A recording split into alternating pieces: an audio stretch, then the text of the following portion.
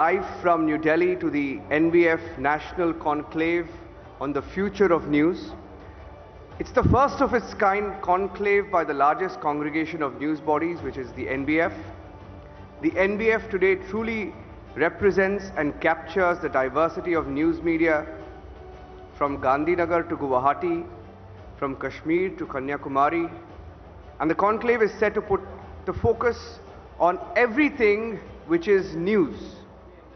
We take great privilege today, Krishna and I, in welcoming you all to this one-of-a-kind conclave where those in the power centers will be bouncing off ideas in the next 8 to 9 hours that will serve as a game changer for the news industry.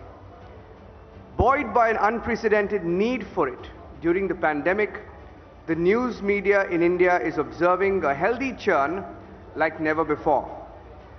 The news habit formation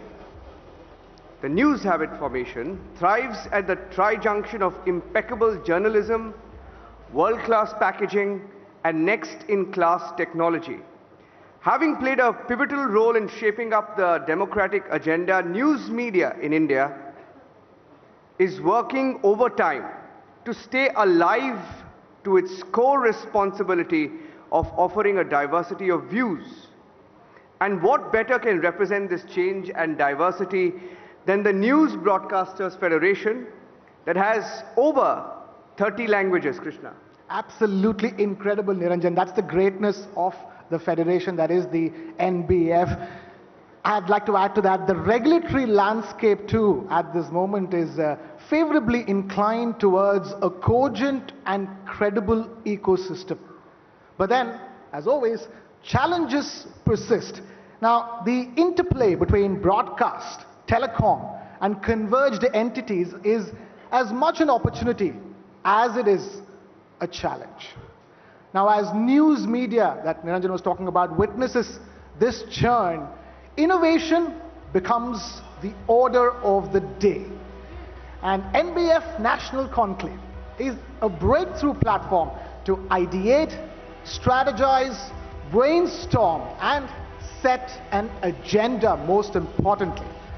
We're so pleased to see so many of you join us today to attend this rare mix of business, politicians, policymakers, ministers, broadcasters, and agenda setters. That's the word we're looking for, agenda setters. They're all coming together on this platform to turn the light on the journey of news present and moving forward into the future. Buoyed by an unprecedented need for it during the pandemic, the news media in India is observing a healthy churn like never before. The discerning news consumer is happy to embrace emerging options. The regulatory landscape is open to evolving. The advent of global big tech is changing dimensions of the news industry.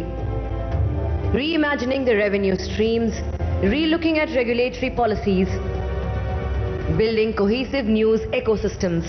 These are pressing conversations. The News Broadcasters Federation is India's largest news federation. The News Broadcasters Federation is committed to being a strong pillar of our vibrant democracy. And that is why it is time the News Broadcasters Federation brings you the first edition of the NBF National Conclave on the theme, The Future of News.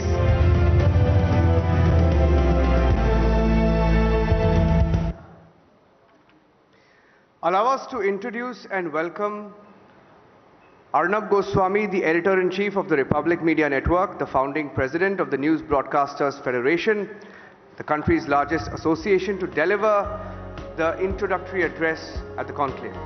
Arnab, we request you to take the stage.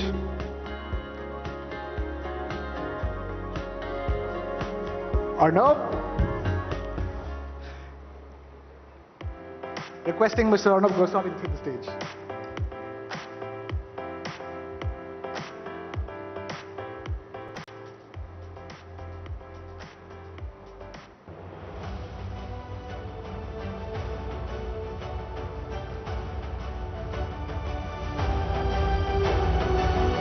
Right, as we wait for Arnab to take the stage, Niranjan, you can see the hall is pretty much fulled out, and there are more people expected for the day.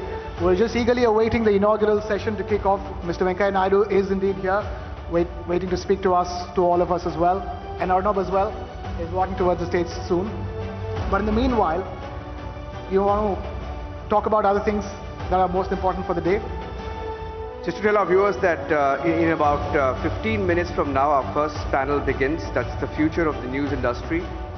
And as we wait for the chief guest to arrive into the hall, we have about 15 to 20 panels starting now all the way until 8 p.m. So I request all our guests, all our panelists, all our supporters who are here from partner networks to please stay with us in the course of the day. It's going to be a long day with fantastic conversations from across the news industry.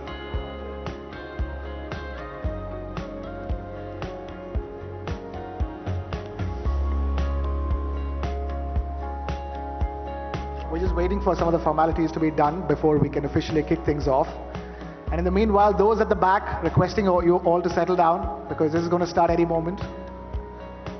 The chief guests are already in the house, just getting started for the day. It's going to be a long day, as Niranjan was talking about. A lot of conversations, a lot of the most diverse set of stakeholders possible as far as the news media ecosystem is concerned, from policymakers to business owners to editor-in-chiefs of different publications. So ladies and gentlemen, our first speaker for the day is a man with a formidable reputation for being a voraciously vocal proponent of upholding constitutional practices. It's an honor to introduce the former Vice President of India, Mr. Venkaiah Naidu. Requesting ladies and gentlemen to put your hands together for Mr. Venkaiah Naidu. Mr. Naidu was deeply interested in the welfare of the common man, particularly the farmers and the downtrodden sections. Since his college days, during his 3 decades in public life, Mr. Naidu has held several positions with distinction, including heading parliamentary committees.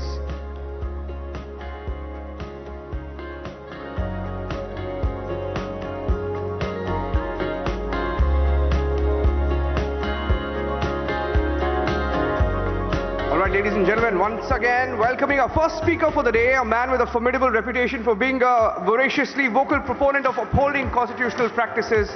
It's an honor for us to introduce the former Vice President of India, Mr. Venkaiah Naidu. Requesting Mr. Venkaiah Naidu to please take a seat. Mr. Naidu was deeply interested in the welfare of the common man, particularly the farmers, the downtrodden sections, since his college days. During his 3 decades in public life, Mr. Naidu has held several positions with distinction, including heading parliamentary committees. And having served as the INB Minister as well during the ascent of the Modi government, Mr. Naidu will have a unique perspective to the entire journey which media has witnessed since post-independence era. I'm requesting Arnab and our NBF leadership team to please bring Mr. Venkaiah Naidu up on stage to get the future of news. Summit began with the lighting of the lamp ceremony. We're beginning with the lighting of the lamp ceremony, ladies and gentlemen, requesting the entire NBF leadership along with Venkaiah Naidu ji to do the honors.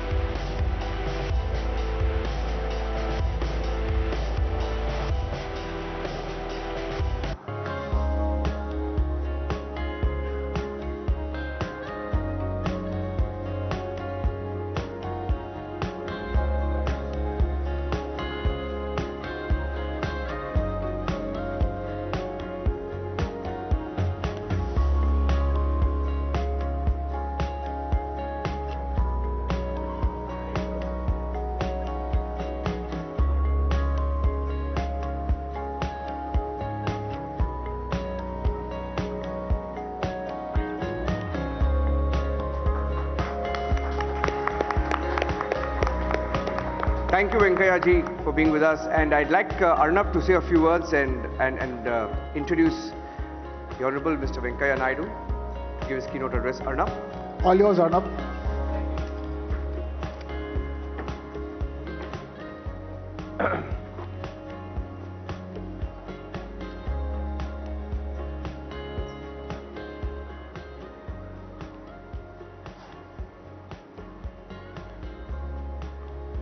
Thank you. Thank you, Krishna. Thank you, Niranjan. And thank you, everyone, for being with us on this wonderful Friday morning when we are holding the first conclave of the News Broadcasters Federation. Respected Shri Venkaya Naidu ji, good morning and thank you for taking the time and the effort. I know you have just returned from an international trip and you have changed your schedule to be with us this morning, and all of us at the News Broadcasters Federation are very grateful for this gesture of yours, Venkaya ji. So big round of applause for Venkaya Naidu ji for agreeing to inaugurate this session and being our first speaker. Venkaya ji, and to all the industry stalwarts, members of the media fraternity of the country, my dearest colleagues at the NBF, ladies and gentlemen, I want to just say a few words about the News Broadcasters Federation. We have felt in this country a crying need for a balancing in the media narrative. We have felt for a very long time that there is a lack of balance in the representation of media in this country. This country speaks many languages, has tremendous diversity, and for decades, centuries, publishers and broadcasters in several languages have been working tirelessly in different parts of the country to convey the news to respective audiences. But they have not got enough representation at the national level. We felt about 3 years back that it is time to balance the narrative. It is time to create a federation which truly gives a voice to those who are working in the media, giving the people who are voice, but who have not had a voice themselves. So to give all of these various channels across the country and news organizations across the country a voice, we created an association. When we created an association, we did not call it an association, because an association is a trade body. We don't see ourselves as a trade body. We see ourselves as a representation of the diversity of this country. So we didn't call it an association, we deliberately called it a federation. This is therefore the News Broadcasters Federation. It represents the federal spirit of this country. And I must say today, it gives me so much pride to say, when we have meetings of the NBF, people join on the Zoom call from diverse parts of the country with their own perspectives. And sometimes people ask me, what is it like running the NBF? I said, it is more complicated than a coalition government. But I can tell you it's more stable than most coalition governments in this country, because everyone comes together for that common purpose. Sir, we are delighted today to tell you that no news organization in this country has ever organized a national event at this scale ever, and we have worked tirelessly to make this event happen. We want to give voice, so I want to also thank all my various fantastic colleagues at the NBF for giving me this opportunity. Through the day we will have wonderful sessions. We have some of the biggest names, Venkaya ji, from the media, news, business and industry who are joining us today. Several people are there. I see 3 of my close friends here, Mr. Vikram Sakuja, who has traveled all the way. We have Mr. Shashi Sinha, who is from IPG and also the chairman of BARC, and therefore very important to us. And we have PK, who is the CEO of Group M in South Asia. These are people who have supported the news industry for years and seen various ups and downs of the news industry. Venkaya ji, the fact that so many stakeholders are coming on one platform leaves me with one conclusion which I will wrap up with. Why are so many important people from the industry here today? Because they believe in the news. They believe in the news. News is the fundamental instrument of democratic change in our country.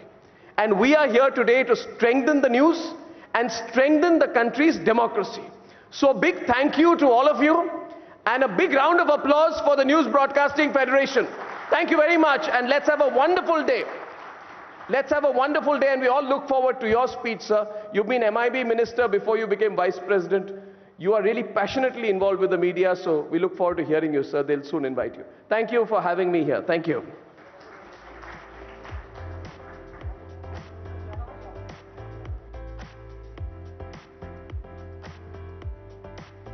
Thank you, Arnab, for that. We are sure that Mr. Venkaiah Naidu will have a very unique perspective today of the entire journey which Arnab spoke about, the entire journey which Indian media has witnessed since post-independence, the economic liberalization, and since the COVID pandemic, when soft services and the role of all media has become more prominent and consequential more than ever. Mr. Venkaiah Naidu will address us today and tell us about his unique perspective and his thoughts of where our fourth pillar of democracy is headed. Requesting Mr. Venkaiah Naidu to please address our gathering today, sir.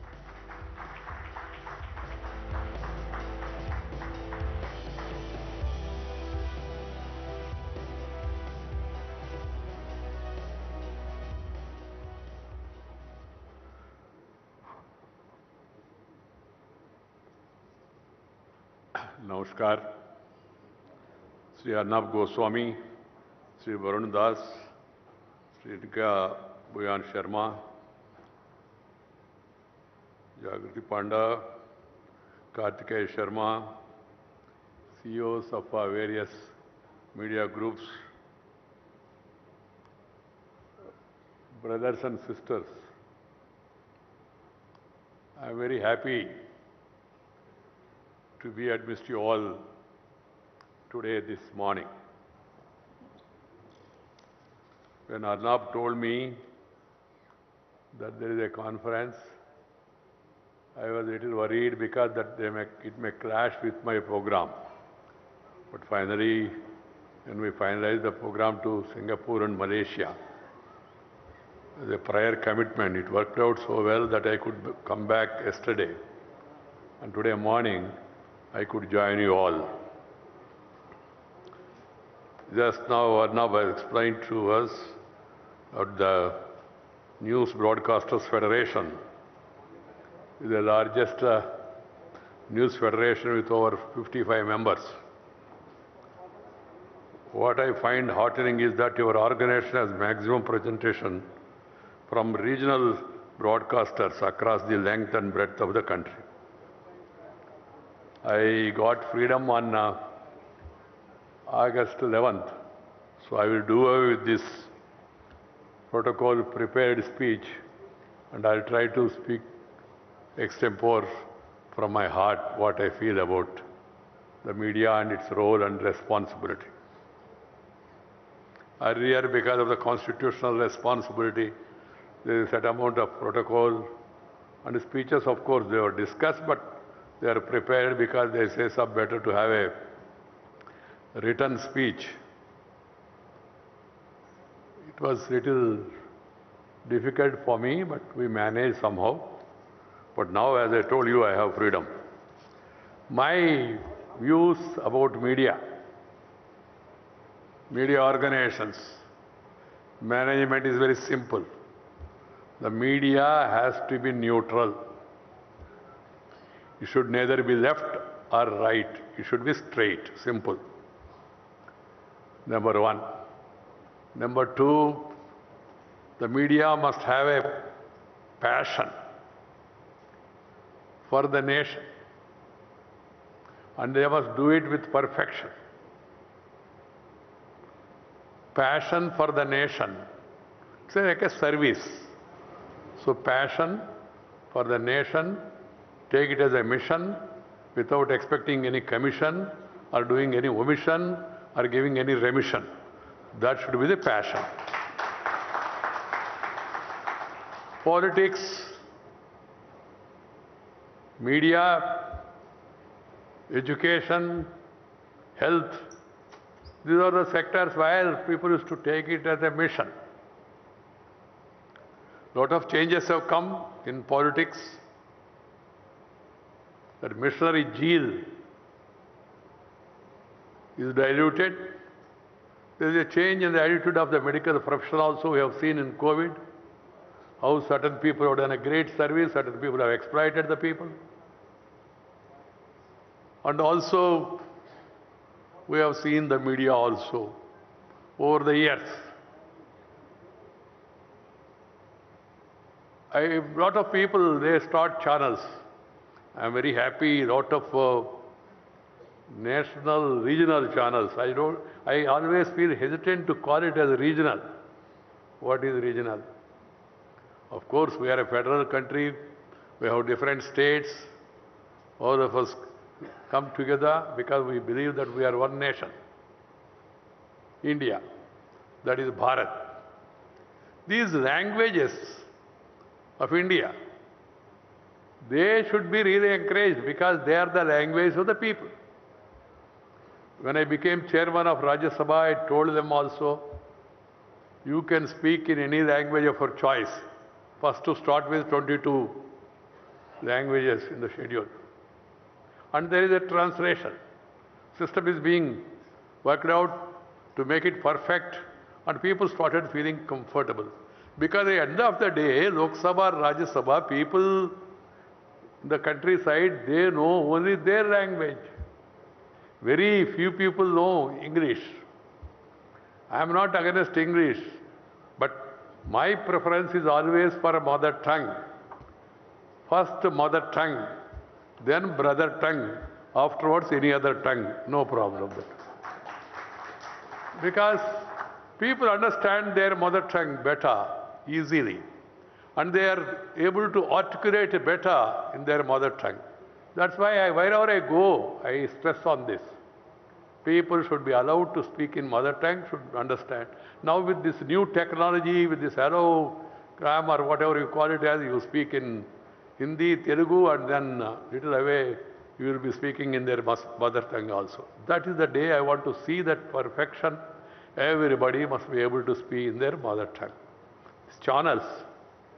That way has got a greater responsibility and you are doing a great service to the people. The mother tongue is like eyesight. The other language, English, is like spectacles. If you have eyesight, spectacles will work. If you don't have eyesight, even if you wear Ray-Ban glasses also, zuban se kuch aayega nahi. This is the plain truth. So keeping that in mind, I am happy that there are a lot of channels growing across the country in the respective national, regional languages, local languages. And that trend should be encouraged further because they reach people, come closer. A lot of channels are being started. So the people, they come to me, sir, message. As NB minister, I experienced it. Later even as vice president also, some friendly people, they come and ask for a message. I give them simple message in Telugu, I say it, Satyaniki daggaraga, Sancharananiki duranga. Satyaniki daggaraga means be nearer to the truth. Sancharananiki duranga means keep away from sensationalism. Sensationalism is senseless. So you have to be always nearer the truth. And second opinion, strong opinion I have is that both news and views should be separate. Not the same channel, or same newspaper, but news has to be news, undiluted, without giving any color. And then views, of course, there is an editor, there is an editorial page, there are articles also, even I do write articles also. And people should be left with have their own judgment. That is my second point of view. And thirdly, nothing can be done free, as I said, because no commission and all. You can't run the newspaper or a channel freely, na? Because they are not freely available. Newsprint also is becoming costly, and also the channels also. But it should be reasonable in the broader sense of serving the people. And information, passing on the information to the people, because information with confirmation is more than an ammunition. This has to be understood by one and all. Information with confirmation is more than an ammunition. You just inform and you make it headline and then leave it. That's not good. The media people, I also was the spokesperson of the political party for some time, and I was in BJP. So the media people, some of them, they feel that they are knowledgeable more than anybody else, and they can question. You must question, otherwise it's like a parliament without opposition. So questions has to be there. And then you must analyze also, and then give your opinion also. But questioning. As I told you, to strengthen democracy, you need opposition. You need other voice. But it should be voice, not the noise. In Parliament also I tell the friends, Babu, whatever you want to say, say. Talk out. If you disagree and not satisfied, walk out. Talk out or walk out, but don't do breakout. Because breakout ultimately will lead to all out of democracy. Same thing with regard to media also. You argue, let there be other person be given an opportunity, counter argument, then analyze, some experts, so Visleshana, analyzing in a better sense. That is very much required so that the people can come to a judgment. But unfortunately in the media, particularly in the print media, we see a lot of people, they combine views and news. Even in the channels also I see some that channel has a view. Yes, you are right, you have a view. But it should be your view only. Don't portray it as a national view. Whether it is national or irrational or rational, that should be decided by the people, the viewers. They are the supreme bosses in a democracy. People are the ultimate. My dear friends, one is the Constitution, second is the rule of law, third, as I told you, being nearer to truth, on the side of the truth, and fourth one is we must stand by the oppressed and suppressed and depressed people. We must give voice to the voiceless. We must also give importance to the end of the gender discrimination. 50% of the people are women, so they should be given their rightful place. Their issues, their concern should be highlighted in a proper perspective manner. And also there are problems in different regions of the country, in different nature. Yes, they should also be given voice and then special analysis. And coming to the languages, of course, as I told you, mother tongue, Tamil, Telugu, Kannada, Malayali, Marathi, Assami, Punjabi, Bhojpuri, Dogri, all these languages are important. At the same time, we as a nation, we should also try to promote our other languages. You learn your language, be proud, promote, but at the same time try to learn as many languages as possible.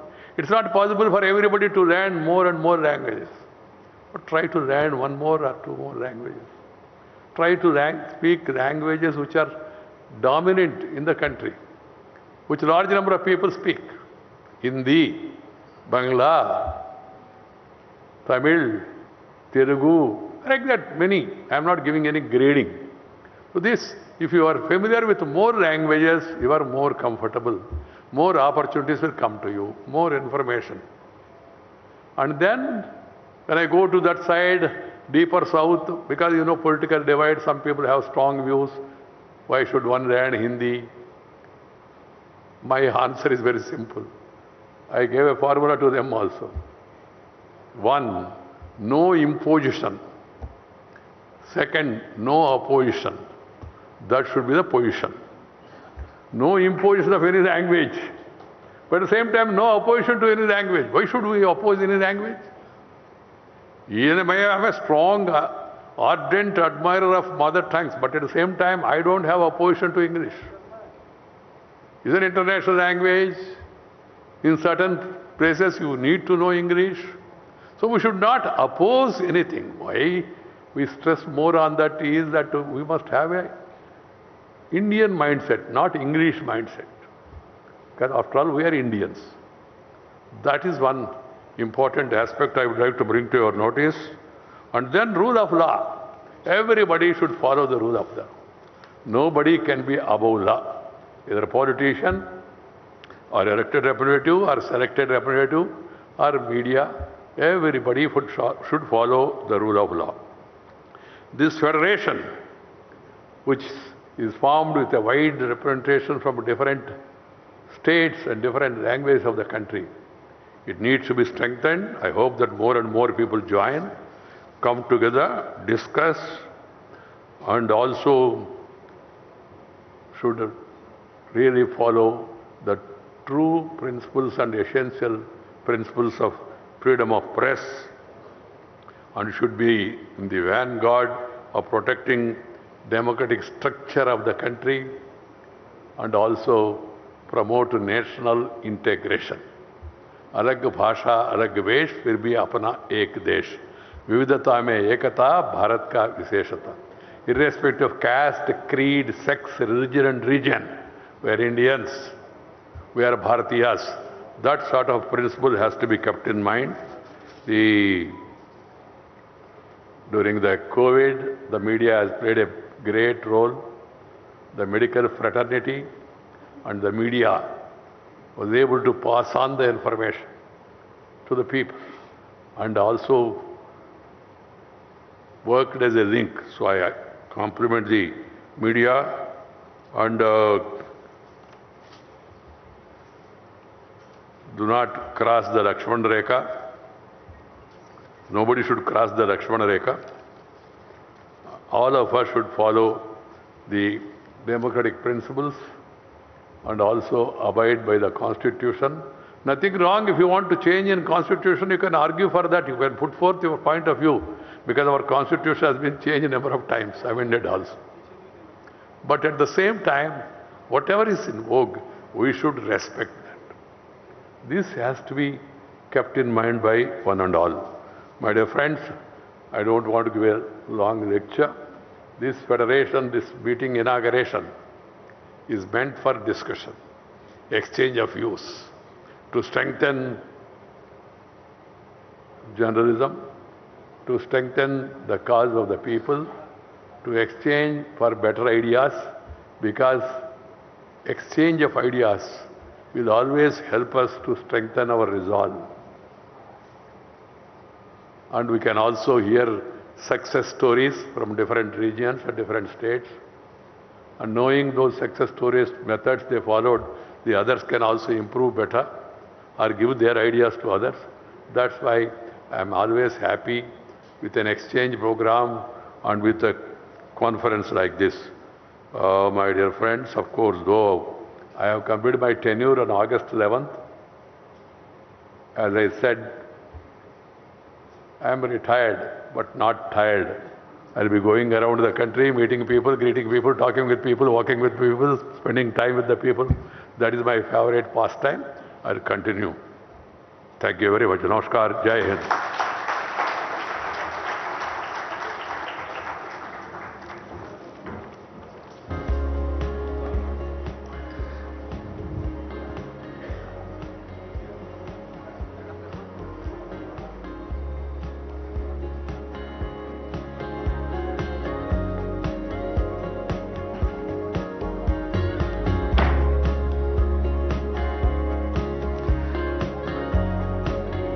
Thank you, Shri Venkaiah Naidu ji, for that wonderful, wonderful opening address. Gentlemen, let's put our hands together again for Shri Venkaiah Naidu ji for being here and delivering that from the heart, passionate opening address on news media. Thank you, Shri Venkaiah Naidu ji, for gracing us with your presence.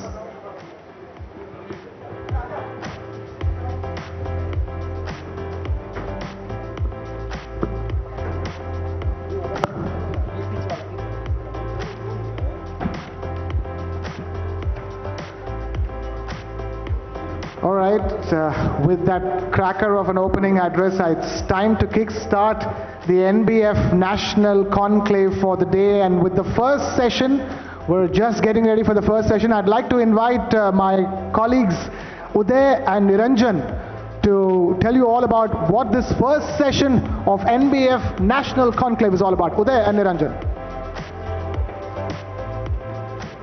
Thank you very much, Krishna. Yes, after that opening address by the former Vice President of India, Venkaiah Naidu, who's really set the tone and tenor through his classic and, of course, customary one-liners, talking to you, of course, about where the media is headed, where the fourth pillar of democracy is headed. And now, the first panel of the day is actually about the theme of today's inaugural NBF Conclave, Future of the News Industry. Yes, that's the topic for the first panel of the day. The discussion is of utmost importance in order to capture the true potential, scale and scalability of the news media in India today. The future of news media must bring together a mutually respected collaboration, remember, ladies and gentlemen, of individuals who ensure that the business of news is free and fair from any undue influence, as Venkaiah ji just stated as well. And this is no ordinary feat. This is not easy to achieve. For the ecosystem to reap and rise to its true value proposition, it's very crucial to have India Inc. as an equal partner. This is something that cannot be done alone. In the news genre, for advertisers also to give it more importance than simply entertainment. And for news as well, to command the trust, to earn the trust and respect of its patrons across the country. We truly have a remarkable panel to start off the conclave. They're all part of this inaugural session. Niranjan will give you more details about them. But first, let's quickly have a look at this special AV telling you more about this inaugural session. Is a fountainhead of potential. Indian news media is ready to grow the global order. The need of the hour is collaboration by the entire ecosystem. It is time for India Inc. to see news as a partner in growth. It's time to ensure news business is free from any undue influence. Now is the time to give the news genre the attention it deserves. Today, the NBF News Conclave on the future of news. We will deliberate on the future of the news industry.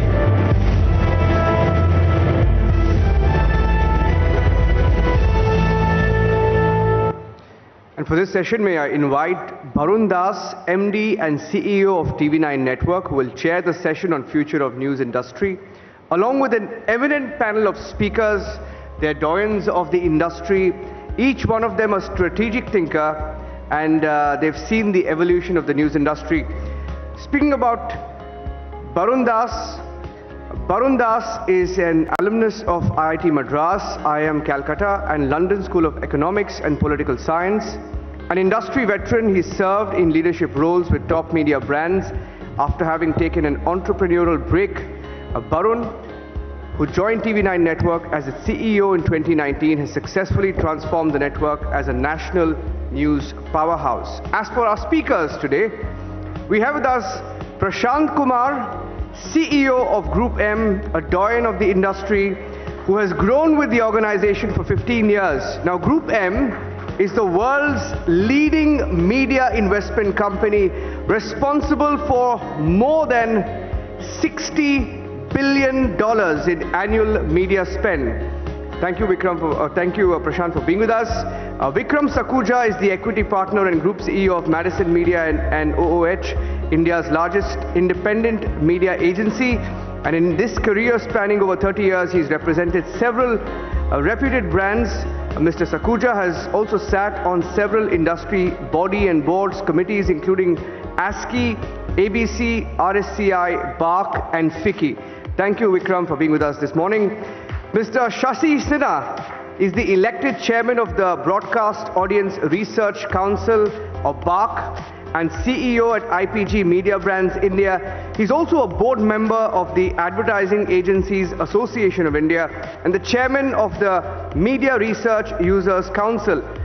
Mr. Sinha has also been involved with various industry bodies such as the Advertising Standards Council of India and the Ad Club. Uday. Yes, we also have Kartikeya Sharma with us today, founder of ITV Network. ITV Network, of course, has been the fastest growing network across the country with a presence across multiple languages and states across the country, from TV to digital to the print medium as well. Kartikeya Sharma is also Member of Parliament, Rajya Sabha. May I invite all of our speakers, all of our panelists to please come to the stage, and our moderator as well, to kick things off for this inaugural session. Barun, the floor is yours. Over to you for this riveting conversation that I promise we'll be witnessing over the course of the next few minutes.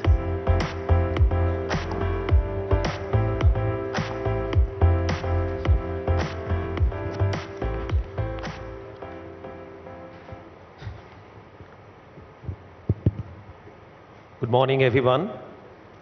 The Honorable former Vice President has just very succinctly laid out the role of the fourth estate, which is the media, and his words of encouragement will keep us going further. You know how news has started? To my mind, that in India it started in 1780, the Bengal Gazette. Started with singing praise for the Sahibs. From there, you had like-minded people, high net worth individual, or backed by funds, people came out with newspapers to percolate certain vision, to drive a mission. Subhash Chandra Bose's Swaraj is one such thing, which mobilized the freedom fight. And then post-independence, 70s and 80s, it used to be primarily anti-establishment driven. In came economic liberalization in 1991, in the early 90s. From there, media has seen a different course altogether in our existence. We turned ourselves into a business outfit. So, are we really a business? These are the questions that we live every day with, all of us who are here, who own media, who run medias. That are we a business? And if you are a business, are we in content business? And if you are in content business, we are unable to create content. We don't create content. And there are several other challenges. I think most of us, especially the news industry, news organizations, we have factory size of workforce. I mean, for instance, TV9 Network has close to 4,000 people working.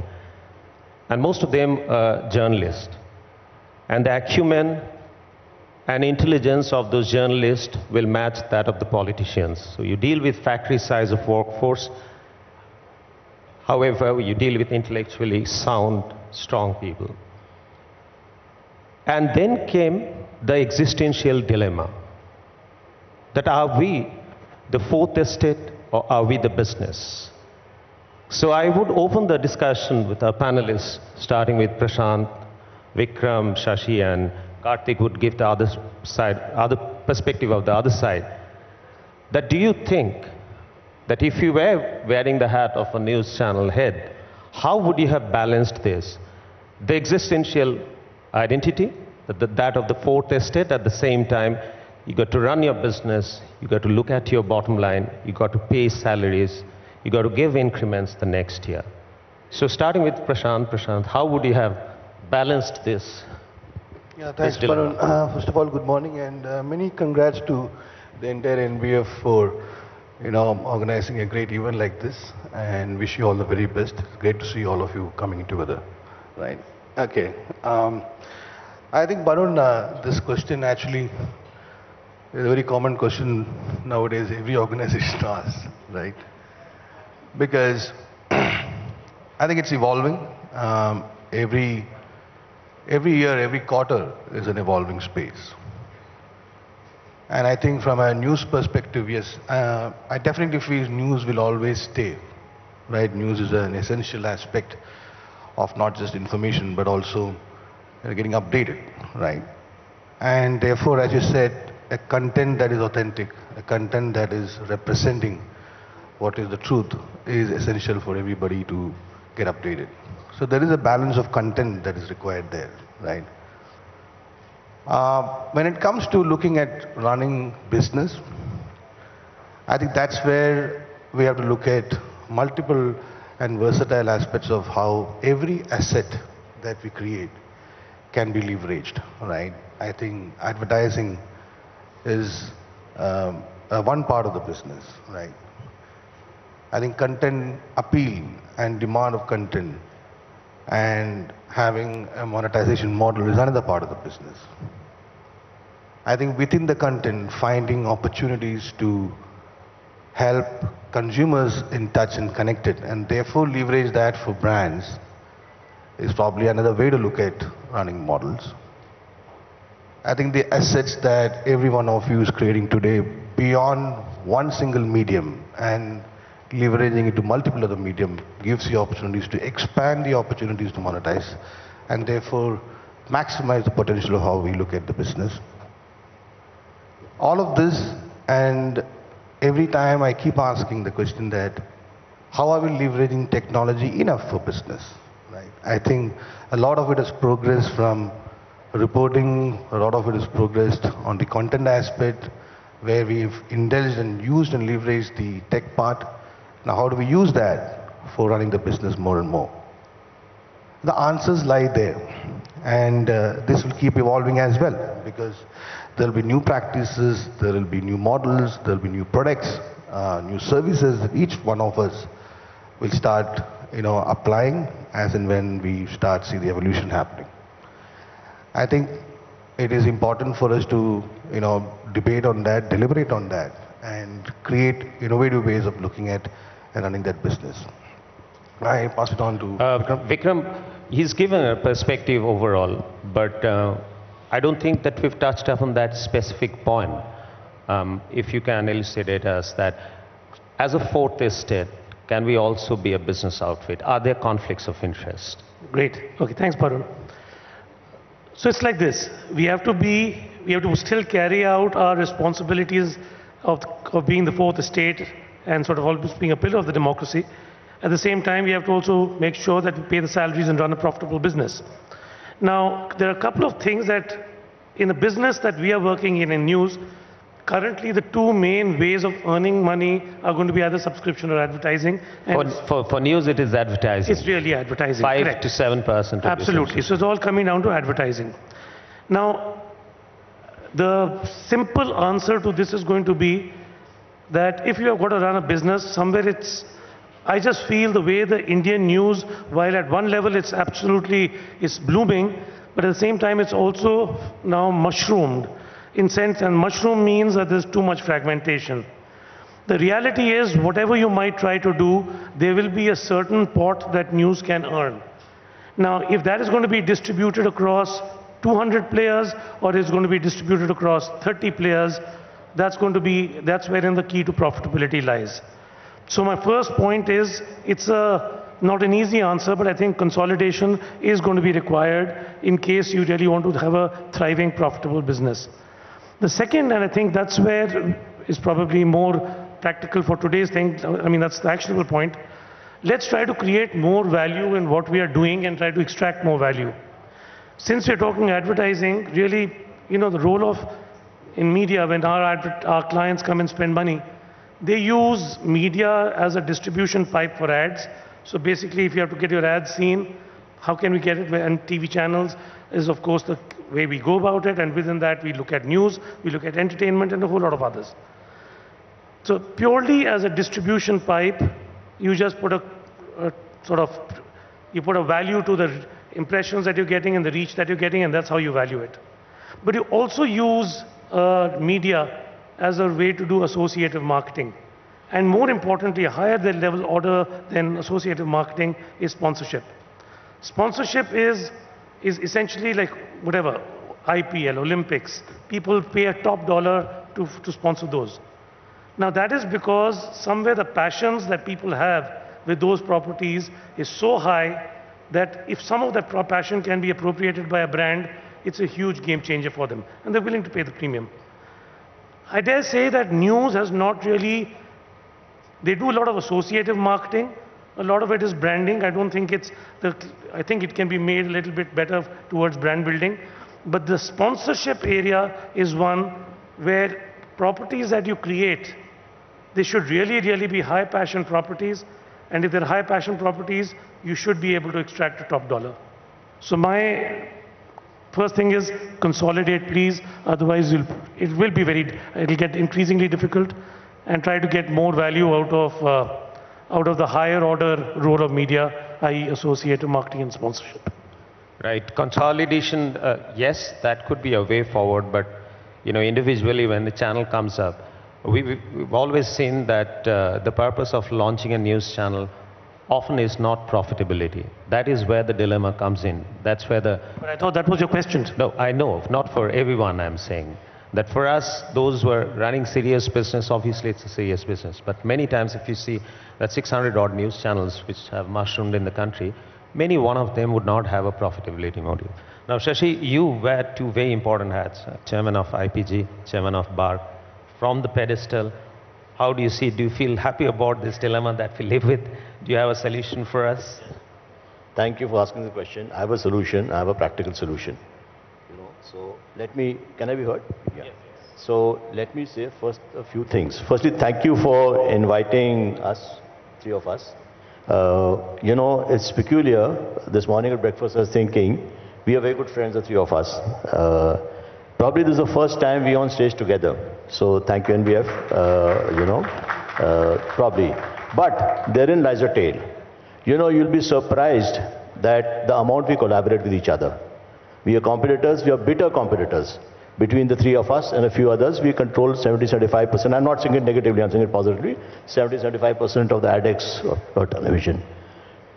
I say to the leadership of NBF, and I say to everyone in the room, you'll be surprised at the amount we collaborate on the stuff we collaborate on industry issues. We are bitter competitors. When I say bitter, we fight tooth and nail. But by night, we work very closely together on industry issues like what is our compensation, what is our remuneration, how do we improve. This morning, Prashant and me were having a chat on how do we, and we move. So the message I want to give that there is huge, while Vikram spoke of consolidation, I think, and I can go on, I can go in detail of how we collaborate, I think one of the biggest things for the news broadcasters would be to collaborate. There are many ways. There's no doubt that PK is the #1 company. There was some debate on who the #2 was, but that was started out over a period of time, yeah? But in news, there's a lot of confusion. Who's #1, who's #2, who's #3, who's #4. No one's #3, #4. Everyone's #1. So I think if you start collaborating, if you start talking to each other, so you fight by day. I'm sure everyone has a right to say. But as an industry, which is what this federation is for together, how do we take each other's interest? A lot of issues will get sorted out. So when you compete, when we compete, we don't run each other down, Consequently, what happens is our clients don't ask questions, what are you guys saying? We do what we do. Yeah? But when we collaborate, I tell you, the fist is stronger. A lot of you don't understand this. Hopefully not too many clients sitting in this room, but they see the fist coming. And people fall in line. The toughest of clients, the global clients, we agreed on basis of certain guidelines put out by broadcasters that we, with your permission, I'm going to spell it out as an illustration, that we will give pricing in a particular way. Auditors had come into our business and they were pricing, they were going channel-wise. We said, no, we will do it in a particular way, whether we will do it in whatever way we did. I can assure you, global clients, the biggest of clients globally, when we have done what we have done, have fallen in line. Because that's the way the industry works. So my submission is, and we are doing something even more dramatic. We met, without going into details, we meet, the joke in the company is that my colleagues tell me, you meet PK, Vikram and Sam and Anupriya more often than you meet us. So the limited point I'm making is, the big message to your question is, you collaborate all these issues, whether it's content related, whether it's what the former vice president said, in terms of pillar of democracy, whether it's the business issues, a lot of hurdles will be sorted out. That's my appeal to all of you sitting in this room. Right, thank you, Shashi. Karthik. So I don't think there's any doubt that the core function of a media business is to, be the fourth estate and imbibe the qualities of a democratic setup, that is. But that doesn't take us away from the fact that you're running a business at the end of the day. You run a business profitably or not is relative, in my opinion. It depends on what you want. Do you want growth? You want profitability? How do you approach the business? But like most other businesses, in other genres and other fields, we have a systematic problem in the news industry at multiple levels. So we spoke about the only source of revenue being advertisement, which should not be the case, ideally. And if that were to change, obviously the revenue streams and income streams would also change. But the larger point over here is that, we have to look at the systematic problem that plagues the industry and why we are in the position that we are. And that is at multiple levels. The first being that, not realizing the fact that, this industry is changing and evolving a lot. And the bulk of the challenge, since we spoke about consolidation and other factors, is not coming from within. It's coming from new avenues and new areas that are becoming challengers. So, traditional broadcast businesses are now actually facing challenge from independent content creators. And I think going forward, we really need to concentrate on how we actually monetize each and every aspect, just to extend to what PK was saying. How do we monetize each and every aspect of it and create new revenue streams? We can't be traditionally based on just pure play advertising and think that is what will make us profitable per se. There's also, a whole reorientation of how we approach solutions and problems. So it's a tough business, it goes without saying. It's not an easy business because it's highly capital intensive, human resource intensive. But it's changing in multiple manifestations. I think the most important point here is also to understand that the industry is evolving. And while we have not reached a finite point, it is like any other capital economy and capital market. Until unless you don't remove the inefficiencies from the system, the businesses will not become very profitable. To inefficiencies, I'm talking about reach, I'm talking about distribution, I'm talking about other factors which tend to take away a large chunk of the monies from the businesses per se. Whereas being a content creator and being free-to-air networks, we should be able to decimate our content and it should be able to reach to the last person free of cost. Well, these are problems, systematic problems which lie in the system. And if they were actually in spirit, in letter and spirit, brought in the way they're supposed to be, I don't think the business should be unprofitable. Right. Thank you, Karthik. My bit on it is that I think any business or any identity will have to be true to the core. I don't think that any one of us can afford to contradict our existence, which is that of a fourth estate, and business should happen around it, which is a byproduct. I mean, if you're true to your core and if you're efficient enough, I think business comes. But even then, there are challenges. Like Karthik spoke about evolution, still evolving.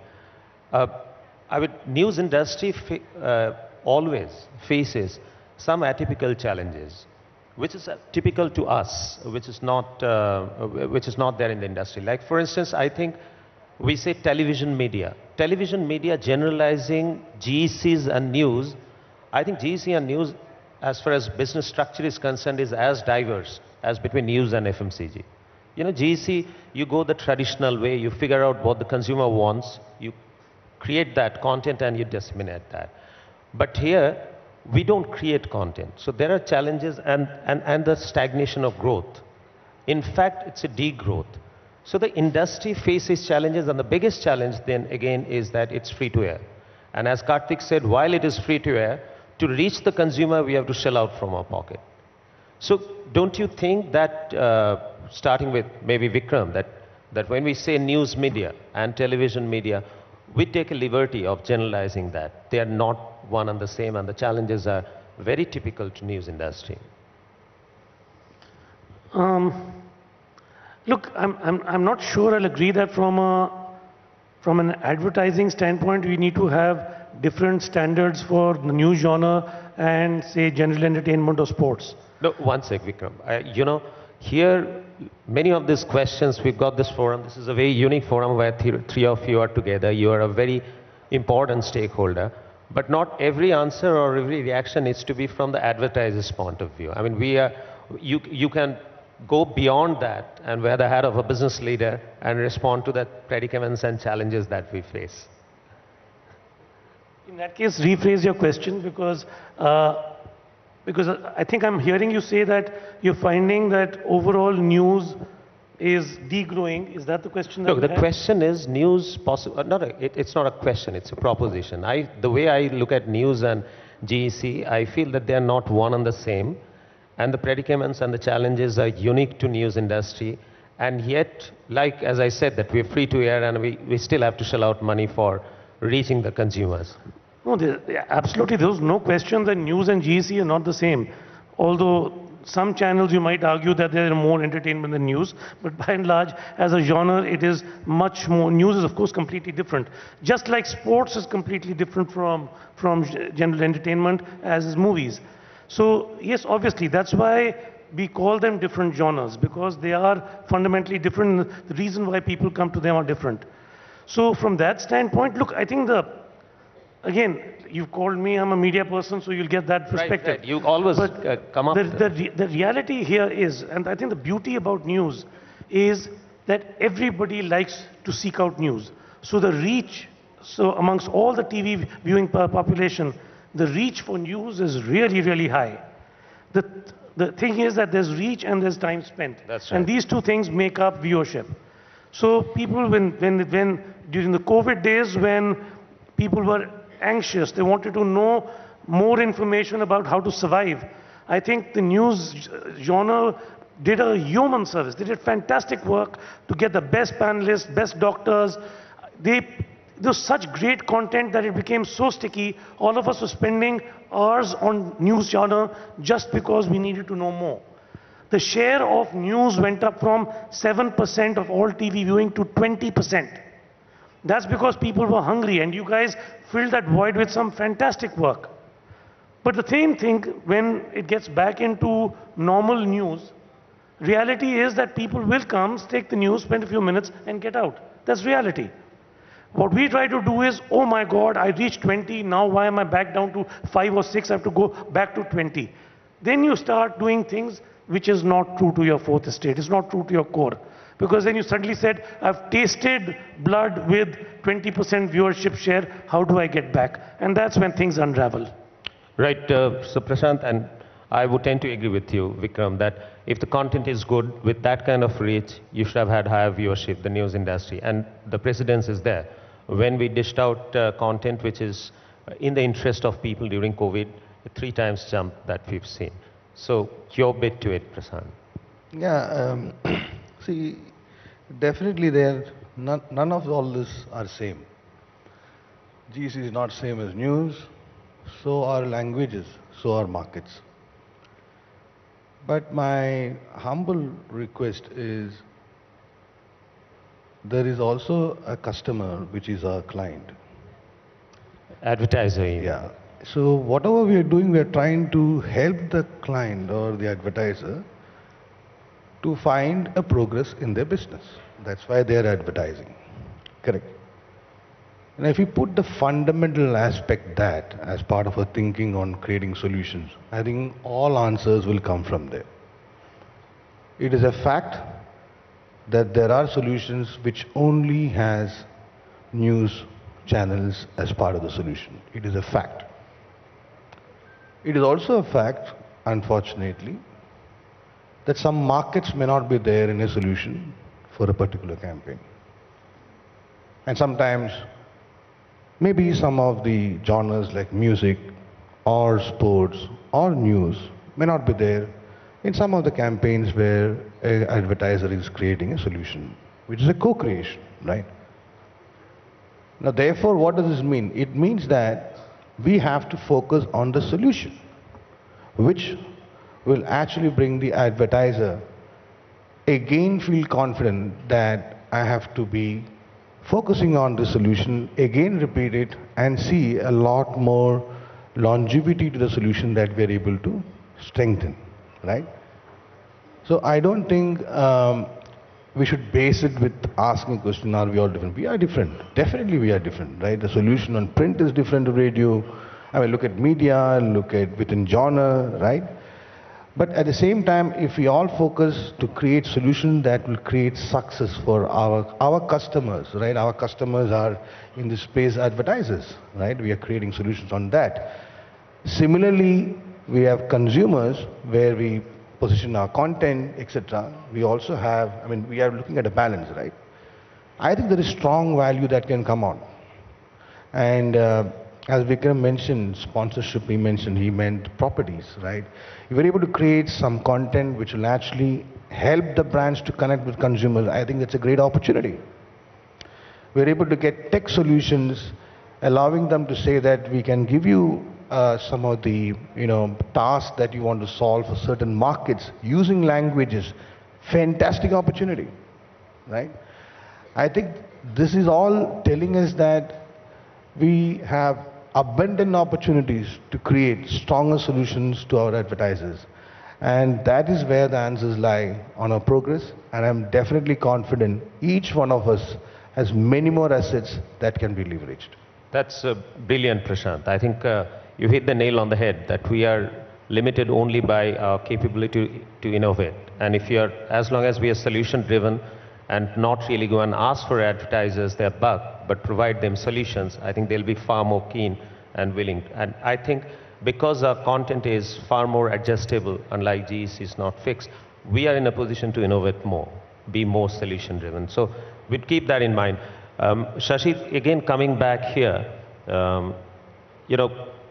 obviously you also talked about consolidation. Vikram said about the number of news channels. While we are scrambling for 15% of the revenue share, but there are about 600 of us possibly. So that's the problem. But there's another radical thought which often crosses my mind, and both Karthik and you can react to that. Do you feel that advertising driven, it might be radical, it is up for discussion. Do you think an advertising driven news media is some kind of an oxymoron? Like, for instance, I'll tell you, who are our two largest segment of advertisers, the corporate world and the government, right? I mean, shall we really expose a corporate house where he should be if he is one of the largest advertisers of us? And similarly for government. I mean, is that an oxymoron? Does it self-defeat itself?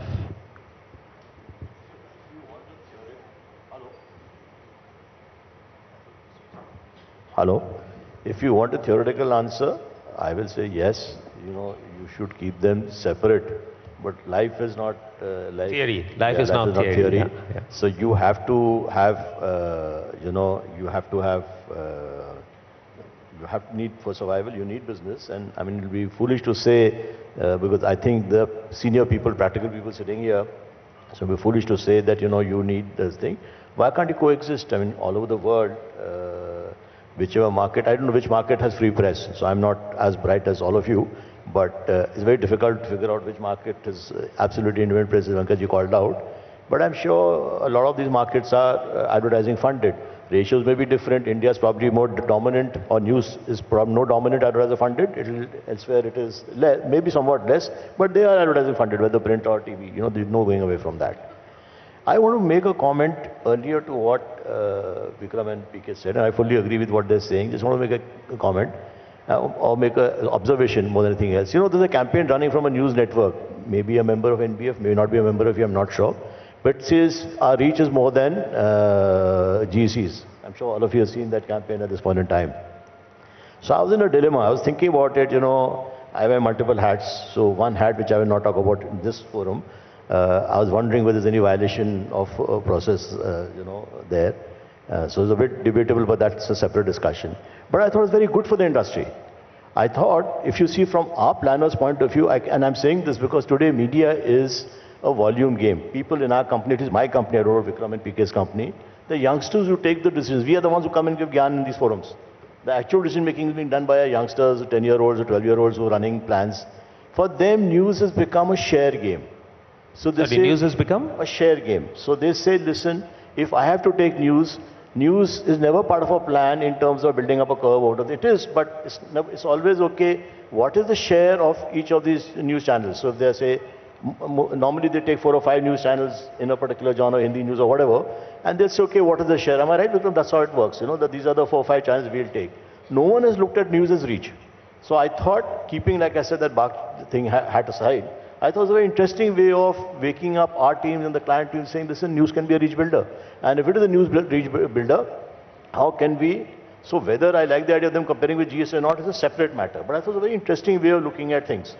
So I thought I'll leave this thought with you. Right, Karthik. I think Shashiji just hit the nail on the head. The problem is not that is it oxymoron that news should be dependent on advertising. I think the biggest tech companies in the world are based on advertising today. So, it's not a question of whether it should be based on advertising or not. The question is, should it be based on numbers? That's the premise.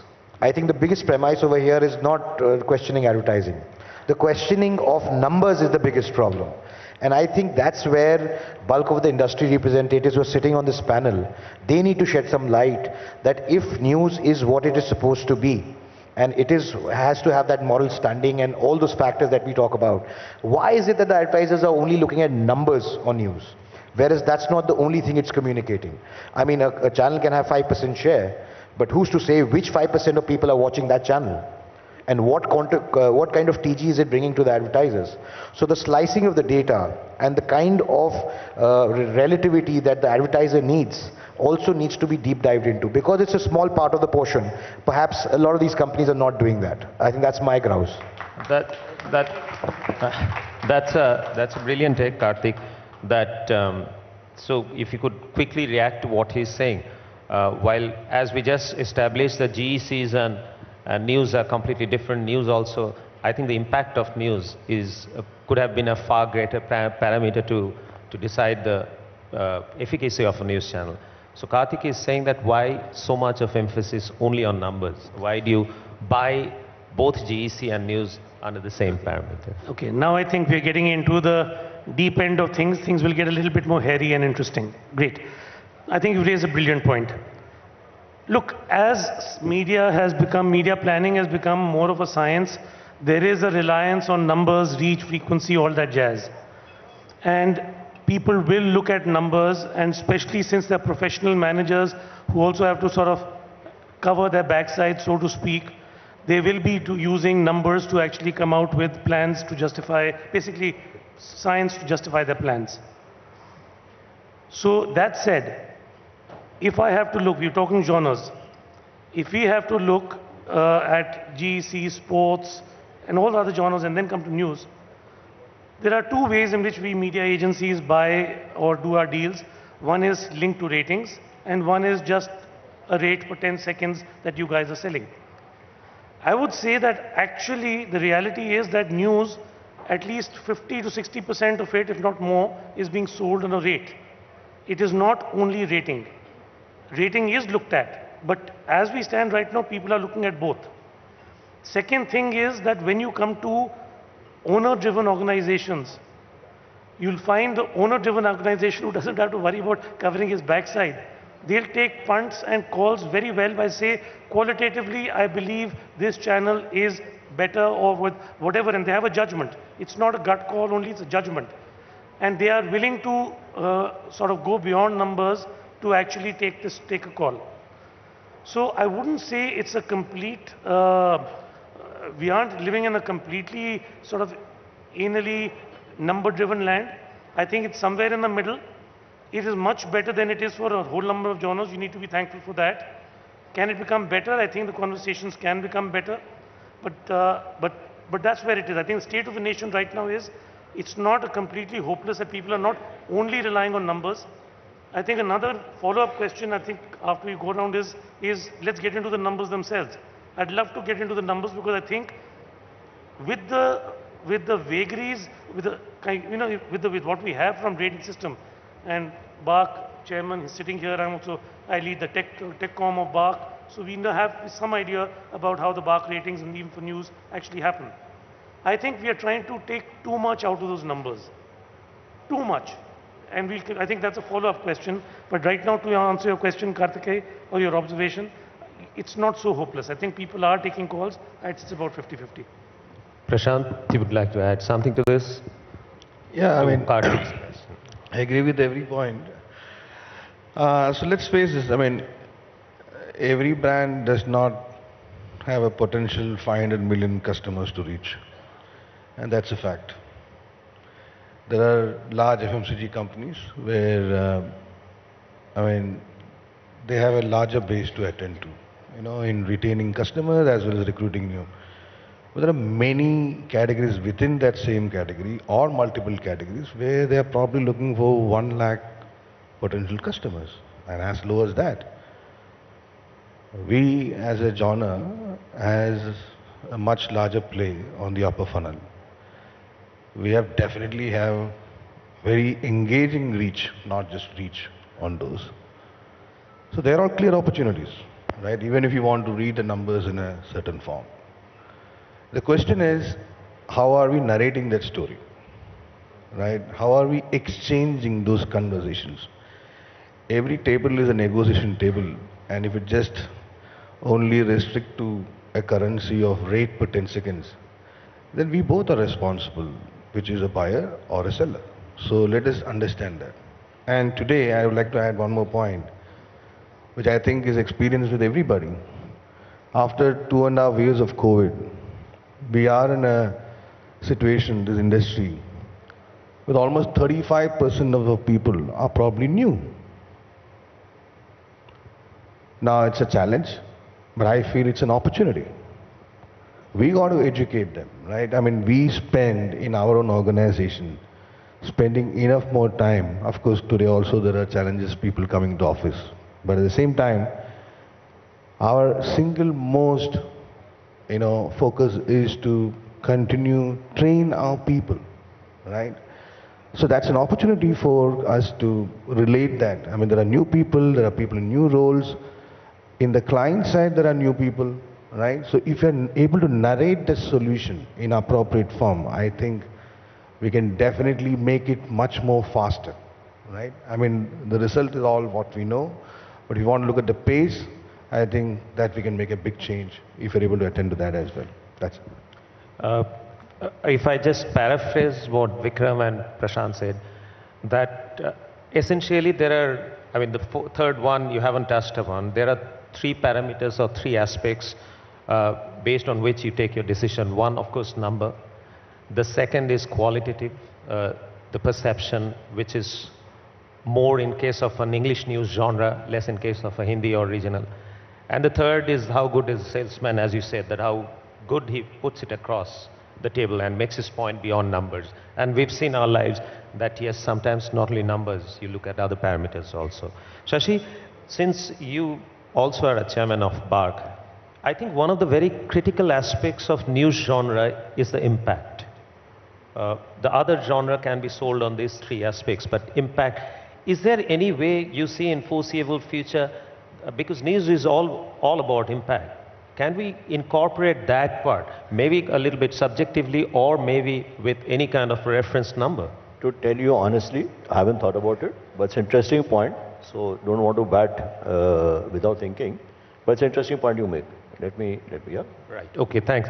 So from this advertising thing, let's move to the other aspect of our business, which we are completely deprived of, which is subscription revenue. Again, you guys are brand champions. You created brands, you created organizations, you helped organizations overcome challenges and came out victorious. How do we get these Indian consumers to pay for consumption of news? You see, our newspapers are highly subsidized. I think not even 20% or 10% of variable manufacturing cost a newspaper owner would have recovered. And most of the television news channels are free to air. I think while the industry operates at about, in India, correct me if I'm wrong, is about close to 55 to 60% of subscription revenue, whereas the news genre operates at some 6 to 8% subscription revenue. That too also, most of them would be bundled on its own, might not have been sold. We tried our bit, in fact, you know about that, OTT, News 9 Plus, we've launched, and we aspire to make it completely subscription driven and ad free. How do you have, as brand champions, something to guide us on that? How do we go about? It may not be overnight, but how do we go about getting these Indian consumers to pay for consumption of news? Starting with you, Vikram. Differentiated and compelling content. That's 2 things. So according to me, like live sport, cricket, it is unique, it is highly differentiated. If one platform has it and you can't see it somewhere else, that's the only place that people will come and they'll pay because it's compelling content. GEC they have the top shows. Currently, there's a show called Anupama. It's doing amazingly well. At that point in time, and you can only see it on Star Plus, so people will pay to get there. The thing with news and your challenge with news is, currently, I'm a reasonably avid news surfer, so I might see between 9 and 10, 3 channels, and I find there is a largely the same kind of news delivered maybe a little differently across those. So somewhere along the line, and if you say there are 600 channels, think about the consumer. Why, if they're not getting highly differentiated content, and if it is not that compelling, then why should they pay? Right. Prashant, I think here, as we discussed some time back, there's a problem that we got to live on things that had happened. We can't create incidences. Therefore, the challenge of differentiation always remains for us, unlike, as I said, GC or sports. Anything that you would like to add to what Vikram has said? Yeah, I think, see, there is news, and then there is the business of news, right? And this topic falls in the latter part. Now, I know there are limitations, I mean, there are regulations, there are tri-bodies, etc., you know, from a subscription perspective and all. But I think if we are able to think slightly more sharper, which is, what are some of the strong assets that we have, like the prime time viewing is a strong asset. Now, we should also understand that these are all habits that we've infused into the system, and some of it are legacy issues. Now, we want to create a change in the habit, right? Now, how do we create change in the habit? I mean, we may have to start with probably prime time subscription. I don't know, I'm just putting a thought, right? And I'm sure everybody has their own preferences of viewing prime time and news, right? But that's left to the choice of the consumer, which could be influenced by the channels. But that's how we start thinking on, right? Today is a world where many of our, different categories are giving opportunities to look at the models different, right? Commerce is a model that is coming in, right? Every one of us has got multiple reach. Is there a thought on how we look at, differentiated categories and look at how we can package some of them? I don't know. Again, it's a thought for us to think. It's also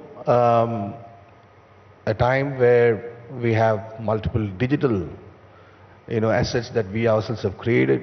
Now, is there a combo model there? It's again an opportunity to think in. So to me, if we all sit collectively together, we may have 100 such ideas, right? So if we can indulge in that, select some of them, create solutions to induce change in habits of consuming, right? And then create differentiation, which is a daily game for us.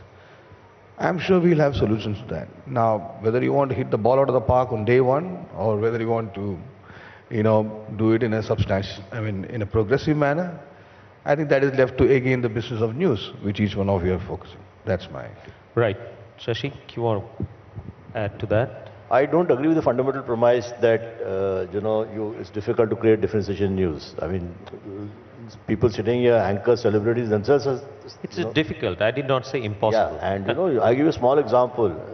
And put it in perspective, more difficult than GEC. Maybe. That always, my company is more difficult to run than Prashant's. He'll say, no, I'm bigger. Like we're having this conversation at breakfast. He says, I'm bigger, therefore it's more difficult to maintain. So I empathize. Look at beyond. I mean, not be appropriate to give an example here. No ratings, nothing. Today our clients say, listen, let's get on to it. Whatever they did, there was a content, anchor, everything put together.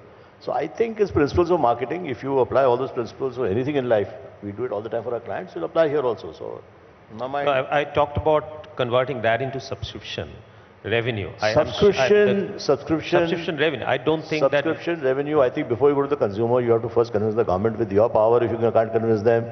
So if you get them to make it easy for you to get subscription, then half the battle will be won, sir. Am I right in what I'm saying? Right. So, So I'm sure that's written in the textbook as well.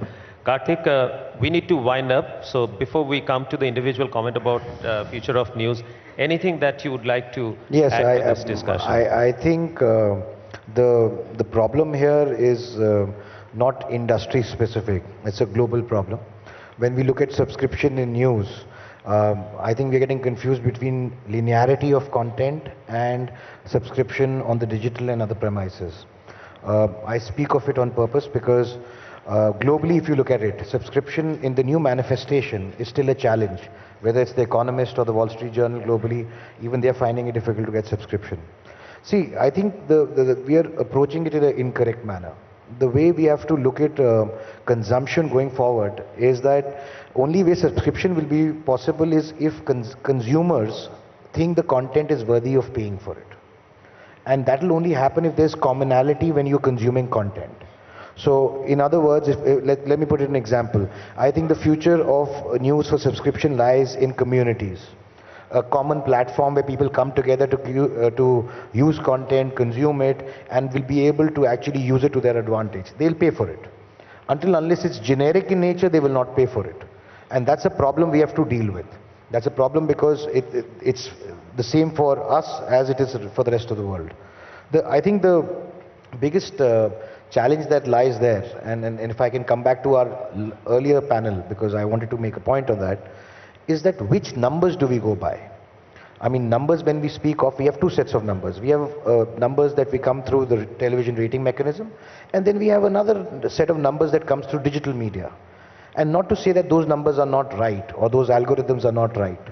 Frankly, they are far more in depth and far more in detail. So when we put out a video on a channel and we say that according to the television metric, it has reached so many million people. At the same time, when you put out the same content on digital media and we say it has reached to far more people than what the metric says, I think that is a challenge. So which numbers to follow? That is also a constant process. So I definitely ask, I'll just briefly answer to that. Try and Actually, I want Shashi to answer that. One sec. I'll just give it to Shashi, but I just want to add something what you said, and the question becomes complete then. I think if you talk about which number, while we measure broadcast audience number, that is broadcast. When you measure digital, that is digital. And I still feel the digital audience in India is still evolving. It's trailing a little bit behind broadcast. Having said that, I can tell you that couple of markets in India, like let's say Bangalore, Karnataka, let's say Maharashtra, there is a correlation between, let's say, a YouTube concurrent viewership and television rating, which is there in Hindi too. But some markets it's not there. But then why we can't strictly look at that from the YouTube concurrent viewership is that you can influence that by boosting. But YouTube might not be the only parameter, no? There are multiple parameters. That's right. So Hindi heartland might have more impressions on Facebook, while the urban cities might have it on Twitter and Instagram. So Shashi, are we heading towards that? I'm mindful that PK has a flight to catch, and this answer could take very long. So I thought, are we doing a session on yes. on the measurement rating system? That because I'm mindful my friend showed me his flight. Right. So, okay. Finally, I think we'll ask for each one of you to comment briefly on how do you see the future of television news. And I have a proposition. I think the panacea for television news is, which is again very controversial, very radical. The total revenue of news industry is about 5,000 crore. So if I could give away 5,000 crore to all the news organizations, say that this is the revenue that you earned last year, here is revenue for 1 year, and I'm giving you 1 year time to turn yourself completely pay and no advertising, and it will make do with your subscription revenue. And the consumers will decide whether they'll pay $100, $10 or $1 for it. Will that work? Or if there's any other future of news direction that you have. So, my friend, can I go first? That's a very nice discussion for a conference room hall like that. Yeah, we are not going to go that path. So, may I make a suggestion? Be more practical. The practical thing is what I said. If you guys collaborate together, collectively as a body, and I'm so thrilled to see this body together, so many of you. And you find in a ways, have faith, maybe offline PK can tell you, Vikram can tell you, we are getting huge traction for ourselves when we collaborate. As we say, we fight by day, we are competitors by day, we are collaborators by night. Literally. The drink binds us together, so there is a lot. That's my message, which is more practical than what you are saying. So you're saying future of news is to consolidate and don't fight. collaborate. Right. Shan? Yeah, I think very simply put, loads of opportunities. These are days where we are all very also looking at different challenges, etc., from the economy aspect. At the same time, this is a time where we can definitely collectively work and create fantastic solutions, right? So I see a bigger role of news channels in creating solutions for every task every advertiser is facing, irrespective of whichever market, whichever language. In fact, they are all strong points for us to deal with. My urge is to really, take some of the points which we spoke, right, which is leveraging all our assets, look at technology solutions, look at thinking more as solutions for advertisers, get it more collectively, talk more, change the narrative, talk more to the entire industry, some of the new ones, some of the people who are in the new roles, etc. I think they are all going to be a strong help to, get our pace much more stronger, right?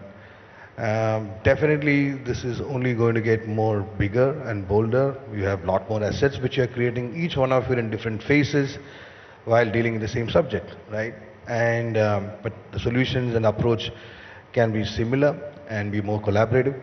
And as an ecosystem, all of us will work together. Thank you. Thank you. Vikram. Look, news was, is, and will continue to be highly relevant to everybody. Everybody in India, everybody in the world.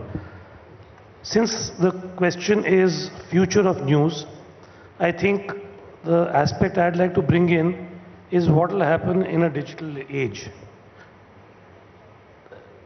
Currently, the way we talk about it is, we talk about TV, newspapers, digital, radio, so on and so forth, and we look at digital as a medium.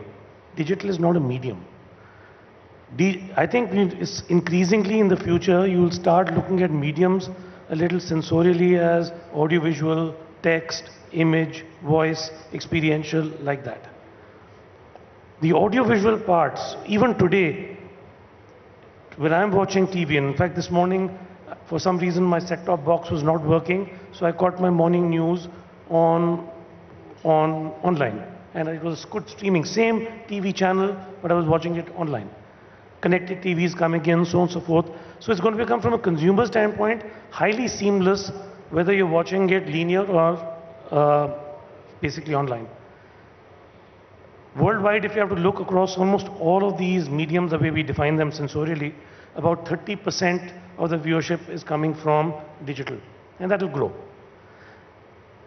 The way I'm looking at future of news and the opportunity I'm seeing is, somewhere I think breaking news will break now online because it's here and now. And I think analysis, perspective, insight, and dare I say, inquisitions will happen on TV. And I think that is going to be the part where you really need to build. And I think that's where all news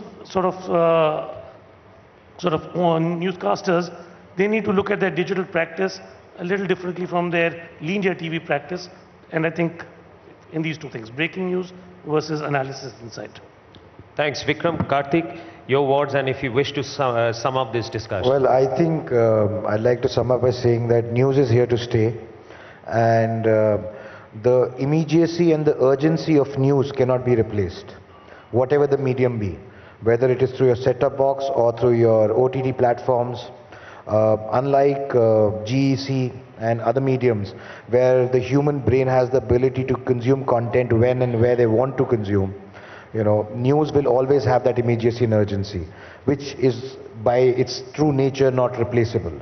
Which is also true for sports. I mean, when the sport is happening, you need to watch it there and then. And the same logic applies for news. But having said that, I think the future of news lies in multiple manifestations. And I think people themselves will drive what they want to watch. The role of our editors and people who select news is going to go down. And we are going to become more driven on what people want to watch. That's the future of news. Thank you very much. I think we had a great session. Thank you for coming down all the way from Bombay, Shashi. Thanks. Thank you. Thank you all. I'll just urge you to stay on stage for 60 more seconds. I want to quickly get in founding president of NBF, Mr. Arnab Goswami, for a quick reaction as well to this inaugural panel. I was listening keenly. I know you have a flight to catch, PK, but PK, Shashi and Vikram, 30-second thought from me. There have been unnecessarily jarring conversations between industry and news. This conversation can be a new start. I saw you say that news is a reach builder. So that shows your commitment from an industry point of view. But we all, one NBF, want to tell you, we all have an equal commitment to democracy. This conversation can be a game changer in the relationship between the media industry and the news side of our business. So we thank you, and we want to work collaboratively with you. In 1 month, we will come back from NBF with a white paper to you on how we can position our content in a way that is more applicable from a business point of view. I hope you give us an appointment when we seek it. Thank you. Thank you very much. Thank you. Thank you very much. So certainly the tone and tenor being set not just for the day today, but also the weeks and months ahead for the landscape of news in the country. Thank you once again, Mr. Prashant Kumar, Mr. Vikram Sakuja, Mr. Shashi Sinha, Mr. Kartikeya Sharma and Barun Das for that absorbing, riveting discussion, as I said, on the theme, the central premise of today's conclave, Future of News. And now we're quickly going to be moving across to our next session, Future of News, BARC and Beyond. To give you more details on that session, I'll quickly invite on stage my colleagues Krishna and Suyesha. Could we please have you on stage to introduce the next panelists and give us more details about the next session. Thank you there. Yes, that was a cracker of a first session, wasn't it, Suyesha? It's time now to move on quickly to the next session. Up next is indeed a very interesting, quick and interactive session. It's with the Chairman and CEO of BARC, Mr. Shashi Sinha, who has just left the stage, requesting Mr. Shashi Sinha to take the stage again, please. And also Mr. Barun Das, MD and CEO of TV9 Network, requesting him to take the stage as well for this session, BARC and Beyond. With the upward revisions in the sample size and the periodical hygiene check, BARC is the best bet available in the market for measurement. BARC has stepped up to ensure that their technology leaves a gap for undue commercial gains not. And in this session, as I've been telling you, Mr. Shashi Sinha, the Chairman and CEO of BARC, please requesting you to take a seat. Mr. Barun Das, MD and CEO of TV9 Network, to take a seat as well. We're requesting Jaggi Panda, the co-founder and director at OTV, founder and director at Autel Communications, requesting Jaggi Panda to take the stage, and Suyesha as well. And yes, of course, we also have Mr. Sanjeev Narayan. He's the founder of AM Television Private Limited. I also request him to grace the panel. Mr. Arnab Goswami, Editor-in-Chief of Republic Media Network and the President of NBF. He will be chairing this session. Rinki Bhuyan, the Chairperson and Managing Director of Pride East Entertainments. Thank you all. Yes, and we now leave the floor to the editors to begin this discussion.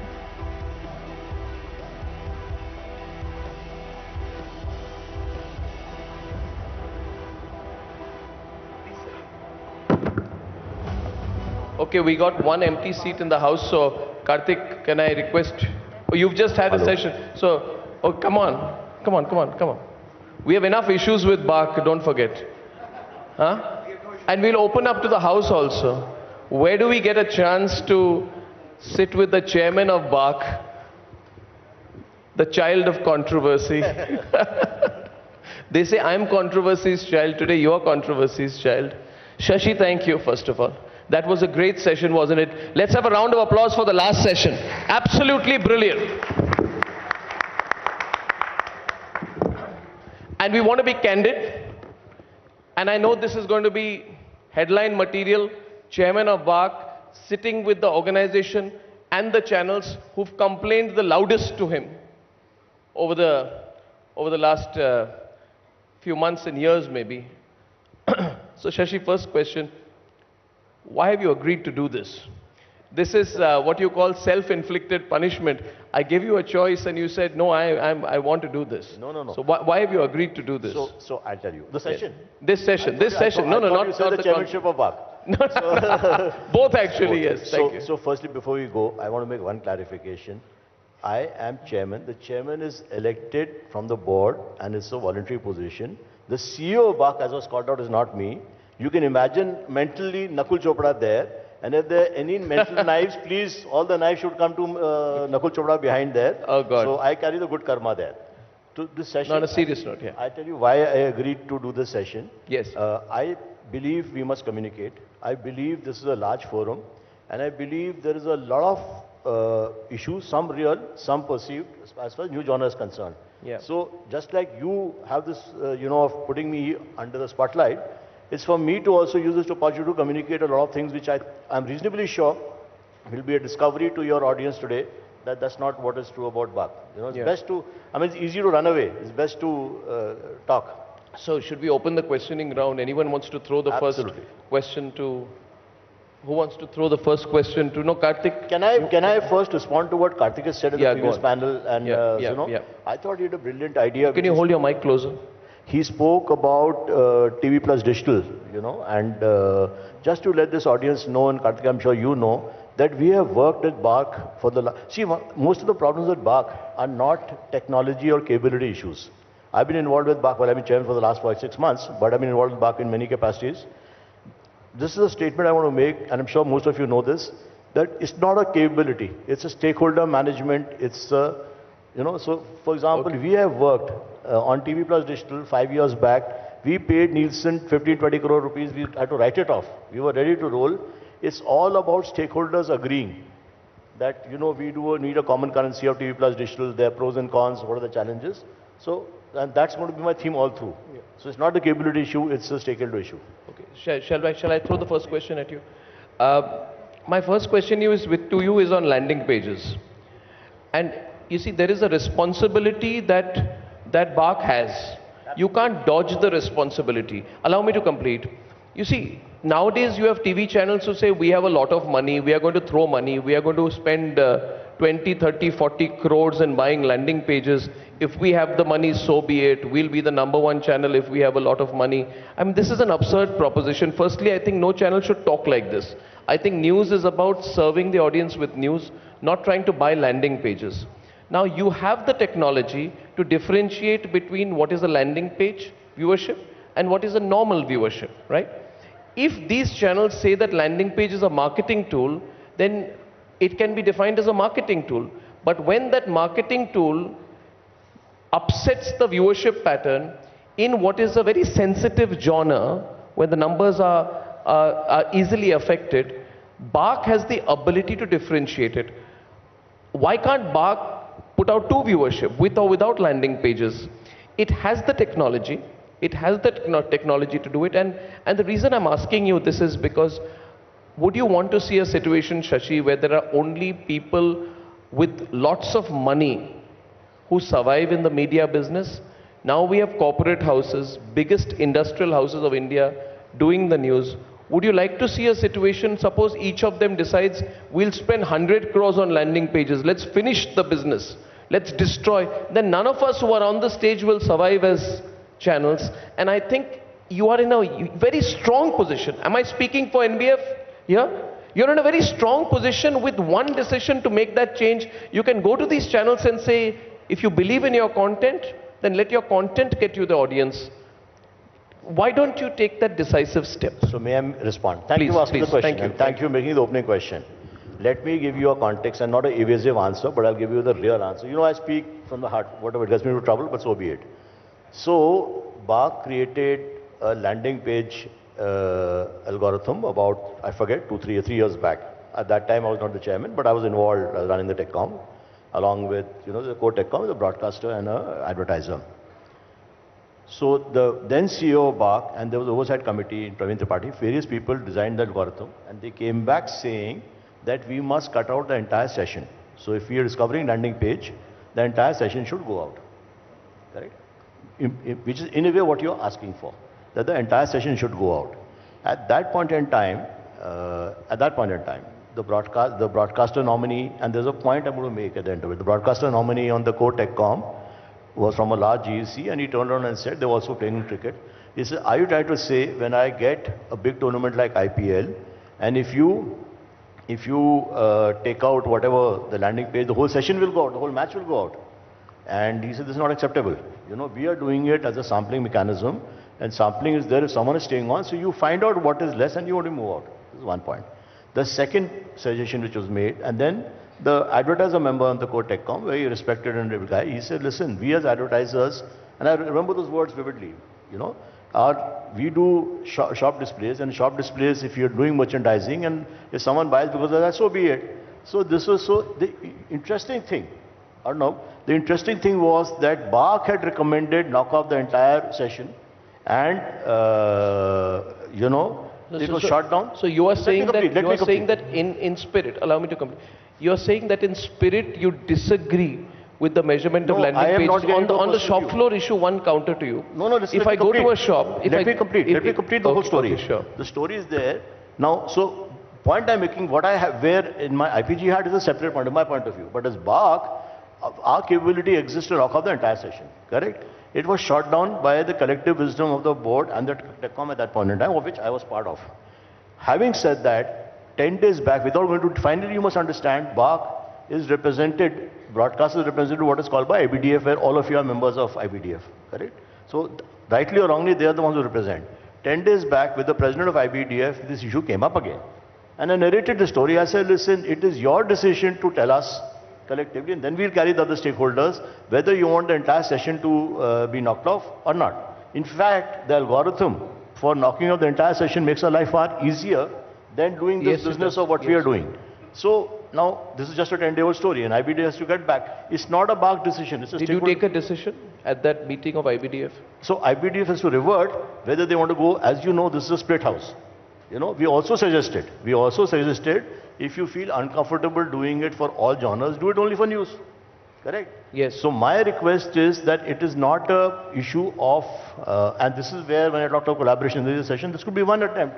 There are few broadcasters today who are for landing pages, many more. So it's for the IBDF to tell the organization, right, listen, we agree, you knock off the entire session. It will take off the entire session. Since, I'm sorry I'm taking too many questions. After this, I won't ask questions.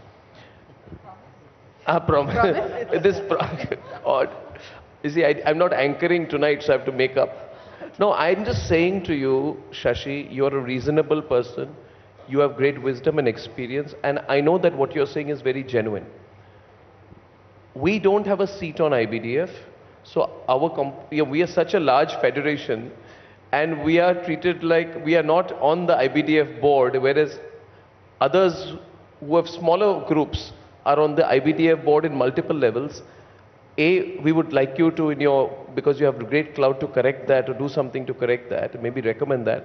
But in the interim, can I, on behalf of everyone at NBF and Indian industry, request you to allow us to petition you formally, and we've sent a petition you, meet you, and maybe as a group make a formal pitch to you on why we are pained by this, because we feel if India is only going to be run by 3 groups, one print group which has thousands of crores of rupees in its treasury, and 2 industrial groups who have tens of thousands of crores, then they can spend a few 100 crores on landing pages and upset, the news industry. We should have a balance in the news industry, we believe, and we would like to petition you for that if you allow. You're most welcome. Like I said, finally, we ourselves have said this. I'm sure a lot of people in the room didn't know what I just said. Yes. That, chances are, please help me by raising your hands. How many of you heard it for the first time that, that BARC had recommended knock off the entire landing page,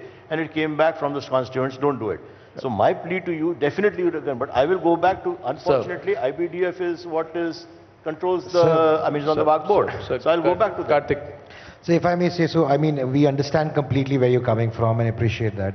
The only limited point I would like to make is that for any reason, let's say this doesn't fructify and doesn't come to a conclusion, as there has been impasse on this issue for a while, at least what BARC has done in the past is that they have reported dual data, which means calling it out for what it is and saying, okay, this is the data with the landing pages, this is the data without the landing pages. Which allows us to Even if you put that out, which is a matter of fact, you know, it will bring clarity to people and might even dissuade the people who are doing it because they won't get the ultimate benefit of it, what they're trying to gain out of it. We're petitioning for that. Good suggestion, Karthik. I don't know whether you've done in the past, but if you say so, they'll be easy to implement. Karthik, we can formally petition BARC on this and meet them on... So let me put it this way, I didn't know we had done it in the past. So No, sir, we are taking a flight on Monday. All of us are coming to Bombay to petition. No, you don't have to take a flight. We are very quick. Our federation is very quick, sir. No, it will be easier for me if I figure out, as Karthik has said, that, you know, we have done it in the past, then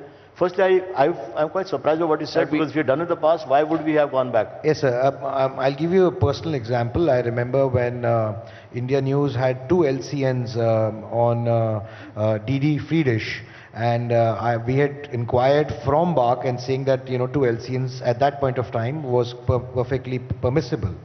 And while it was permissible, our data was reported, it said that India News runs on 2 LCNs. So dual LCN? Yes, dual Landing LCN. page we are not done. Yeah, so when there is enough precedence in the past to actually report the data when you call it out for what it is. And all we are saying, you're merely stating the facts. So there is nothing wrong that you're doing. This is the data with the pages, this is the data without the pages. Let's get some other questions. Jaggi? Yeah, Jaggi Panda. So this is a question that I've even asked GVK, who's here, when he was with TAM, and is the contentious question that the sample size, the number of boxes have to really exponentially grow, not the gradual growth that we see now. So what is your plan for the coming few years in terms of what kind of growth can we see in that sample size, because that will kind of bring down the lot of ambiguities that we see in the data today? So I give the answer in 2-3 forms. The first form is, I'm missing my friend Vikram. He last promised having coffee. Maybe it's good to get him here because he will answer the question. Actually, yes. Is Vikram here? But I will answer the question in 2 ways.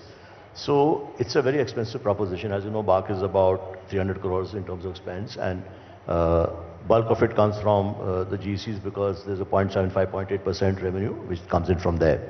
So obviously it's optimization of cost versus... Vikram sir, we need you here. Vikram, there's a question on TechCom which you are... Jaggi asked a question which I think you're more competent. Why don't you come up? Yeah. So...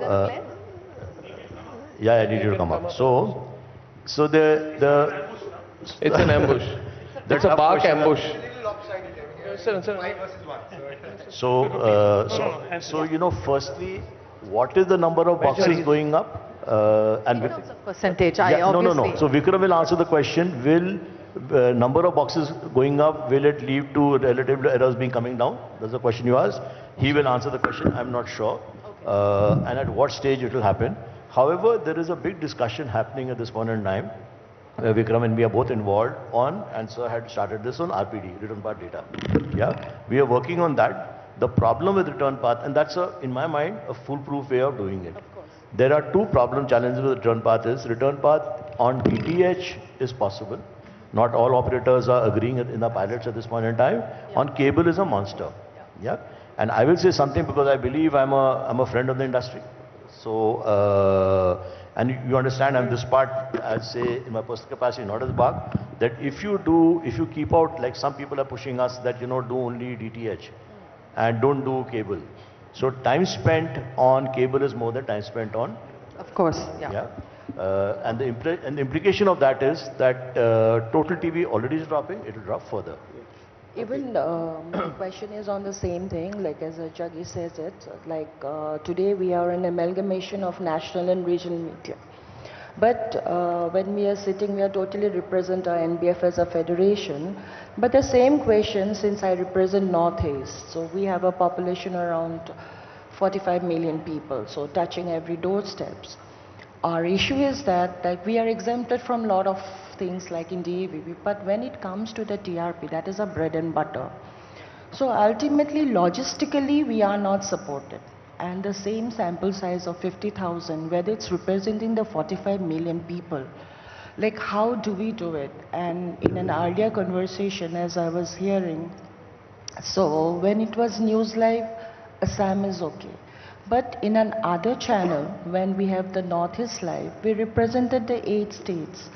But the thing is that in that case, when we are not logistically supported, our TRP level doesn't show high. And when we go to the planners, they strictly abide by saying that, no, you are not included.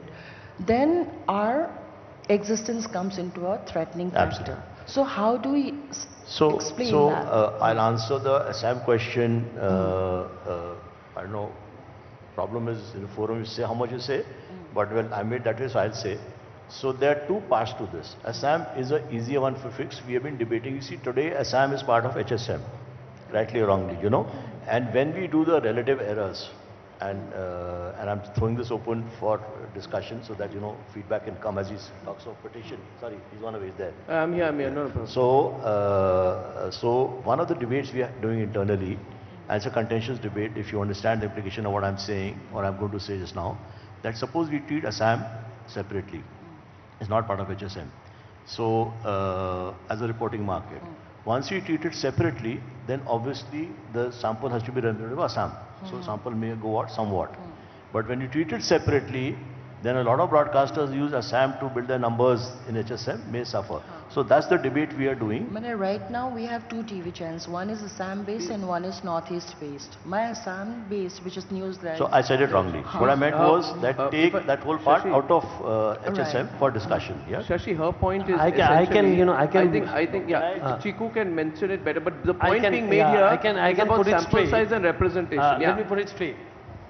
That we all know that regional channels are the future. But when the numbers come, the national channels numbers are always, GRPs are always more. That's not true.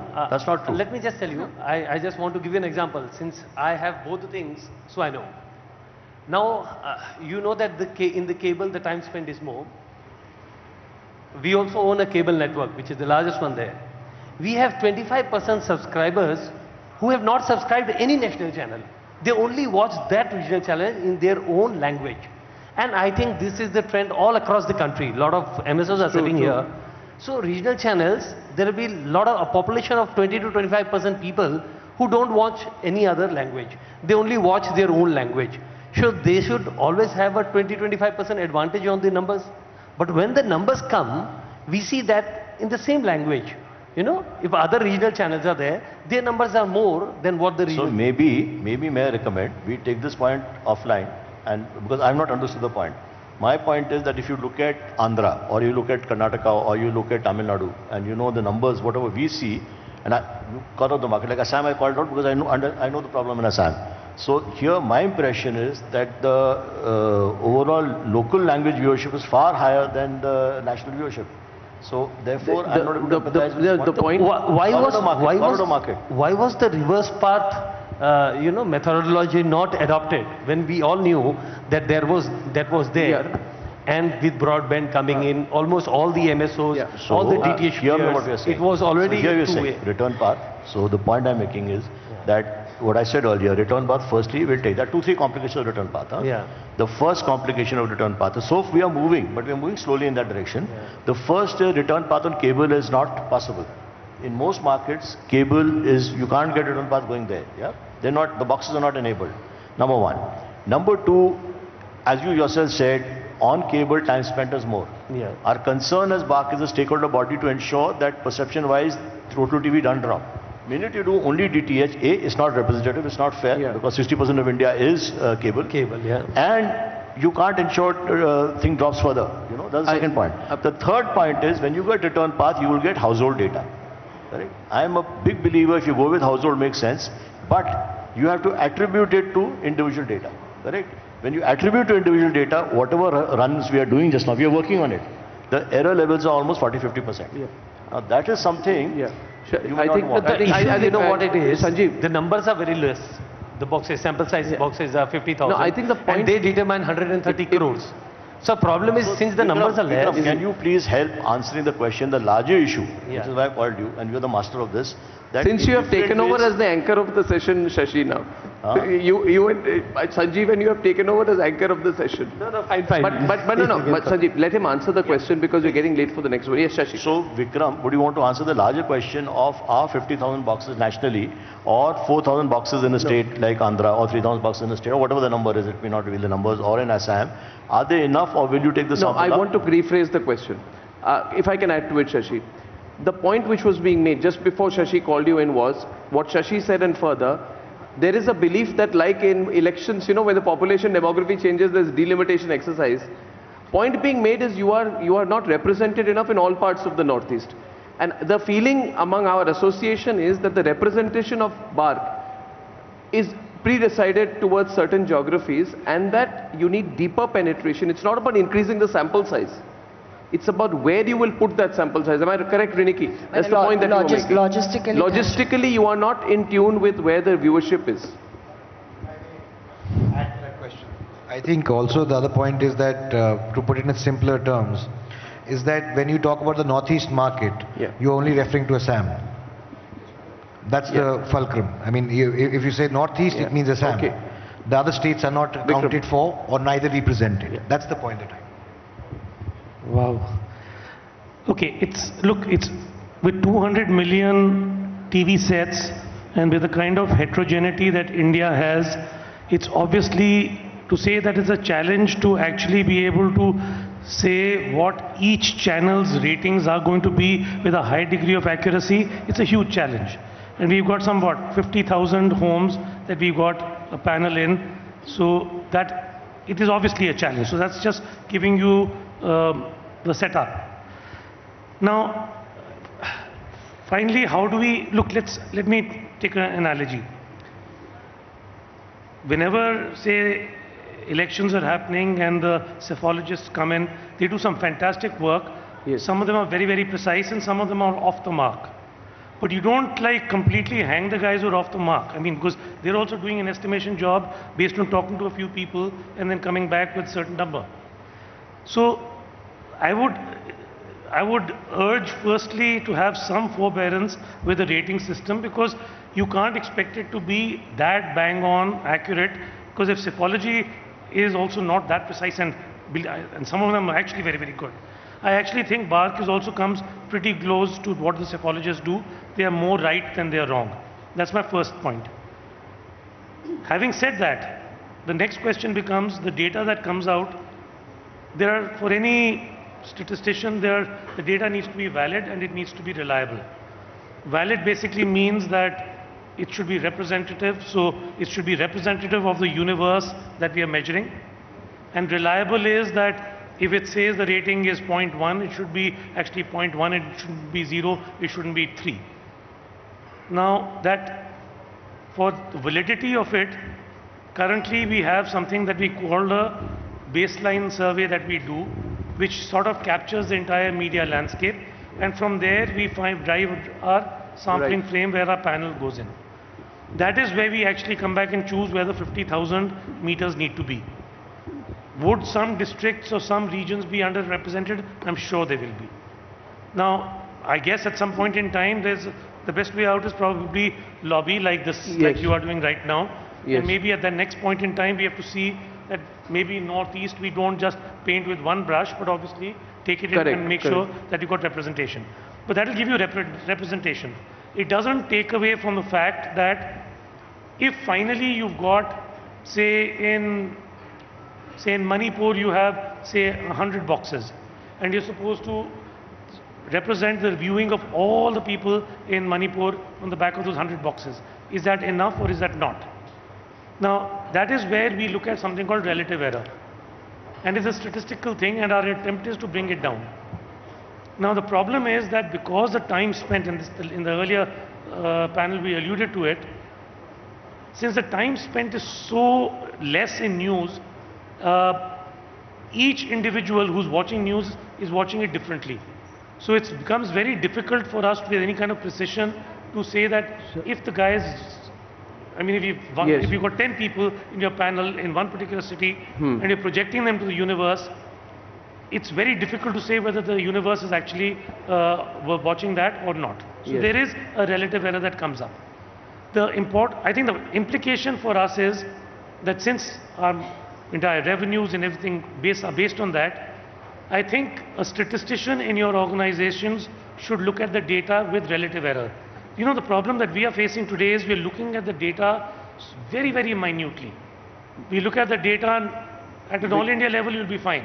But the minute you take a look at one city, and if it's a smaller city, it breaks down. But Vikram, within that, if you have to look at it by day part, and if you have to look at it for one particular channel, it further breaks. But Vikram, what I would suggest is, since Shashi and you, we are having this chat, and we have to close now, what I'm taking as a concrete takeaway, no, we'll have to close now, a recommendation here.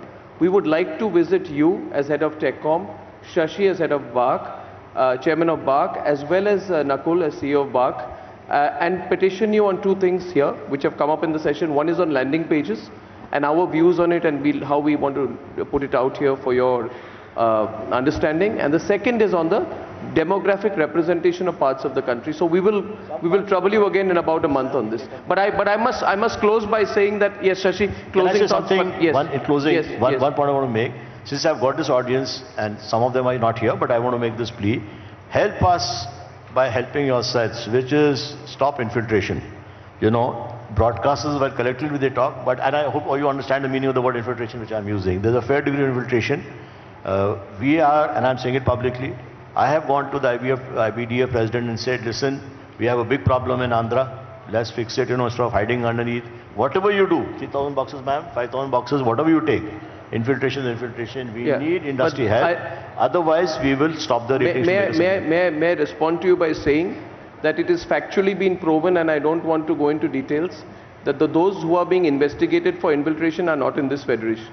No, I'll just wrap up by that. But I agree with you on the premise of it. I'm making a... Yeah, I agree with you on the premise, but I thank you for the generosity of your time today, both of you. Thank you very much. Shashi and Vikram, thank you.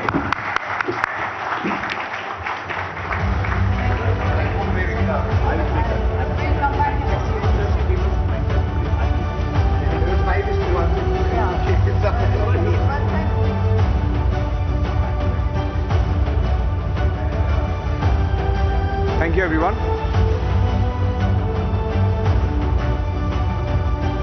Thank you, Arnab. Thank you, Sanjeev. Thank you, Shashi Sinha. Thank you, Ms. Jaggi Panda. Thank you, Riniki. Thank you, Mr. Kartikeya Sharma. On to our next session now.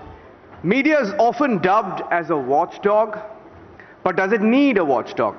Or should there be a greater push for self-regulation? It's been one of the biggest debates for us here in the media. Has self-regulation served its purpose? These questions have always been part of the larger public discourse, but very thought of having a watchdog outside of the industry body has so far been unwelcome. As news media expands its scope and ambit, it must invest in beefing up its self-regulation mechanism so that it is ever seen above board. To speak on the issue of whether the media needs a watchdog, we have with us today the National Vice President of the BJP, a four-time parliamentarian and the author of a book called Lutyens' Maverick, Mr. Baijan Panda, a short audiovisual, and then Mr. Baijan Panda's perspective on this issue. Fake news, false reports, disputable coverage. Is self-regulation sufficient to combat the menace? Are enough safeguards in operation? Or does the media now need a watchdog? Now on the NBF National Conclave, addressing the big question, does media need a watchdog? I request Mr. Baijan Panda to please take the stage. Mr. Baijan Panda, please.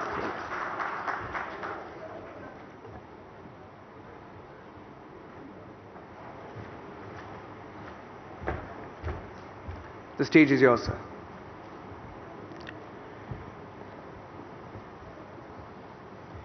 Thank you for this opportunity to speak at the NBF Conclave on this topic, which I think remains perennially relevant and important.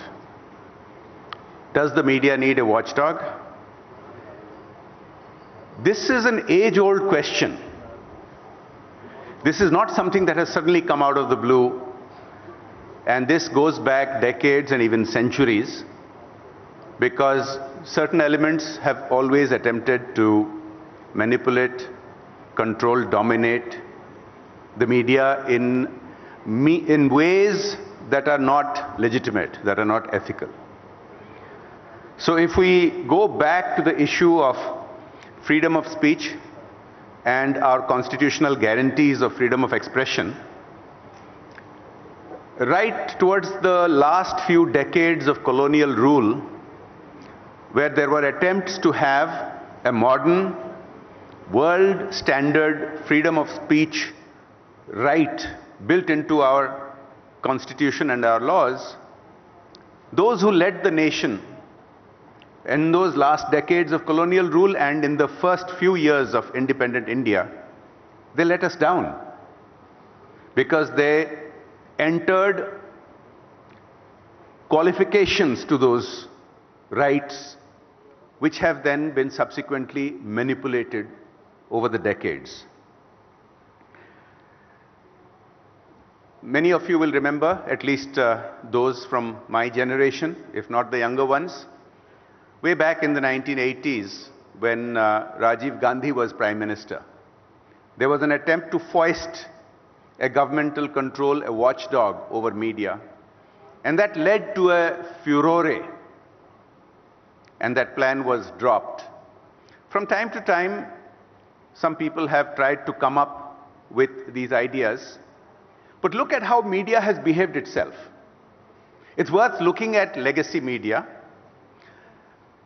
Look at the marquee names in media. Many of them, in fact, I would go to the extent of saying most of them, have been guilty of misrepresenting facts on the ground, which the larger public didn't always understand, and once they understood, it has not been that easy to do away with it. Many legacy media would report a riot or a murder in starkly different ways, depending on whether the perpetrator was from a particular religion, whether the victim was from a particular religion. The descriptions and whether the names of the perpetrators were to be disclosed would depend on that metric, on that prejudice, on that narrative. And that narrative was set right here in the heart of the country, in this core part of the national capital, which has been called the Lutyens zone. And the media and the narrative setters who made their homes here for decades were all guilty of it. Now, this is not something that has gone away, but because of more awareness, and I believe because of the explosion in media, there's new media that takes on traditional media, both in broadcast, in digital, and other traditional formats, although you don't see print media new entrants very much. So, what some of the member broadcasting entities of NBF, for instance, have shown, and shown very assertively over recent years, were for decades actually actively suppressed, as I have just been explaining to you. Now that has questioned the power equations in a manner which has disturbed those who have wanted to control the narrative, those who have wanted to control media, and you have seen the result of that. You have seen the results. My friend Arnab Goswami has been the victim of an attempt by a state government which took upon itself to quote-unquote regulate media. Of course, I use that term facetiously, because what they did was break every norm of constitutionality, every norm of legality, every norm of ethics, and every norm of plain common decency. Now, the question is, if you were to have a regulatory body for media, how would it work? It's not that we haven't had them. We've had, for example, the Editors Guild of India. How have they acquitted themselves? We've had the Press Trust of India. How have they acquitted themselves? Have they stood up for the rights of citizens? Have they stood up for bold journalists exposing facts? Sadly, more in the exception than in the norm. And particularly if they fit a certain set of media entities, particularly the legacy ones. Self-regulation, it's an ideal, it sounds wonderful. But let me ask you, all you people from the industry, if self-regulation was working, why did you need a new federation? Because the entrenched vested interests of media have never allowed real self-regulation to operate properly, to operate freely.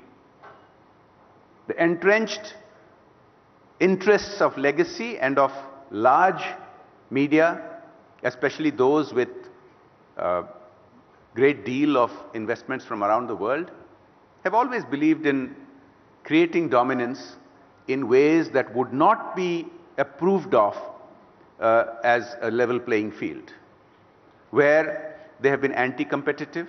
Some of that has been discussed in a couple of the panel discussions that I was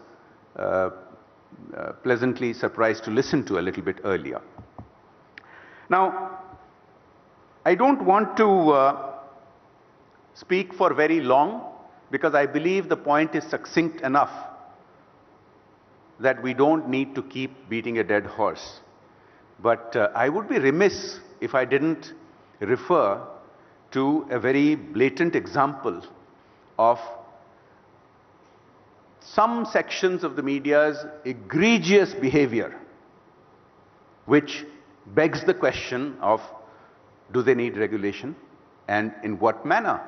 Recently, a very well-known online platform has been caught fabricating news, concocting conspiracy theories, fabricating documents, fabricating emails, to make a claim in support of a narrative, trying to paint a negative picture of India, trying to paint a negative picture of government, trying to paint a picture of online platforms being in bed with government, which was just not the case. Now, how did this get exposed? Over a 2-week period, it just so happened that they took on a global new age social media platform which ferociously denied it. Now, instead of acknowledging that there was a denial, instead of reviewing the material on which this social media platform, which is an established anti-government platform, they never have anything good to say about the government or the country. Instead of reviewing, they doubled down, tripled down, quadrupled down on their efforts to continue the fabrications. To justify one lie, they had to make up more lies. To justify that, they had to make up more lies. How did it get exposed? Not because of any regulatory body. Not because of a media watchdog. Certainly, if there had been a media watchdog newly created by the government, there would have been outrage. There would have been real reaction amongst large sections of people, at least the commentariat. Did the Editors Guild speak up and condemn them for fabricating such fake news? Did any of the industry authorities speak up against them? They were exposed because globally, tech geeks took it upon themselves to expose this fake news, the fake doubling down, and the fake fabricated documents and emails which came out. Now that's a great example, but it's also a telling story in itself. Because this particular platform and some of their ilk this is not the first time they've done it. They have repeatedly planted fake news, but when it is countered, the counters are dismissed as if it is just a routine dismissal. instead of going into the merits. This time, the fake news was exposed because it became global, because tech geeks around the world who have no particular interest in Indian politics took it upon themselves to expose the fraud, to expose this fake news. Now, that won't always happen. We need to have such credible, crowdsourced efforts to expose fake news in India. Social media is helping to do that. I think it is a work in progress. I think such examples that I have just cited mean that we are progressing towards an era where this kind of blatant, premeditated fake news is going to get exposed more and more. Now, whether government should have a role, whether people should have a role, whether there should be independent crowdsourced efforts, whether there should be an entity, perhaps of in the direction of self-regulation, perhaps a federation of broadcasters and digital content platform entities, maybe even legacy media, print entities, to take it upon themselves to have a charter, to talk about how media should behave and how that self-regulation should work. Now, that would be ideal, but can it happen?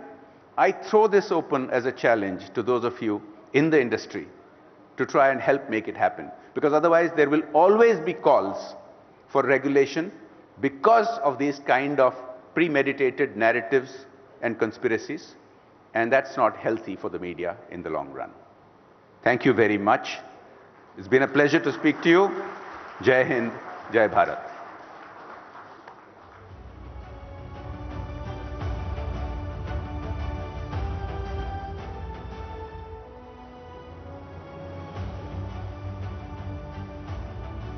Thank you so much, Mr. Panda, for that very interesting perspective. And of course, we'd like to tell all our viewers watching on their screens at this point that this conclave is streaming live on 40 channels as the discussions continue. So we are set to begin with the next session. Absolutely. Over 40 channels telecasting, streaming today's inaugural NBF conclave live. So clearly ripples being created across the news industry today with this benchmark conclave, with this new initiative. And of course, remember, it's not just conversation that is happening today, but far-reaching decisions that are also being taken on this stage, which will have a huge impact on the landscape of news and the industry in the country. Today's, of course, conclave is themed Future of News, which is what we are talking about through various sessions. What will the future of news industry be? What will the future role of BARC be as well, which, remember, is the ratings body in the country. We of course, are also being joined through the day by various stakeholders from the political world as well. We, of course, had the former Vice President kick things off in the morning. We will be having the Governor of Kerala as well in the latter half of the day. We just heard, of course, from Member of Parliament, Mr. Bejayant Panda. We'll soon be joined by a senior minister in the Government of India as well. And clearly, of course, the attempt being made today is to create a change in the news industry through a more equitable, more representative federation, that is the NBF. And of course, the inaugural conclave is all about that. Absolutely, and like Arnab put it, it is really the exchange of views that will pave the way forward when it comes to the future of the media and the kind of content that is put out. Some very interesting names also lined up through the day, and these discussions are only going to get enriching, is something we can promise you. So are we ready to now? I don't think so. We're just waiting for our next guest, Suesha. So let's just tell our viewers today, our audience today, a bit more about this first of a kind conclave. Now let me tell you that NBF, the National Conclave today, Future of News, is a first of its kind conclave brought to you by the largest congregation of news bodies. The NBF, in fact, truly represents and captures the diversity of news media with Gandhinagar, from Gandhinagar to Guwahati, Kashmir to Kanyakumari. So clearly, of course, we are bringing to you today not just a conclave out of Delhi, not just representing the north of India, but the east, the west, and the South, Suesha. Very true, very true. And that was the very idea of the NBF and how it came together. And which is why we have all the corporate honchos, top political bigwigs to join us in this event. I believe, Uday, we also now have a very esteemed guest lined up next. Yes, I think he will just be joining us in seconds from now. He will be joining us in seconds from now. We will soon have him in our midst. And yes, as we've of course been saying that, you know, this first of its kind news conclave is bringing you today those in power centers, those in powerful positions, of course, bouncing off ideas that will serve as a game changer for the news industry. Buoyed by an unprecedented need for it during the pandemic, the news media in India is observing a healthy churn like never before. This new habit formation thrives at the tri-junction of impeccable journalism, and in fact at this point we are now quickly moving on to our next session, a keynote address by Union Minister Dr. Jiten Singh, who is with us. A warm welcome to him. Could we please have a round of applause?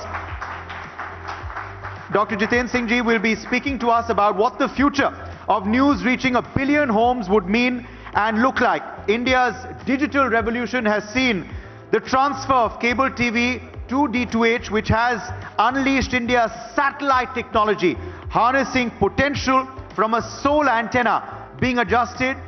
We all remember that, the shifting of antennas when you were probably watching a cricket match or missing a key moment in a movie. But that is all of yesterday. Now we have, of course, numerous news channels using specific and the best satellite bandwidth to reach homes in high definition. With the advent of 5G technology, that was of course announced by Prime Minister Narendra Modi recently, along with India making strides in launching artificial satellites, we will have unparalleled broadcasting capabilities, and all of this also falls in the ambit of the ministry of our next speaker today. Yes, and needless to say, this will also ultimately translate to the scenario of news reaching to 1 billion households, which is the eventual aim. This will also have its own set of challenges, and the regulation will come as a paradigm shift of content proliferation. So, ladies and gentlemen, put your hands together. To speak to us about these is none other than Dr. Jitendra Singh, Minister of State for Science and Technology and Earth Sciences under the charge of the PMO. He's been a professor, a consultant, clinical practitioner, author of 8 books, and a newspaper columnist, and also the ex-chairman for the National Scientific Committee, Diabetes, and the Research Society for the Study of Diabetes in India. And to welcome him, we also have an audio-visual playing out before that. After that, we'd like to have you on stage, sir. Let's play out the AV, please. At the intersection of telecom, media and technology are the regulatory bodies with a mission to nurture conditions for growth, with a vision to play a leading role in the global information society. Universal access and reaching 1 billion homes is key. A level playing field for fair competition is necessary. Joining us now is the Union Minister of State Science and Tech, Earth Sciences, PMO, Department of Personal Training, Atomic Energy and Space, Dr. Jitendra Singh, to elucidate on future of news reaching 1 billion homes. Let's welcome Dr. Jiten Singh on stage, please, for his a huge round of applause.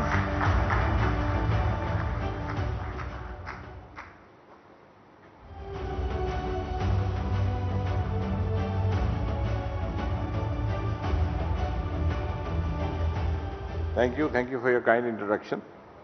In fact, I was about to come and I then realized the introduction was still carrying on. So thanks for reminding me of many of what oneself tends to forget. Nevertheless, I must confess, I actually didn't know where I am going, what I am going for. So I received a message from Arnab, and I am here because I knew it was going to be a good cause. And I think that about all defines the credibility of NBF. So I was sure Arnab and his team is up to something, so it has to be a good cause in the national interest, and that's precisely what I'm seeing over here.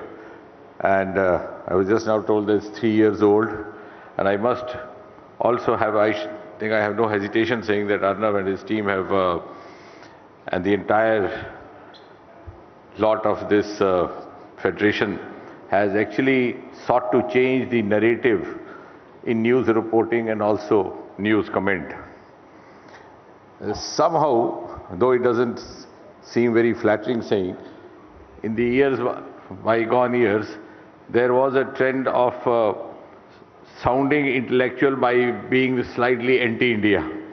And that somehow, the mindset stepped in that it was synonymous with intellectualism. You had to be unorthodox, you had to be rebellious, out of the way, you had to sound little anti-national so that, and if you could grow a long beard, then it'll supplement your persona.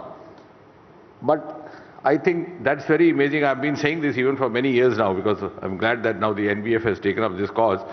But when we there, I think 2008, when we had the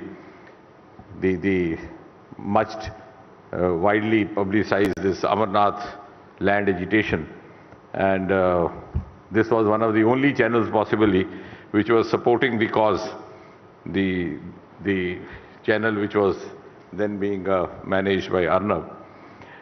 And even in those days, I always said that this is a mindset which has got in because of our legacy of carrying the hangover of feudal past. And it seems very fashionable talking like that, though it's not done even in the most advanced countries of the world. So once I narrated an anecdote, soon after the 1965 war, when President Johnson had taken over in US, because Kennedy got assassinated in December '64. And there was a press briefing by the President, that was soon after the war was over between India and Pakistan. And as usual, the President was narrating how the so-called Kashmir issue needs to be resolved, this, that, and the will of the people, etc., etc. So we had a journalist, I'm sure the old-timers will remember Mr. Inderjeet, who later on became a member of parliament also. So he used to tell, he said he suddenly got up and he said, Mr. President, don't you think many of the American states have also become a part of the United States in a similar manner, acceded or taken over Atlanta, Georgia, etc., etc. So the President immediately lost his cool and he said, gentlemen, we don't open closed chapters. That is a closed chapter. But in the Indian media, somehow it became fashionable to open the closed chapters and not let any chapter close down. So even if you had to discuss Kashmir, you had to discuss Northeast, you had to discuss it with a narrative which would appear as if India is at a gross fault and committing a sin by taking a position that it is taking. And I'm glad that this group of enlightened journalists have actually sought to change that narrative. It is no longer unfashionable to be a pro-Indian journalist or a pro-Indian thinker or a pro-Indian intellectual. So to my mind, I think in a single sentence, that is the biggest contribution of NBF to the cause of nation, to the society. And I wish them a good work in future. And healthy criticism, of course, is welcome because that offers us an opportunity for course correction. But criticism, just because it is a part of the Lutyens' evening jargon, may not have a long life. And I think gradually it's begun to realize, and sooner most of us realize, good for all of us. Thank you very much.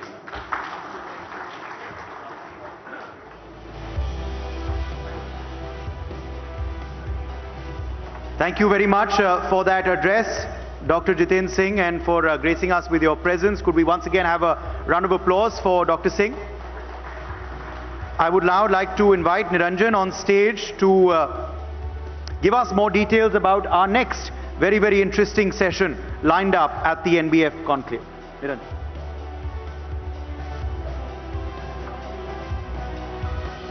Thank you for that. Up next is a panel on the future of measurement. You've heard of BARC and beyond. We've had an extensive discussion this morning. Measurement is a key index for the efficacy of the news television industry in the country. It forms the basis for advertisers, some of whom were on stage a few minutes back, to invest their monies in a news platform. Considered how the system itself has come under scrutiny in the past, its evolution and revision rests in the hands of the able few. Here's a short audio visual on what you can expect from the next panel.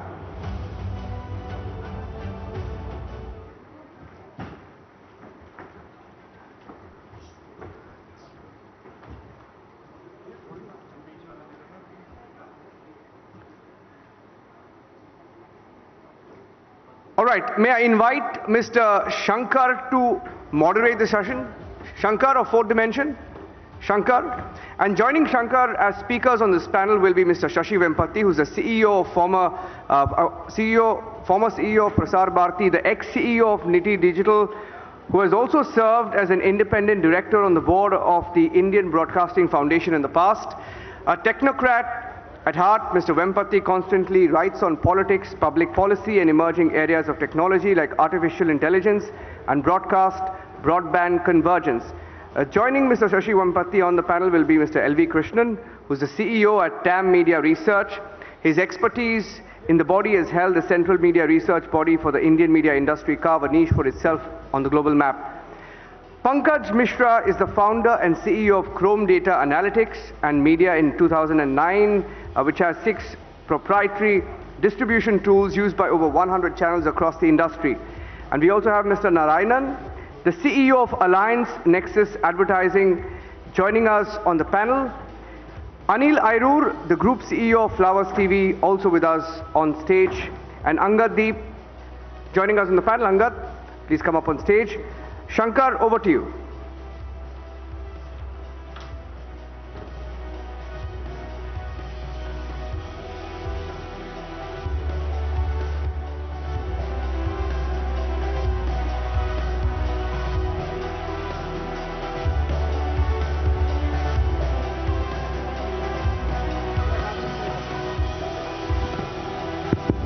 Over to you, Shankar. Hello, hello. Can you all hear me? Good afternoon, ladies and gentlemen. And thank you very much for being a part of this session. I know a lot of friends in this room, my news friends, are expecting firecrackers and all, and I can assure you that's not going to happen. And you know, the earlier session, we had people asking almost the same set of questions which we were prepared, LV. Okay, now I'm just not going to be making any further delay. Can I have a quick introduction from guys, starting from Angad? A 30-second introduction. It's all done. It's okay. We'll just get on to it.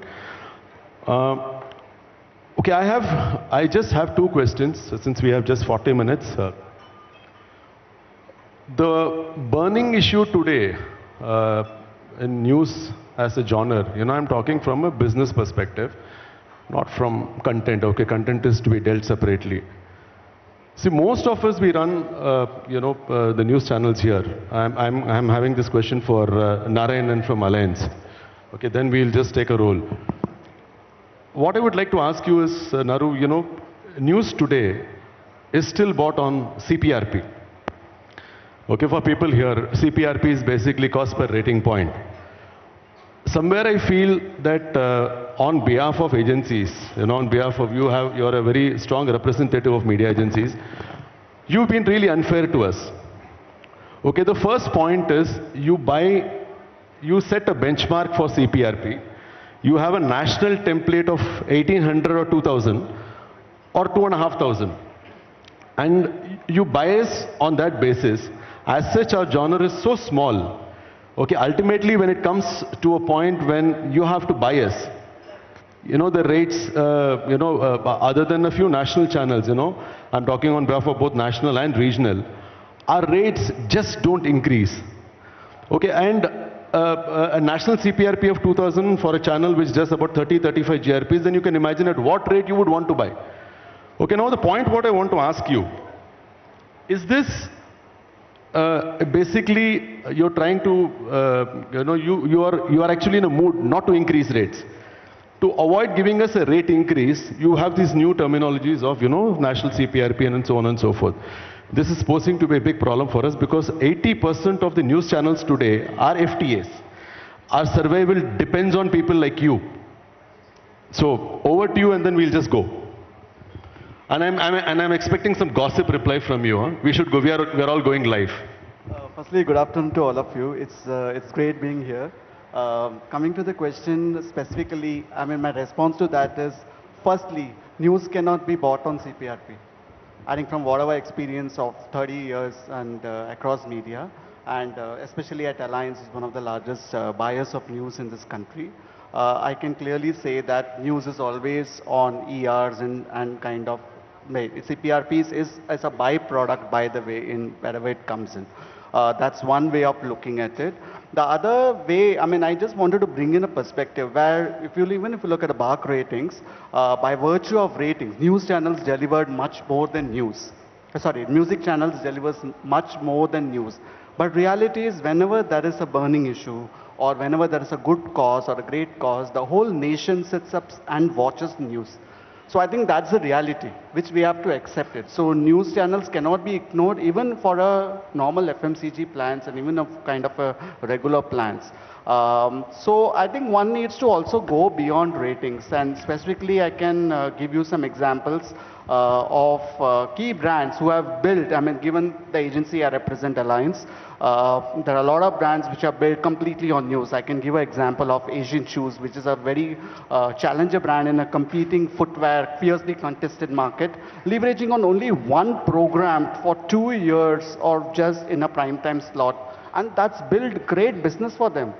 So where are ratings? And then there is a disparity between the ratings and actually what works in building a brand. So one needs to go beyond that. And secondly, coming to news specifically at the agency, we have actually looked at very robust and intensive methodology to capture what works. In fact, we do a lot of ROI analytics and a lot of econometric modeling to find out spot placement leading to outcomes. So I think somewhere one needs to move beyond ratings to measuring outcomes for the brand. And given we work with a lot of the new age brands, I think where they have a lot of data. So you match the data of where the spot appears, whether it was a 7 p.m. or a 9 p.m. or a 10 p.m. news, and we could see a delta moving. I think that's where the whole conversation I want to take it. It's like moving away from this CPRP bit to a kind of outcome base. And even within that, let me highlight from whatever analytics we have seen, it's the number of spots per day. The higher threshold spots gives a better response. If you go with very minimum spots on the news channel, it's a complete waste of money. I think somewhere, we need to have robust analytics to actually support and try and test different scenarios where we are able to prove the efficacy of the medium. But from whatever we have seen, news does build credibility, it builds trust to the brand, and it also helps build sales in many cases. So I think that's my response to your question, and if I've answered it the way it was expected, or I hope that is gossip to this question. Actually, no. But I'll take it because, you still, you've not been able to, you've given a reply. I don't think it will convince most of the sellers here. Anyway, I'll now come to Pankaj. I'm coming back to you. Yeah. Over to you, Pankaj. Okay, so on the gossip side, it's more of an interesting statistic since I'm a data scientist. Do we have any research, people from research departments? I'm sure there are lots of them, right? So this is very interesting. It's simple maths. The question of sampling size has been done to death ever since LV, you and I used to fight. That's my next question. So don't let out the answer. So we can't. There is a research constraint. So during the days of TAM or during the days of BARC, we've come 22 years. I remember LV and I first met at the Leela in Bombay, and we had the same argument on National Geographic not being adequately represented. It's surprising to see that 22 years later the topic is still the same. So I think it is fair to assume that sample nahi change ho sakta. There is a constraint. Ho sakta to 22 saal mein ho chuka hota by now, as Sashi also rightly said. The problem I think is elsewhere on the CPRP, to answer your question. So let's take a real example. If you look at English news as a genre, since Karthik was here, right? So English news, Arora ji. The average reach of English news is about 1% in a week. Means 1% of the total audiences watch English news in a given week. So let's take the sample size of 50,000 meters across the country, and let's take a leading market like Mumbai. So Mumbai would be what, some 2,000 people meters. If the reach is 1%, that means 1% of 2,000 people have broadly participated in contributing to the viewership. So 1% of 2,000 for a market like Bombay is 20 people meters in a week. So are 20 a representative sample? I don't think so. But even if 20 is representative, how many in a day? So you can't divide it by 7 because of duplicated content, duplicated audiences. But that's another 5 to 6 people in a day in Mumbai actually watch the leading English news channel on the panel. How many in an hour? 0. So how do you come to break ratings? Right? Unless there's a huge amount of extrapolation. So in my view, I was one of the first few guys. We did a huge CPRP buy when I was with UTV in 2007 with Palmolive, I think. That was a huge figure. Us samay tak CPRP relevant tha because the number of channels were lesser. At this point in time, I think this entire debate of CPRP to me seems flawed. It makes no sense. So that's what I was asking. So did I answer the question that it not? No, both of you, whoever can answer. So which means the point is, you are actually using this as a terminology to bring down our rates even further. No, I'm not saying. Oh yeah. I'm saying today. Okay, now another. I don't think I'm using you as a tool on behalf of everyone. See, another point is, every time when an account goes for a pitch, when it goes from agency A to B to C to D, the only thing which comes to us saying that an account has gone for a pitch, rate or kam karo. GECs ka, we will not touch. Movies we will not touch. But news channel, no, you bring down our rates by. Correct, Akshata? I hope you agree with me. So I'm saying, like how he said, Pankaj said, shouldn't we be growing beyond this? I think to counter this, I think Anil, the last man there, will also answer. So, sorry, I just wanted to interrupt. Yeah, absolutely. You should be growing beyond this. I mean, it's a no-brainer if you're having the same discussion after 22 years. Exactly the same discussion, right? So, there is a huge constraint, and I think Sashi also put it brilliantly. The gap is not technology. Right now, on my phone, I have an audio measurement device. So, if there is any live streaming happening, and that is already being mapped, you can actually know what content is being watched. This technology is not new, right? Zapper had done it in Bangalore. Other companies have done it. We've got it. Audio mapping is much simpler, but the problem is in taking the sample up. So you can take this to millions, but the problem lies in acceptance from the industry. It's not to do with technology, right? So digital is a brilliant example. If you are hell-bent on continuing with the same format, then really doesn't work. So the problem is not BARC or anyone who works with BARC. The problem is the stakeholders wanting to continue with the same terminologies of CPRP. मेरे हिसाब से क्या होना चाहिए? CPRP, in my view, should not be there. News, with all due respect to all the news owners here, if you put it very broadly from a consumer point of view, right? From a viewer, if you do good research, you will understand that हर कोई एक ही चीज बोल रहा है अलग-अलग formats में at different points in time. So everyone is giving the same news at different points in time. So it becomes it becomes mostly commodity. The key differentiator on content today or content consumption is availability.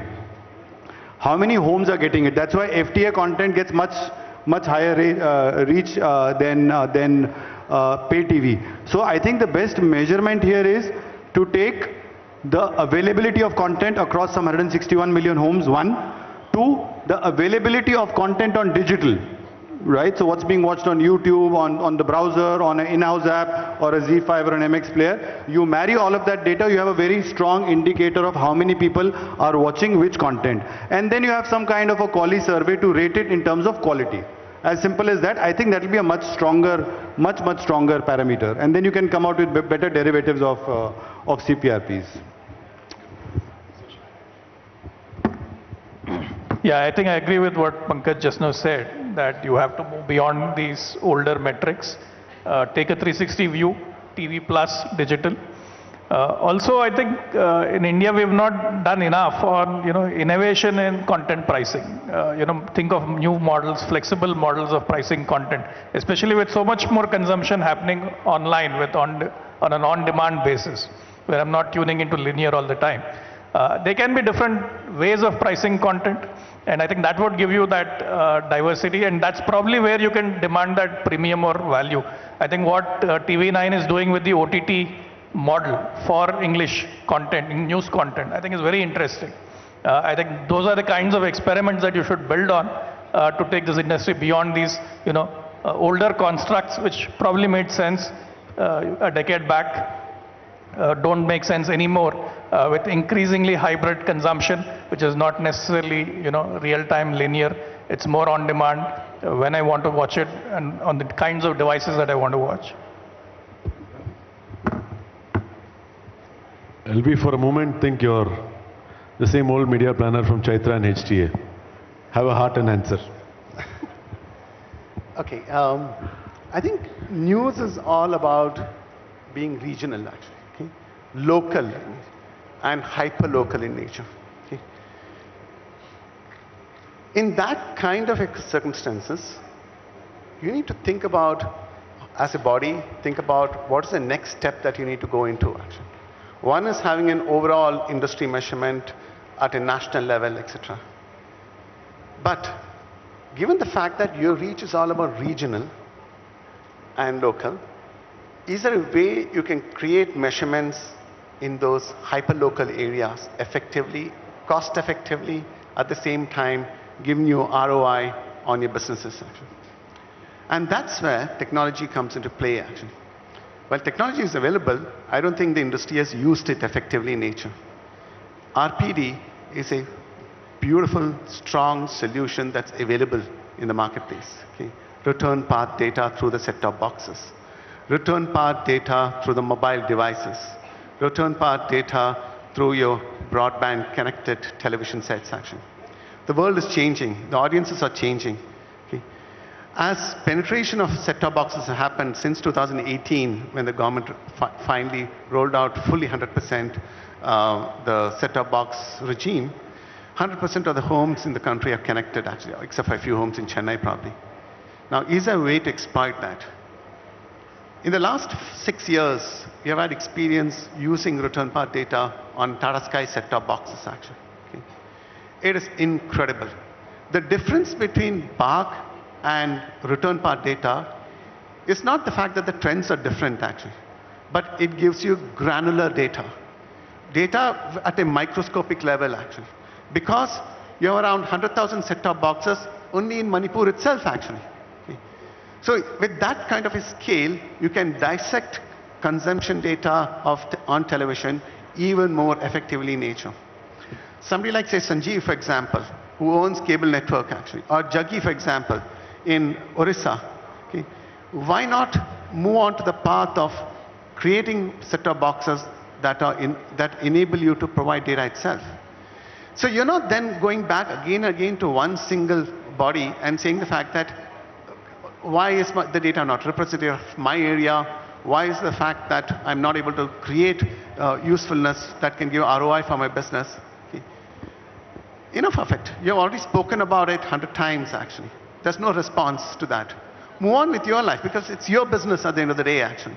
And if you cannot rectify your business, then ultimately, there's nobody else who can show you the path, actually. Okay. There are organizations in this country who uses technology, work with platform owners, and create data that brings efficacy and efficiency for organizations to work and get ROI in it, actually. Seek out to them, reach out to them, talk to them, and see how solutions can be created itself. That's what I could say as my point of view on this particular question. Anil? Thank you. Thank you. I just want to open in a very out-of-the-box way.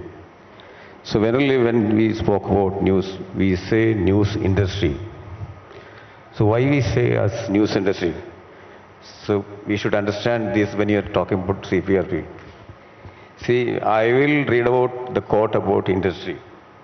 companies and activities involved in the process of producing goods for sale, especially in a factory or special zone. It's not my definition, it's Cambridge University definition. So whether you are producing news for sale as an industry to make profit is my first question. As media owners, are we there to make profit, to make money? Is the first question. Or where do you put a profit in a threshold? So I know this much of money from the news sector. Okay. Or will I stop losses here and I'll shut my news house or the media house here? Is the first question. See, in my language, Malayalam in Kerala, I have my news network where I don't play for gallery. Okay. I make profit from regional clients, not from national clients. I do have bar rating, where as per the bar rating I'm number 2. As to the perception, I should be number 1. But obviously, the meters are there. Okay, I understood the limitations. No, you cannot be increased in a larger country like India. You don't have that much of resources to increase the meters. But I solved my problem with my retail clients. I mean, Shankar knows well that when I go to national MNC companies, they argue for 100 rupees. 1,200 to 250, 275, 300. So this much of argument. I said, okay. Politely, I said, okay. Okay, I said to my sales team, no to take that. In one case, I actually pulled one brand in MNC outside and built a local brand. And I made a share of 5% for them in my market, which is enough for them and for me also. So I don't feel goosebumps when Dettol's ads plays on my network. It's as simple as that. And regarding the technology also, so we started from 2 hours of black and white transition from Delhi in television to this level. Okay. So from analog transmission, from Doordarshan to right now to any, what do you say, any screen you can be right now. So technology will keep changing. It's not about digital and everything. So whoever wants to be seen on the network can be given space for that. No, our network right now only can have 13,000 seconds in a day. I have 22,000 almost every day. I cannot carry that. But somebody is asking for a cheaper rate, I won't entertain it. So why should we worry about too much of these things? There are more than 3.25 lakhs of brands in India. So it's a question about how we find out the prosperity clients or agencies regionally.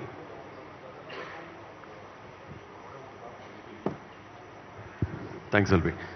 LB, you're also master in ADEX. Have you ever seen the growth of regional brands? Because of problems like what he's saying, I'm sure Angad has the same, we have, everyone has. There's been a surge of so-called retail brands, which makes most of the regional players, the dependence on national brands far lower. Have you seen a surge in ADEX in the last couple of years? Between 2019, pre-COVID, and 2022, actually, there has been a phenomenal 176% growth rate in regional advertising, actually. Okay. Now, the difference is basically the fact that where are they going, actually? Okay. Now, bulk of it was in the print category. Okay. Bulk of the regional advertising was in the print category, including the hyperlocal advertisers. From there, they were, till 2019, the next step was graduating into regional television. Okay. Today, it's bifurcated between digital, Facebook, YouTube, and regional television. Okay. So therefore, you have a bigger competitor already over there, okay, in digital, sitting there, picking away all these regional advertisers who have come into print, into hyper-local level, and moving straight into digital instead of regional television.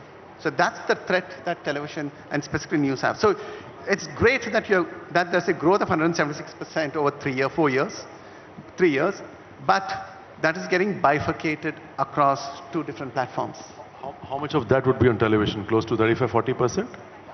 So on television, it's around 60%. So television is not bad, doing bad, but what is happening is the fact that digital is taking a bigger share of that, actually. For example, if I look at digital alone, okay, there is around close to 3 lakh advertisers already on digital platform. Okay. Television is just about that, close to around 3.5 lakhs to 4 lakhs, actually. Okay. So what is happening is from a 0 level, digital has caught up with television completely in terms of sheer number of advertisers at an overall level.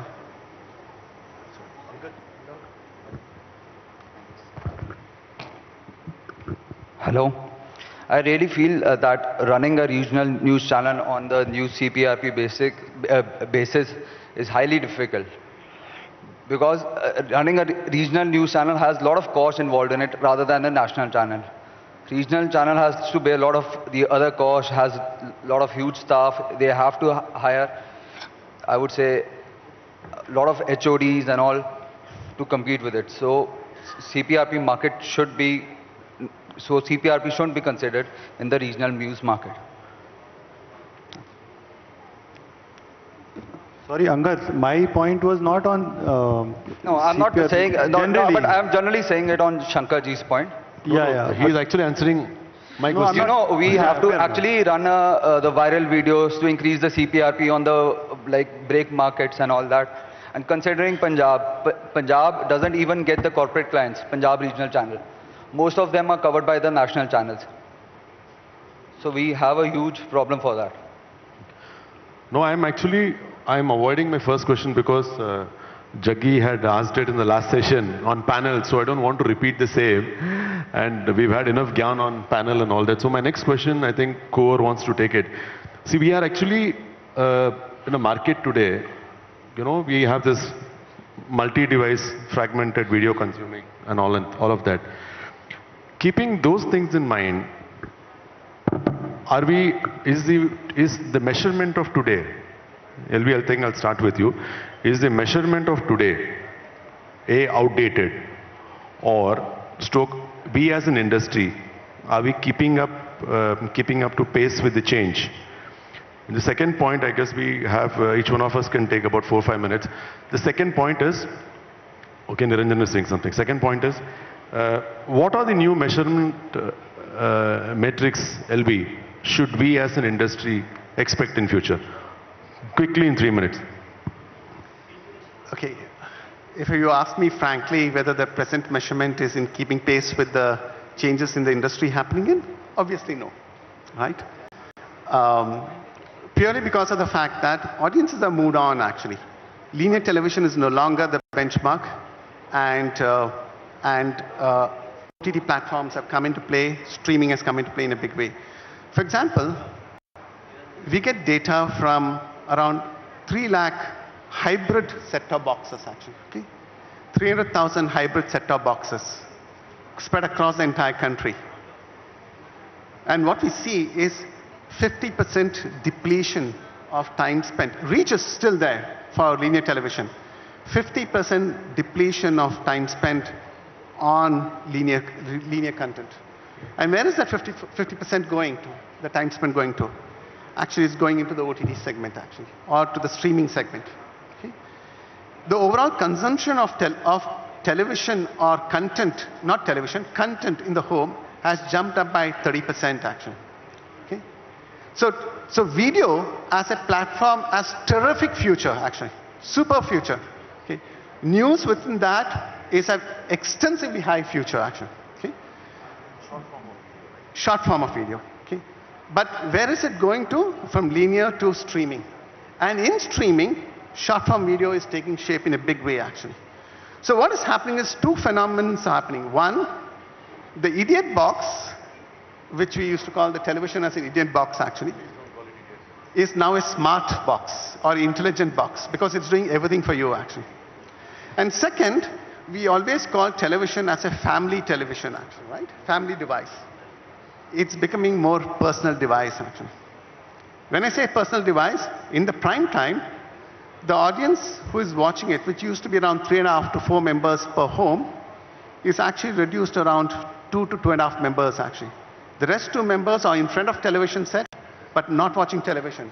It's on other devices actually. So therefore, if one were to look at the future actually of television as a platform, question mark. But television as an evolved video platform, great actually. Because there are going to be other devices that are going to compete with television as a screen. Now if I come down to the metric level, that's where things are changing. Okay? You need to move beyond what you're now calling it as a CRP actually. Okay? Or what is just as a rating. That's a base actually. Okay? Build on top of it. Okay?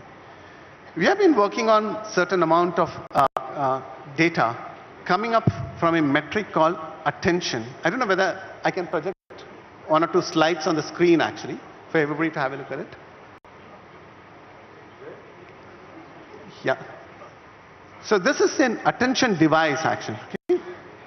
Now what it does is, if you go to the next slide, the problem today that you're facing in hand, if you roll into the next slide.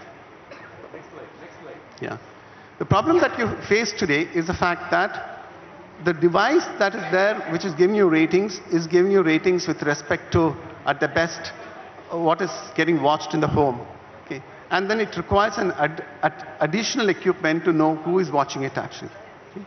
But yet you don't know whether the attention is on the screen or not actually. This is what Barun called it actually, sometime back in the panel, called impact ratings for news actually. Can you actually get impact ratings for news? Okay. If you go to the next slide.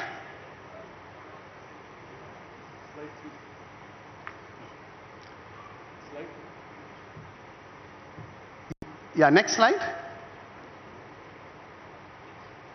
If you look at this, okay, this is a technology that actually catches attention of the audiences onto the eyes actually, into the screen. Which means the fact that when we experimented it within 2 markets in India, there were 2 content which actually had a high impact score. Okay, which means that more attention being given to the content on the screen, which was news, and live sports. They had a much more better attention than what general entertainment content or probably even music content or movie content actually had on the screen. So this is exactly what I think Barun was indicating towards Bach, to say the fact that can you upgrade from a basic level, vanilla level rating number to a impact level rating number. Okay. That allows for news to gauge the fact that if I'm getting better attention, even at a low rating level actually, that means the fact that the audience is more engaged than just actually giving you reach or OTS numbers actually. So this equipment is actually installed along with the television meter. Okay. We do it in the RPD box actually, the return part data box. And we collect information on not just television viewing through the RPD box or the set-top box, but we pick up information related to where the eyeball is actually attended to. So that's why when I said the fact that television screen has moved from a family to a personal level, it's because this data indicates the fact that there are 4.5 people who were watching television earlier is now only 2.5 people watching attention on television. The rest 2 are watching other devices in nature. So your metric itself is now moving from reach and frequency to actually attention. And from attention, because you're also on devices along with it, you can actually track e-purchases too actually. So click-throughs and e-purchases can be the next area that can be tracked too. Yeah. So I'm not in disagreement with LV after 22 years. The point that I wanted to make here is this entire debate about CPRP, about 50,000 people meters, we need to go beyond that. It's 22 years in the same debate. If you look at, I'm throwing in very ballpark numbers, the catch is on consumption of content which according to me as well, the data that's come here is exponentially shot up. In our terms, it's more than 30%, it's almost 50%. So what is changing is the medium of consumption, right? So from cable you're moving to OTT or you're moving internet, but as far as content is concerned, it is only growing. Now the point I'm trying to make, which should be of interest to most of the media owners here, Karthik, Barun, the fact is that the effective rates today are mostly getting determined by representing 161 million cable and satellite homes. Whereas almost 50% of the viewership now is coming out of digital homes, out of OTT, out of browser consumptions, out of your own apps, or out of your content on YouTube, which is not represented. There are broadcasters already using the data for their internal purposes and for selling purposes, which is the incremental data. So if you're operating at an effective rate of $2,000, you should actually be getting 3,000 rupees because of the additional reach coming out. To you as well. To you, Narayanan. So, yeah, so the point is that the content is actually grown, the medium of how it's grown is changed. If you look at broadly global numbers now, and if you look at the digital market, which is almost hitting about $500 billion, and India going by the population numbers, so we are looking at almost 1.4 billion out of 8 billion people, that's 20%. So 20% of $500 billion, you are looking at $100 billion revenue out of the industry. Usme se discount another 20% because we are poor, we are developing, all of that. So look at about some $80 billion, and half of that comes to, even if you take 50% of that of television, that's $40 billion against the existing number of, I think, some $10 billion. So I think there's a huge potential. The mistake that we are doing is, you know, we are battling amongst ourselves, trying to prove that I'm better than you or you are better than me, whereas the reality lies that the entire methodology itself is belittling the numbers, and the true numbers are much, much higher, is what I would say. So I really think that your overall top line should be definitely at least 50% of what they are, 50% higher than what they are, going by both global numbers and the incremental reach, which is not being reported right now. Shankarji, I feel some member channels would also like to speak. Quickly. Isn't there some from the audience? Hi Shankar, this is especially for LV. In the age of digital consumption where algorithms and data and analytics are slicing and dicing the data far more effectively for the advertisers and in multiple ways, how relevant does these television rating mechanisms stay, including yours? Because, you know, you are really trying very hard to actually deduce it to a conclusion with your methodology. In that case, everything is deduced per se, per click, per visit, and so on and so forth. So what is the future? I mean, you know, we already have these solutions like what he's saying. It's already there. So why do we need to replicate it at all? It's not replication, actually. You're adding. Okay. I think I was mentioning in the first question, I was mentioning about this case of last discussion that happened on Manipur, actually. Okay. That BARC may not have enough sample representation in Manipur to represent the audiences over there. But we know the fact that 100% of Manipur homes are digitally connected either from a set-top box or through the mobile devices, actually. Okay. We work with a couple of platform owners on set-top boxes. I'm talking about, when I talked about this data, I'm talking about 300,000 homes, actually, data coming in from where segregation is happening to understand what is the behavior patterns are given out.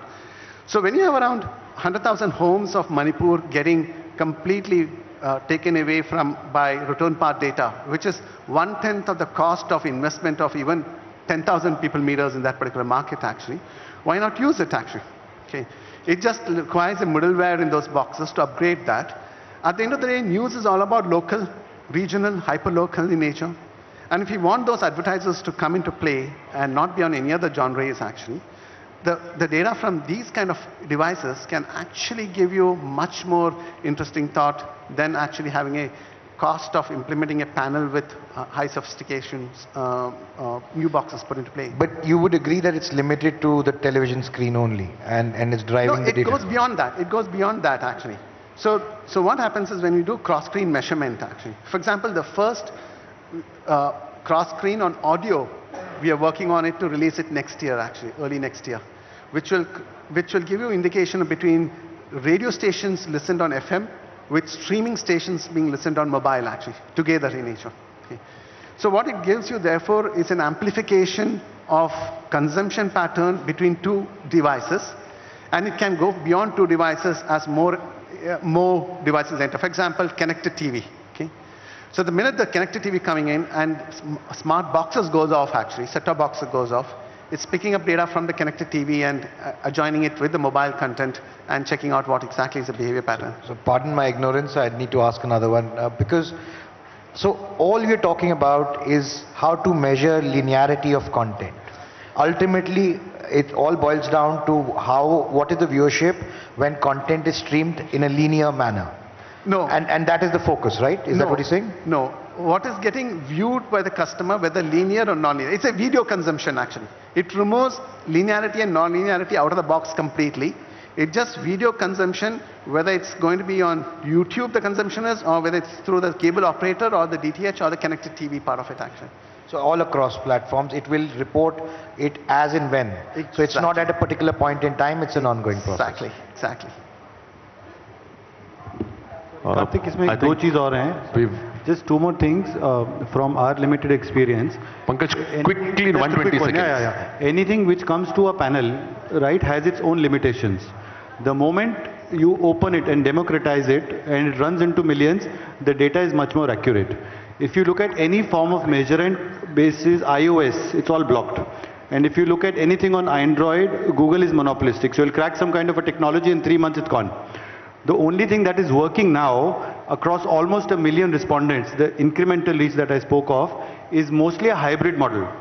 Hybrid model means you can gauge the platform on a mobile phone in terms of which application is running on the front or on a smart TV. And to understand the content, what was watched, either linear or recorded, that is mostly survey based. And the chances of someone lying are low. So once you extrapolate that to 1 million, that should answer and gives you a hybrid model of consumption across all platforms, linear, recorded, and with a sample which is huge. And it can run into millions and millions, like the RD model, the Reader Digest model, where you have people just enrolling and just, pressing a button every day, and you have like 10 million participants. So that could be a much more robust model. Great. So I think we will wind up this with Sashi.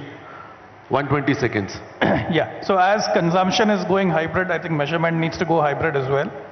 So you will see increasingly, use of sensors, AI algorithms to come up with new metrics. For example, just like attention, why not measure trust, right? When news breaks, which is your most trusted source that you tune into? How do you measure that? Also with new technologies like 5G broadcasting, your broadcast stream itself could become measurable, just like internet streaming, right? So all these are new possibilities. So definitely the future of measurement will see much more hybrid methods using sensors, AI, and new technologies like 5G broadcast. Thank you. Thank you, gentlemen, for a great session. Over to you, Niranjan. Thank you, everyone. Thank you, Shankar. Thank you, Shankar, for that. Thank you, Mr. Shashi Vempati. Thank you, Mr. Shelby Krishnan. Thank you, Pankaj. Thank you, Mr. Narayan. And thank you, Angad. Ladies and gentlemen, up next is a panel lined up to discuss the future of TV and digital media. Technology has enabled the merger of linear and non-linear platforms, and convergence is the order of the day. But will it lead to monopolies originated by deep pocket players, domestic and globally? While that is a matter of worry, it's heartening to note that digital play has given rise to new age media entrepreneurship and innovation.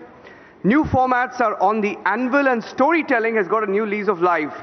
Is the way forward for converged entities or standalone digital products. Now, many of us know that it's not just TV, but we rely on a digital future as well. Here's a short audiovisual, and then we have a keynote address. Over 700 million internet users, the advent of 5G technology. The technological foundation of Indian news is evolving. A churn like never before is on. Digital cannot be divorced from broadcast anymore. We are at the precipice of a tri-junction of impeccable journalism, world-class packaging, and next-in-class technology. Now on the NBF Future Conclave, gear up for an unmissable discussion on the future of news, the TV plus digital future.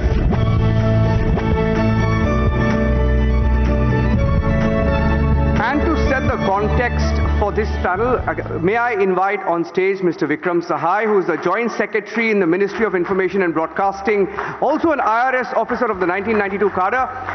Mr. Vikram Sahai, if I can request you to give us a short keynote address, sir, from the podium, sir.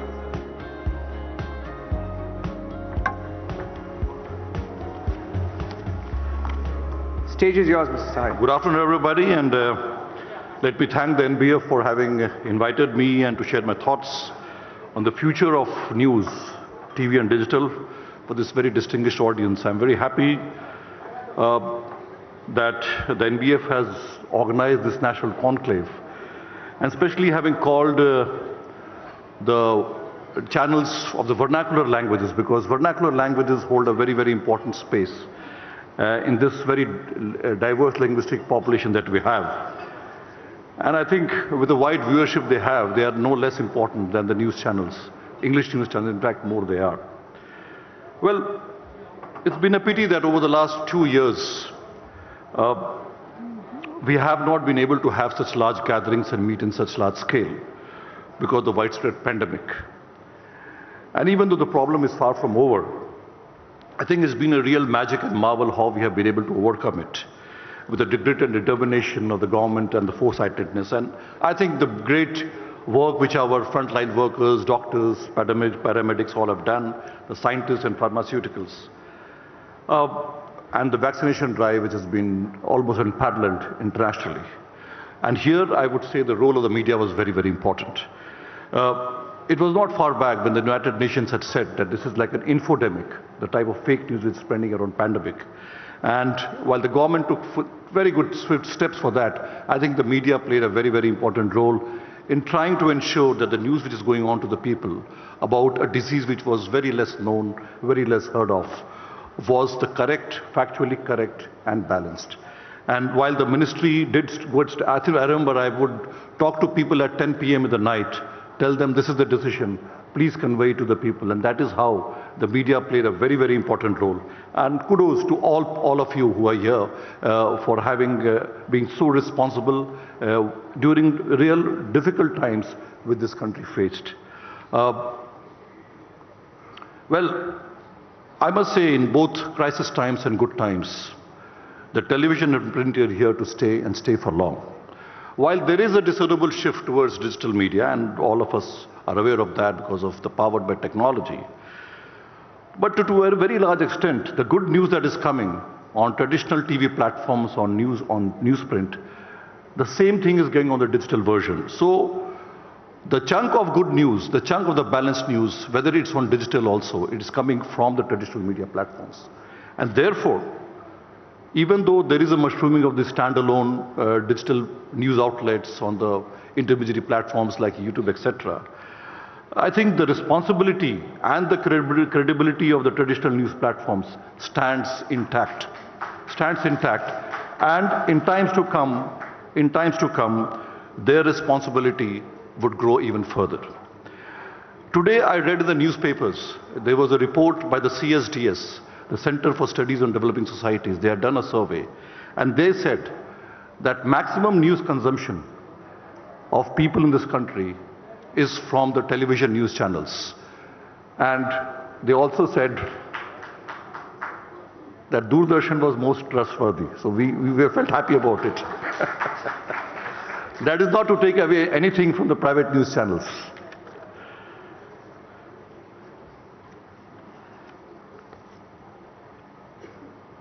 The issue of these mushrooming of news outlets, digital news platforms, and whether it is causing any threat to the traditional news platforms. In the last few years, we also saw a lot of journalists who are working in these news platforms, in the traditional news platforms, fanning out and starting their own news portals. And I think if somebody with years of experience of good journalism, if he goes into a digital platform, he will be as good as he was on a traditional news platform. A good journalist is a good journalist, irrespective of the platform on which he is. So I think the challenge is to continue with the good content, irrespective of the platform where you are. Well, we in the ministry have always tried to do this balancing act between what we have, the constitutional rights of freedom of speech and expression, and the type of reasonable restrictions in the form of self-discipline, which we always talk about self-discipline, through various code of ethics, whether it is on print or television or digital.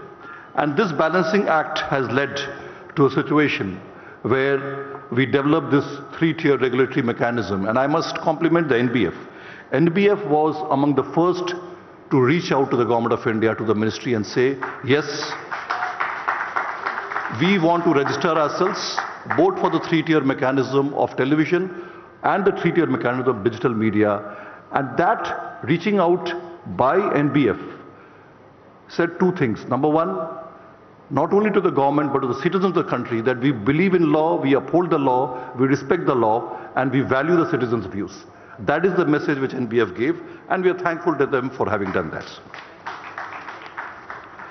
Well, a few things which we have done, I don't really spend too much time on that. The fact-check unit which has been there in the Press Information Bureau. One new thing which we have brought, and I think I must talk about it, is there is a research unit which we have developed. Research unit which is manned by young professionals. They are people who have degrees in journalism, they have experience of journalism, and they have hand out together as a team, and we are trying to develop some authentic documents on various aspects of how government functions on various sectors, socio-economic, health sectors. And these documents are then placed for the media to take advantage of. And I must say that a large number of stories which media is carrying is fanning out of these documents which this PIB research unit is doing. About 400 more documents have been prepared. So I will urge upon you, all of you, just go through that PIB website, see these documents. These documents could be quite useful in preparing authentic and balanced information and reaching out to the people of this country. Well, we all know that for you, for any industry, commercial considerations are important. You're there for business. But while it is possible to say that, well, that can be the only consideration as far as certain entities are concerned, you stand out as a different profession. Because what you are producing and what people are consuming has externalities. It is not enough to say that we have a news, but that whatever you are speaking over TV debates, over news, whatever you are telling about to the people, that shapes minds, that influences people, that shapes career. So there is a large externality. And therefore, the very, very important aspect of responsible journalism, I think I don't have to talk about it, all of you are quite aware of it. And all I can say is that we had to take some very decisive steps. It was a matter of real shame. Over the last few months, you might have heard or you might have read in the newspapers and television channels. It was a matter of shame, and we were constrained to block a few news channels. That was something which we had to do as a drastic step to ensure that news which is palpably anti-national, fake and frivolous needs to be blocked, needs to be curbed. And more shameful was an observation that these channels had large viewership. So in a way, the good content was being driven out by bad content. That is the real challenge. How do we ensure that the good content gets a good viewership, a large viewership? And there's a behavioral change which is required. Why should people watch bad content over good content? Why should people watch fake content over genuine content?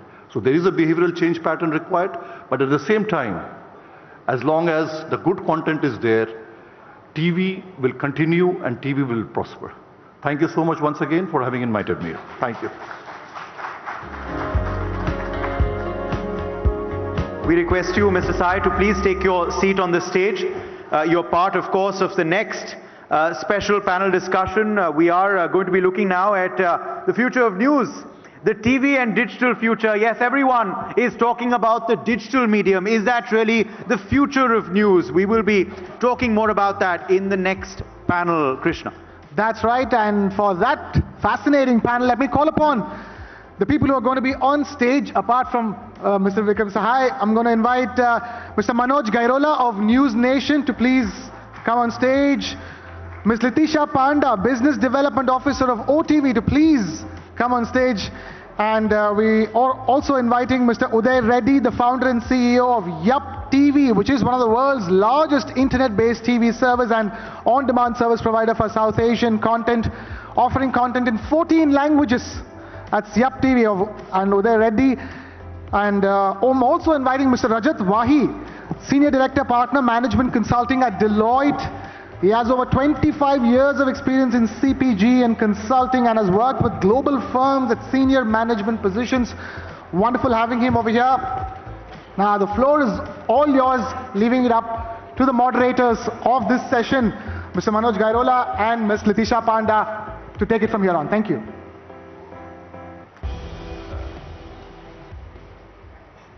Hello, is it good?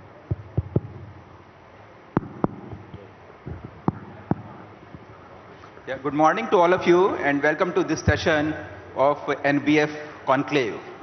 Our topic is TV plus digital future. It is going to be a very interesting session, as all of us know that TV is declining in its present form.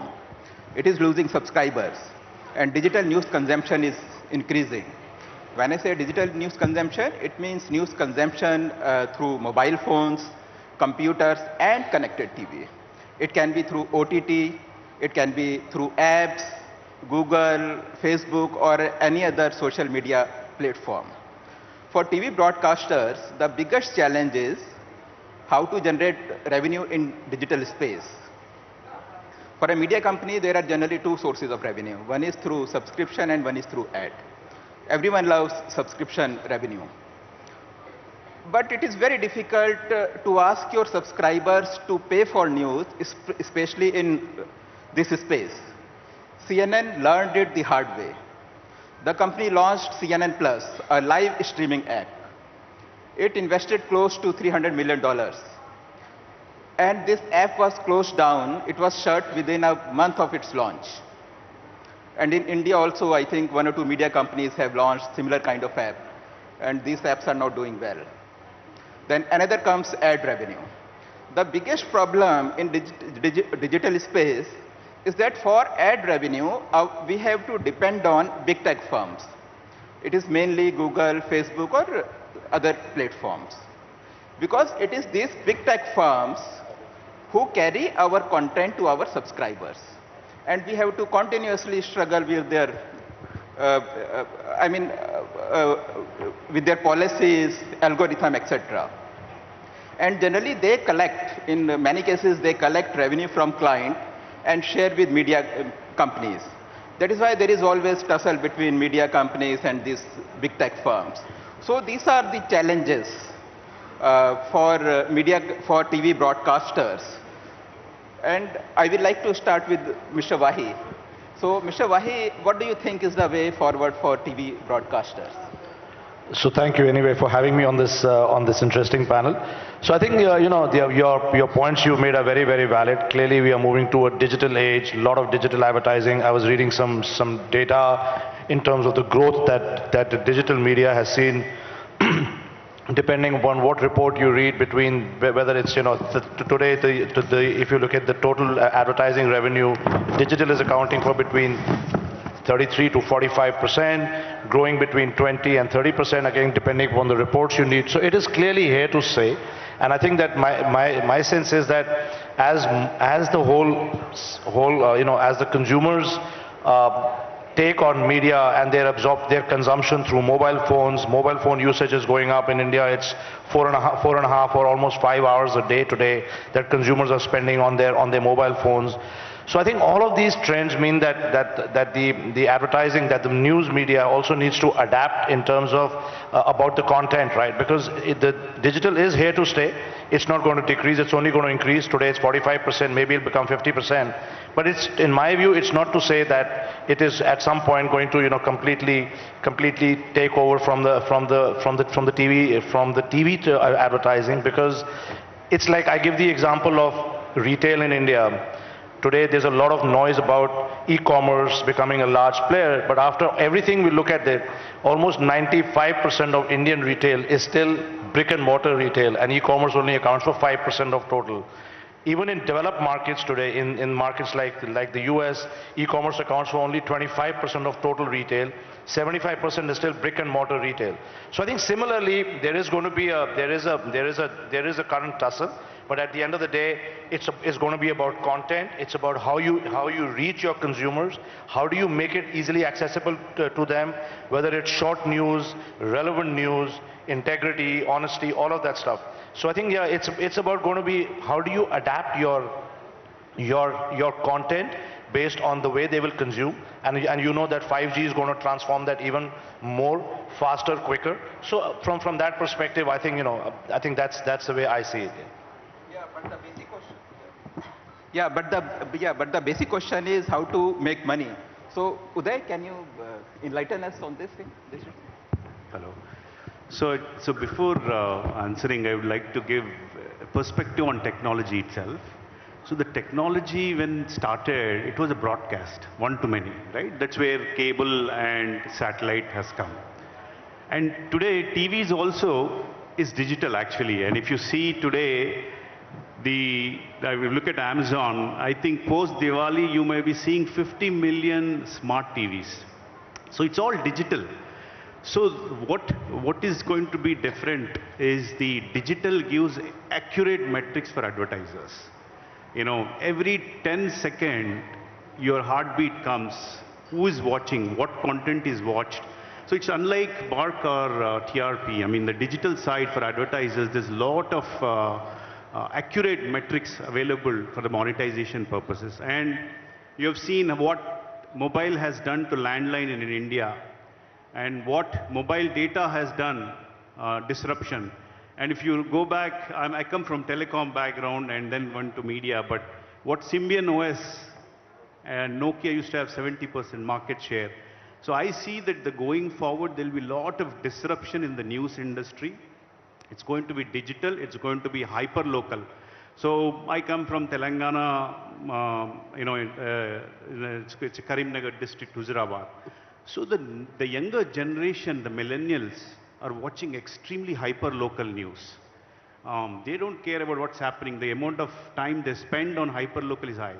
So today, what technology brings is the cloud playouts for the news channels, gives the ability for the broadcasters to go hyper-local. See, today any national news broadcasters can immediately launch a district-level news channel. So that is the future, and that also will give advertisers accurate metrics for them to monetize. I think that's the future. And if you see 500 million smartphones with more than coming to around 50 million TV households, it's already people are watching digital, and I think that's my view. And we are already seeing in the US, the CPMs, for example, in a connected TVs are $20 CPM. So that will happen in India also, I think.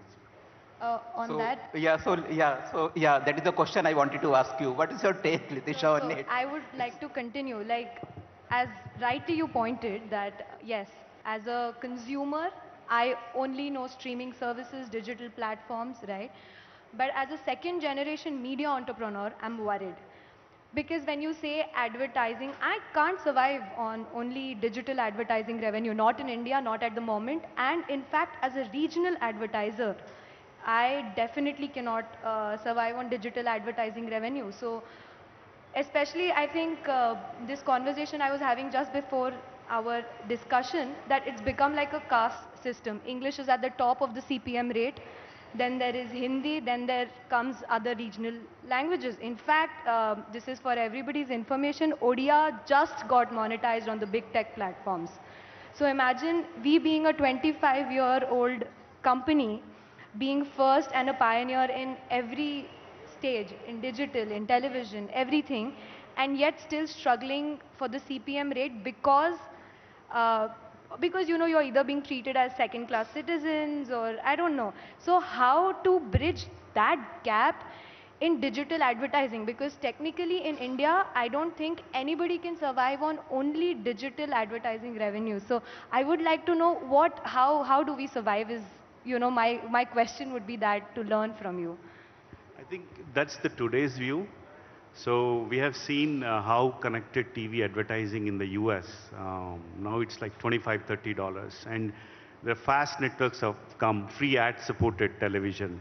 So I think once the advertisers get to have a good number in terms of the reach, and you're able to give the exact metrics in terms of the location, the age group, which device, I think that kind of, that's going to be the future. Right now you're seeing today's point of view, but that's what happened in the US few years back. Connected TV, there is no fast networks, but now it's US is doing great, UK is doing great, Europe is going. I think India will just follow. I think it's a question of time. But what about outlets, different news distribution outlets, right, who take the charge of giving advertisement to us?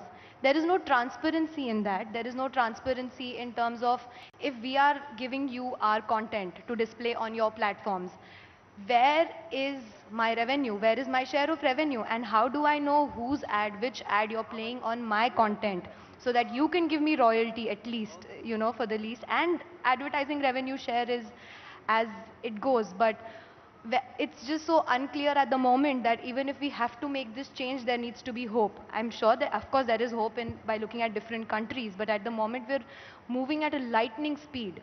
And at this lightning speed, don't you think there has to be some regulation in terms of revenues and monetization, especially advertisement generation when, happens on my content on different platforms? So where is that transparency, and how can we get that transparency, being a tech platform and, sir, from the government's perspective? Yeah, actually this question should be pointed to Vikram ji. Actually, yeah, you see that there is a tussle between media firms and these big tech firms.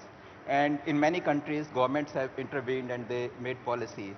So what is the status in our country? I mean, we are in the process of making a policy. So when it is going to happen, and what is the, Yeah, thank you so much. I think I like this young blood speaking so well, so frankly. I think that's the angst of the generation. I mean, they would not like any type of discrimination. I mean, whatever might have happened in the past, but it is an egalitarian society, and everybody has a right to have its voice. On this issue, we all know that Australia had this thing, that Australia prepared a law because the tech giants were not agreeing to the bargaining arrangement which was being offered by their competition commission, and then the parliament issued a law, and then that is being done. Here also, as I understand, and I think all of you would be aware, the matter is before the Competition Commission of India. So but let us await that. Today there was some article. Yesterday there was a decision of the Competition Commission related to Google, but that was on a different thing altogether, on anti-monopoly. But there is already a matter where I think some of the broadcasters federations have already gone there. And let's await the type of investigation and the results which come from Competition Commission. But yes, it is definitely an alarming factor where if the content is mine and you piggy ride on my content, but give me pittance, it worries.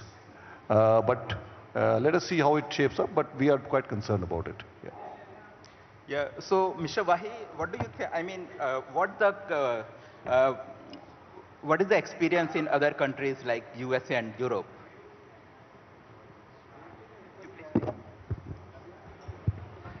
So I think most countries are struggling with this. France is also, I mean, in addition to Australia, has also now forcing the tech platforms to share a larger chunk of the revenues, building more transparency on that. I think it's a bit of a chicken and egg, because what's also happening is that we are going to see stringent privacy laws coming.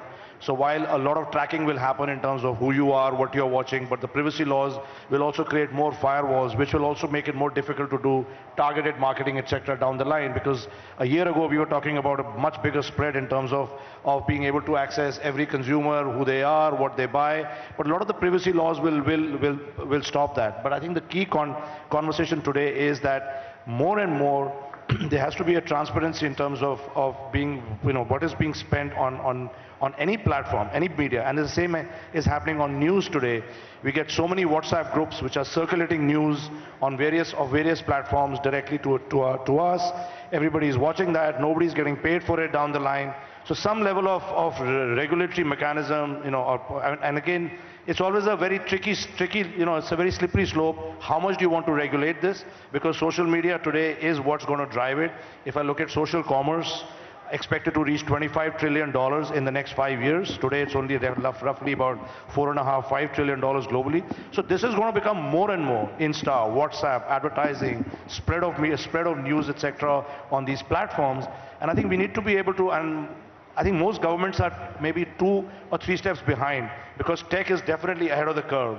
So how do you catch up? How do you learn from other countries like France, Australia, quickly bring in some of these regulations to enable better sharing of revenues, not to control what's being spent, but to enable better sharing of revenues is the way I think the whole world is moving ahead. So, Uday, do you think that subscribers will be willing to pay for news? Because for entertainment, generally subscribers pay, whether it is Netflix, Amazon Prime, etc. But in the case of news, what is your opinion? Or what should be the news content that subscribers are willing to pay? So I think it depends on the content. Like the way TV9 is started, the premiumness of the content depends on that, the subscription. But there's a lot of opportunity to monetize. As I said, every 10 seconds, you can take the heartbeat of every single client, what is being watched, you can integrate EPG. So there's a lot of potential on the advertising supported news as well. And connected TV is going to go really big. That is a big CPM rates going to come because they really correlate satellite, cable as TV, and when connected TVs really take off, there's a good opportunity on the monetization. But there's a lot of resistance today for a news on a subscription unless it's a really premium in nature. But like, let's say for example, I'm based out of Atlanta, and when Aaj or TV9 comes or Republic, I have to see the news ads from here. So there is a technology now available to put SCT markers on the news channels itself. So on the server side, the ads can be replaced, and that can generate a significant CP advertising revenue. And that's even in the youngsters today, millennial, they're all on mobile, short form, and the technology with cloud playout enables to have a hyper-local channels without any cost. So that will enable the monetization, and also since being capex, opex being low, it can be a great business model. Yeah. And with that, I have one question, sorry. My another question would be, what about the piracy that happens, outside India? Inside India, okay, we're able to regulate it, we're able to put the, piracy agencies, etc. But what happens outside India, like the NRIs and the NROs? So We are the main, we are going through this. Actually, I met Minister also recently. It's really, really pathetic right now. Almost 90% of the international market is pirated. And we are the most affected because we are the only platform out there. Yes. People are downlinking channels, different parts, and they're uplinking. They would take content from all the OTT and they curate it and they're selling as a boxes. So we have done a lot of extensive work. They've identified 5 main players. We're going after them, but it's a really, really big challenge. And I've been trying to convince all the broadcasters to go at least ad-supported instead of getting, or a low cost, to get to reach the diaspora audience. So I have one question for you. So recently I had one of the tech giants, I don't want to name them, when I had a conversation with them and I said, hey, my numbers are not, growing, it's just stuck at a certain level, in fact it's receding. So they said, oh, our algorithm has changed and we are now ranking only non-news content, not the news content. Do you think that controlling the narrative of what the people want, so that they'll only show them what is non-news and news is sort of being controlled? Not really. I mean, that cannot be the Will objective. we allow that? I mean, we need to very closely look at what you're saying. We'll have a separate discussion on that. But definitely it cannot be a situation where a certain narrative or a certain type of content is only being allowed to be shown at the exclusion of others. And don't think there's anything more important than good news content. Entertainment can be there, entertainment can wait, but a good news content cannot. So definitely we'll look at that particular thing, but yeah. I have one question for you, sir. Sorry, I've taken the thing. Sorry. So with the, initially, earlier, the news coverage, every certain specific audience had, every specific news channel had a specific audience to deepen the news coverage, and the news coverage was thought through, right?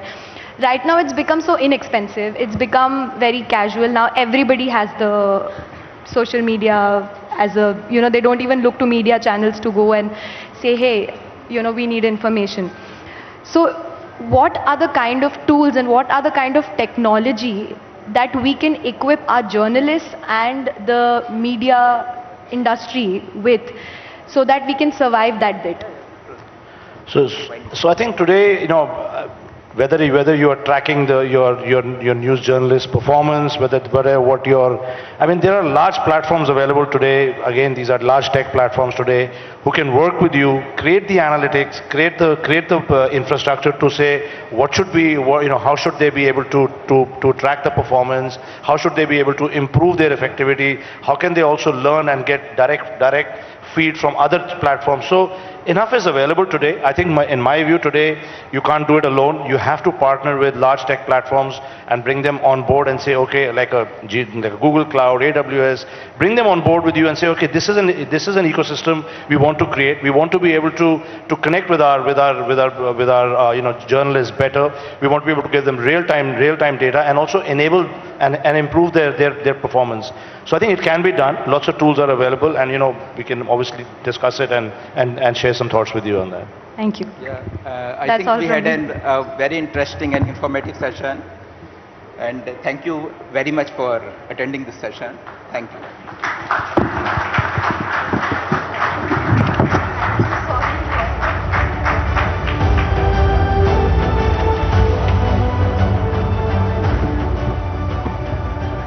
Thank you all for that very enlightening session. And as we move further, joining us next is Rajya Sabha MP from Punjab, Mr. Raghav Chadha.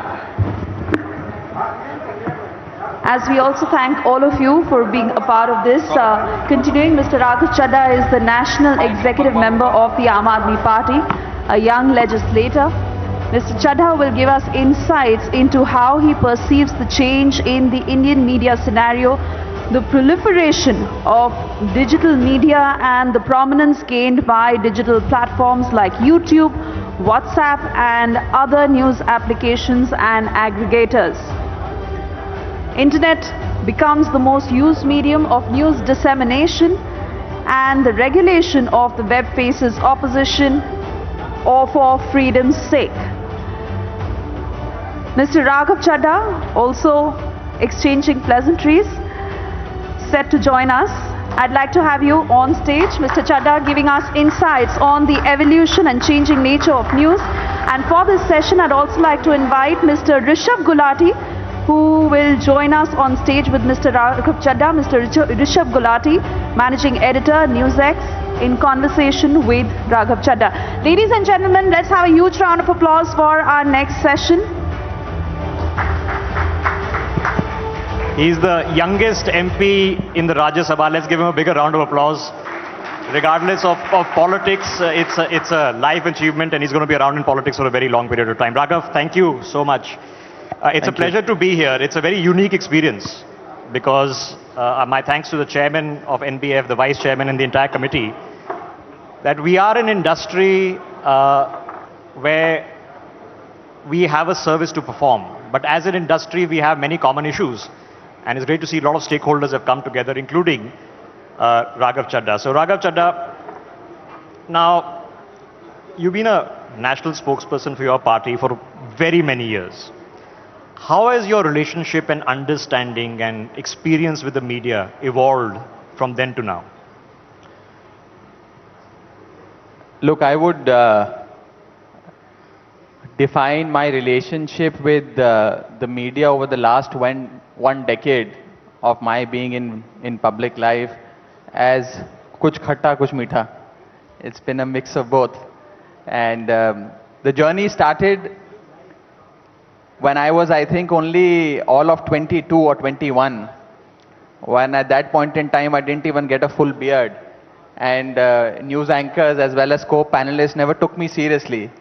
So from that day to being a member of parliament in the upper house has been quite a journey. And I think I have also seen media over the last one decade evolve and change. Whether it's change for the good or change for the bad, that is of course something that's up for debate. And the jury is out on it. But the relationship has, as I said, has been khatta meetha. There have been times when media has been indulgent, media has been impartial, independent, objective, and there have of course been times when media essentially vis-a-vis our case, and I'm speaking from personal experience, performs the duty of not that of a watchdog but that of a bloodhound.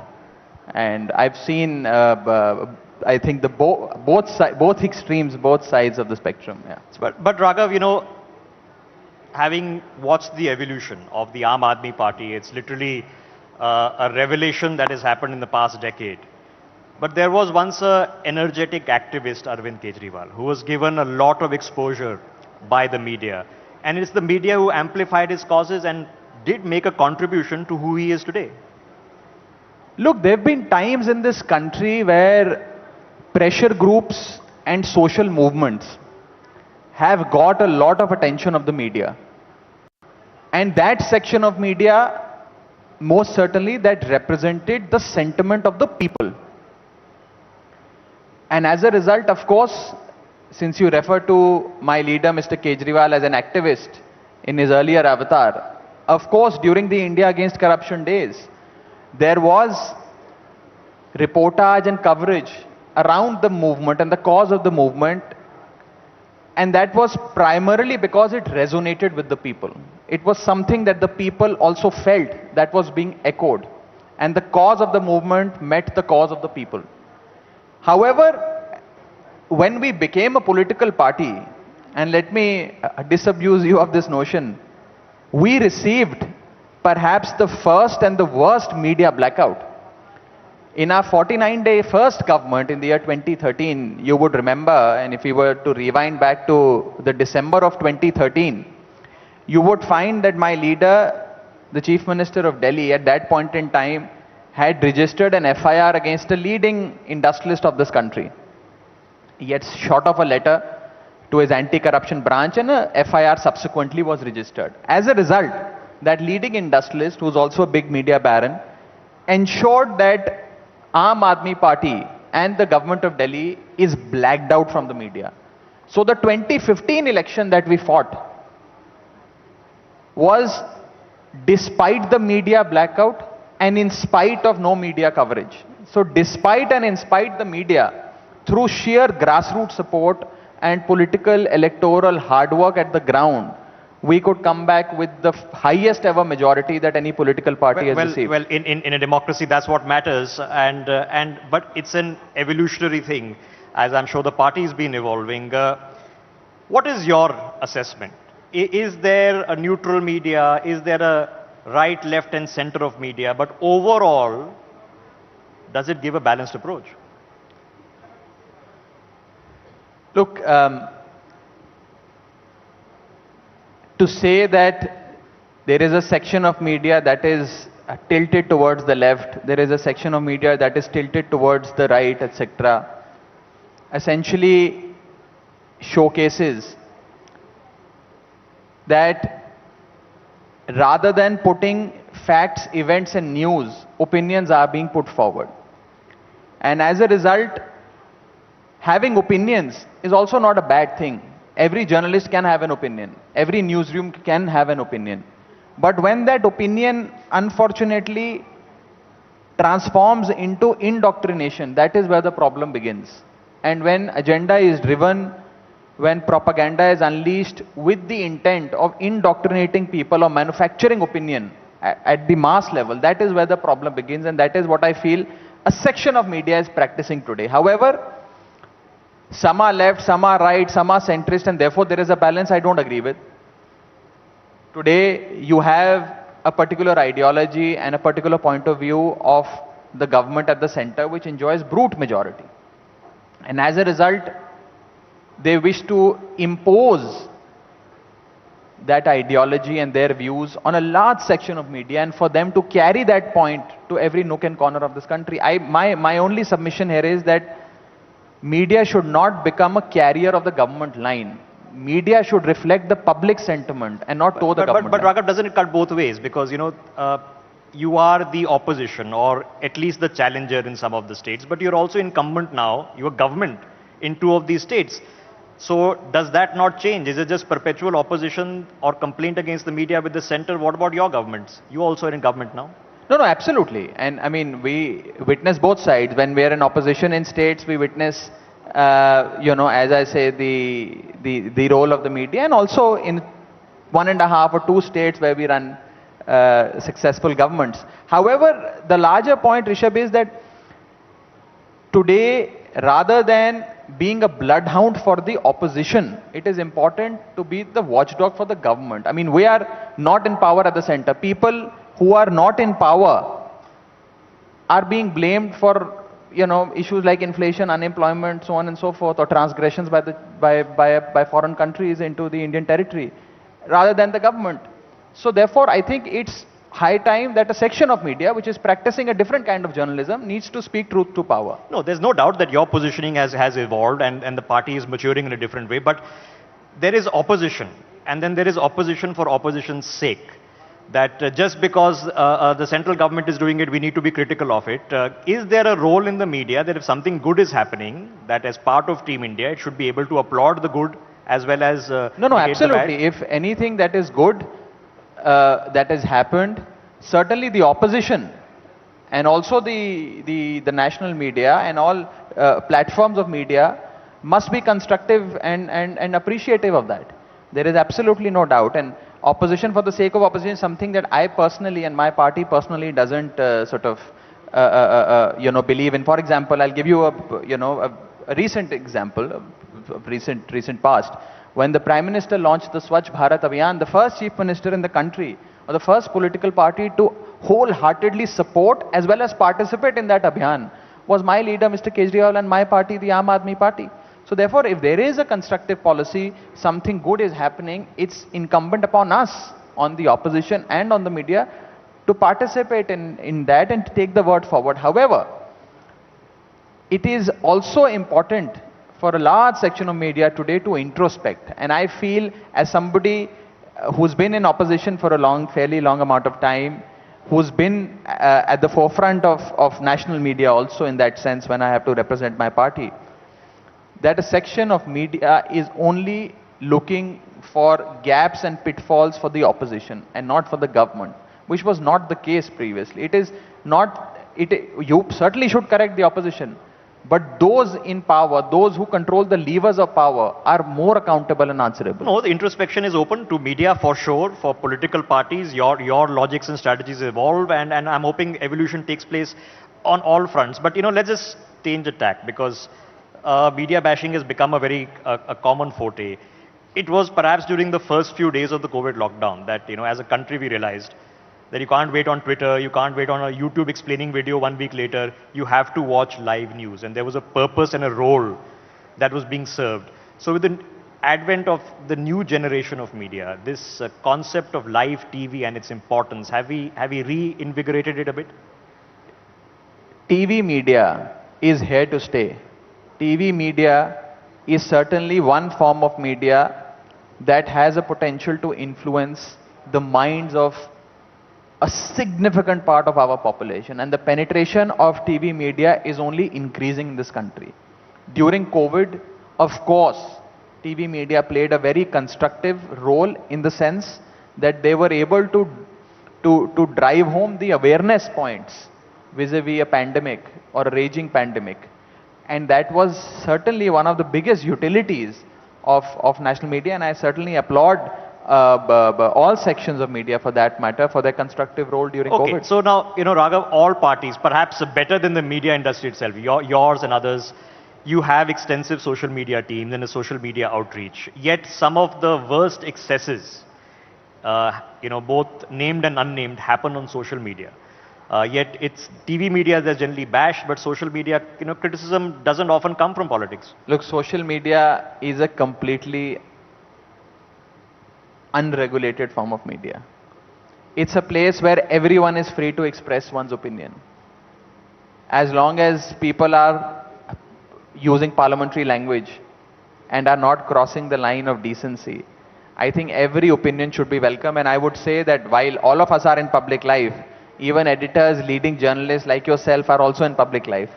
And therefore, just the way we are open to criticism, journalists must also be open to some form of criticism.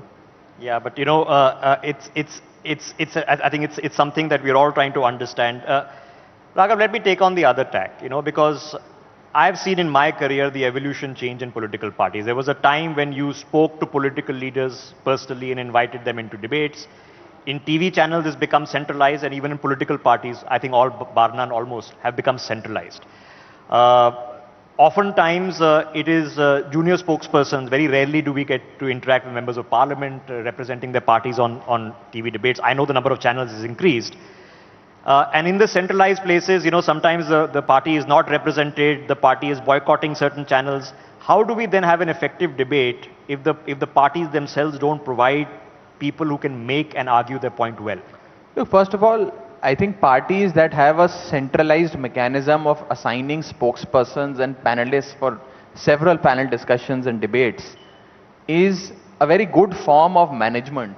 I think, and it is purely done by parties, particularly by my party, for optimum utilization of manpower of spokespersons, so that everyone, every channel or every platform where we are invited, we are adequately represented by an able spokesperson, number one.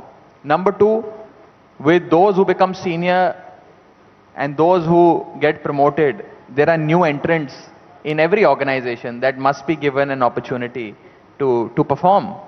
And just how you have new anchors and new TV personalities coming up in your news channels every now and then, there are political parties where people join and they perform, and some outperform, and then they progress.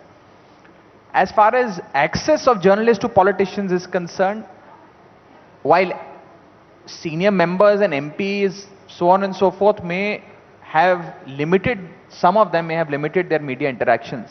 But that doesn't mean that the access of journalists to politicians or members of the government has reduced. I think that access is pretty much intact. It has perhaps only increased over the last few years. No, but it's up to us to increase the quality of our debate, and it's also up to political parties to empower us to increase the quality of debate. And obviously, some people can argue the point better, but I know my time here is short, Raghav.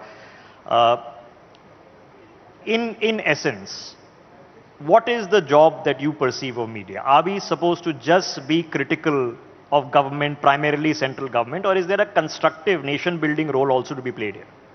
Without referring to being critical of central government or being favorable to opposition, let me say this, that it is incumbent upon media today to put forward news and not noise, to put forward sense and not sensationalism, to put forward journalism, not jingoism. And unfortunately, a large section, and I'm saying this without hesitation, that a section of media today, unfortunately, has, from being a journalist, has today become a propagandist of the government. There's no point in becoming a cheerleader of the government, because once you do that, while you may enjoy certain brownie points with the powers that be, you are deteriorating your own credibility. And as a result, just how people, Rishabh, in this country used to say, and perhaps say this even today, and that led to the formation of a new political startup, a clean, upright startup like my party. That perception was कि नेता चोर हैं, सब नेता चोर हैं. Now that perception is slowly moving towards media बिका हुआ है, media बिका हुआ है, media बिका हुआ है. And you hear this very often when you interact with the people at the grassroots level, कि जी media बिका हुआ है. So therefore, I think it is extremely important on your part, on the part of NBF and several media agencies and outlets, to course correct and to ensure that this idea or this notion that people today have No doubt introspection is good, but it's the political parties only who say, no, media bikawa and convince their followers. But I know we are out of time. There are sessions planned. I know you have a flight to catch. Raghav Chadda, ladies and gentlemen, let's have a big round of applause. Thank you very much for taking a few straight questions. Thank you so much. Thank you.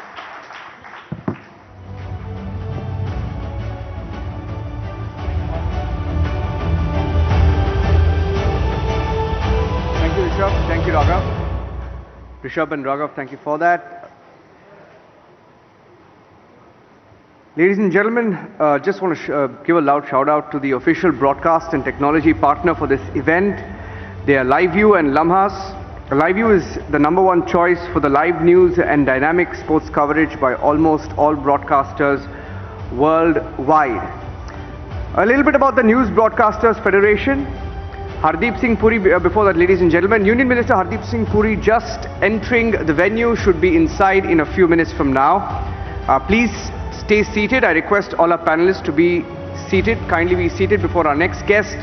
The News Broadcasters Federation, ladies and gentlemen, is India's largest news federation with over 55 members. It's the only news body with maximum representation from regional broadcasters across the length and breadth of India.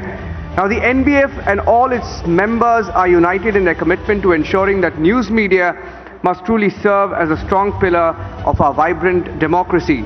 Now, the NBF, in sheer membership numbers and beyond them, has ensured unparalleled representation from news broadcasters across languages and regions of India.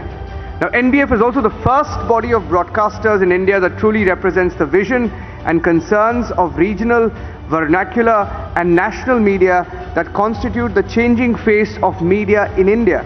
Now, the aim of the body, that is NBF, is to ensure that the united voice of broadcasters across regions, languages are heard and solutions are sought in a way that further strengthens news broadcast in India. And as we wait for our next panelists to come up on stage, I request all our guests to be kindly seated. A lot of movement at the back, especially. Can I request everyone to be seated, please? Can we please ensure that the hall is settled before we have our next panelist on stage? A quick reminder, ladies and gentlemen, after this session we will be breaking for lunch. After this session, after Future of News Building India Battling Fake News, that's in just a minute from now, Hardeep Singh Puri, the Union Minister, will be up on stage. It's a session moderated by Mr. Arnab Goswami. And after that we will be breaking for lunch. And a reminder that after the lunch we have Himanta Biswa Sarma, the Assam Chief Minister, joining us on the stage today. And we have a series of discussions lined up for the second half, compelling conversations on the future of news in India. So I request all our panelists to kindly be seated, especially those near the door. If I can request some of our guests to kindly enter the hall and settle down, please. We need the hall to be settled so that our next panelists can come up on stage. Can I request our guest coordinators also to ensure that everyone is please seated? Please take your seats so that we can get the next session started.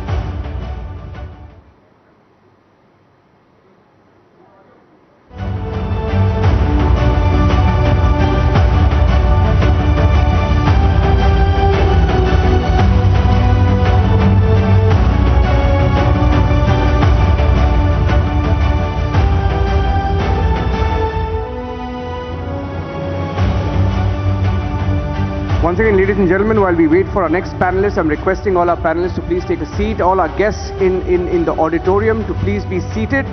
And can we please close the door so that there is no movement there, please? Let's close the door. And everyone, especially at the back, and I request some of you to please be seated.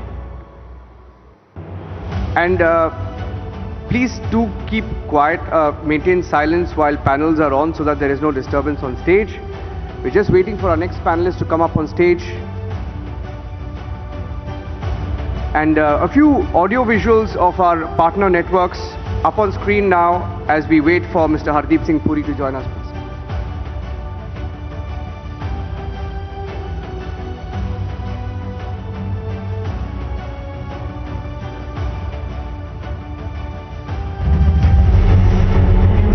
Change is brewing in India. India is building up like never before.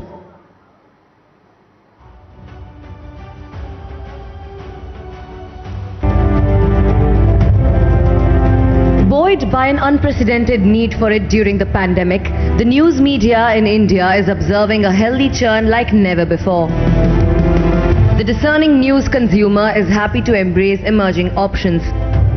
The regulatory landscape is open to evolving.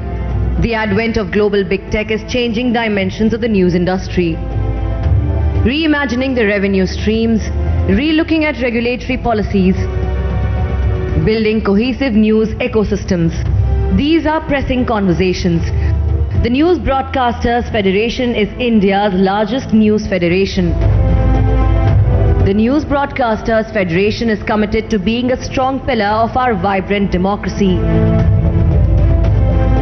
And that is why it is time the News Broadcasters Federation brings you the first edition of the NBF National Conclave on the theme, The Future of News.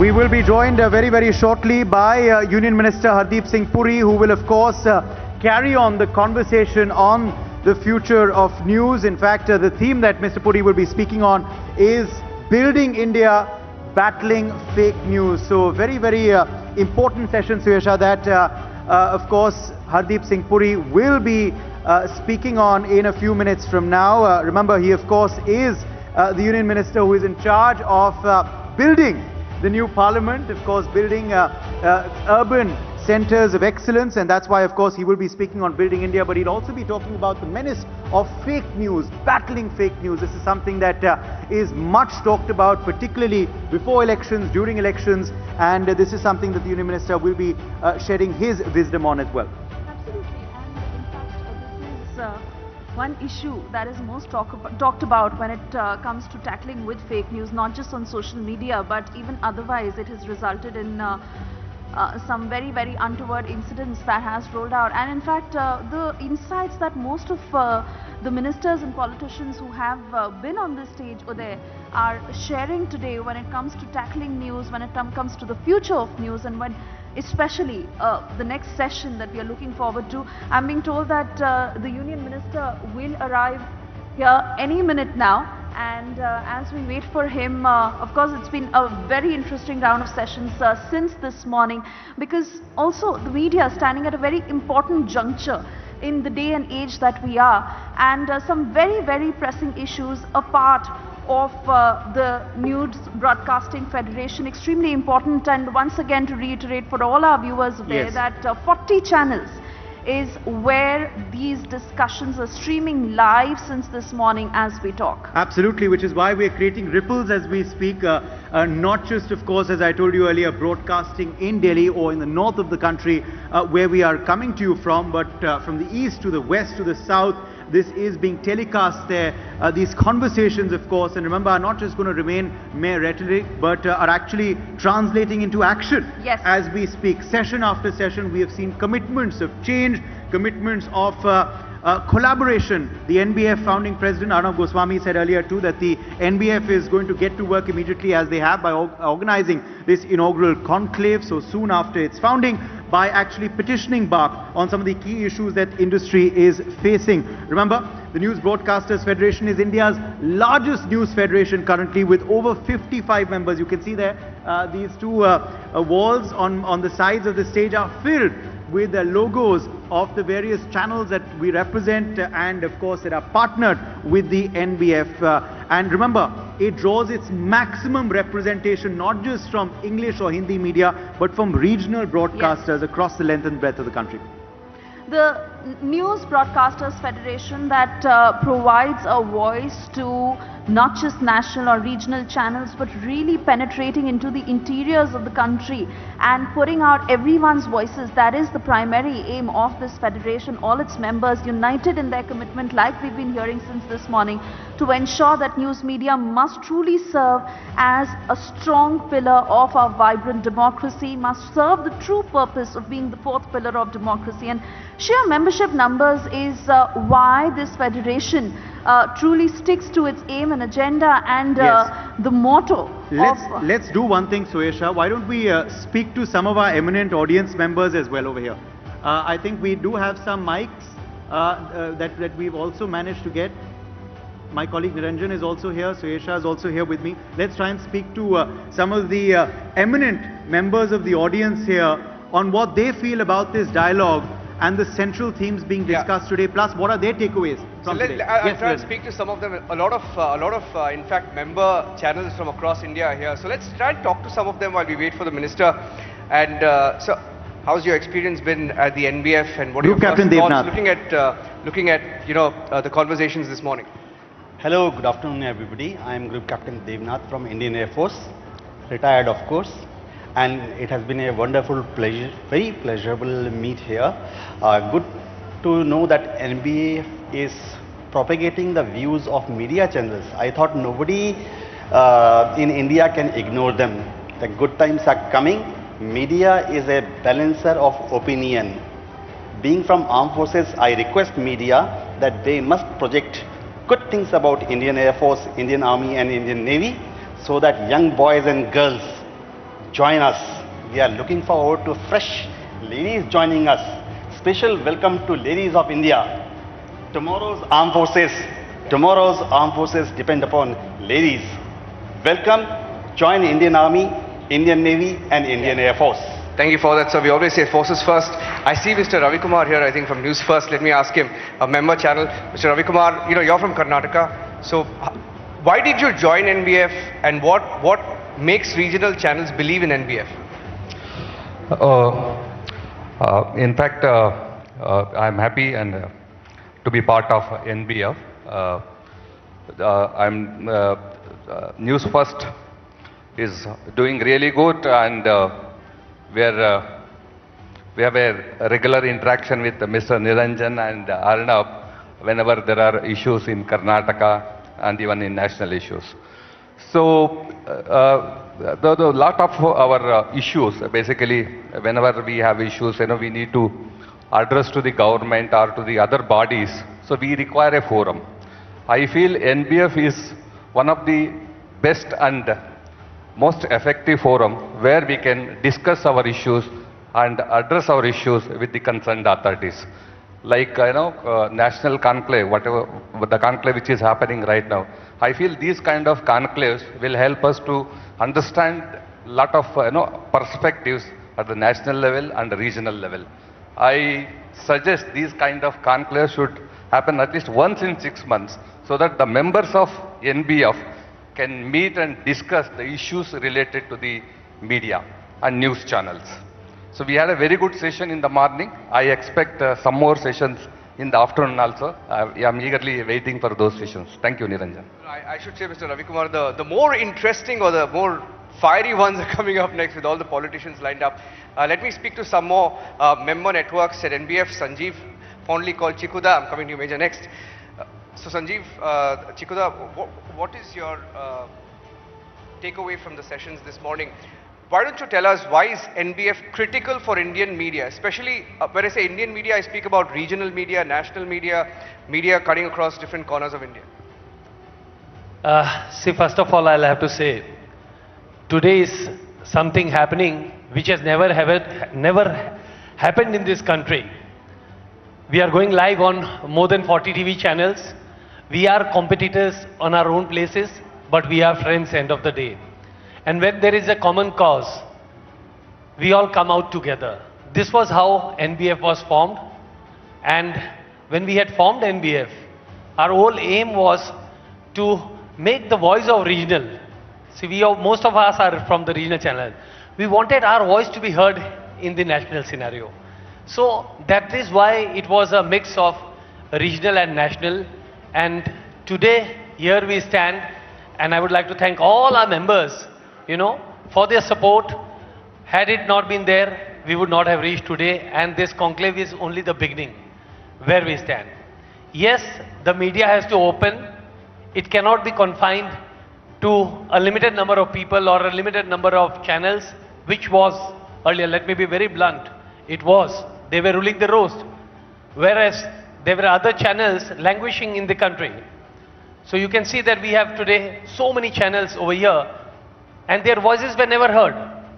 Very aptly, Mr. Ravi was telling just now, I heard that now they have got a platform where they can make their voice heard. Since the interaction is there, somebody is there to understand their problems and put it forward to the national front. I will not say the national media, national front. So that way I believe NBF is doing a big job, and today I am very proudly saying that NBF is the biggest body. We have the highest number of members, and we are telecasting it live on more than 40 channels. Who knows, in the next NBF conclave, it will be more than 100 TV channels where we will be telecasting it live. Yes. So this is the amount of speed with which we are growing, and with the support of everybody, we will definitely be there. And NBF is really going to play a strong role in the Indian media, and we are here to stay. Thank you for that, Sakuja. I think Hardeep Singh Puri, the Union Minister, is here. Over to you there, and Suesha. Absolutely. We are now going to move straight across to our next session. May I please invite on stage, and of course we will be hearing shortly from Hardeep Singh Puri, Union Minister. He will be talking to us on the theme, as I told you earlier, of building India while battling fake news. Could we please welcome him with a loud round of applause? Our next special guest is here, Union Minister Hardeep Singh Puri. Remember, our nation is on its mission to become a superpower, but there can be space for bad narratives that plague the mindset of the people. Absolutely, and to carefully understand the importance of battling such fake narratives from across and within the borders, we have none other than Union Minister of Petroleum, Housing and Urban Affairs, a former diplomat, and he knows precisely how important narrative is in nation building and global footing. Absolutely. Before I invite Mr. Arnab Goswami, founding president of NBF and editor-in-chief of Republic Media Network, to take this session forward, could we please have an AV on this special session with Union Minister Hardeep Puri? Change is brewing in India. India is building up like never before. India is reclaiming its identity. स्वतंत्रता प्राप्ति के बाद पहली बार माननीय प्रधानमंत्री श्री नरेंद्र मोदी जी की दूरदर्शिता, सशक्त नेतृत्व और दृढ़ संकल्प के परिणाम स्वरूप देश के सबसे बड़े ट्रांसफॉर्मेशनल प्रोजेक्ट का शुभ आरंभ किया जा रहा है. India is breaking away from the shackles of the past. But fake news continues. A counter-narrative devoid of fact permeates. The need of the hour is to reclaim our truth. One minister has been at the forefront of this journey. और अभी जो false narrative create करते हैं, हमारे जिन्होंने 2012 में एक article लिखा था, We badly need a new parliament building. This one simply isn't functional and is outdated. ये 2012 का जयराम जी का एक आर्टिकल है. A former diplomat, a fierce nationalist, a man committed to building India. Joining us now on the NBF National Conclave is the Union Minister for Housing and Urban Affairs and Minister for Petroleum and Natural Gas, Mr. Hardeep Puri, on Future of News, Building India, Battling Fake News. Calling on stage Mr. Hardeep Singh Puri and Mr. Arnab Goswami for this fireside chat. Let's have a huge round of applause for the gentlemen as we look forward to this chat. Thank you, Mr. Puri. You're very popular. I must say this, that pre-lunch, I was just telling Mr. Puri that usually, you know, the audience thins out during the pre-lunch and the post-lunch session. Now, in our case, when you have Hardeep Puri as the pre-lunch session and Himanta Biswa Sarma as the post-lunch session, you don't have the problem. So a round of applause to him, please. He's a freewheeling speaker, and before I start, I want to tell you that he's my senior from Hindu College. And in Hindu College, you're either a senior or a facha, as they say. So I'm like a fresher asking you the questions, Mr. Puri. Thank you for coming. Thank you very much. Anyone who's had the privilege of being grilled by you in Republic, on Republic, or in Times Now before that, knows exactly what he's in for, and that is what makes it more worthwhile. Oh, thank you very much. I'll try my bit. A headline: ignominy of building the Indian Parliament by breaking the law. Another headline: bit by bit and trick by trick.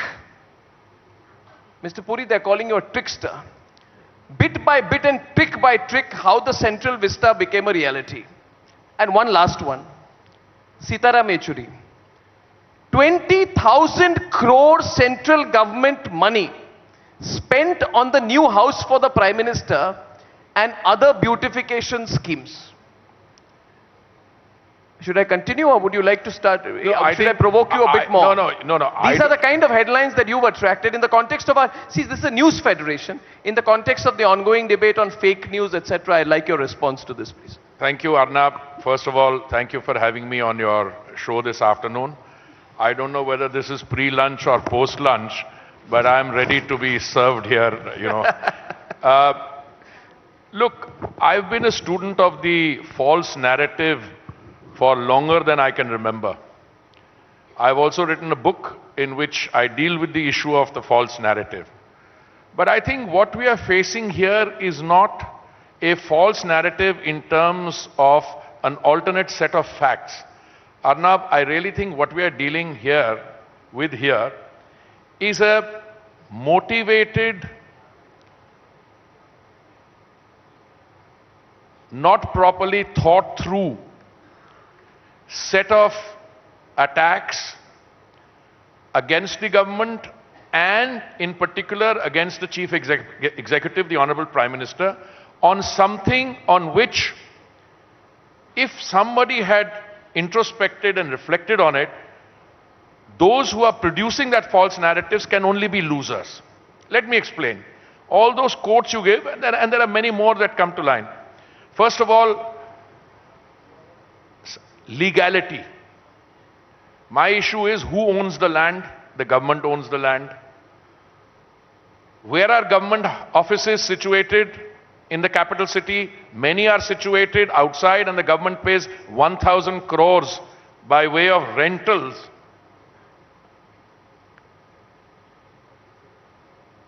If the government owns the land, is it within its right to build or not to build? The answer is yes. So how can you say it's illegal? Then, lie upon lie. Now, first of all, I would be surprised if it came from people who are not educated or who are not aware of the environment within which they work. But let me share with your audience that I once appeared, and I think you had a clip on that there, when somebody brought to my attention a letter signed by 106 retired civil servants, amongst them former cabinet secretaries, amongst them former foreign secretaries. And the letter went on to say that the new parliament is being constructed because there is a feeling that the old parliament building is jinxed. Therefore, you need a new one. Then they went on to sign, put their signatures on that piece of paper which said, and Central Vista Avenue, what we now call Kartavya Path, is going to be completely destroyed because all the jamun trees will disappear, the green cover will be reduced, and Mummy, Daddy and Pappu will not be able to go for picnic there in the evening. No, they said uprooting, why uprooting jamun trees for the Central Vista revamp is a terrible idea. Now, I addressed that in the press conference and I said precisely what I'm going to say now.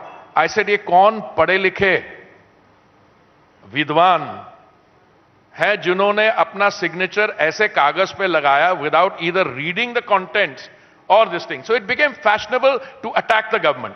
So I took some of your colleagues, distinguished members of the Fourth Estate, to the Central Vista Avenue, what it was called then, Kartavya Path, when it was under construction. And I said, aren't you going to ask me कि वो जामुन trees जो uproot किए गए थे, so he said, हम आपसे पूछ नहीं सकते हैं because you're standing under one, full bloom. So from the Kartavya Path, not a single tree was uprooted. We replanted 101 acres of greenery. We built about, 19 kilometers of additional footpath. We built 16 bridges over the water bodies because the path, Kartavya Path, previously beyond the water bodies was not accessible. So all that is done. Now it's there for everyone to see. I have been traveling relentlessly. And I asked, what is the likely footfall going to be over the weekend on one day? It says 100,000 people. Now the people have accepted it. But the quarters from which that false narrative was coming.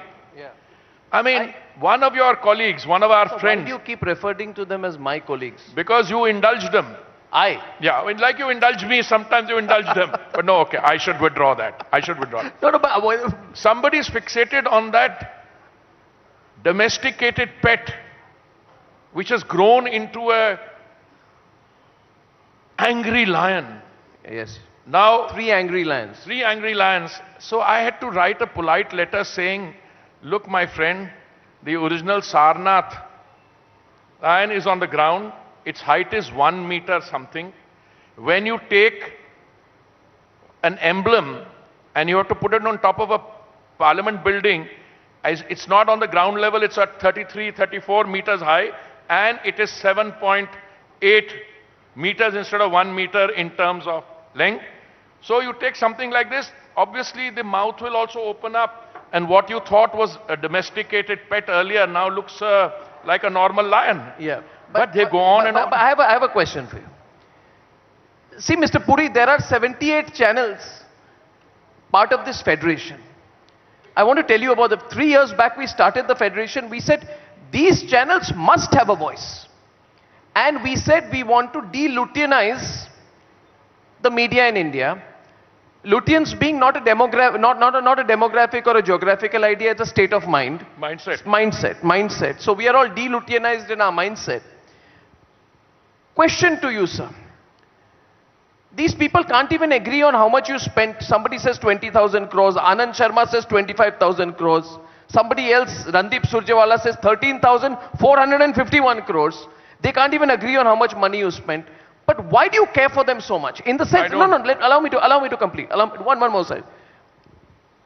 Sir, this media is a very marginal media.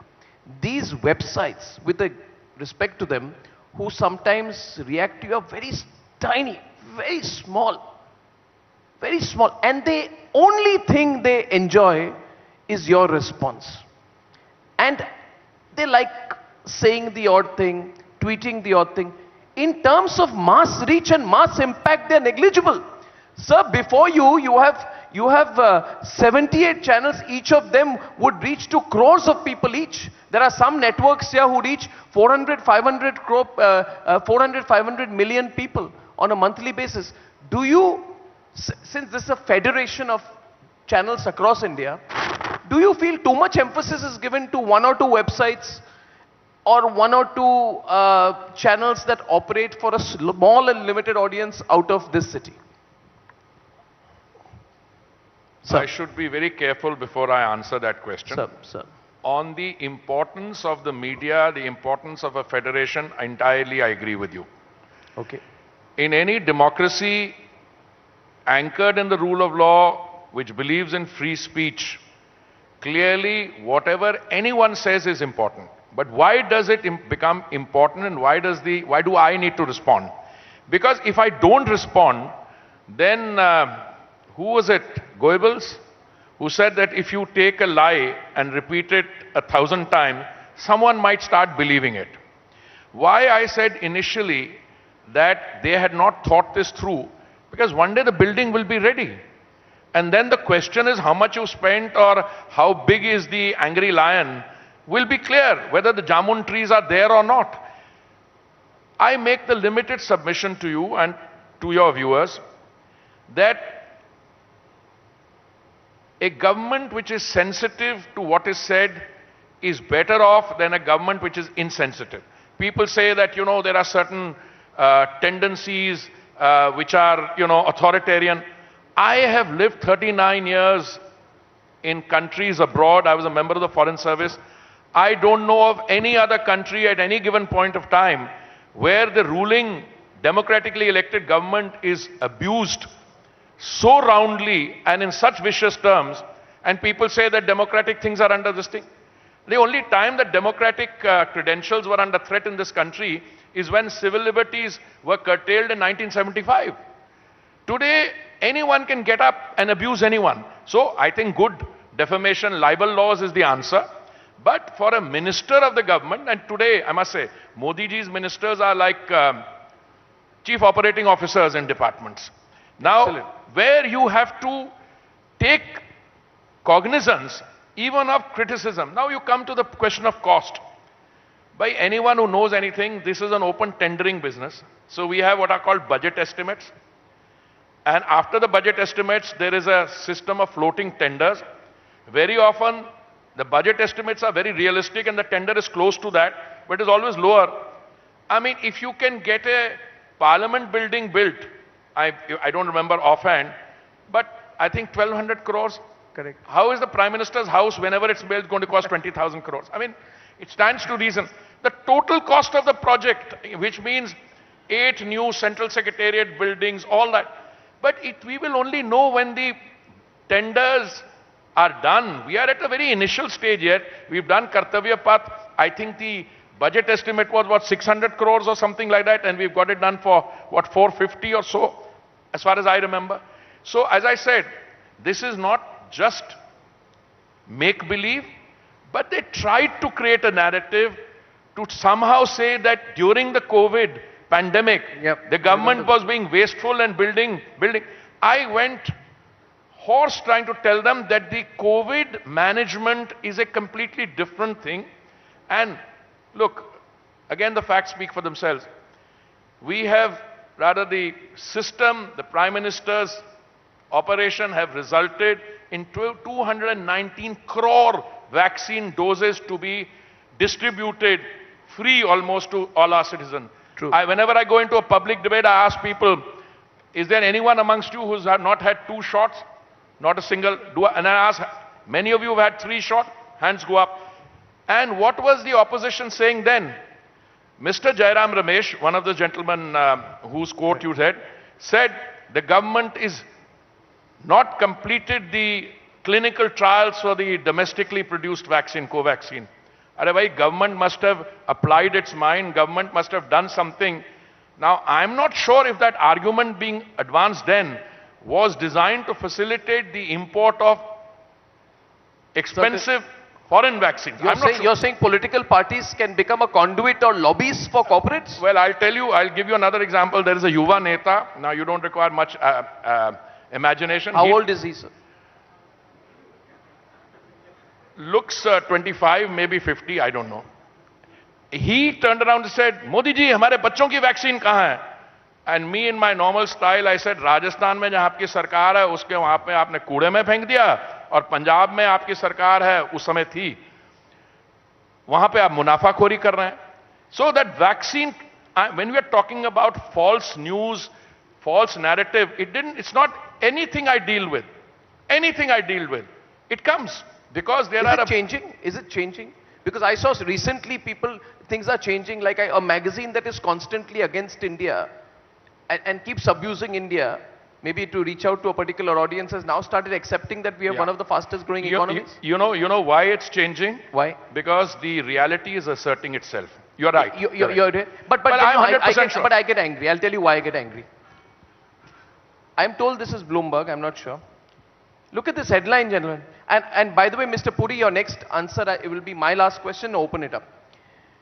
By the way, Mr. Puri has been one of the finest diplomats representing India globally and especially in the United Nations. So there is something we need to ask him here. When this news agency says Britain drops behind India to become the world's 6th largest economy.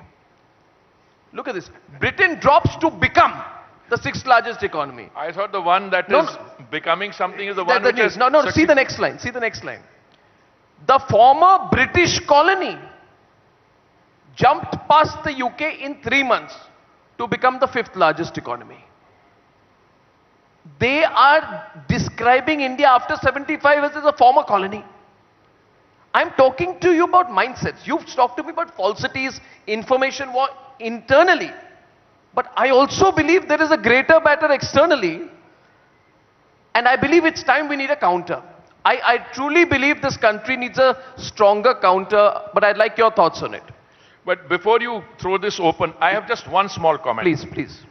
You know, as a student of history, I can tell you that we had republics in the east of India, Vaishali, hundreds of years before Christ. We are a 7,000-year-old civilization. That British exposure, look, I'm an admirer of the UK. I have a lot of friends, so I'm not going to that. You've studied there, so I have to be polite. But where? At Oxford, don't do that? Oxford and Cambridge. Okay. Now, issue is the British interaction with us was only 190 years out of a total history of 7,000 years. So if we reclaim what is legitimately ours and shed aside the colonial mindset, that's something that should be celebrated. But these people are not accepting that. So I totally say it's not that India has become the 5th largest economy. I want to add something to that. India will be the 3rd largest economy in the world by 2030. Whoa. That's a good headline to give us, sir. 3rd largest by 2030. I have no doubt about that. That's incredible. I travel all around the world on my job. I don't see this kind of economic buzz that I see in India anywhere in the world. You and Jaishankar, Mr. Jaishankar, and you are the angry young men in this government now. Angry. You are a little more angry, and he's also angry. So it's like a Amitabh Bachchan, Shashi Kapoor combination. But we are enjoying it. I enjoy it when you go to the US and elegantly lose your cool when it comes to questions about our imports of oil from Russia, for example, right? I want to know from you how the Western world responds to you. I told a young colleague who's a member of the Foreign Service who's now working in my ministry, and he said we are likely to come under this, that and the other. He was saying like pressure. I told him, young man, pressure is something, unless you're doing weight training, it's only something that can be felt in the mind. But if your mind is wired not to feel the pressure, I don't think there's anyone who can pressure Modi's India. Simply all that. Fantastic. Okay, opening up to some questions. All right, Uday, let's rotate the mic around a bit.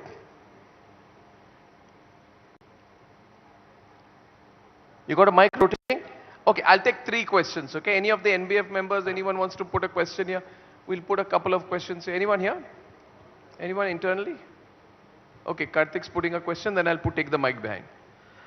Sir, Arnab just spoke about how Bloomberg had positioned India on becoming the 5th largest economy.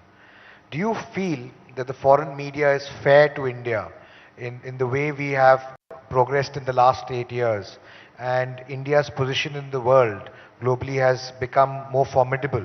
Do you find that the global media is giving India its due credit, what it deserves? Look, first of all, my distinguished colleague and friend in the Rajya Sabha, first of all, India is not looking for credit, point 1. Number 2, who is the foreign media?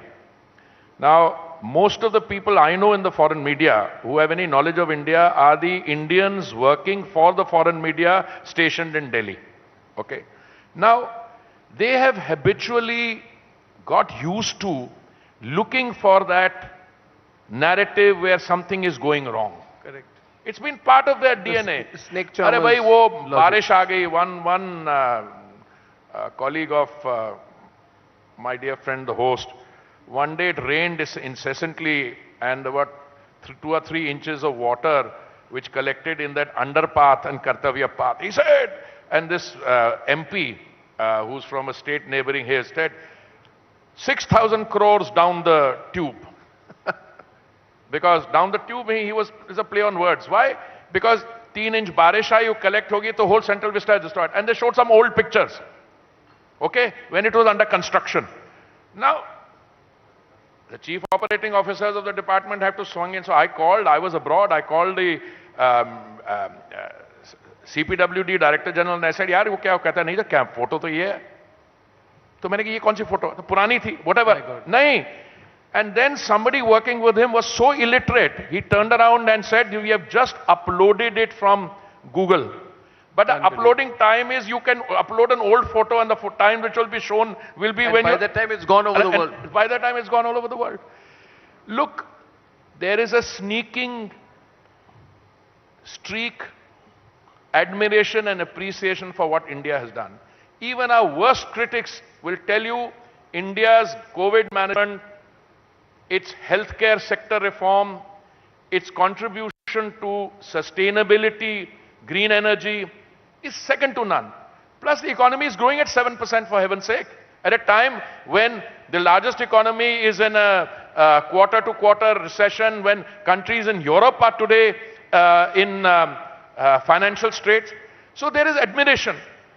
Is everybody happy about it? I'm sorry, Karthika, let me tell you, in our own system, we have 10 friends, 2 do very well. So thoda sa to, अरे ये कैसे निकल गया? वो India में एक और होता था यार. Remember when you were much younger, when we were in the university, we used to call it the crab mentality.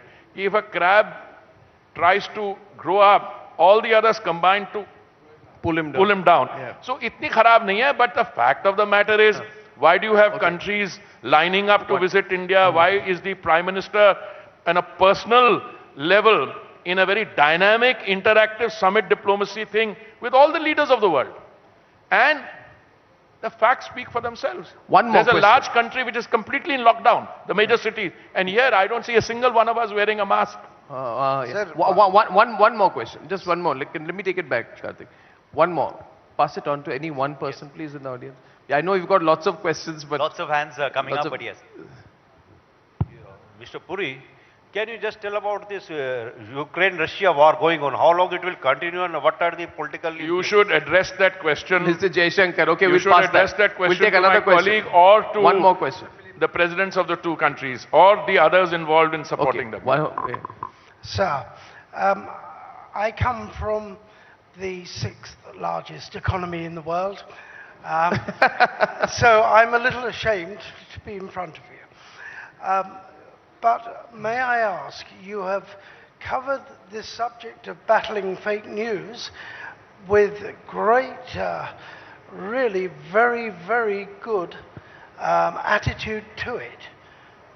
Why then is it necessary for government to intervene against fake news when the truth surely should be the best tool in battling fake news?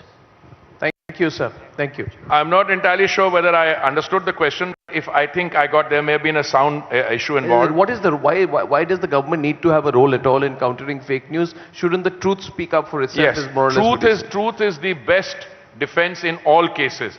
Only problem is when you have the responsibility of running a government and a piece of false news goes around, social media, mobilization, etc., it can create devastating consequences. Let me give you, if somebody spreads the news that there has been a social disturbance somewhere, right, and the root goes away and says, well, denominationally this is happening, minority community, government does not need to counter everything. Therefore, everything that's written about me or my ministry, I don't counter. I follow our host's example and say, let the facts speak for them. Correct. But sometimes it becomes necessary in order to contain damage. Well, Mr. Puri, all I'll tell you is we love the way in which you fiercely counter the narrative. More power to you. And thank you very much for coming for the NBF. Sir. Thank you very much. Thank you very much. Thank you, Mr. Puri. Thank you. Thank you very much, Hardeep Singh Puri ji, for joining us in that riveting session. And thank you, Mr. Arnab Goswami, for moderating that session. We will, of course, be continuing these conversations through the day, of course, today, Niranjan, as we move forward in the NBF. Yes, we're breaking for lunch for exactly 20 minutes. 20-minute lunch. Ladies and gentlemen, it has to be a quick lunch because we have the Assam Chief Minister coming up after that. Requesting everyone to reconvene at 2:50 p.m. At 2:50 we reconvene and we have a superb lineup in the second half. At 2:50 p.m.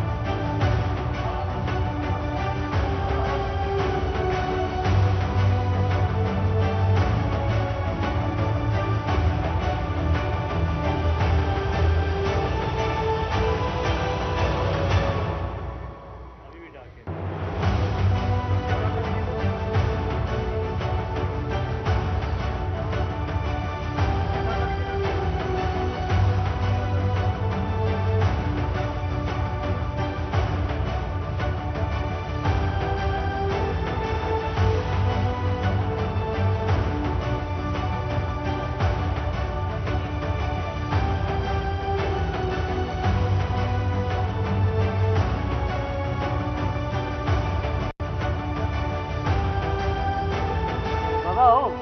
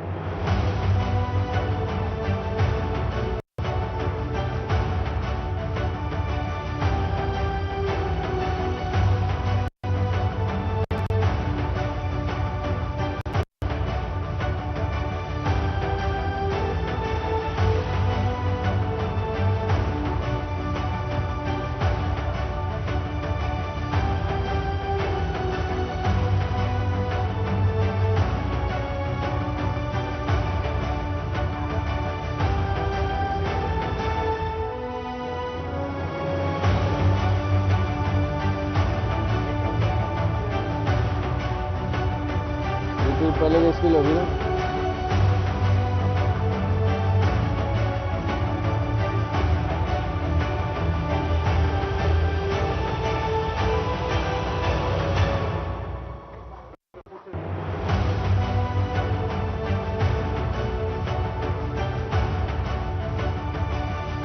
इसका centre out है ऊपर वाली का, ये इसका centre तो मुझे तब आएगी लाइट।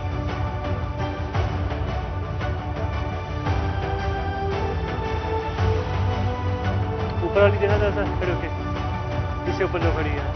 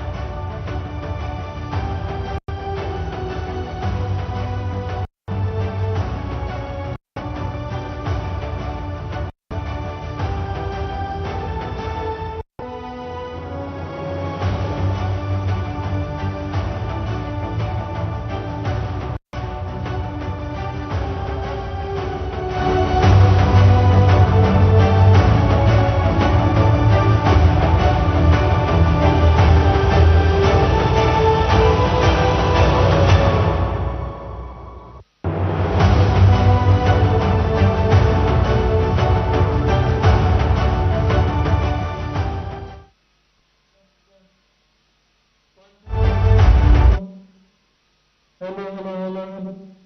आ गए आ गए hello hello hello hello hello 1 2 3 4 1 2 3 4 5 check check check check check check 1 2 3 4 5 6 7 8 9 1 2 3 5 6 7 1 2 6 7 8 9 10 1 2 3 4 5 6 7 8 9 10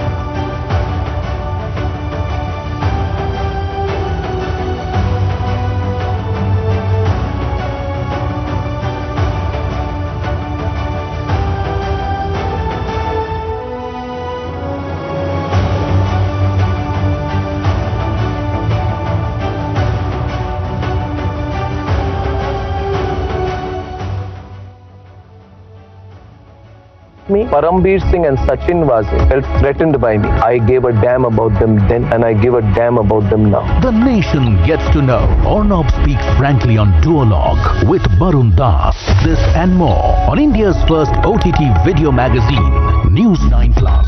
Download now. She is India's largest military vessel. The new INS Vikrant is a chip off the old block.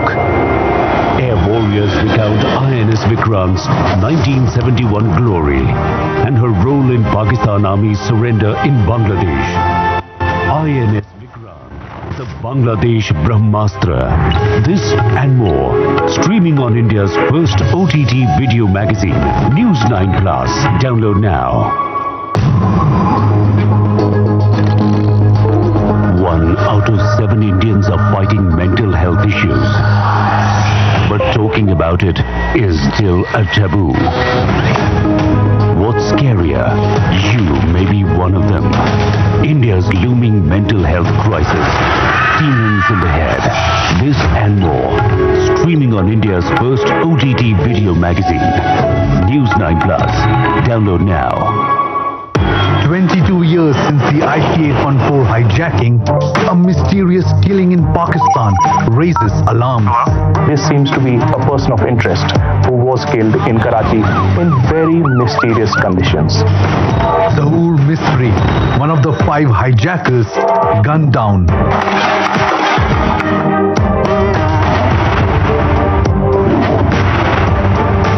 One down, 2 to go. I'm glad that a new India has found a way to at least take revenge. Avenging the trauma of IC-814, hunting the hijackers. This and more, streaming on India's first OTT video magazine, News 9 Plus. Download now. There's another person making a Bollywood debut along with you in this film. Mr. Mike Tyson. You got a few under his chin too? He landed one solid one on my chin. He landed one. Give it back. The real liger Vijay Deverakonda, up close and personal with Barun Das on Duologue. This and more on India's first OTT video magazine, News 9 Plus. Download now. The execution of Pulitzer Prize-winning photojournalist.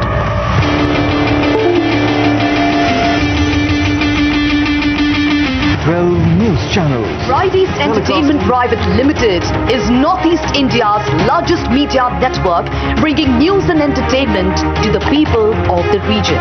The group's flagship news channel, News Live, is the undisputed leader in the 24/7 news genre. A brand in itself, News Live has consistently topped the TRP charts since its inception and continues to remain way ahead of others. When it comes to entertainment, Wrong is the leader. Wrong continues to provide a platform for local artists and actors. Entertainment means Wrong, full masti, full enjoyment for the family. Northeast Live, the voice of the 8 Northeast states. It is the region's only English and Hindi satellite news channel. When it comes to news from the Northeast, the first and only choice is Northeast Live. The channel is truly the voice of the region's 45 million people. Ramdhenu, another channel from the group, is the region's exclusive music platform. And then there is Indradhanu, the region's one and only movie channel.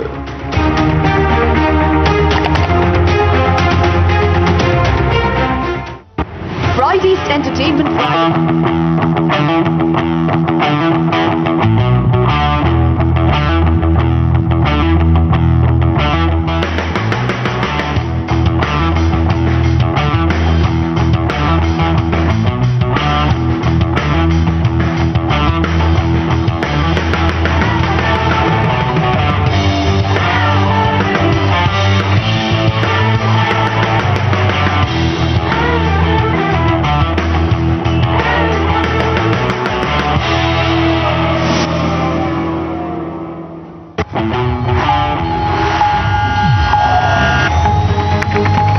breaking ತಗೊಳ್ಳಿ.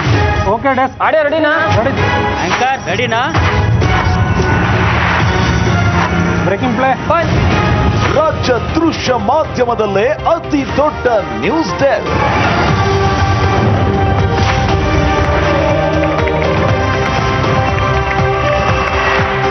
ಎಲ್ಲಿಯೂ ಇರದ open studio,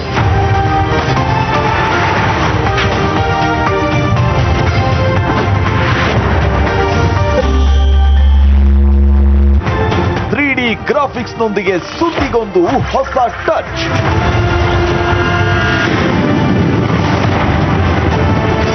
ಹೊಸ ರೂಪದಲ್ಲಿ ದಿಗ್ವಿಜಯ news.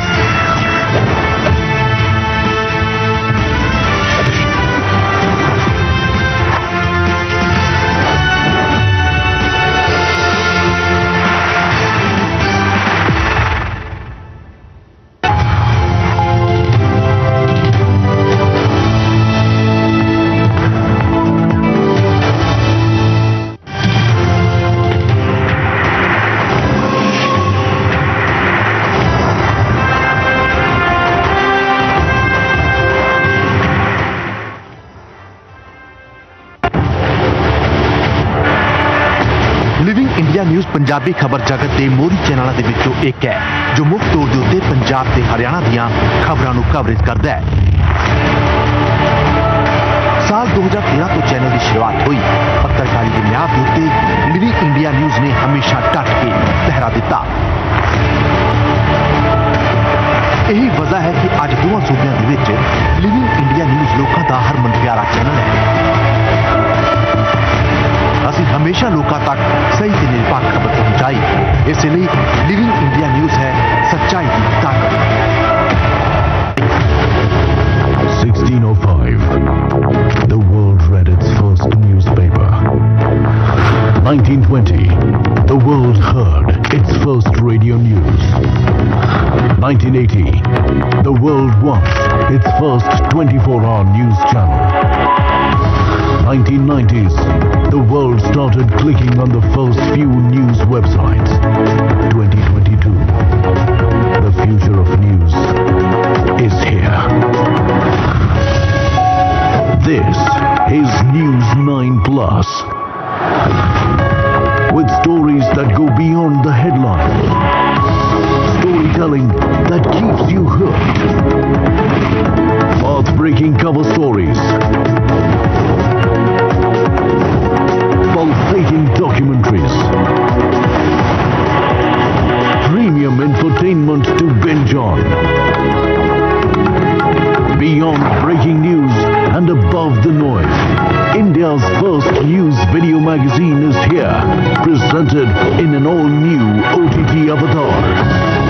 Discover news that matters, perspectives that finally make sense, analysis you want, you deserve, but never got. On demand, anytime, anywhere. Join the revolution. News 9 Plus for the Gen Flakes. Streaming now. 16.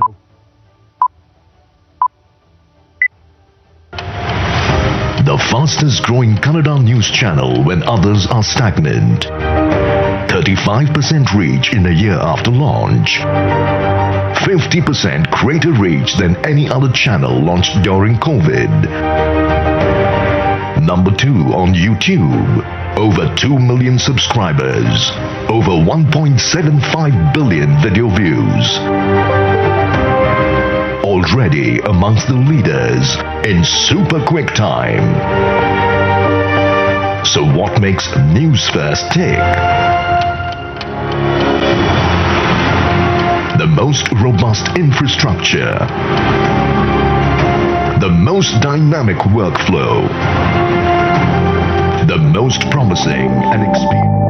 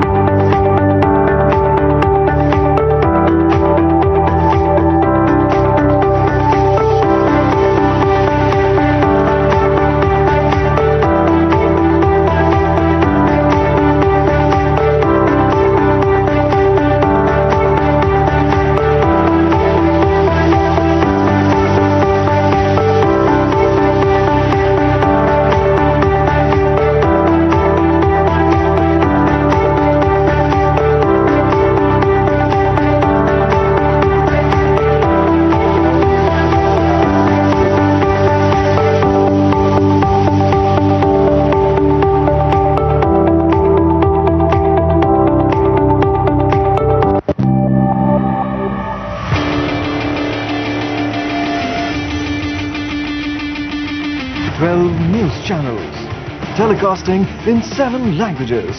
India's most credible journalist, home of India's biggest news campaign, and India's biggest conclave audience. This is India's fastest growing media house. This is the ITV network. Not leading Congress. Trust and leadership, credibility and clarity. These have been the hallmarks of the ITV network since its inception. His career is late. I think she is a good. They are embodied in our 2 national news channels. India News is one of India's leading 24-hour Hindi language news channels with a legacy of high-impact news reportage. India News runs regional news channels in Hindi in UP, Uttarakhand, Haryana, Rajasthan, Madhya Pradesh and Chhattisgarh. India News regional channels also telecast in Gujarati, in Gujarat and Punjabi, in Punjab. Check. I request everyone in the audience to please settle down and take your seats. We have to start with the next session. It is a very, very special one. Hemanta Biswa Sarma in conversation with Arnab Goswami, and I'm sure all of you are looking forward to it. Requesting you all to take your seats and settle down, please. Even those at the doors and all of you who are standing, please request you to just take your seats so we can proceed.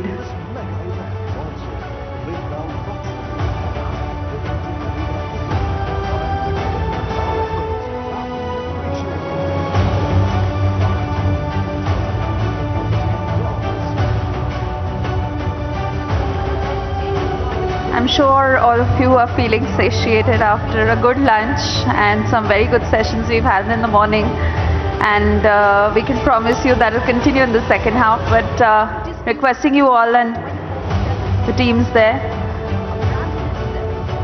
if you can have those standing outside come inside, take their seats so we can begin with the second half of the event.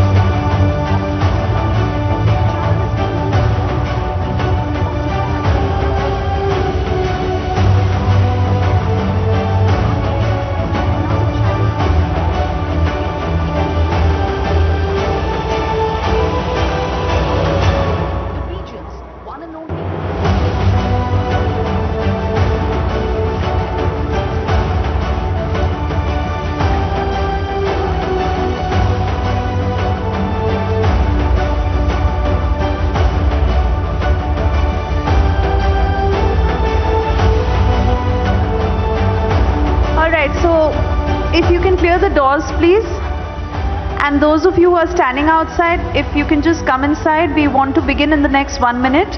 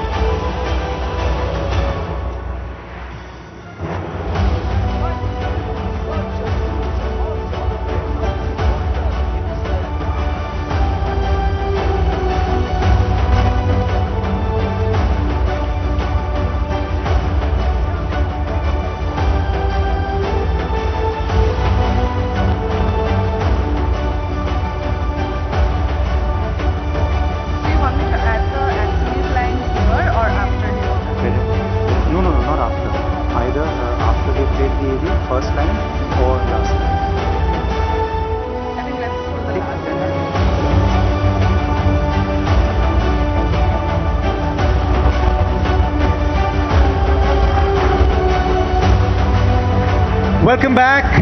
Good afternoon, ladies and gentlemen, to those of you still with us, and welcome to those of you just joining us as we continue our inaugural edition of the NBF National Conclave, Future of News. May I please have a very warm round of applause for the Chief Minister of Assam, Himanta Biswa Sharma, who has joined us for this first session post-lunch. This promises to be a very, very special session with someone who minces no words, the Chief Minister of Assam, Himanta Biswa Sharma. And this, of course, is the inaugural NBF Conclave titled Future of News. Up next, we're going to be having a discussion on the future of news in India with the perspective of One India, Many Voices. When we talk about One India, Many Voices, it's impossible, remember, to forget the role of the vernacular press in the freedom struggle. The regional languages played the role of informing people and stirred in them across the country a sense of Indian nationalism, which was steeped in an anti-colonial British sentiment. Today as well, over a century has passed, but misinformation, of course, continues to thrive.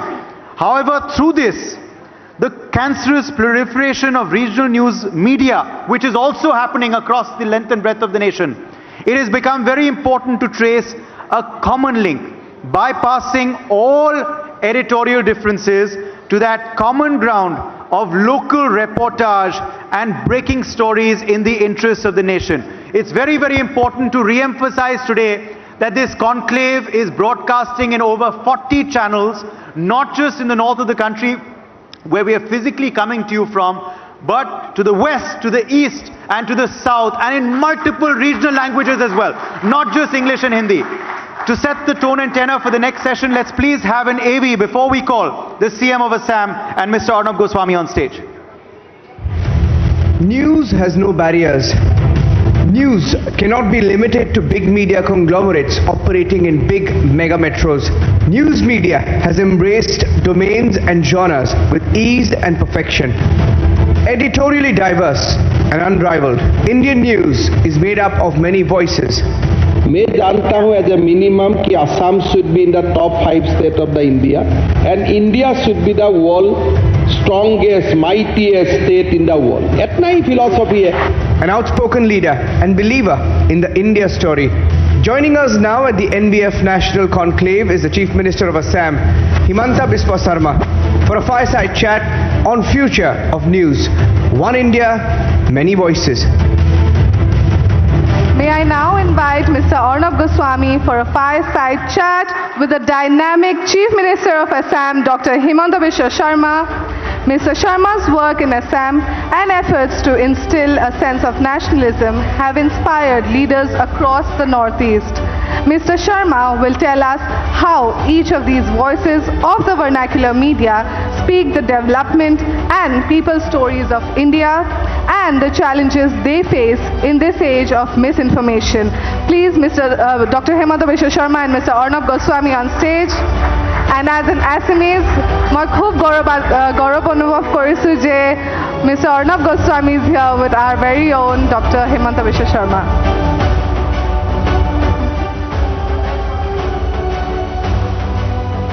Thank you.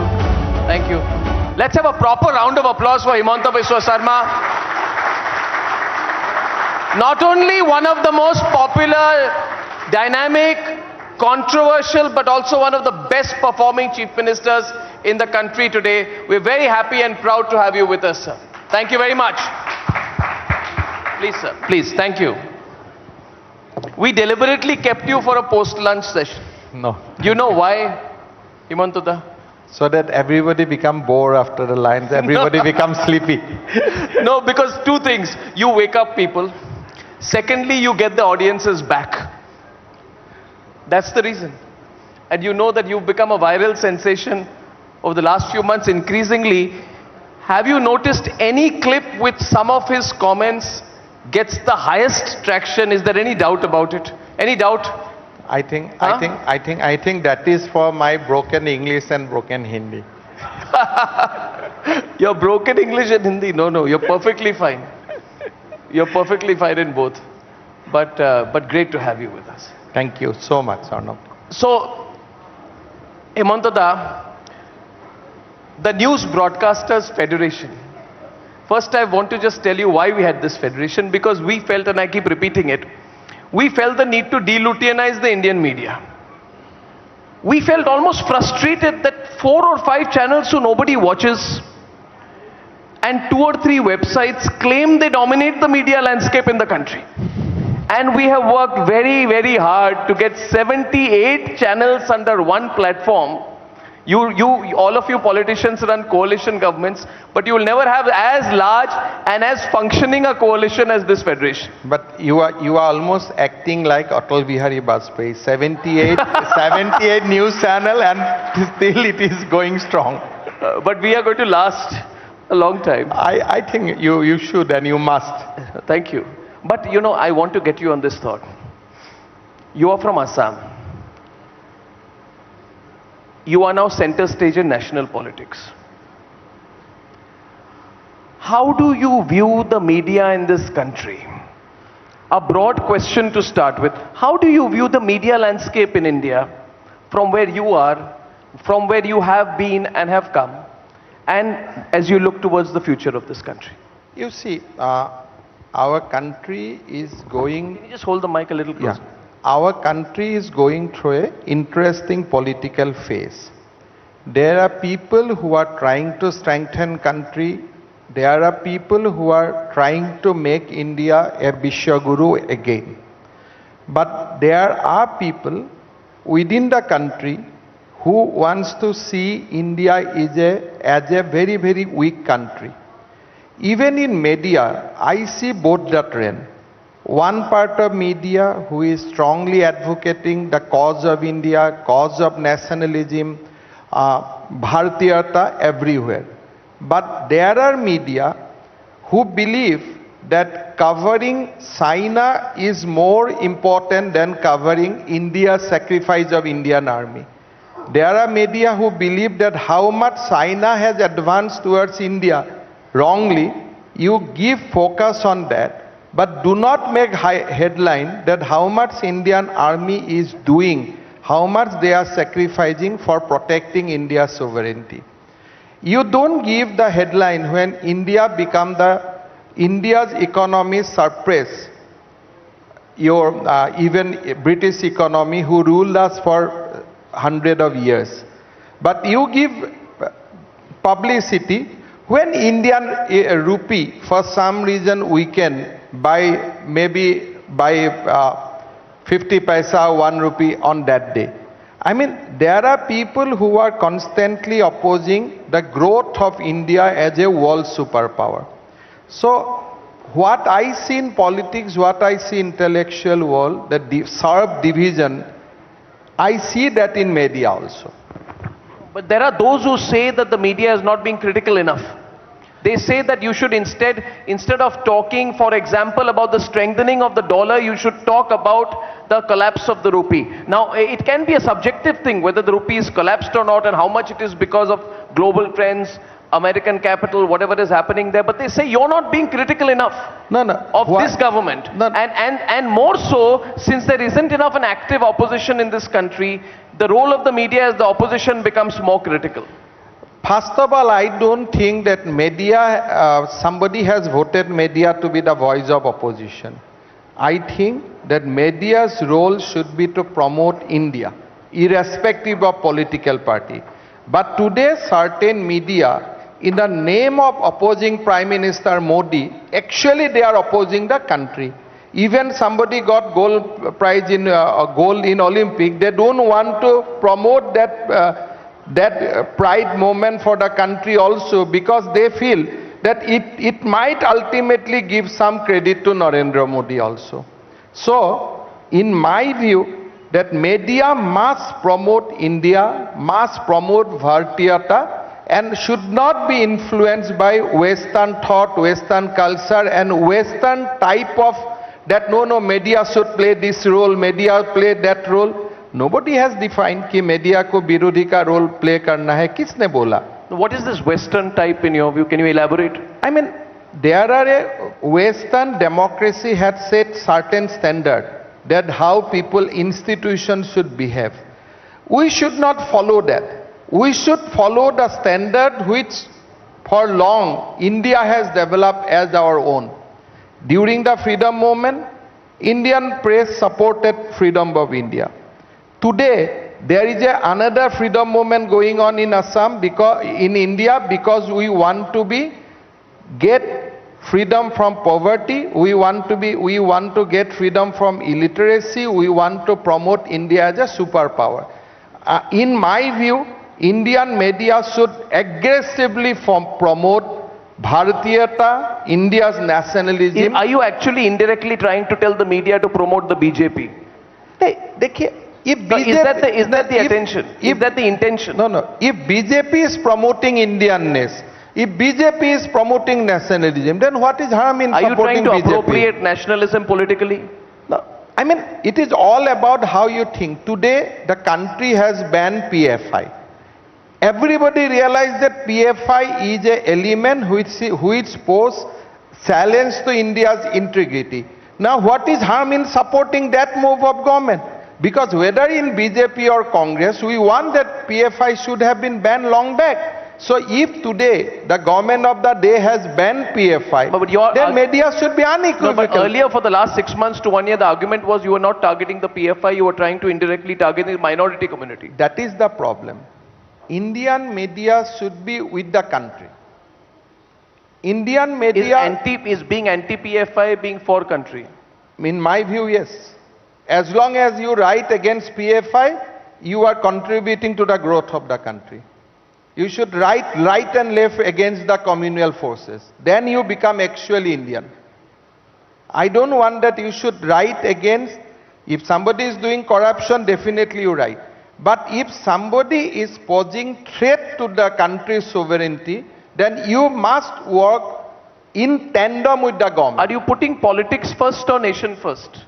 I think politics cannot be first. Nation has to be first. If it is not politics first and if it is nation first, then you are from Assam, I am from Assam. For the longest time in Assam, it has always been, the issue has been the anti-foreigners agitation. One minute. It's been the anti-foreigners agitation, right?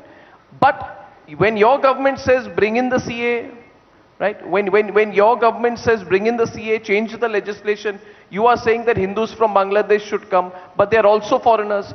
This changes the full premise of the same students' agitation with which you have been associated yourself. I have answered this question to you in the last Republic Summit also, that India as a nation has a historical responsibility towards the persecuted Hindus of the world. Hindu doesn't have any address except India.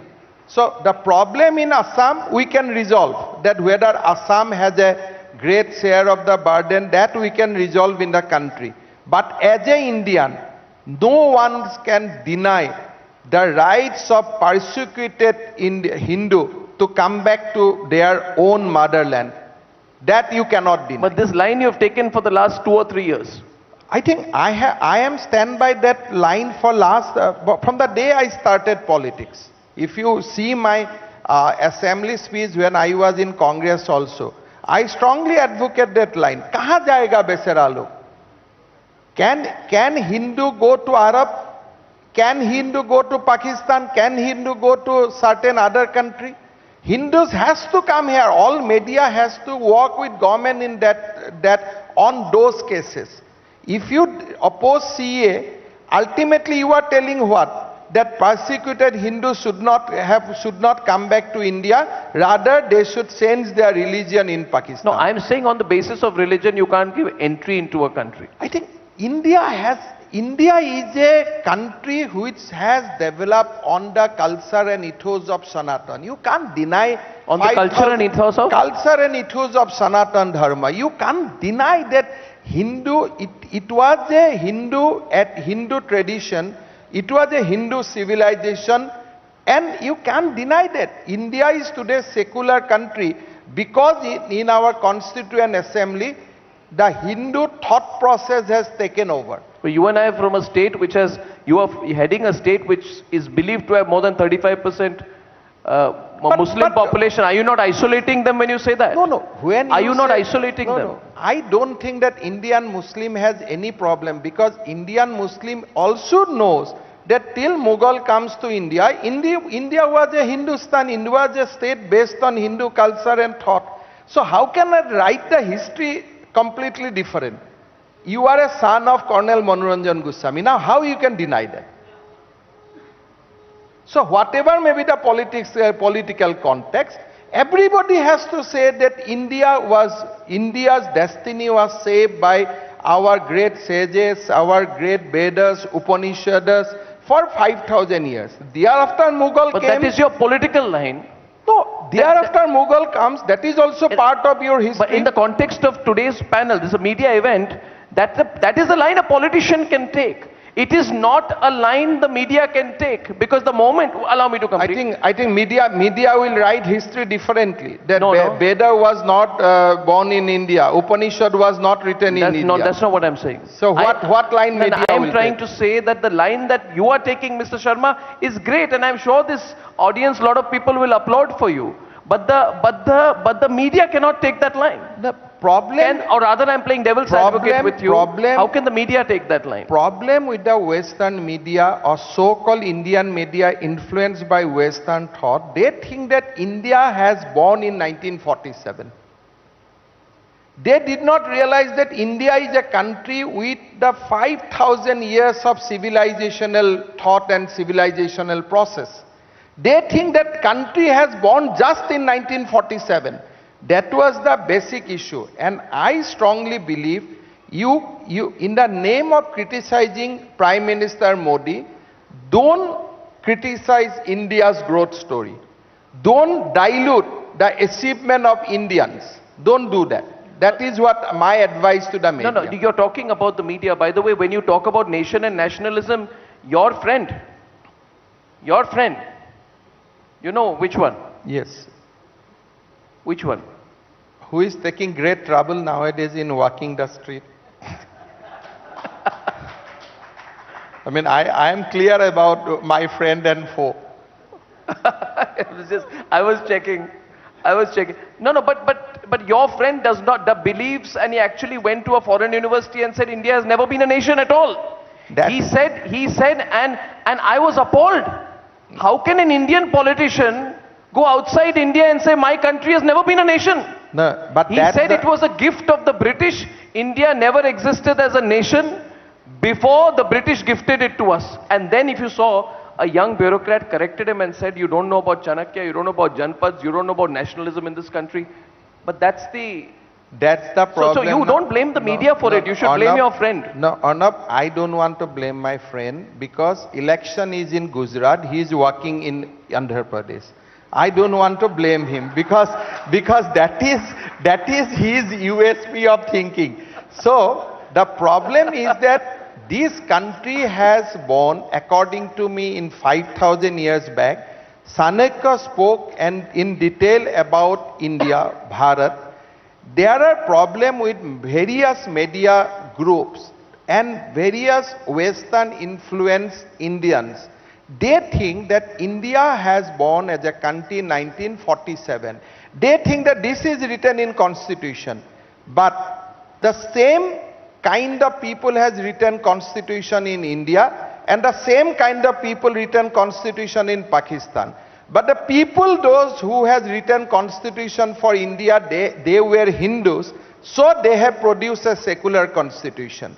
The other people, they were fundamentalists, so they produced a Constitution which is in nature of full fundamentalist thought.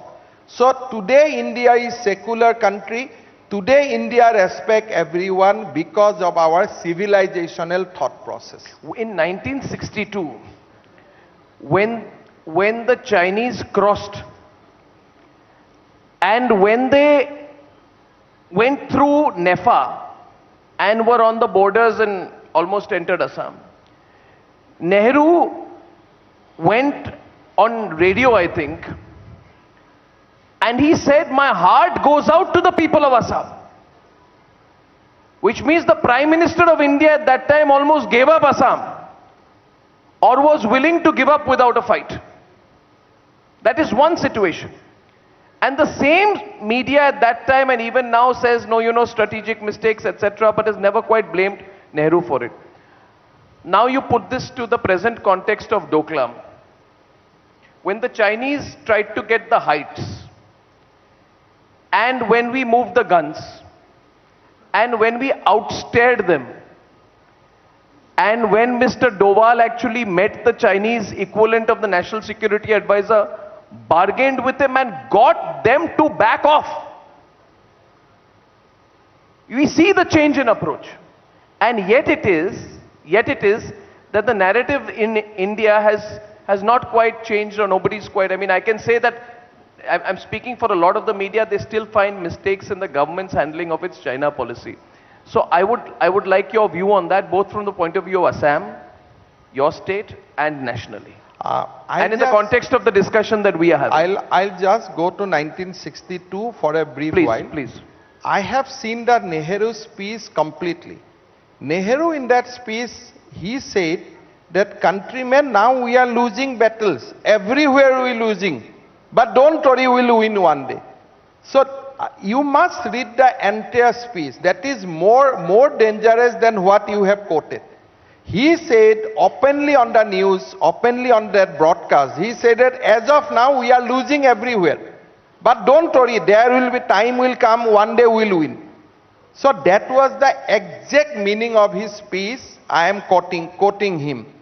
But today, when India, it is not about BJP or somebody. Today, India's army is basically fighting with Chinese army eye to eye. They are defending their territory. Instead of media speaking about that, some media will say, order inquiry, what is going on. So I am of the view that there are media who knowingly, unknowingly, trying to strengthen the views of opponents of the country, not the opponents of the BJP. That is why I feel you need media now who, irrespective of political party, support the cause of nation without being critical about India. Now the assumption is you are not you don't expect neutrality. I am constantly coming back to it. Are you against a neutral media? I do not support neutrality, because in this world people cannot be neutral. You have to support India. Who can be neutral, you tell me? You, as a human, you have to have a choice. You go to vote. So you have to vote somebody. So how can you be neutral? In your mind, you support something. So I do not believe that neutrality is the way. I believe you have to support unequivocally the cause of India, because for next 20 years, if you keep on supporting India, then India will be superpower. And the same view of yours that neutrality is not possible applies to media also. Are you saying that the media cannot be neutral? No, if you, Arnab, when you spoke about Tukre gang, somebody was supporting that game, those people. Where is the neutrality? You have supported the cause of the country. Somebody has supported the cause of those people. Look, they are becoming victims. So what is that? So nobody is neutral. The question is, somebody in the name of opposing Prime Minister Modi, today unknowingly they are opposing India. That should not happen. You strongly support India. You be with the India. And you can see that next 20 years India will be a superpower. But I do not, let me have a rider. You have a free choice to criticize any politician whenever they do things wrong to the country. But when it comes to India versus Pakistan, India versus China, or when it comes about India, support India. There I don't want neutrality. No, these are very sharp views that you have. But you are basically making a case for a nationalist media, if I am not mistaken. Exactly, I am for a nationalist media. I believe if next 20 years everybody support cause of India, India will be respected in the world scenario the way today many people respect America or China. Give me bullet points. What are the 3 or 4 things which you are saying is the cause of India which needs to be supported? No, I think when it comes to fundamentalists, condemn it equivocally. Then don't talk about liberty. Because once liberty... Don't talk about liberty. Liberty of those people. Because if you advocate liberty of one people who is hand in glove with terrorists, then ultimately that will be responsible for killing hundreds of innocent after 5 years. This includes supporters of terrorists. I mean, I strongly believe that people who are opposing this country, for them, the concept of liberty should not be... Some will say that is your subjective view. You will lumpenize your political opponents as anti-national. I mean, you see, when it comes to PFI, they are not contesting election against BJP. So how can they be my political opponent? The problem is with their own thought process. The thought process is against the country. India has a constitution. You will say there should be a law of Sharia. Now this is opposed to your constitution. That is opposed to your ethos. That is opposed to your culture. But yes, within the constitution you can talk about secularism. That is a wholly different ballgame. So when it comes to constitution and the people who are opposing constitution, then you cannot be with them. When there are people who are opposing country with certain thoughts which is alien to this country's civilization, then you have to oppose them. But Mr. Asaduddin Owaisi says that he is for the nation, but he feels that you are anti-Muslim, anti-minority, and that in the guise of nationalism, that is your political goal. I'll say he is anti-Hindu. If he is I am anti-Muslim, I'll say you are anti-Hindu. So in this country there is a fashion, no, you are anti-Muslim. But there should be a counter fashion also. Brother, you are also anti-Hindu. Then people will not speak about who is anti-Hindu, anti-Muslim. People will start speaking who is for India and against India. The other thing, the view about people like you, and I hope you don't mind all this, I'm asking you straight, I'm taking some liberty with you. You can. But the feeling is that you and especially the core leaders of your party, your nationalism is at the cost of federalism. And this is a federation, Himantada. This is a federation of states. And by the way, your friend says we were never a nation. We are only a federation of states. No, a union of states. A union of states. Yes, sorry to... Right, with the union, Yes. Yeah. So, is your nationalism, and all this is extremely relevant in the context of the ongoing debates on and about the media. I pride myself on the fact that today in this session and after this session, I was telling my senior Prokhanto Rajguru and then Zarir Hussain is here. You have anchors from other channels, regional channels all coming. They're fantastic. I'm proud of them.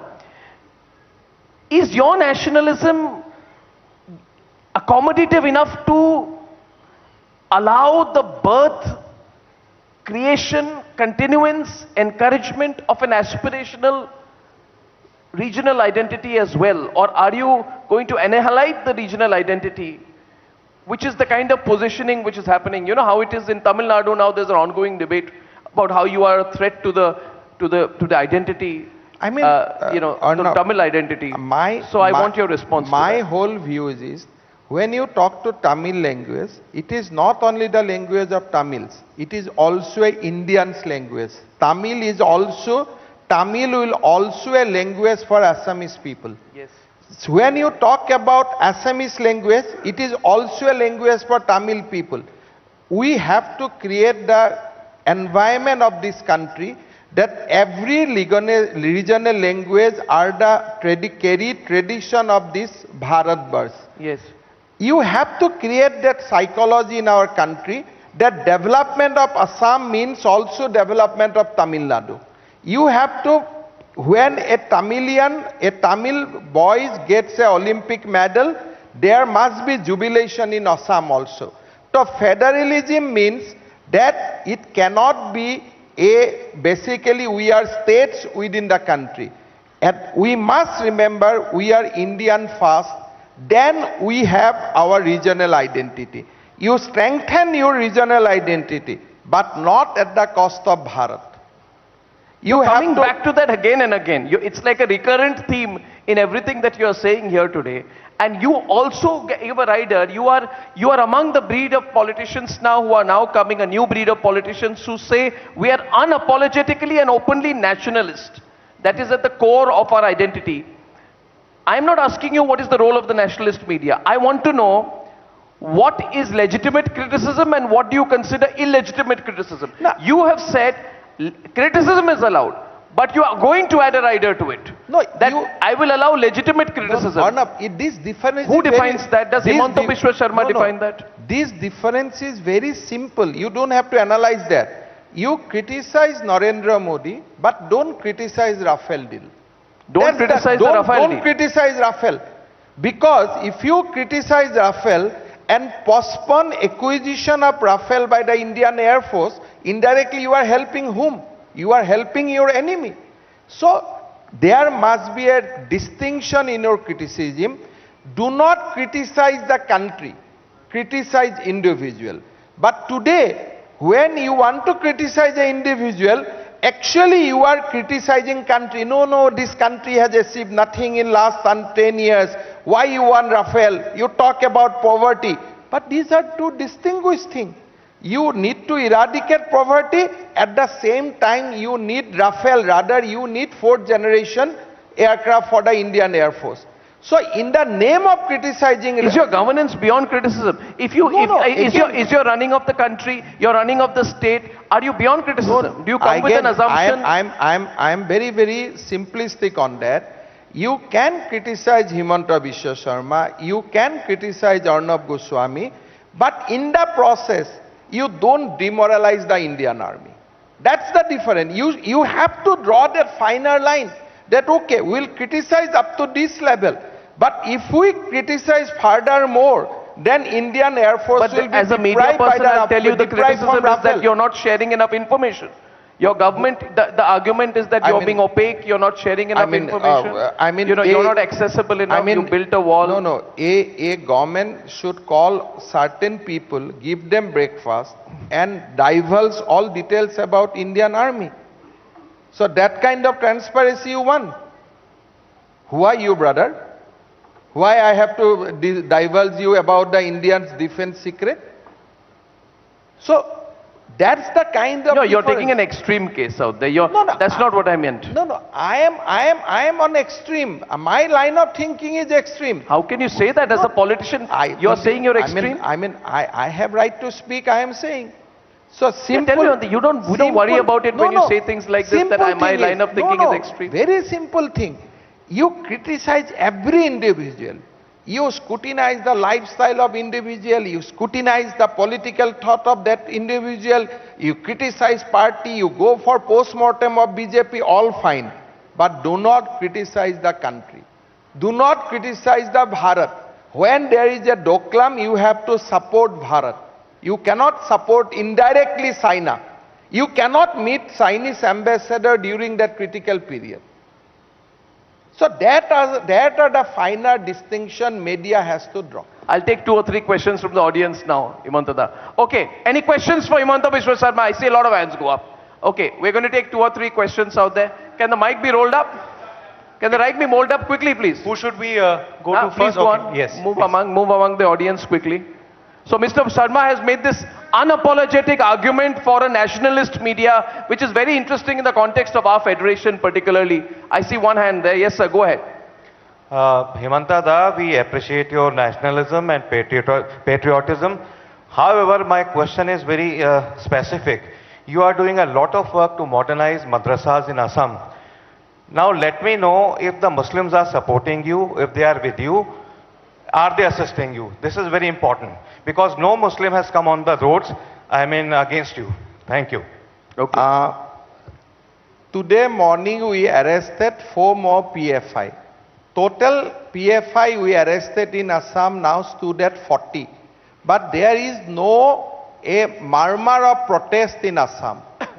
We have changed complete architecture of madrasa education in Assam. We have closed down 700 madrasa in Assam. No protest from Assam's Muslim community. I keep on visiting Assam's Muslim area. There are a lot of euphoria. Now there are many discussion, people are speaking openly that we want to actually see our daughters and sons as a doctor and engineers. I think people in Assam, at least the Muslim community, is greatly appreciating our thought process. We have not seen any kind of protest in Assam. We see some protest in the certain media, but we don't see protest on the ground in Assam. We take one more question for Himanta Biswa Sharma, who's got the mic. Can you stand up, please, sir, so we can see you there?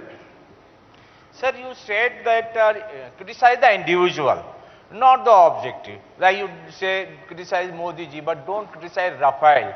But you see, if you are only criticizing the individual and not object, then what do you say about corruption? Because after individual is doing corruption and poverty is coming from out of that corruption.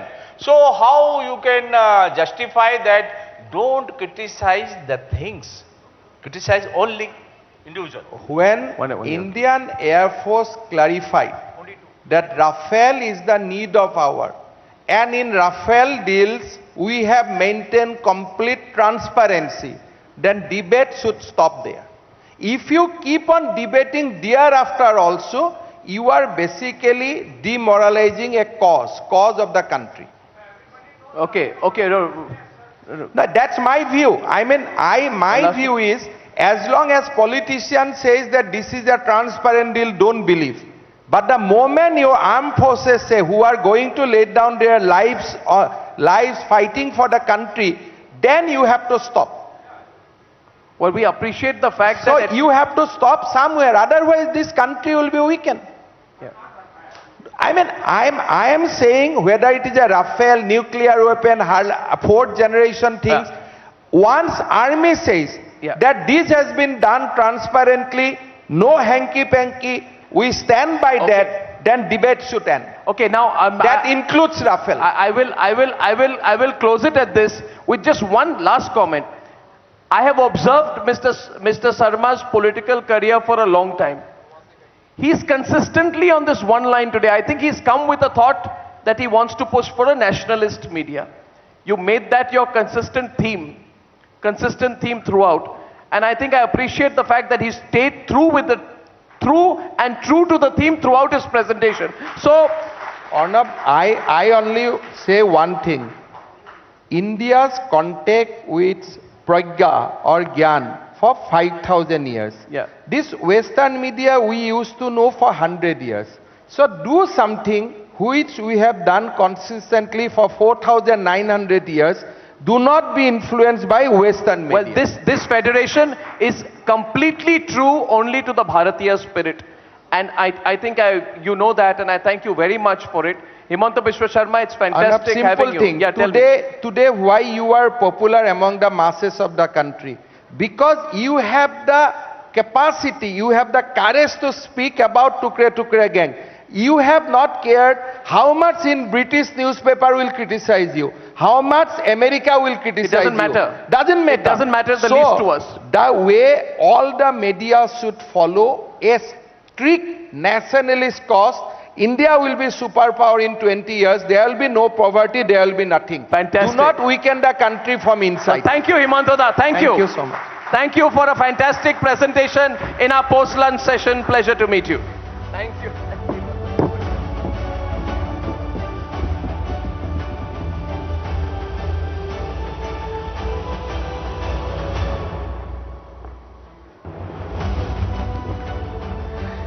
Thank you, Shri Himanta Biswa Sharma, for taking time out to be with us here on the NBF National Conclave.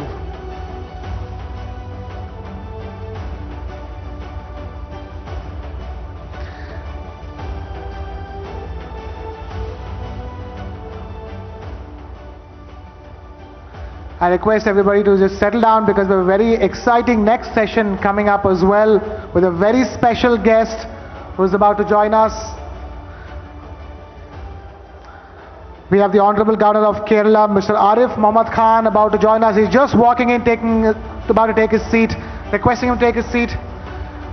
Requesting the audience to give a big round of applause to the Governor of Kerala, Mr. Arif Mohammad Khan. So time now to move on to the next session. It's called News and Nation Building.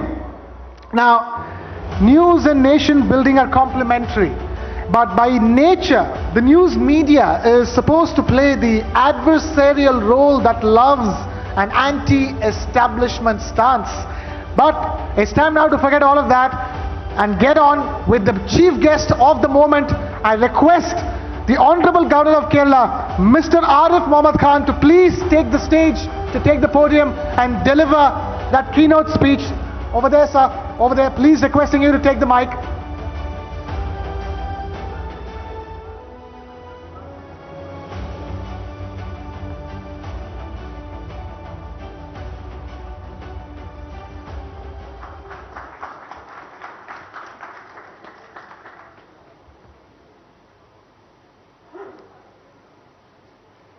Arnabji, thank you very much for your kind invite. But the problem is that I have to catch the flight.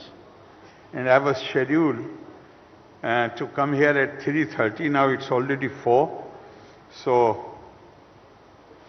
I think I will make it very short statement. Thank you very much, ladies and gentlemen.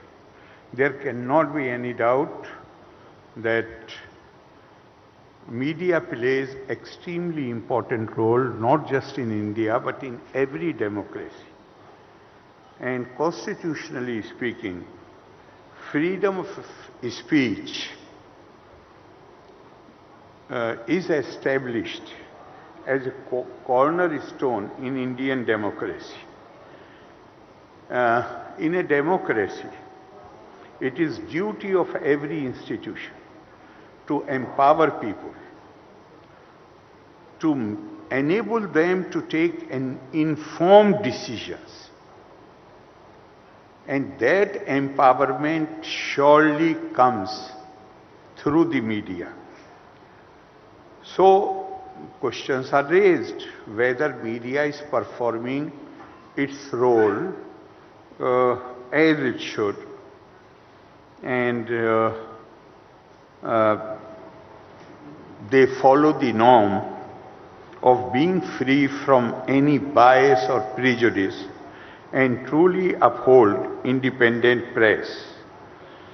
On the question of independent press, I was surprised to read something which a very leading journalist of New York Times spoke more than 100 years back. He was a very senior journalist, and an event was organized and somebody raised toast in the name of independent press. Then John Swinton, who was the chief guest, what I was surprised about, that this is more than 100-year-old speech. He said, there is no such thing at this date of the world's history in America as an independent press. You know it and I know it.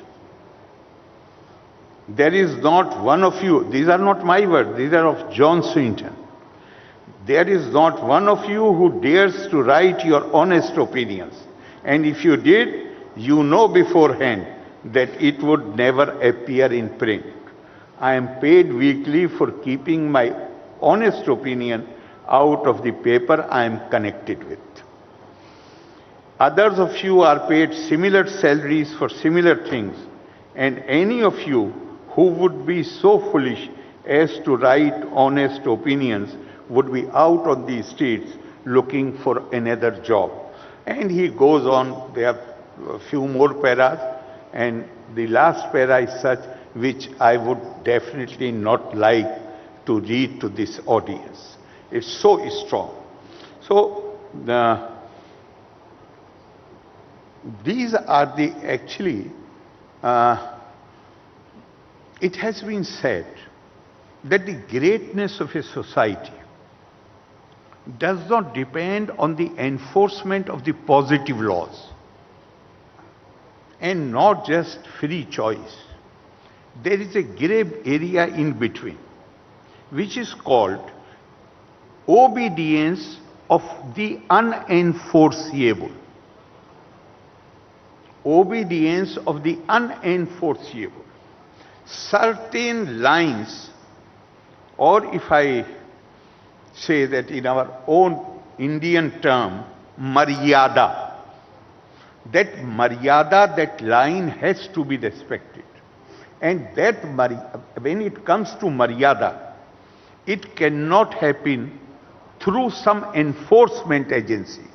This is something which a discipline which one imposes on oneself voluntarily. And I feel that now that maybe I add one more sentence. When I was in the I did not go through 10+2 system. In our days, pre-university was there. So after my high school, I went to the university. And I remember, because I had started taking part in the debates, essay writing competitions. So my teachers, who were very kind, they would insist that I not only read newspapers, but I should write particularly the editorials. That those editorials I should read and write them in my own handwriting and read them again and again. Naturally, their aim was that I am able to improve my language, my writing, etc. But since last about 1 week, I am really wondering, because Kerala, I am facing a situation where there is certain code of conduct. I want to differ with the Prime Minister, or I differ with the Prime Minister.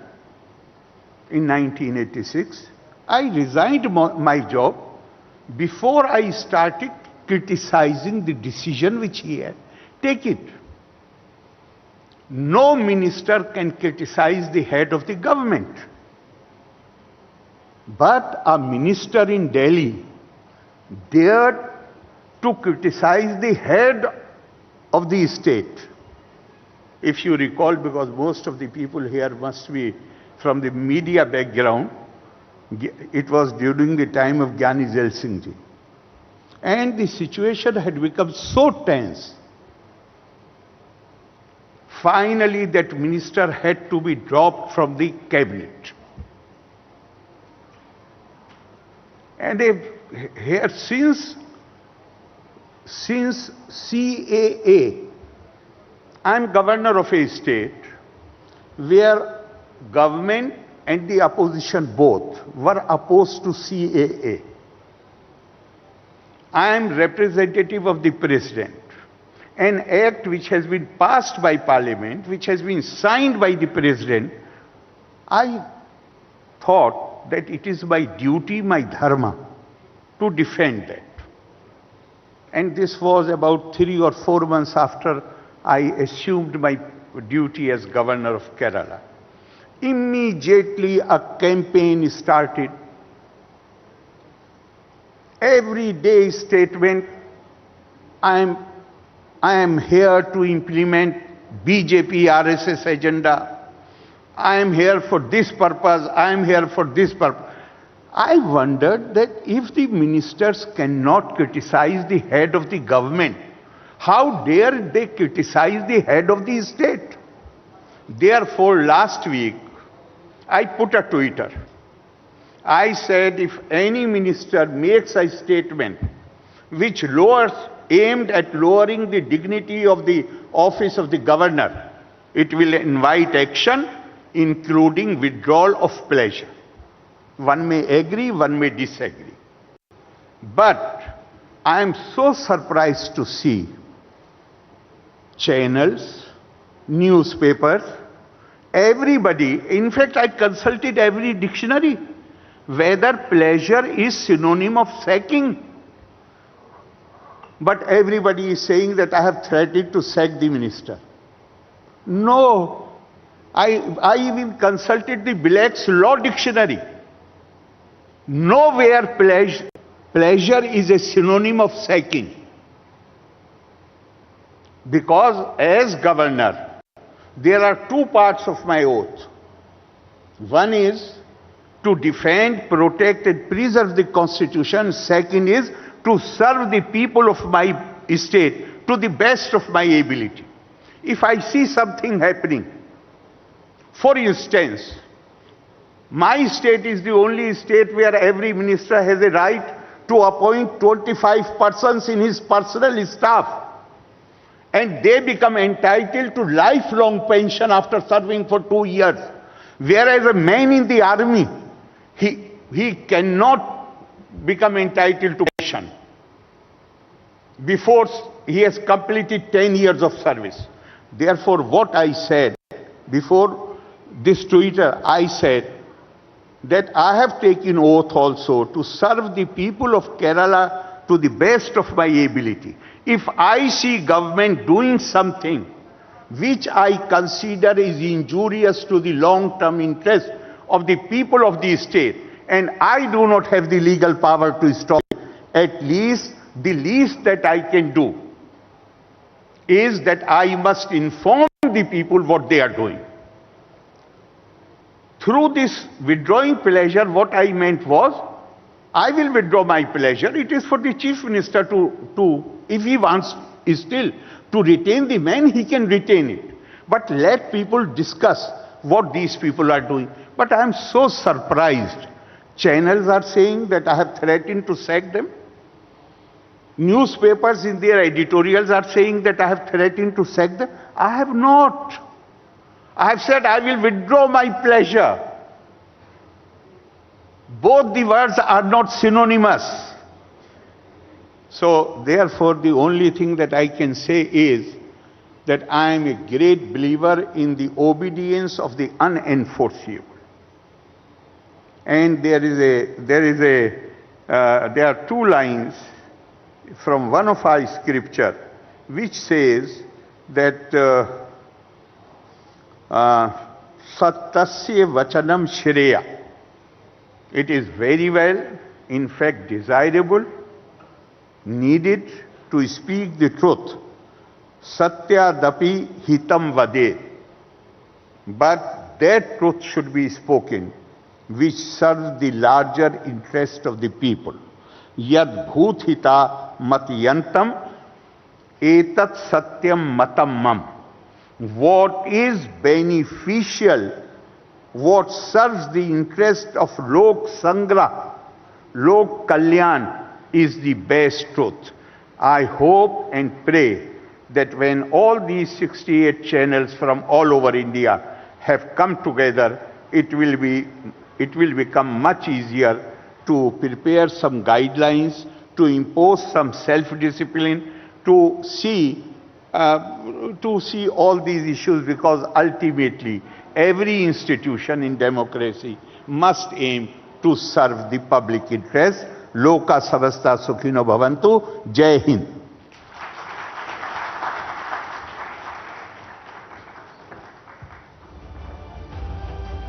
Thank you very much, His Excellency Arif Mohammad Khan, Kerala Governor, for that keynote address. Arif Mohammad Khan, of course, sharing his always candid views on the topic future of news. We're now going to be swiftly moving ahead to our next session, because our next newsmaker, our next special guest is already with us, Akshata. With the explosion in the sheer number of newsrooms across India, there is sprouting of editorial lines. This variety of editorial lines represent the huge spectrum of views that exist. Given such a background, and in sticking to the agenda of editorial lines, often news media is seen as biased and colored in their coverage. There needs to be a balanced reporting, presentation of news, and an inquisitorial line which questions every side of the spectrum to maintain the objectivity of news. But there are gaps and there is some degree of editorial bias. To eliminate that is a constant effort. Remember, we're trying to get you as many voices from across the country as possible today, because it is not just a conclave on Hindi media and English media. It is cutting across regional media as well, as we've been telling you continuously. And to talk with us further now on the topic future of news, is there a bias? We have Ms. Y.S. Sharmila with us. She's the chief of the YSTRP.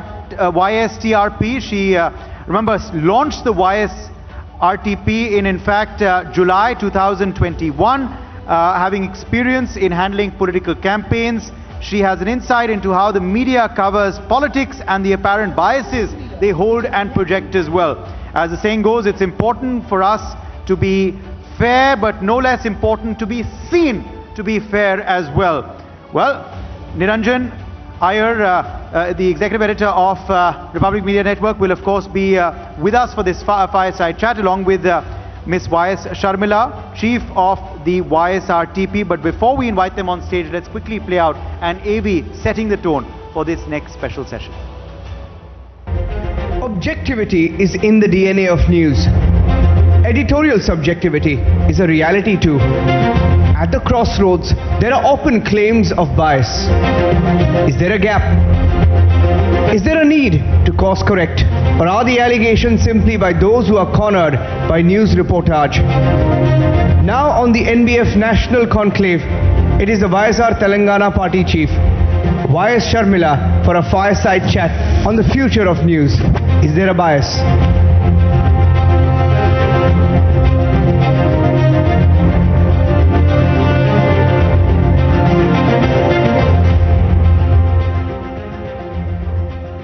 And we are, of course, now going to be inviting them on stage for this next very, very engaging fireside chat. It promises to be a stimulating discussion. As we've told you, we've been trying to get you voices from all across the country to speak on this very, very important and, let me also say, groundbreaking inaugural edition of the NBF National Conclave.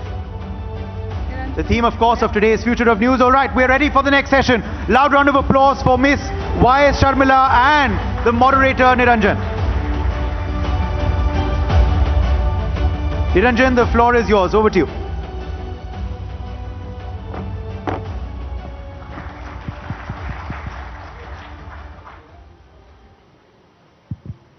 Check, check.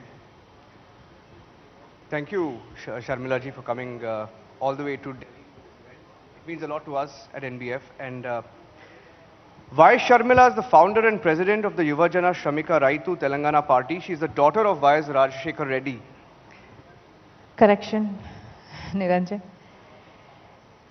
This is just YSR Telangana Party. Yes. It stands Yes. by the name of my father, YSR. Yes. This is YSR Telangana Party. YSR Telangana Party. And can I ask you, when I speak to people from your party, your outfit, they say you're a political startup. Why are you a political startup, and why did you choose Telangana? First of all, a great big thank you to Arnab for inviting me. And a huge thanks to everybody who made this idea possible. A platform where voices from the other parts of India are welcome and heard. Yes. And coming back to your question now, why Telangana? Yeah. Why not Telangana? I have grown up in Telangana. I have grown up in Hyderabad. I have studied in Hyderabad. I have married in Hyderabad. I have delivered 2 children in Hyderabad. I belong there. If there is any place in this whole country I call home, Yeah. it is in Hyderabad. Then why not Telangana? My past is there. My future is going to be there.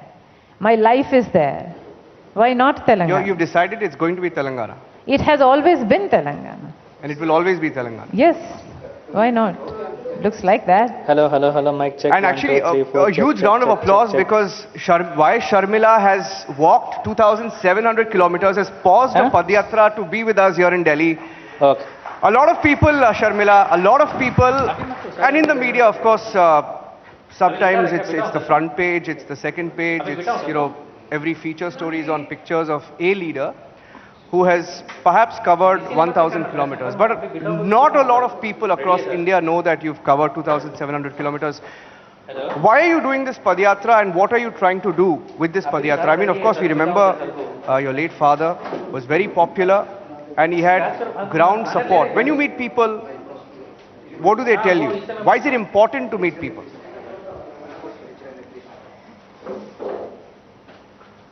Why Padayatra? I'll begin with my father. Well, he chose to do the Padayatra before he became the Chief Minister.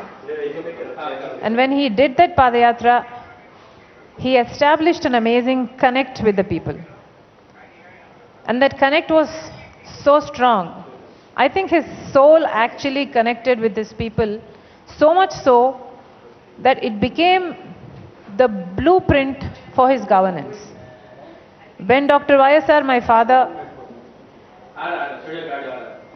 planned so many of the welfare schemes, I think everything had a bearing of his experience from the Padayatra. Like say, for example, he wanted to educate, you know, poor people free of cost, higher education.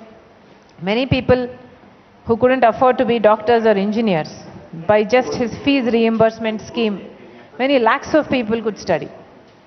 And there is something called the Arogyasri, which was actually, I think, emulated even in a form of it, even in the USA. It was a scheme that was meant to help the poor people get premium medical care, free of cost. So things like these, all of these came out of his Padayatra, out of his experiences from the Padayatra. So the connect that Padayatra gives is amazing. So I embarked on this Padayatra with a sense that there is nothing else that connects us to the people better than a Padayatra, is what I feel, or as my father has said. Yeah. So when we embarked on this Padayatra, when I embarked on this Padayatra, we embarked on this Padayatra because the Chief Minister of Telangana has been saying that under his rule, the people of Telangana are living in a state of bliss, while the contrary is true. So to throw light on the people's problems, I embarked on this Padayatra. I in fact threw a challenge to the Chief Minister himself, saying, if indeed you can walk with me one day, I will show you the kind of problems the people are facing. If indeed what you are saying is true, that under your state, under your rule, the people are under bliss, that there are no problems, I will apologize to you and go back home. But if I show you the problems, if I show you the suicides of the farmers, if I show you the unemployed youth, if I show you the old people who are still not getting pensions, if I show you the many problems, many other problems also that the people are facing, then the Chief Minister will have to apologize to the people of Telangana.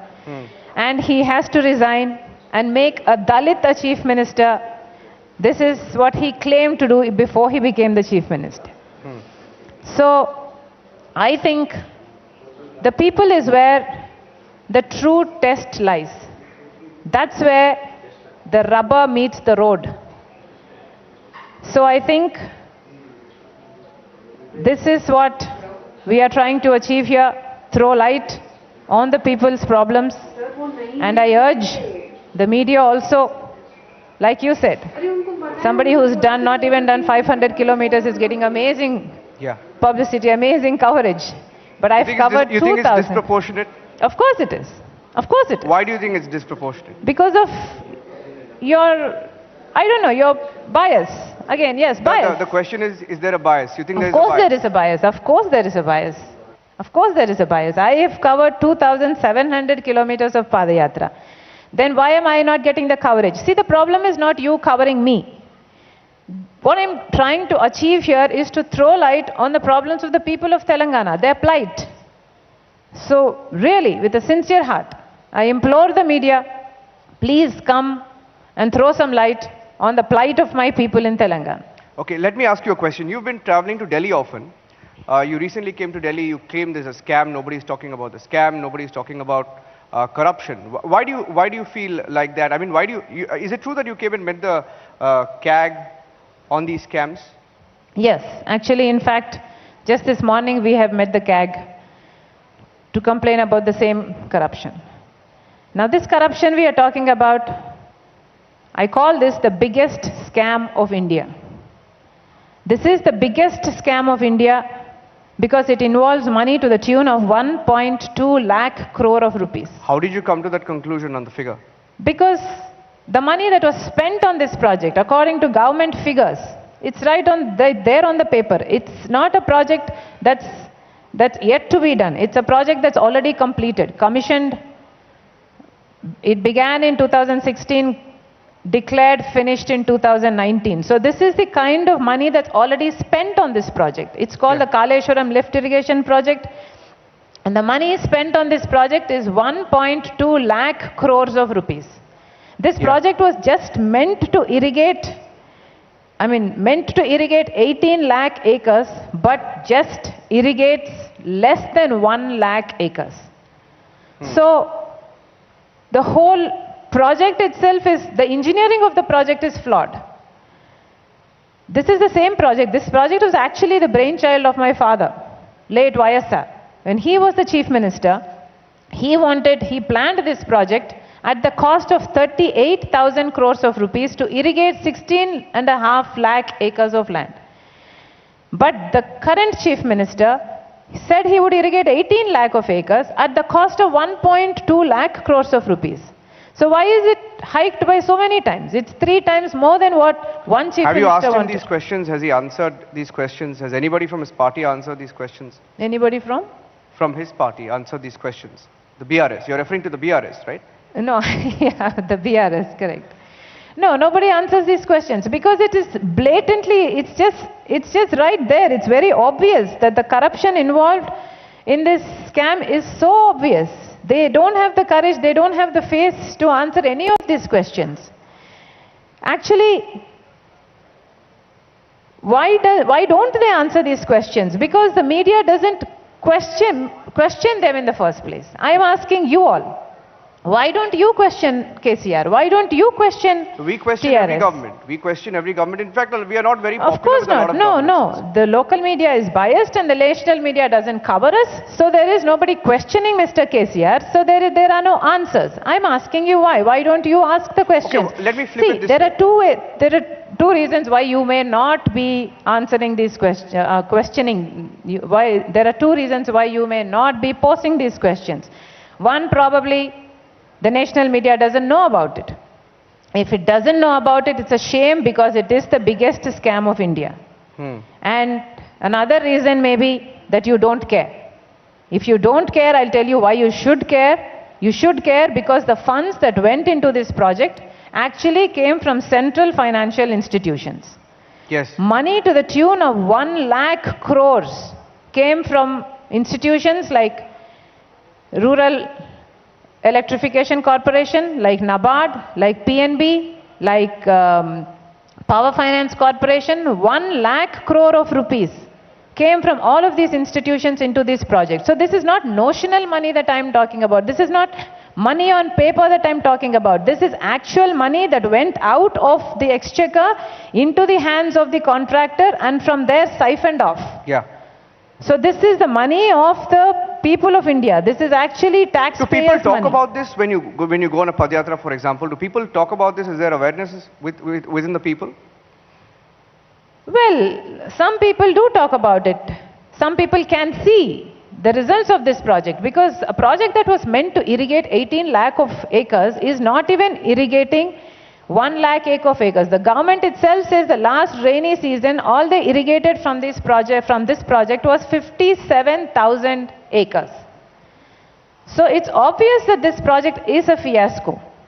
But what I'm saying is, it's not getting coverage, it's not getting the kind of attention it needs. This is actual money that is gone into the hands, siphoned off. This is actual money of the people, but where is the national media covering it? And why is the national media not covering it is my question. This is the biggest scam of India, on par with the 2G or the Colgate. This is the biggest scam of India in the recent history. 1.2 lakh crores of rupees. Imagine that. Well, you've gone to the CAG. Let's hope that there is investigation into it. And of course, I mean, for every scam, there is a report, there is evidence, there is investigation that is done. I'm sure at the relevant stage, whatever comes out will be looked at, right? And will be reported. And I know that there have been several protests that have been held on this issue that have also been covered by the media. So you may be wrong. You may be wrong. And one more thing I have to say. Politicians also sometimes... they accuse the media of things which may not be true. Because I'm not so sure that they make statements without perhaps checking the actual coverage of what a channel Excuse me, Niranjan, this is the biggest scam of India. Is it getting the attention that it's supposed to get? Is it getting the attention that 2G got? Is it getting the attention that Colgate got? See, somewhere in Bihar, Mr. Lalu's fodder scam was what? Like 1,000 crores or less than 1,000 crores or 2,000 crores? People in Kerala know about it. People in Telangana know about it. Why? Because it's so close to Delhi. You people cover it. Yes. So somewhere far in Telangana, there's such a big scam happening in Telangana. 1.2 lakh crores of rupees is siphoned off and nobody is talking about it. Did you know about it? Do you know about it? Do the national media talk about it? Okay, whether the national media knows about it or talks about it, I do not know about it, but I definitely know that the BJP knows about it.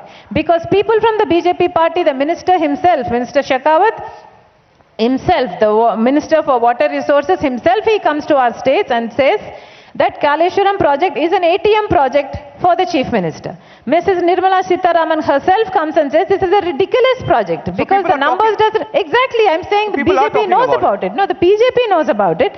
The BJP knows about it. My question to the BJP is, why don't you commission an inquiry then? If you know the irregularities in the project, you are the watchdog of the country. You are the people in authority in India. You are the people who are ruling the country, then why don't you commission an authority? Why isn't there an audit? Why isn't there any inquiry commissioned on this project? Or why isn't there any action taken on the contractor who has built such a ridiculous project? So if BJP knows about it, they are not doing anything about it. Why? Because the media is not... No, you may be... That's because the media is not forcing them to. If the media covers it enough, then the BJP will be forced to take some action. But let me tell you something. For example, you've thrown up figures here. It's a claim. As of now, it's a claim. It's a claim, right? There has to be an investigation. But I want to go back to one point that you made. You said we covered the Bihar story because it's close to Delhi. I want to correct you on that. Because that is exactly the kind of media we don't want to be and we are not. It's the kind of media perhaps that we refer to as Lutyens media, right? Because if you look at the coverage of media, we do a lot, we pay a lot of stress to stories from different parts of the country. It's not true. I want to correct you on that. Things have changed. For example, one of the biggest stories we recently covered from the state of Telangana, the case of the minor gang rape. If you remember, we were one of the few networks that covered it to the point where there was intense scrutiny and pressure on the government to act. You will have to appreciate that. I mean, it's not as if media networks are scared of the government or something like that. So that may be a little... No, I'm not saying you're scared of it. I'm just saying that you're too far away to pay any interest. I'm just saying that, see, what I'm saying is that you cover news from what's happening in other parts of the world more than you cover news on what's happening in other parts of India. Yeah. See, it's a simple thing. See, geographically, we are so far away from Delhi that it feels like a long distance relationship with the capital. It's not true. To top it up, and to top it up, I don't agree with you, Niranjan. And to top it up, you ignore us. It hurts. That's not. I don't know who you're referring to when you say you are ignoring us. It hurts. Do anybody here agree with me? Do anybody here agree with me that the central media does not cover... What is central media? I mean, the national media does not cover the states that are farthest from the capital. No, not true. See the applause. Okay. See the applause. Arey, hum hai bhai. Hum bhi hai bhai. I am from Bangalore. I am from Karnataka. Zara dekho, hame bhi dekho. Zara hame bhi dekho. I share your angst. Zara hame bhi dekho. Itna anjaan bhi mat maro. Itna anjaan bhi mat maro. I share your angst. I share your angst. I am from Karnataka. I speak Kannada. I speak Telugu as well. That's my mother tongue. The further away you are from Delhi, the lesser you get covered. Not anymore. The lesser you get covered. Things have changed. No. You ask me, you told me that somebody who's not even done a Padayatra of 500 kilometers gets covered more than me. That is Lutyens media. No. Whatever did you cover me? Did you cover me? Of course we did. No, you didn't. The fact that we are here... No, you didn't. No, you called me for Kaleshwaram project. I don't agree with that at all. I don't agree with that at all. The only time that the national media covers the other states is during elections. Not at Which all. state has given BJP or Congress how many seats? Or which regional party is giving which alliance, UPA or NDA, how many seats? That's what interests the national media most about the regional parties in the states that are lower south. We got the right leader for the subject. Is there a bias? Now let me ask you, my question to you. See, you're a young politician and like I was saying to you a little while earlier, right? It would have been easy and as an observer and as a journalist, one would wonder that it would have been easier for you to join a party or be associated with join a party or be associated with a party you're familiar with. But why did you choose to launch your own party? And what are some of the challenges you are facing? Because you're alone and you have an election coming up. What are some of the challenges you face? And are you getting enough support on the ground? Well, I did not join any other party like the TRS or the Congress or the BJP that are already existing in Telangana, because I did not approve with any of those parties. I do not approve with the style of their parties, the way they are functioning right now, the ideologies of certain parties, and I do not agree with the corruption of the TRS, of course. The reason I floated my own party is to bring back my father's reign. To make him proud is the reason I started YSR Telangana Party, that is named after my father. Of course there are challenges. There will be challenges to anybody starting up anything. Like you said, any startup will have challenges. I do have my own challenges.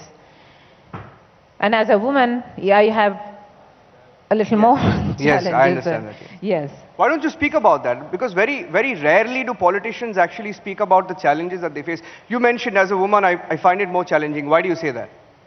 I say that because the perspective of the general politicians is that they belittle women.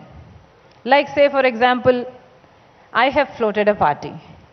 And when I floated a party and we wanted to do a hunger strike actually for the unemployed youth, because our government has not been giving notifications since 8 years and there is so much of unemployment in Telangana. So when I wanted to do this hunger strike for 3 days, the type of comments that came were so women-centric. They were like, oh, you want to do this thing? One of them, actually the chief minister's son himself called every Tuesday I wanted to do a hunger strike, so he called it as the women doing vratas. What kind of a comment is that? Why would you say that? If it was a man doing that, would you say that? Is that becoming a trend? Because often... Another minister said that, because I'm doing it on every Tuesday, he said that every Tuesday, how do you put it in Hindi? It's like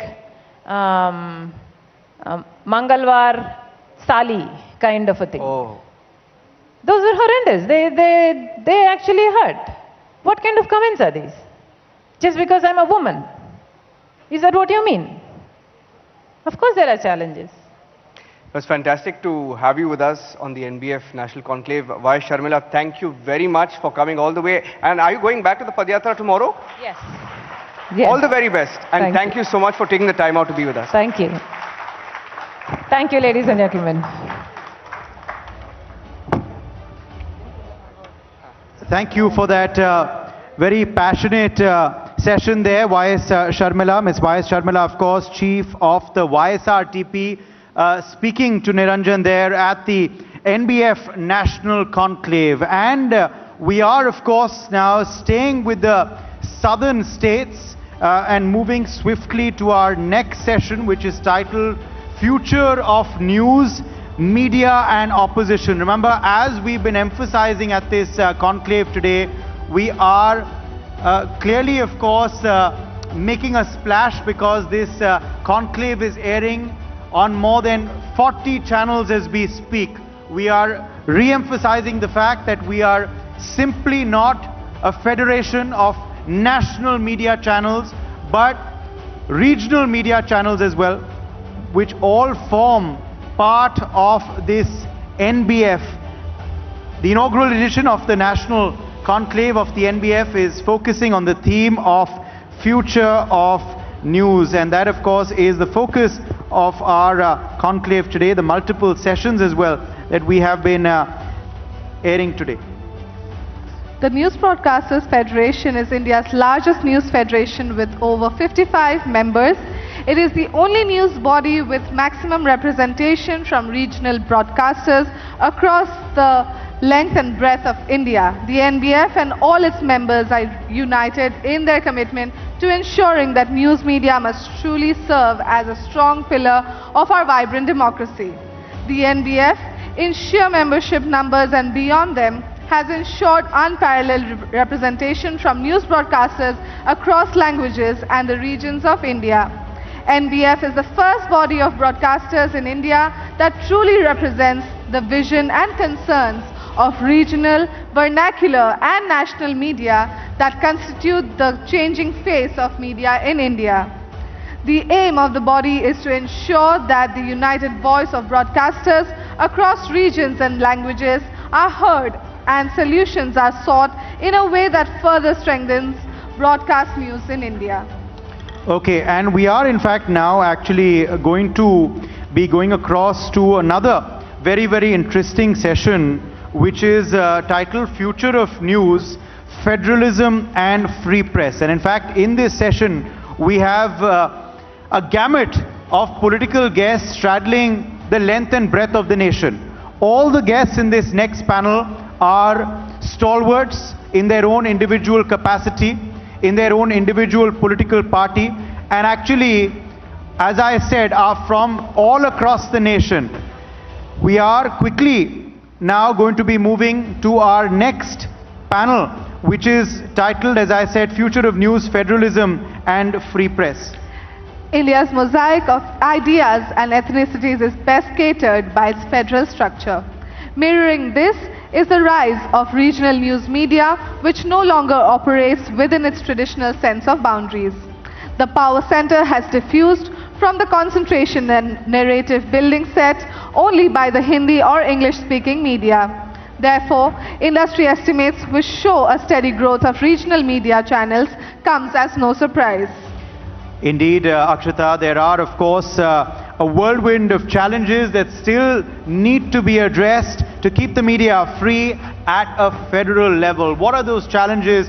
What are the obstacles in the path to achieve this goal and these challenges? This is something we will of course be discussing, as I said, with our very, very experienced political guests. We have in this next session the Tamil Nadu BJP chief, Annamalai, is of course joining us live here. Let's welcome all of them with a loud round of applause. I will call you in just a bit to the stage. We also have chief spokesperson of the National Conference Party, Tanveer Sadiq. Tanveer Sadiq is with us as well. Welcome Tanveer to the show. We also have the Biju Janata Dal Member of Parliament, who is just come back from representing India in Rwanda at the IPU. Sasmit Patra with us as well. Sasmitji, welcome to the conclave of NBF. We are going to be joined also by the editor-in-chief of Prague News, Prasanto Rajguru as the moderator for this next session. Let's quickly first, to set the tone for this session, play out an AV on the theme. Quasi-federalism is a key feature of Indian democracy. The rise of Indian states is mirrored by the rising regional news media. Regional and local media entities are a crucial part of the industry. Federalism and free press are key ingredients of our democracy. Now on the NBF National Conclave, gear up for an unmissable discussion on the future of news, federalism and free press.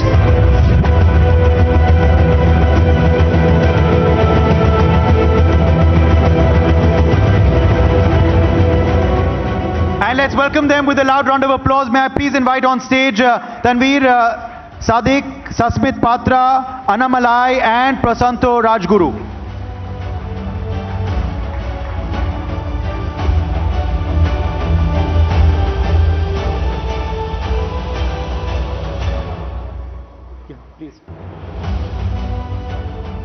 Prasantaji will just be joining you for the moderation of this session. Could we please have you on stage as well?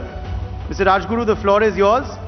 Over to you for this very, very interesting session titled Future of News, Federalism and Free Press.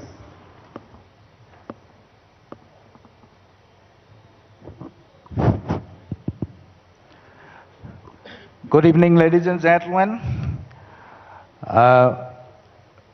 First of all the guests, all the faces sitting here are very much familiar to you. You know all of them. And my face is, of course, not known to you. I'm from Assam. I look after the editorial desk of one Assamese channel, namely Prague News. We have been airing Assamese news for last 22 years. Ladies and gentlemen, this session's issue is federalism and free press. And while we are given the subject, the NBF had given us certain terms of reference. The terms of reference were very specific, mandate is very specific. We are supposed to discuss about the growth of regional media along with the growth of Hindi and English media.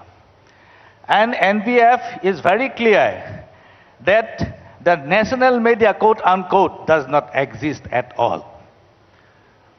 The term national media we have been using is actually meant for the Hindi and English media. There is no existence of national media as of now or as on date. Ladies and gentlemen, while discussing the federalism, all of us will appreciate that the very term federalism is a plural term. And the very idea of India is also plural. So, you cannot detach federalism from pluralism of our nation. So, while discussing the federalism, we must keep it in mind that the states were reorganized on the basis of language. And language has a very crucial role to play as far as the reorganization of states is concerned. Later on, in late 70s or after 70s, some states were carved out on the basis of ethnicity like Jharkhand, Chhattisgarh, etc., etc. So, the federalism, the parameters of federalism was, one, the language, the state reorganization, number one, language, and number two, ethnicity.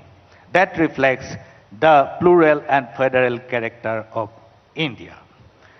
Now, my first question to Mr. Annamalai, the chief of the BJP, that one slogan or one narrative is making round in the popular notion that Hindu, Hindi, Hindutva. In that narrative, where is the space for federalism, Mr. Annamalai? Thank you, sir. Thank you so much for inviting me here. If there is somebody who is pitching this narrative sitting in Delhi, that India is a country of people sitting in Delhi and deciding what narrative people should speak, I don't think anybody in the South is going to agree, or I don't think even leaders, many leaders in Delhi is going to agree with that. The problem is, in this age of information consumption, if 10 guys start peddling the same lie again and again and again, that it is only going to be this kind of country, this kind of party is going to do this kind of thing in a particular state, that driven by news channels, especially in the South, run by political parties. I come from a state where there are at least 12, 13 news channels run by 5 political parties. In terms of TRPs, the highest TRPs are claimed by news channels run by political parties. They have an agenda. For example, if there is a committee of official languages recently, which is doing rounds across India, in the report when it says, instead of Hindi in a category A state, it can be, instead of English in a category A state, can be replaced by Hindi. And category C state like Tamil Nadu, English can be replaced by Tamil. Okay. This part is edited out. Only the first part is taken. And the news channels, they go to town crying that central government is trying to impose Hindi, somebody from Delhi trying to impose Hindi. Nobody said it. But the only problem is the voice is higher. The voice is much larger. Because when you, as I said, 13 channels, maybe 2-3 channels I see in the NBF board here from Tamil Nadu.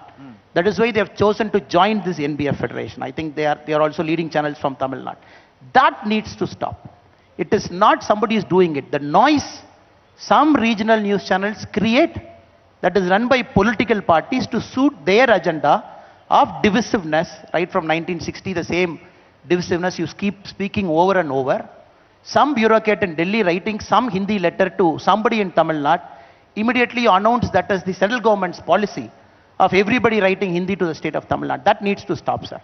I don't believe in that narrative, but that narrative is being said by people who can't take on the developmental politics or people who can't take on the Honorable Prime Minister Modi ji. Thank you, Mr. Annamalai. Same question to Mr. Sasmit Patra. So, Mr. Patra, where is the space of federalism and in that narrative? Hindu, Hindi, Hindustan. You see, firstly, I don't know where this narrative is coming in from. But my simple, humble submission would be that when you go into states and you talk to people in the regional languages, there is a misnomer that probably media knows better is wrong. The people in the states know much better than the people sitting in Delhi. When you go for politics, and all the three of us come from political parties and you have been closely following politics, in a panchayat election, there is more politics than probably a Vidhan Sabha or Lok Sabha election. And I'll tell you the reason why. We generally assume that people in the state, when they are going into regional channels or regional identities, are not very much aware about it. They know what is happening in Delhi, what is the narrative being set from Delhi, and they will choose what they think is right for them and will reject what they do not think right. And this entire TRP business, I'm not going into that. But my sense is, I come from Odisha, I come from the Biju Janata Dal, from Mr. Naveen Patnaik ji's party. And we are a party that has been in power for 5 consecutive terms. We are 22 years and counting.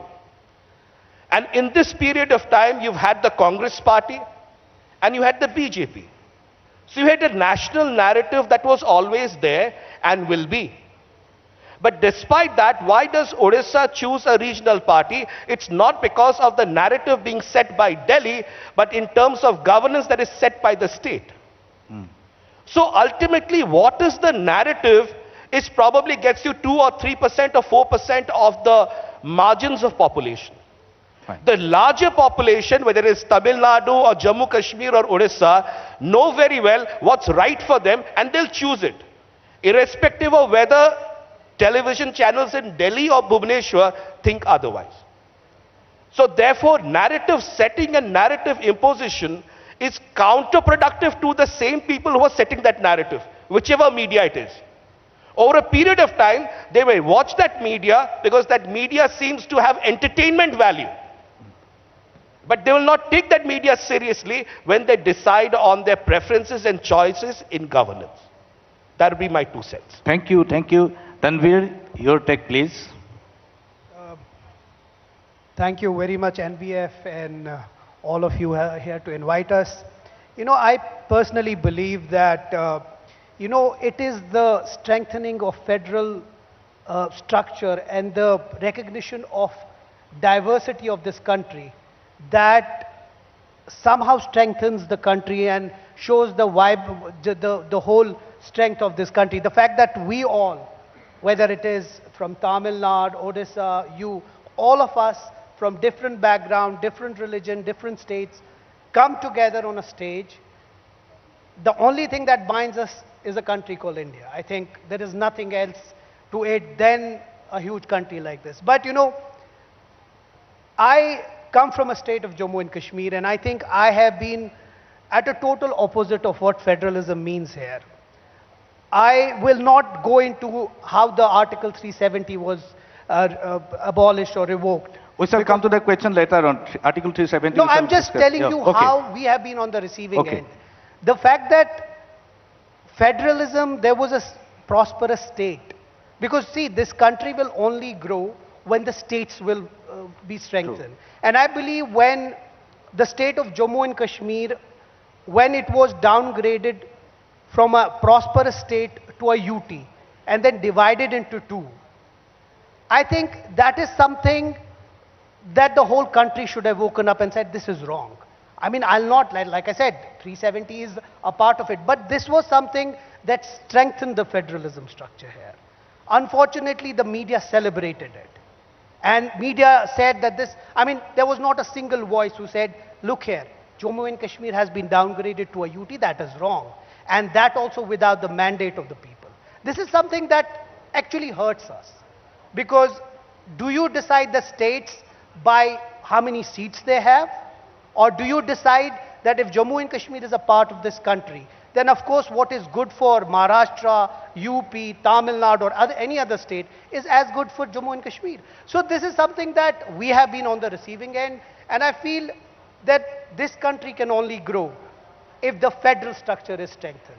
If you try to weaken it and centralize the whole system, then I believe that this country will not only stop growing, there will be a lot of alienation and a lot of demands which of course the center will not listen to. So I feel federalism is very important in this country. Thank you very much. Ladies and gentlemen, while I was given the agenda, I saw the name of Mr. Sasmit Patra, but I didn't notice his party's name.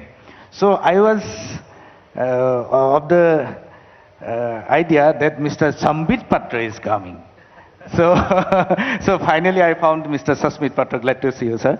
But thing is that, ladies and gentlemen, Mr. Sambit Patra is from Orissa, is a BJP leader. He is a regular happening in every television channel. You must have already seen him almost regularly. But the state from which he is coming, the issues of Orissa, once in a blue moon we used to see in the Hindi or English television. So space, the deserving space for the regional issues, it is not been given. Y.S. Sharmila has openly complained it in this platform few minutes back. So I would like to hear from Sasmit Patra. Did Orissa get the deserving space in the English or Hindi media? Well, I'll not join the issue and say that Odisha has got or hasn't got. I'll give 2 or 3 instances that will say for itself whether we have. 2020 COVID, oxygen was in short supply. Odisha stepped up and oxygen from many of the areas within Odisha came up because we have a large manufacturing base of steel. And the national media covered. When Hockey India was forgotten and hockey started doing very well, people started looking for where is hockey coming in from. They realized it was Odisha. True. So they started looking at Odisha. When disaster management is there and they say there is visual casualty, where do they look for? They look for Odisha.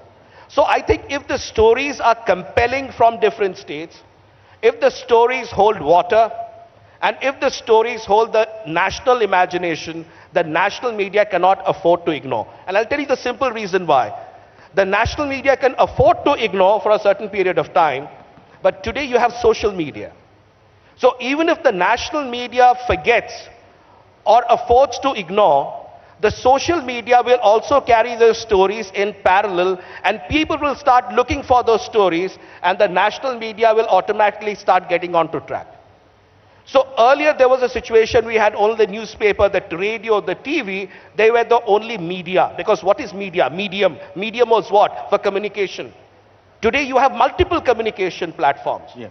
And therefore a media, if it feels it can ignore, a state cannot, as long as, and again I say, if a state is willing to walk the talk, deliver on governance, ensure the right aspects at a national level, the entire national media will watch.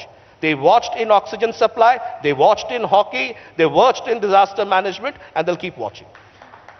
Couple of days back, your government has regularized as many as 57,000 casual employees. Have you seen this news in English or Hindi media? I'm not really looking forward to English and Hindi carrying me. I'm not. Why should? Because we have regularized, we are doing governance for the last 22 years, led by Honorable Chief Minister Shri Naveen Patnaik ji. When Naveen Babu, you've asked on various platforms, and they said, sir, why can't you speak so more?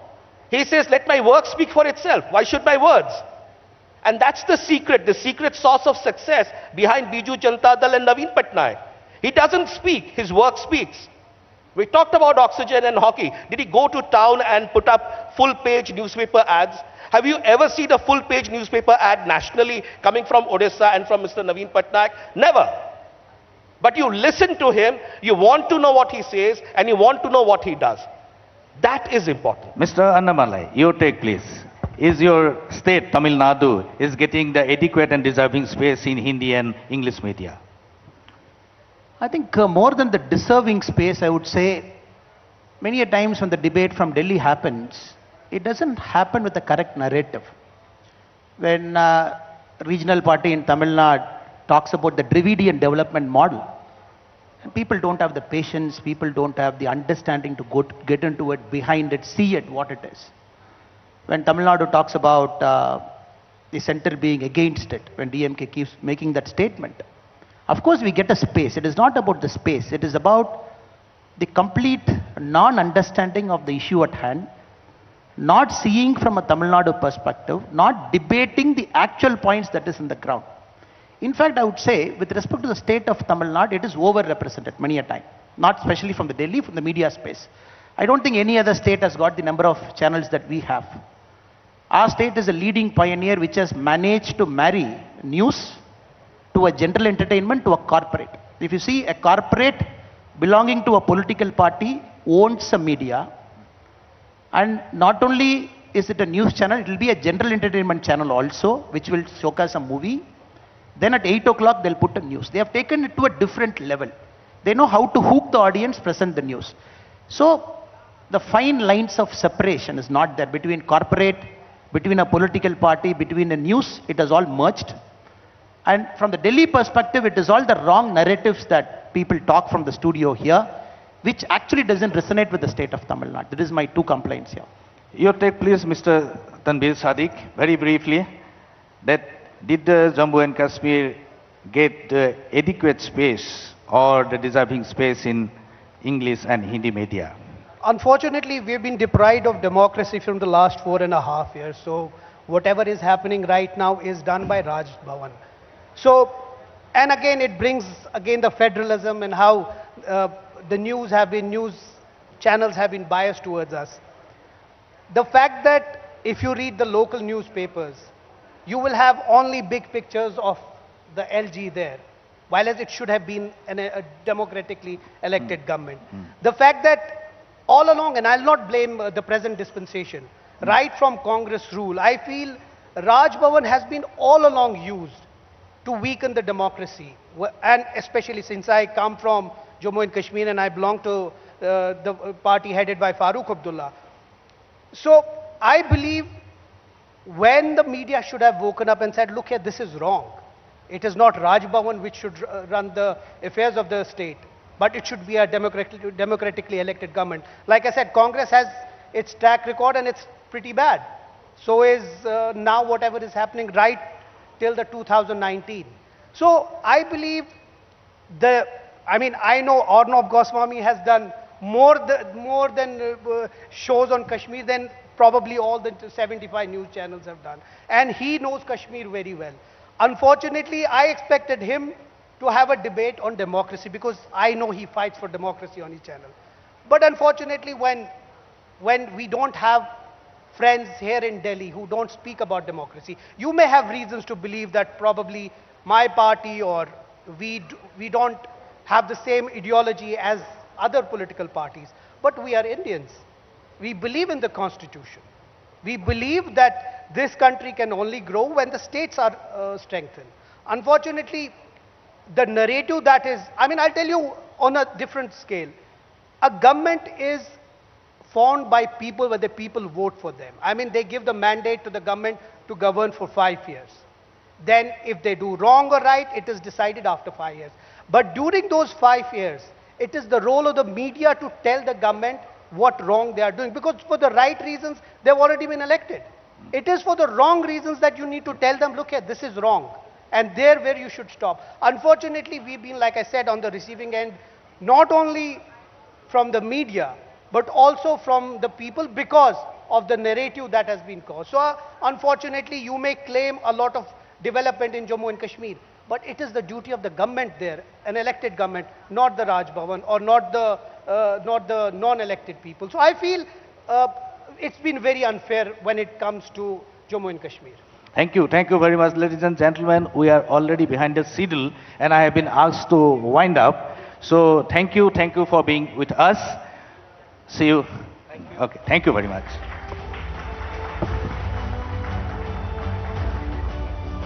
Thank you very much, Prashantada. Thank you, Annamalai. Thank you, Tanveer, and thank you, Mr. Shashmit Patra. Moving on to our next panel this evening, we have a special guest joining us on video, and he's joining us live from Andhra Pradesh this evening. Now, is the news media biased in favor of the ruling dispensation? Often there's a charge leveled that hyper-competitive news media scenario in the country, national, regional, local, tends to be the voice of the ruling dispensation. Is it the lure of the government advertisement or pure ideological push that drives a pro-government stance? The truth of the matter is that despite a strong federal India and a strong center, the opposition voice is here to stay and will stay, and that is due to the plurality of the news media where no one voice prevails. How does one draw the roadmap with mushrooming digital media with little or no oversight? Talking to us today about this alleged bias is the head of the TDP, the Telugu Desam Party. He served as the Chief Minister of Andhra Pradesh from 1995 to 2004. From 2014 to 2019, Mr. Chandrababu Naidu will have the unique perspective of having followed the media as an NDA alliance partner and then as an outlier for the last 4 years. And for this conversation, I'd like to bring up on stage Rishabh Gulati, the managing editor of NewsX. Can I have Rishabh on stage? Rishabh, the dais is yours. Mr. Naidu is joining us live. Rishabh. Niranjan, thank you. Chandrababu Naidu ji, welcome to the first National Broadcasting Federation's first conclave, sir. It's a pleasure to have you on video call with us. Chandrababu ji, in your state, sir, you've just come back where you've been protesting against the what you call illegal detention of Pawan Kalyan in a hotel. You face trial and tribulations. You can argue that your security taken away, searched at airport, harassment. Your opponent in Andhra Pradesh can also argue that he's faced trials and tribulations, cases, imprisonment, arrest. What is to blame, sir? Is politics to blame for all of this, or is the media to blame for all of this?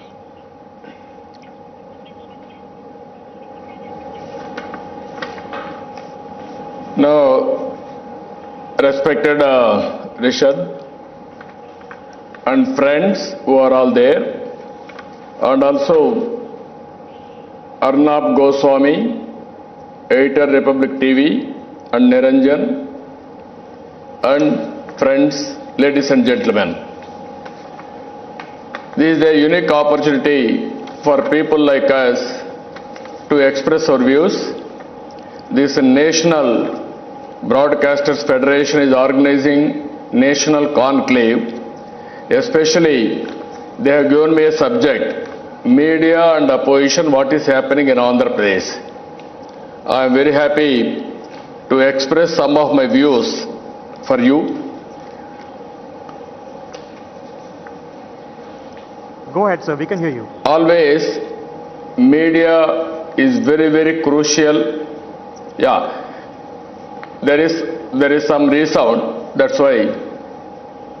Okay.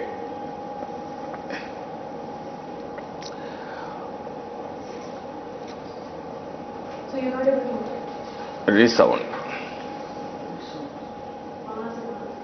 There Because might of be an this, echo, sir. sir, but we can hear you just fine. You can carry on. We'll try to get that echo fixed. You please carry on, sir.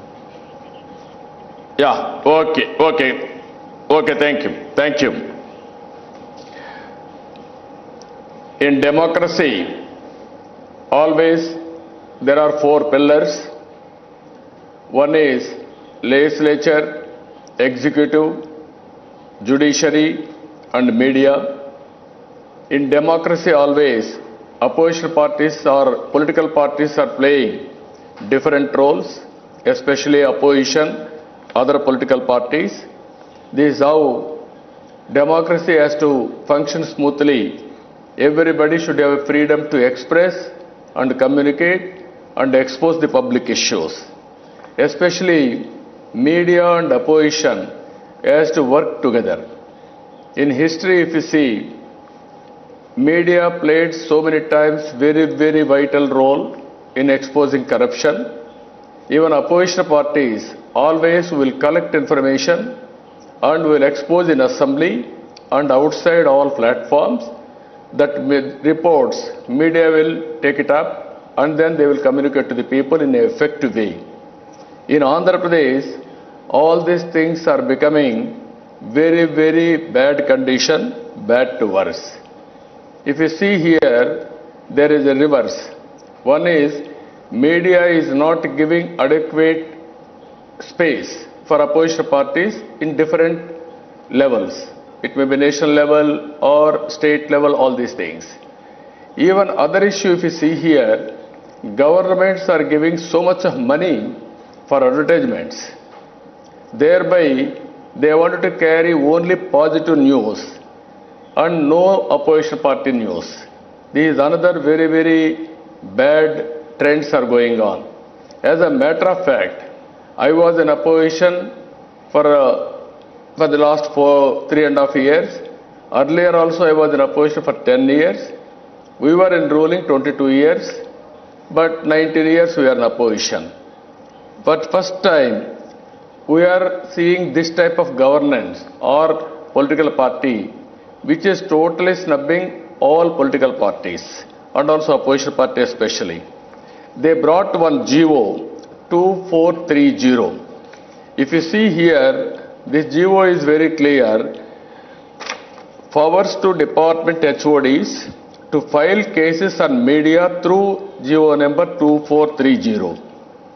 After careful examination of the matter, government hereby accord permission to delegate powers to the secretaries of respective departments to issue rejoinders, file complaints and lodge appropriate cases, if need be, through public prosecutor against defamatory news items published, telecast, posted in print, electronic, social media, pertaining to their respective departments after following due powers of law. What I am saying, it's the politicians to blame. It's the governance that puts media also under threat, and it's the politicians fighting amongst themselves. Why is the media to blame in here, sir? No, I am not blaming media. There is manipulation for media, that is one step. those who are writing, they are blackmailing them, this type of GO, and no reporter is able to write. Is it democracy? That is what I wanted to highlight. Even so-called your press council or Broadcasters Federation or Editors Guild, nobody is able to fight. That is the pity. That is what I wanted to highlight. So how One can, is this issue. How can podiums we are like this moving in a better big way for representing Chandrababuji? 75 years. How can federations better representing the regional press? And there is a specific That's other what I'm example saying. that has been raised, where a lot of the regional press sometimes is owned by political parties. How can that fair voice be represented then, sir? That is what I am asking you. Some political parties are having media. Added to that, those who are independently acting, they are putting this type of blackmailing tactics and also facing booking cases against them.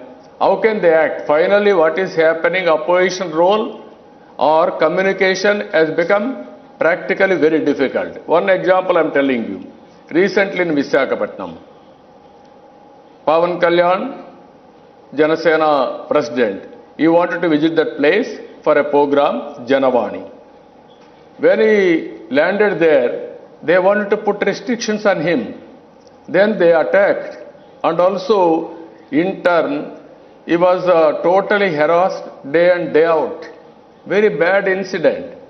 Even political parties are unable to perform. Even media is unable to write. Is it not the responsibility of national media to take it up? That is what I am questioning here.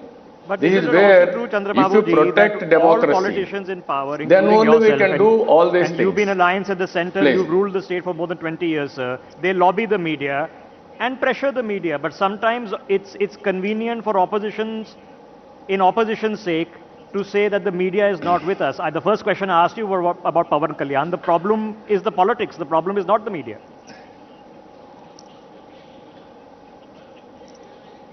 No, not the media, but media is snubbing. That is what I wanted to highlight in this platform. It is not only media and opposition. It is media, ruling party, and also opposition parties, all political parties for that matter. Okay. That is what I wanted to emphasize Chandrababuji, here. you know, you've been Even lobbying during my tenure for also, farmers- we have seen farmers national in your level. state, sir. You've been lobbying for farmers in your state. A lot of them have been on tour in Delhi to lobby media Yeah. houses to cover their cause. When you saw the farmer agitation that was brought to Delhi and the kind of coverage it got, do you feel then frustration that there is a regional disparity, although your cause was different, but the community was the same?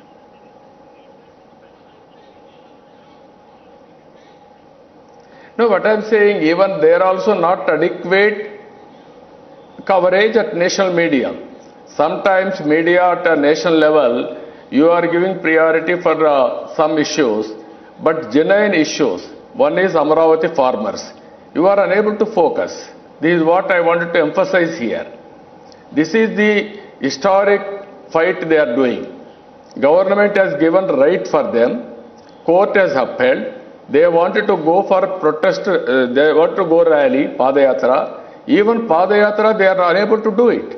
Is it a democracy? This is where I am questioning, or I am highlighting this forum. But Chandrababuji, Even national media has to take it lies up. to whom? So you Earlier, are hoping, if of you course, see, we on your own, we public criticize issues you Jagan have Reddy. highlighted. So you are, of course, hoping we criticize Jagan Reddy and give greater coverage. I'm assuming you are hoping we criticize the national government. But when it comes to the criticism of the opposition, then the media is painted as sold out. How is that fair? No, I am not saying that. Impartial way in a democracy. Only issue based you have to highlight. That is what I am asking. Media and opposition, that is the role we have to play. I have seen all these things for the last 40 years, not today. Even before economic reforms, after economic reforms. I am seeing, I am watching at national level so many political developments. I am not blaming anybody, but at the same time, this is the platform I want to express my views. We are all working for this great country, to empower this great country, and ultimately everybody should express their views freely. Media has to cover. That is what I want to emphasize. Chandrababu ji, last thoughts and last question to you is, in keeping with what you just said, there is a Team India approach, but oftentimes opposition becomes for the sake of opposition. Is it okay, in your opinion, that when something good happens and when governments do good things, that equally vehemently they should be praised for it, not just finding fault and criticizing?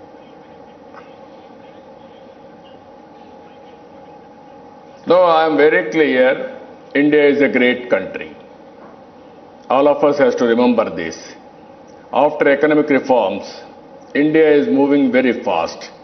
And at the same time, in a knowledge economy, India is playing very vital role. In future, we are going to play more vital role.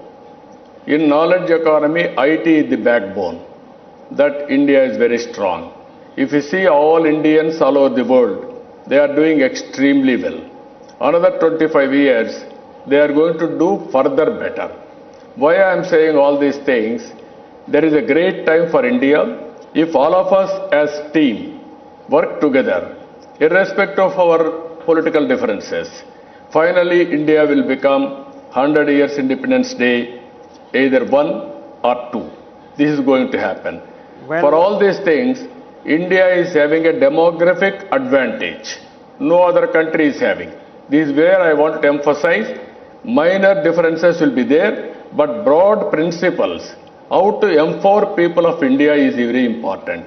Okay. That is what I wanted to. Never I opposed anything which is good for the nation. Well, Chandrababu Naidu ji, I know this is not the podium for the political questions on whether you regret leaving the NDA or your prospective conversation with the Jan Sena, so I'm going to leave it at that. Really appreciate you joining us, and thank you so much for waiting and addressing this forum, which is beaming across 40 news channels as we speak. Can we give him a big round of applause, please?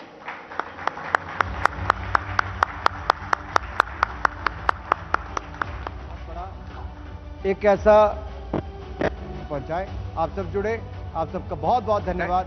Thank you for that, Chandrababu Naidu ji, and thank you for that, Rishabh. We have a very short address now, a very special address.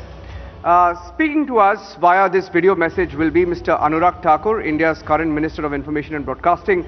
Mr. Thakur is known for his hardcore stance of national interest above everything else. Anurag Thakur, the Honorable Minister, has repeatedly warned us about the dangers of exaggerated news.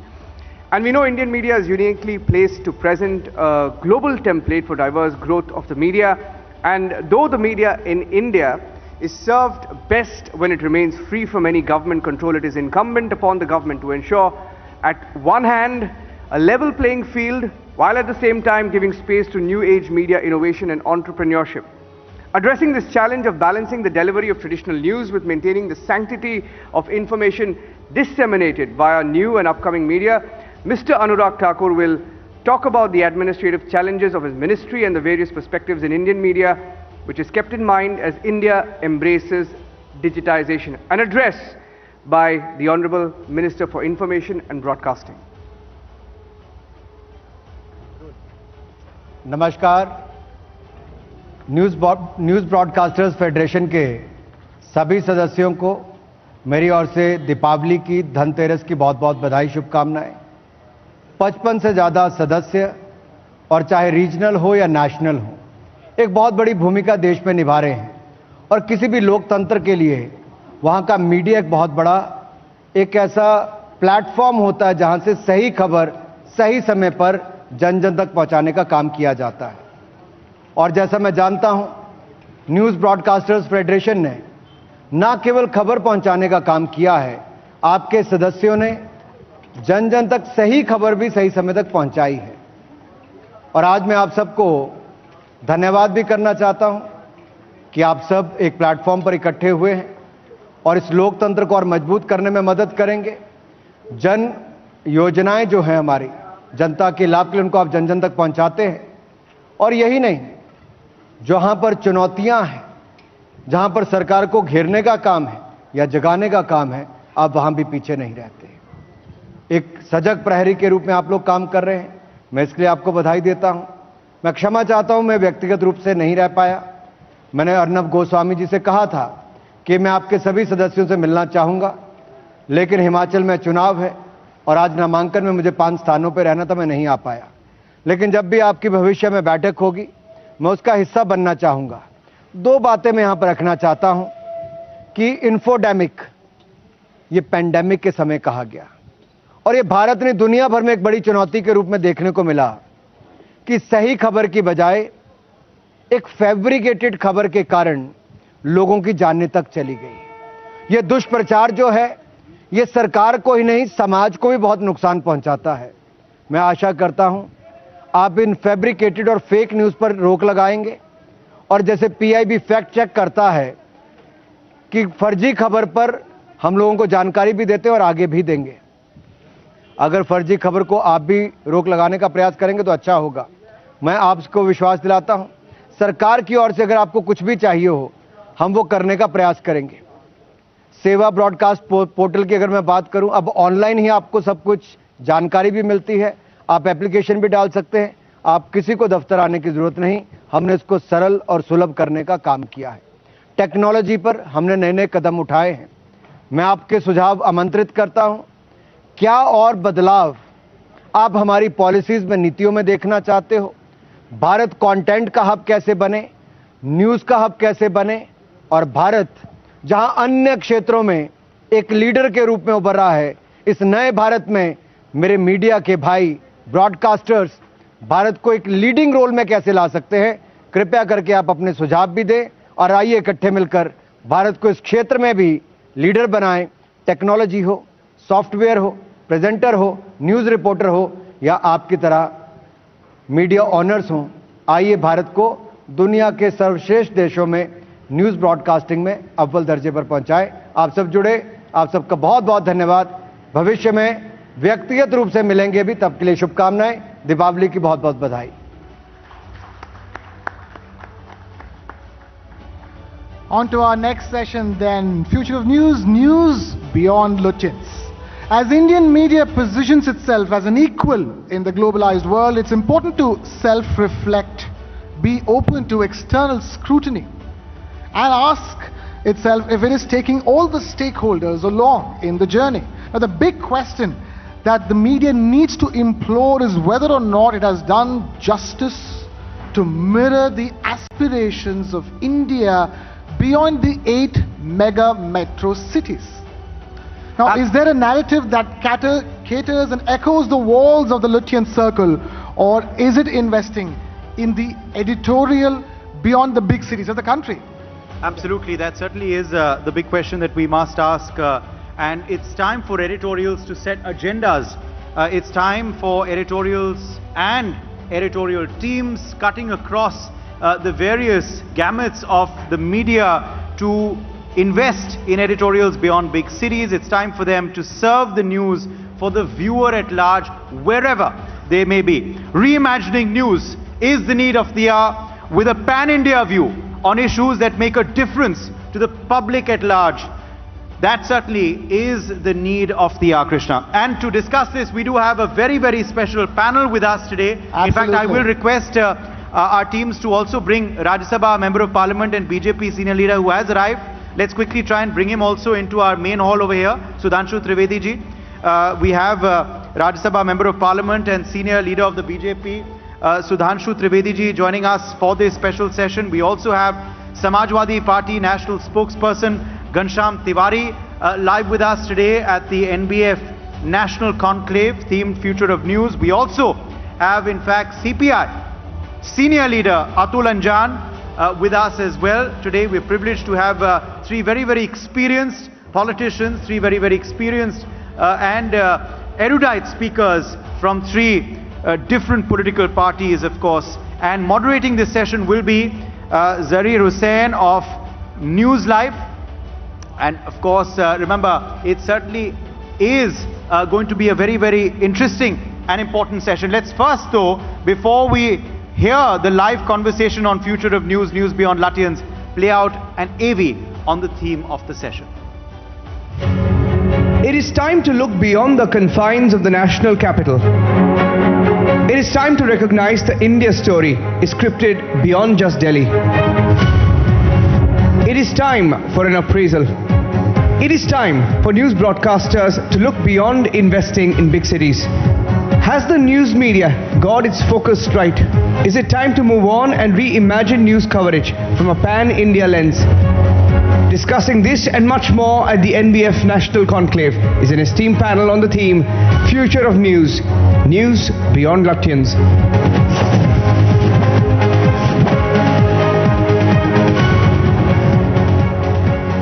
Let's welcome them with a loud round of applause. Let's please have on stage now Rajya Sabha Member of Parliament and Senior Leader of the BJP, Sudhanshu Trivedi ji. Dr. Trivedi, please come onto the stage. We also request SP National Spokesperson Ghanshyam Tiwari to join us. As well. Please come on stage, sir. Atul Anjan, Senior Leader of the CPI, could we please also have you on stage? And the moderator is also with us, Mr. Hussain of News Live. Let's get you on stage as well, sir.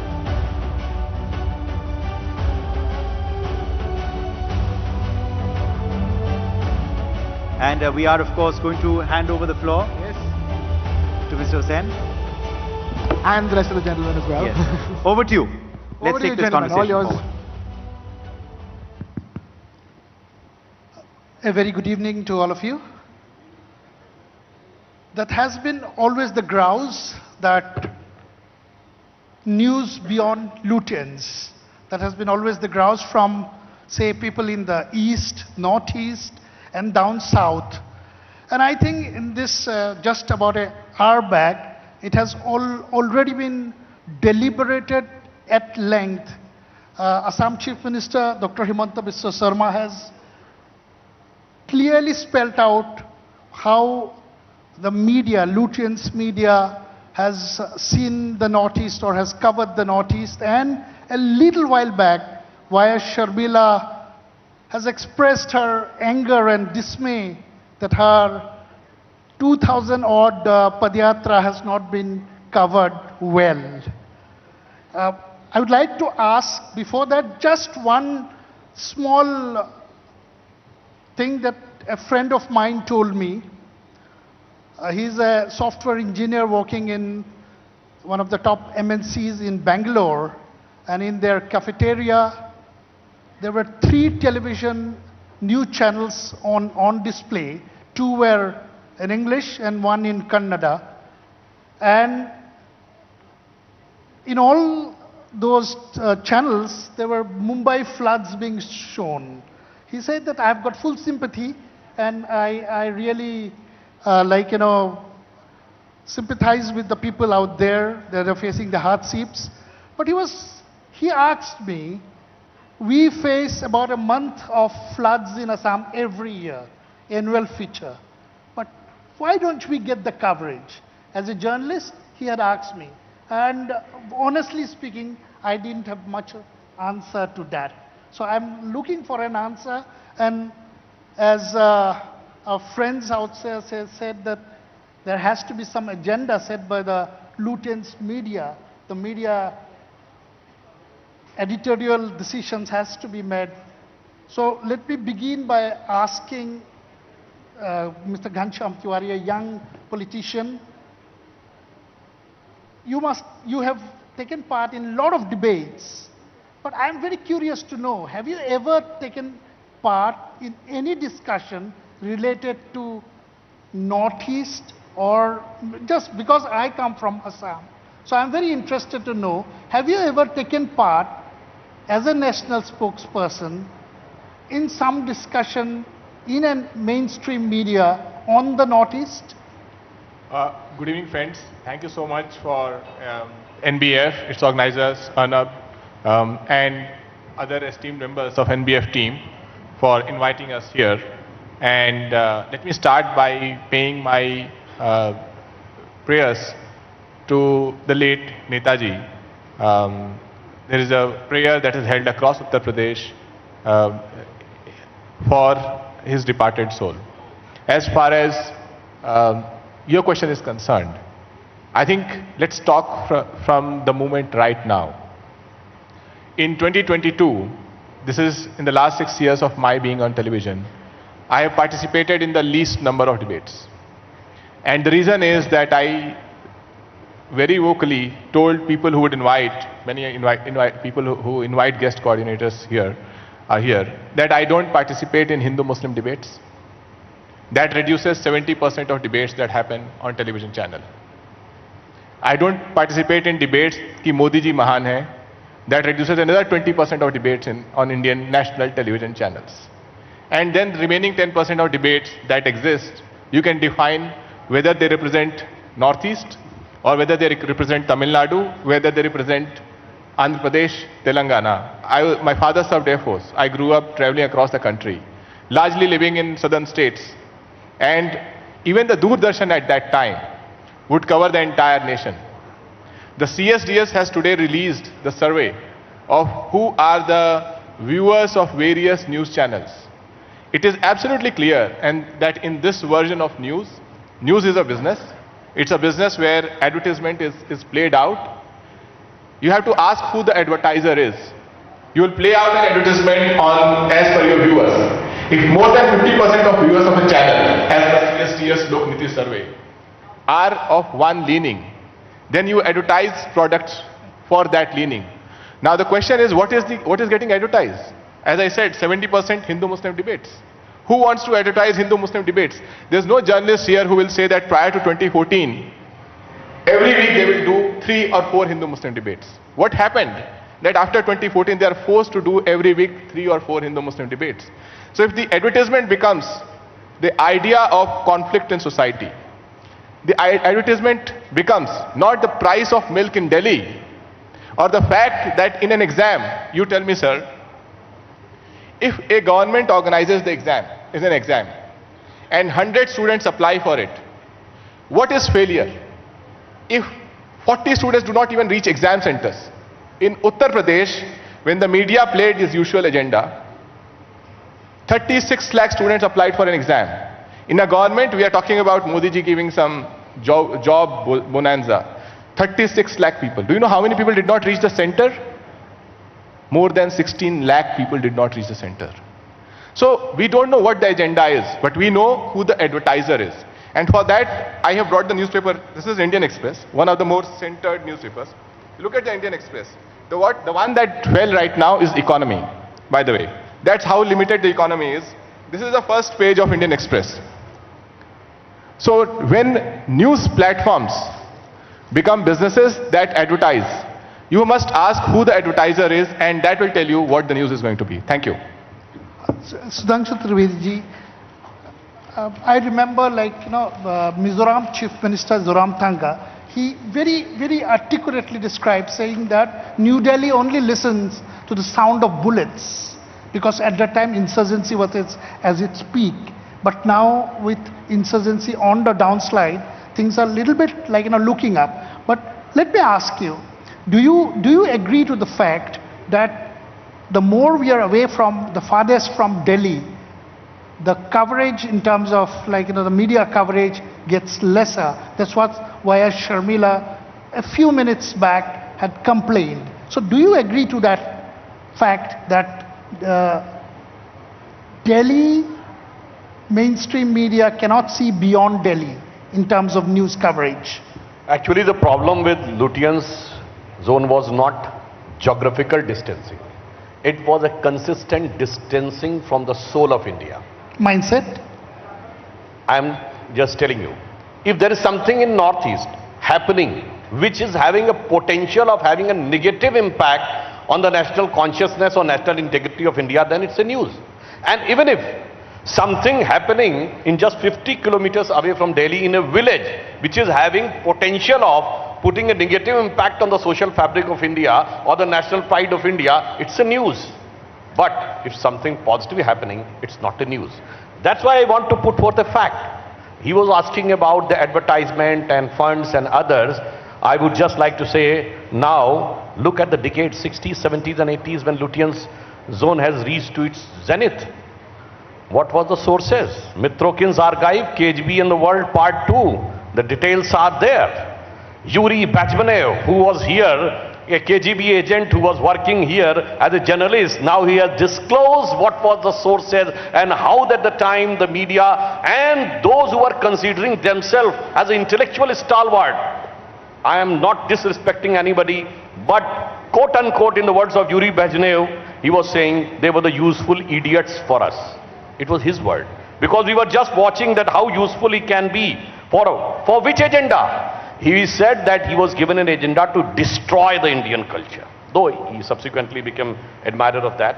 And that's why, if I want to say 1975 during emergency, I'm not having that type of memory, but hardly Lutyens media was taking any initiative in a movement against emergency.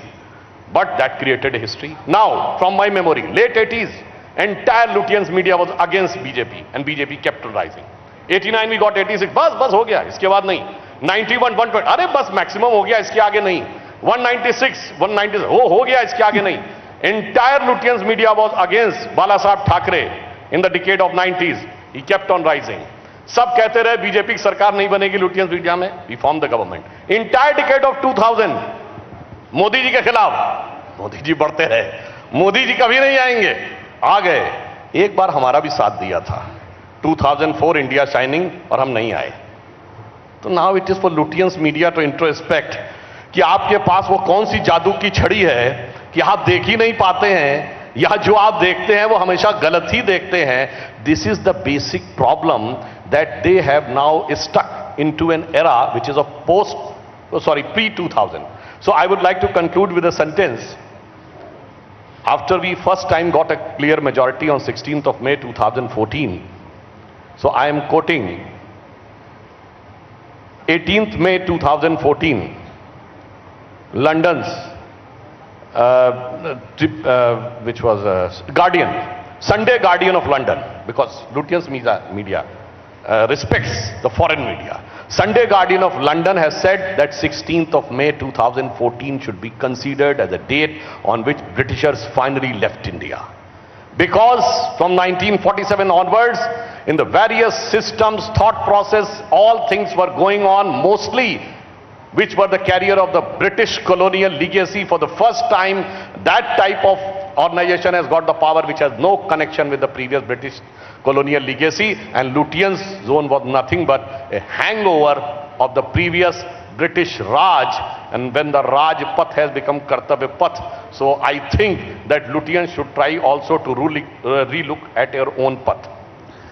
Atul Anjanji, a few minutes back, as I have been repeatedly telling, Sharmila ji had also said the same thing.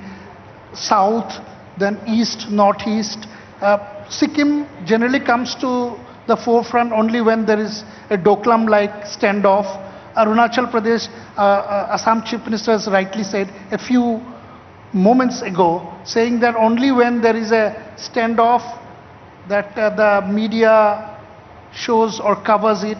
But when there are something, the Indian Army does something very good, it's never been projected. So what, according to you, you have been such a seasoned senior politician, you must have seen this, or you must have observed this kind of disparity. देखिए, भारतीय समाज बहुत विविधताओं का समाज है. Sorry, I'm speaking in a language which is known and spoken by the overwhelming majority of this country, and I think the message of this NBF must go to the maximum number of people. So I'm using that in. You should not take it that I'm very chauvinistic about my Hindi language, but I should also say, don't be very, very, very, very, very dear to that language, which is an alien language and is spoken by only 3 crore of people of this country. But anyway, जब हम गुस्से में भारतीय आ जाता है तो अंग्रेजी बोलने लगता है.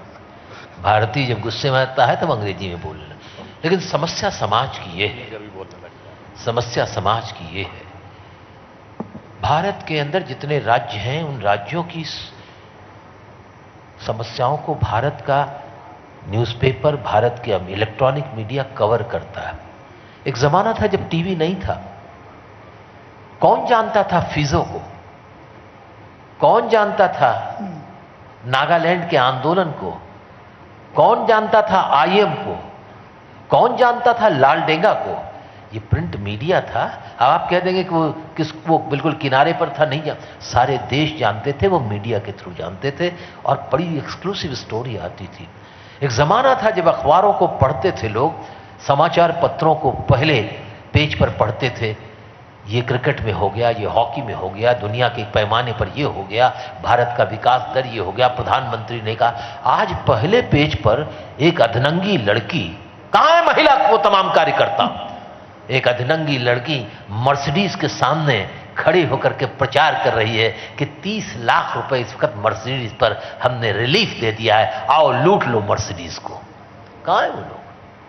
फर्स्ट पेज का वही हाल है, सेकंड पेज का वही हाल है, थर्ड पेज में अद्धा जो निक्षपता है उसका भी हाल है, फोर्थ पेज में न्यूज है कि रणबीर कपूर कटरीना कैफ के घर से निकल गए 4 कॉलम के।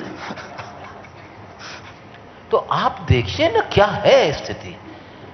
हम लोग जब राजनीति में, स्टूडेंट पॉलिटिक्स में थे, ये हमारे छोटे भाई की तरह, बहुत स्नेह है मेरा इनके प्रति, दोनों के प्रति। मैं यूनिवर्सिटी स्टूडेंट यूनियन का लखनऊ का प्रेसिडेंट था। मैं एक प्राइमरी के स्कूल से, गांव से पढ़ के आया था, अंग्रेजी नहीं जानता था, और अंग्रेजी न जानने की वजह से मैं चेन्नई के रेलवे स्टेशन पर जूतों से पीटा गया था, जूतों से, एक आध बार नहीं कई बार पीटा गया था।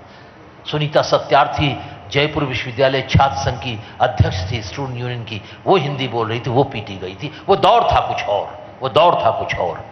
फिर मैंने अंग्रेजी सीखने की कोशिश की, मेरे गुरुजनों ने मुझे सिखाया, मेरे परिवार के, मेरे माता पिता ने मुझे सिखाया। लेकिन हम तब पढ़ते थे तो अंग्रेजी का अखबार पढ़ते थे, टाइम्स ऑफ इंडिया, तो देखते थे कि इंदर मल्होत्रा ने एडिटोरियल क्या लिखा है, एक्सप्रेस में हृदय हरिमोहन कार्लेकर ने क्या लिखा है, गिरिलाल जैन ने क्या लिखा है, प्रभाष जोशी ने क्या लिखा है, नवभारत टाइम्स में राजेंद्र माथुर ने संपादकीय क्या लिखा है। आज तो संपादकीय पढ़ने की ही जरूरत नहीं है, there is no editorial, there is a proprietorial. पढ़ो प्यारे, प्रोप्राइटर क्या कहता है, प्रोप्राइटर क्या कहता है। ये स्थिति जब आ जाए मीडिया की तो क्या करेंगे आप? महत्वपूर्ण खबर 7वें पेज पर चली गई। अगर हेडलाइंस ना हो टेलीविजन के तो टेलीविजन भी देखने लायक नहीं है।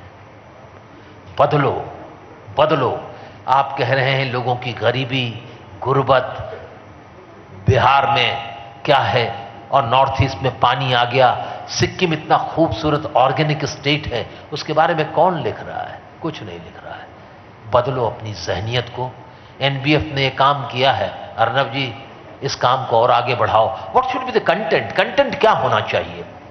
ये पीपल्स ओरिएंटेड कंटेंट होना चाहिए। जनता के सरोकारों का कंटेंट अखबारों में और टेलीविजन के मीडिया में होगी। डेवलपमेंटल स्टोरी होगी या प्रधानमंत्री का चेहरा दिखाया जाएगा? लीडर अपोजिशन की भी बात आएगी कि नहीं है? विपक्ष की बात का स्थान तो मिल ही नहीं रहा अखबारों में। विपक्ष क्या कहता है? लगता है भारत में संसदीय लोकतंत्र का विपक्ष गायब हो चुका है। सरकार चाहती है कि नहीं चाहती है मुझे नहीं मालूम, समाचार पत्र और तमाम लोग तो यही चाहते हैं। सिर्फ मैं एक बात कह करके अपनी बात खत्म करता हूं। बहुत लंबी बात कहने से पहले एक आध शेर कह देने से सारी बात कवर हो जाती है। मशहूर शायरा मीना कुमारी एक बहुत अच्छी अदाकारा भी थी और शायरा भी थी। गुलजार साहब ने उनकी पूरी शायरी को एक डायरी में प्रिंट किया है। उसमें एक जगह लिखा है उन्होंने, मीना कुमारी ने, कि मसर्रत पे रवाजों का सख्त पहरा है। आपके रवाज के लिए, आपके रवाज के लिए मीडिया, मसर्रत पे रवाजों का सख्त पहरा है। और गरीब आदमी आपको पढ़ता है तो क्या कहता है? मसर्रत के पर रवाजों का सख्त पहरा है, न जाने कौन सी उम्मीद पर दिल ठहरा है। और मेरे जैसे लोग ये कहते हैं कि तेरे आंखों में झलकते गम की कसम, ऐ दोस्त दर्द का रिश्ता बहुत गहरा है। इसको समझेगा जिस दिन मीडिया काम बन जाए। That was Atul Ajat ji in his inimitable style. He had mentioned one very interesting thing, and which I would like to endorse, that this platform has given us, editors like us, a chance to, this is a bridge kind of a thing between the mainstream and the regional media. So thanks very much to Arnab Can I add one floating thing? this. What he has said?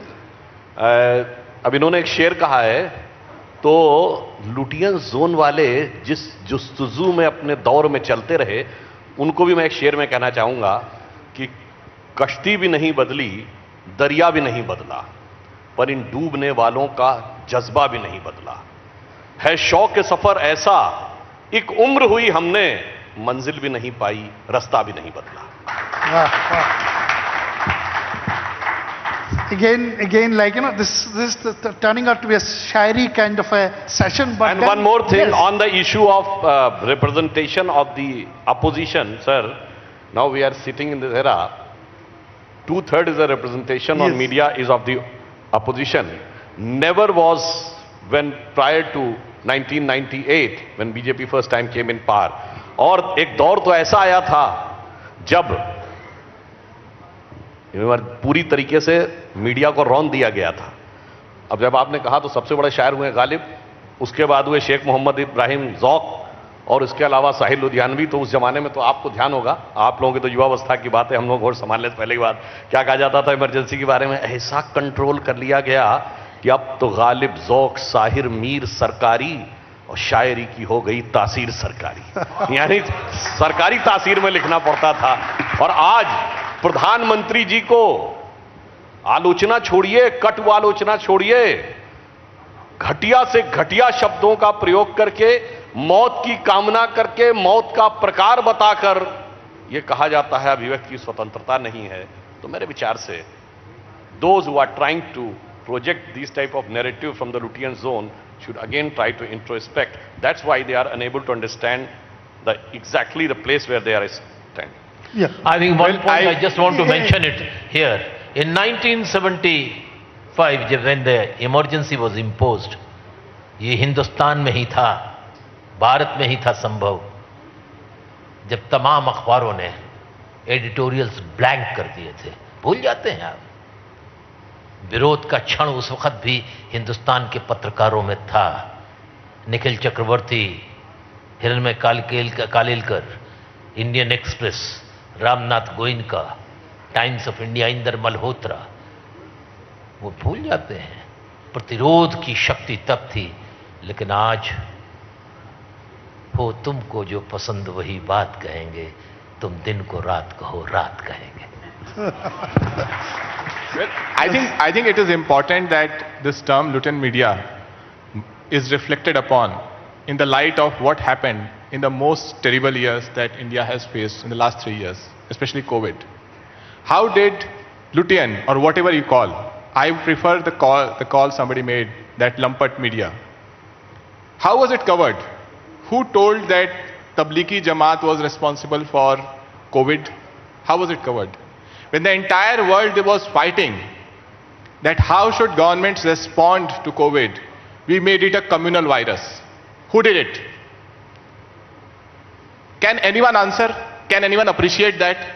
Did not minister and spokesperson, Chief Minister of Uttar Pradesh, participate in that debate? They fanned those discussions. The anchors, whether you call it lumpet, Lutean, whatever you call it, they fanned those debates. Then nobody was ready to talk about the migrants, but we are ready to speak about Riya Chakravarti.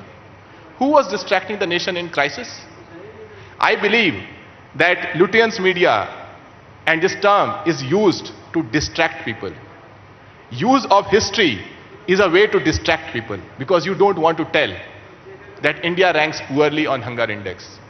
You don't want to acknowledge that youth in India today is unable to find a job. You don't want to acknowledge that today people are taking away their children from private schools because they are not able to pay fees. When the news become focused on what the advertisers want the nation to hear, the responsibility, just like the luminaries that were talked about, the responsibility of the news goes back to the citizens. I am very hopeful. I am very hopeful that the youth, a lot of them sitting here, the youth in colleges, even those who are getting used to fake news, they are going to become used to information and will be able to decipher what is real news. Today, it is not the media that is defining the frontier of what reaches the citizens. It is individual students, individual people who read and share among their own social media, their own WhatsApp groups. I believe 10 years down the line, when we speak, these leaders may not be there, but we will see a rise of a new citizenry who's much more informed and who take the responsibility of those editors in 1970s who took the responsibility to keep the nation informed. That new citizenry is what gives me hope. I don't have hope in the media that communalized the virus, in the media that went after Riya Chakravarti, in the media that rejects data in the face of reality, and in the media that chooses only to cover what their advertisers want to be covered. I think Sudhanshu Trivedi will respond to Gancham. Actually, what happened now, the democracy is really taking shape. You asked a lot thing about what happened previously, but I want to ask, how was the reporting in 1990 Kashmir massacre? What was the reporting here? And what was the tone and tenor of reporting? So I just want to say India got independence in 47, but real democracy came in 77 when the parties have started changing the government. Otherwise there was only one party. So democracy started in 77. In 90s, what happened? The entire intellectual establishment and media was controlled by one thought. There is no scope of other. Monopolies and restrictive trade practices. You have heard about that. In 90s, the vernacular media became free from the clutches. And now, the national media is becoming free from the clutches of the monopoly of one thought, one and exclusive copyright of only one set of people. That's why the organizations like NBF are coming. ये और कुछ नहीं है जनाब, जागीरदारी राजे महाराजों की चली गई थी 47 में, तो उनके दिल में भी दर्द हुआ था. जब 77 में इमरजेंसी के बाद सरकार चली गई थी तो भी मोनोपोली खत्म हुई थी. अब वो मोनोपोली खत्म हो रही है, डेमोक्रेसी आ रही है, दूसरे थॉट को भी दीजिए. और मैं इनकी बात से अच्छा मानता हूं, ये तो हार्वर्ड के पढ़े हुए हैं. अब प्रॉब्लम जानते क्या हो गई है? प्रीवियसली आपने अच्छा कहा, एडिटोरियल्स में लिखा जाता था. फिर मैं कह रहा हूं, वो तो एडवर्टोरियल्स होते थे, और वो भी कहां से स्पॉन्सर्ड होते थे. मैं और भी 3-4 किताबें बता दूंगा. अब सब डिटेल में कैसे कैसे क्या क्या लिखवाया जाता था. भारत से ही नहीं, बाहर से भी लिखवाया जाता था. वो सारी बातें तो अपनी जगह, परंतु अब परिस्थिति में बदलाव आया है. टेक्नोलॉजी ने मार दिया है साहब. अब तो सबके हाथ में मोबाइल है. If anybody wants to verify any fact, I can say even by using internet at least up to 90% he or she can reach to the truth. अब बड़ा मुश्किल है इस बात को कंट्रोल करना. फॉर एग्जाम्पल 2014 से पहले बाबा साहब अंबेडकर की book thoughts on Pakistan was virtually out of entire Ambedkar site. आपको मिलती नहीं कहीं, यहां खूब खोज डालते नहीं मिलती, बट कोलंबिया यूनिवर्सिटी में थी. अब वहां से अवेलेबल है. अब तो पीडीएफ भी है, जो आदमी चाहे पढ़ सकता है. This democracy is creating ruffles and they are not ready to accept that their era has gone.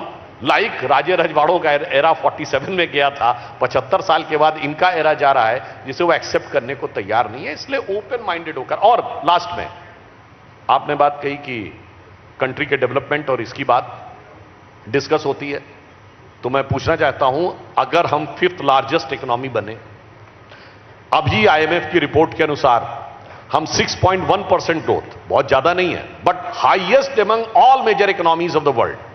वही सीएमआई का डाटा जिसको 2 महीने पहले कोट करके कहते थे कि साहब हमारी जो बेरोजगारी है वो मैक्सिमम है 8.4%. That same CMI has said in the month of September it has come to 6.4%. And I want to say an number of debates you have seen. 50 साल की सबसे बड़ी बेरोजगारी, 50 साल की सबसे बुरी अर्थव्यवस्था, 50 साल का सब कुछ. You have heard this phase. अगर ये जमाना नहीं होता तो ये 50 साल लोगों को सच लगता. अब भूल गए लोग. Anybody can check 1991 devaluation of the rupee, सोना गिरवी, foreign exchange is less than 1%, बेरोजगारी की दर 14%, सॉरी रेट ऑफ इन्फ्लेशन 14%, और जाने क्या क्या 2% ग्रोथ रेट रहती थी, सब कुछ रहता था. Anything can be checked. So that monopolistic control is being diluted and the democratic forces emerging in the field of media, which is becoming a difficult thing to digest. Who are considering their feudal fiefdom feeling of controlling the intellectual establishment of India. Yeah, just let me put on record, if it will be unfair if I don't put on record. Of late, things are beginning to look up, and most of the television channels are covering East and the Northeast and South. And I think Arnab has done one good thing, is that he has been since his channel is covering east or northeast little bit aggressively, other channels are following suit because they cannot afford to ignore once one channel covers that particular area aggressively. So definitely things are beginning to look up, and one must say that it's little bit, news is going beyond Lutyens to an extent, but yes, we need to see more. Anjanji, just things have to change, isn't it? It is very much required. You're talking about the MRTP and other things. In the media, पहले ज़माने में times of India group होता था, Tribune का group होता था, अजीत का group होता था, लोकमत ग्रुप हुआ करता था, सकाल ग्रुप हुआ करता था, बिहार का 2 अखबार होता था, लखनऊ के अंदर स्वतंत्र भारत और पायनियर का ग्रुप होता था। आज क्या हो गया टेलीविजन में? एक कंपनी, अर्नब जी, 60 और 65 टेलीविजन चैनल्स को कंट्रोल कर रहे हैं। Is it decentralization? एक बाबूजी सभी के मालिक बन गए, दूसरे उसमें आ गए। ये मोनोपोलाइजेशन है ना। और जब मोनोपोलाइजेशन होगा तो खबरें भी मोनोपोलाइज तरीके से आएंगी, उसके अंदर कैरेक्टर नहीं रहेगा। ये एक बड़ा खतरा है। मेरे दोस्त, मेरे छोटे भाई ने डेमोक्रेसी की बात कही। इससे पहले डेमोक्रेसी नहीं थी देश में, हिंदुस्तान में डेमोक्रेसी थी। आज पिछले 10-15 वर्षों से देख रहे हैं कि पार्लियामेंट के सेशंस घटते चले जा रहे हैं। मिनिमम 100 डेज के पार्लियामेंट के सेशन होते थे, असेंबलीज के सेशन होते थे। 3 दिन के अंदर बजट सेशन होके, अभी उत्तर प्रदेश का बजट सेशन, मध्य प्रदेश का बजट सेशन 3 दिन में, राजस्थान का बजट सेशन 3 दिन में खत्म हो गया। There is no debate. ये डेमोक्रेसी है। इशू वाइज चर्चा नहीं होगी, हेड वाइज चर्चा नहीं होगी कि बाल कल्याण पे कितना खर्च होगा, शिक्षा पर कितना खर्च होगा, स्वास्थ्य पर कितना खर्च होगा, यहां खर्च गलत है, इसको घटाइए, वहां बढ़ाइए। ये डेमोक्रेसी है। जवाहरलाल नेहरू का वो शब्द अच्छा नहीं लगता है लोगों को, लेकिन वो सही है। Freedom is in peril, democracy is in peril, defend with your all might. आज जरूरत इस बात की है कि जमहूरियत को बचाया जाए। बोलने की आजादी नहीं है, बोलने की आजादी। मैं जिस राज्य से आता हूं, अब बोलने की आजादी नहीं है, प्रदर्शन करने की आजादी नहीं है, घूमने की आजादी नहीं है। घूमिए आप, लेकिन विरोध और प्रतिरोध के एक शब्द सुनने को तैयार नहीं है लोग। ये डेमोक्रेसी है। तो अखबारों की भी, मीडिया की भी डेमोक्रेसी, और मीडिया का भी जनतंत्र, मीडिया की भी आजादी खतरे में है। हम सबको मिलकर के वो NBF को इस सवाल पर, सभी लोगों को, सुधांशु जी जैसे लोग और घनश्याम तिवारी जैसे लोग, हमारे जैसे लोग और आप जैसे लोग जो आज़ादी का मतलब समझते हैं, किसी पार्टी में हो, ये आज़ादी चली जाएगी तो न बोलने का अधिकार है, न रहने का अधिकार है। इस आज़ादी की हिफाजत के लिए अपने दल में, अपने समाज में, अपनी जगह पर, अपने न्यूज़ चैनल में जो भी स्पेस मिले उसमें अपनी आवाज़ बुलंद करें। यही हमारी राष्ट्रभक्ति है और यही राष्ट्रवाद है। Absolutely, absolutely. We are running short of time, and we sincerely hope that news will go beyond Delhi, beyond Lutyens, and every region in this country will get their adequate space and share. So I think, we'll have to. Sure.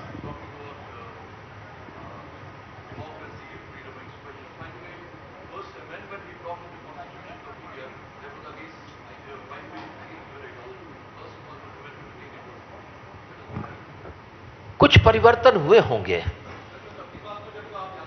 नहीं, मैं याद इसलिए कर रहा हूं कि अब कहने को तो कुछ लोग कह रहे थे कि मतवाले बेकार के थे, चंद्रशेखर आजाद और भगत सिंह को भी गाली देने वाले पैदा हैं। आइए उनके साथ हम भी अपनी आवाज बुलंद करें, हमारे देश की आजादी का संघर्ष नया स्वरूप लेगा। चलिए जिंदाबाद। वैसे आपने एक अच्छी बात कही, चंद्रशेखर आजाद, भगत सिंह जी को टेररिस्ट लिखने वाले कौन थे? यही JNU ब्रांड विपिन चंद्रा, अपनी किताब में लिख दिए थे रेवोल्यूशनरी टेररिस्ट। और जब यदवेंद्र सिंह संधू उनके भतीजे ने इस विषय को उठाया, 2016 में हमने पार्लियामेंट में उठाया, तो जानते क्या जवाब दिए? वो अगले वाले एडिशन में हटा देंगे, वो उस ढंग में नहीं प्रयोग होता था।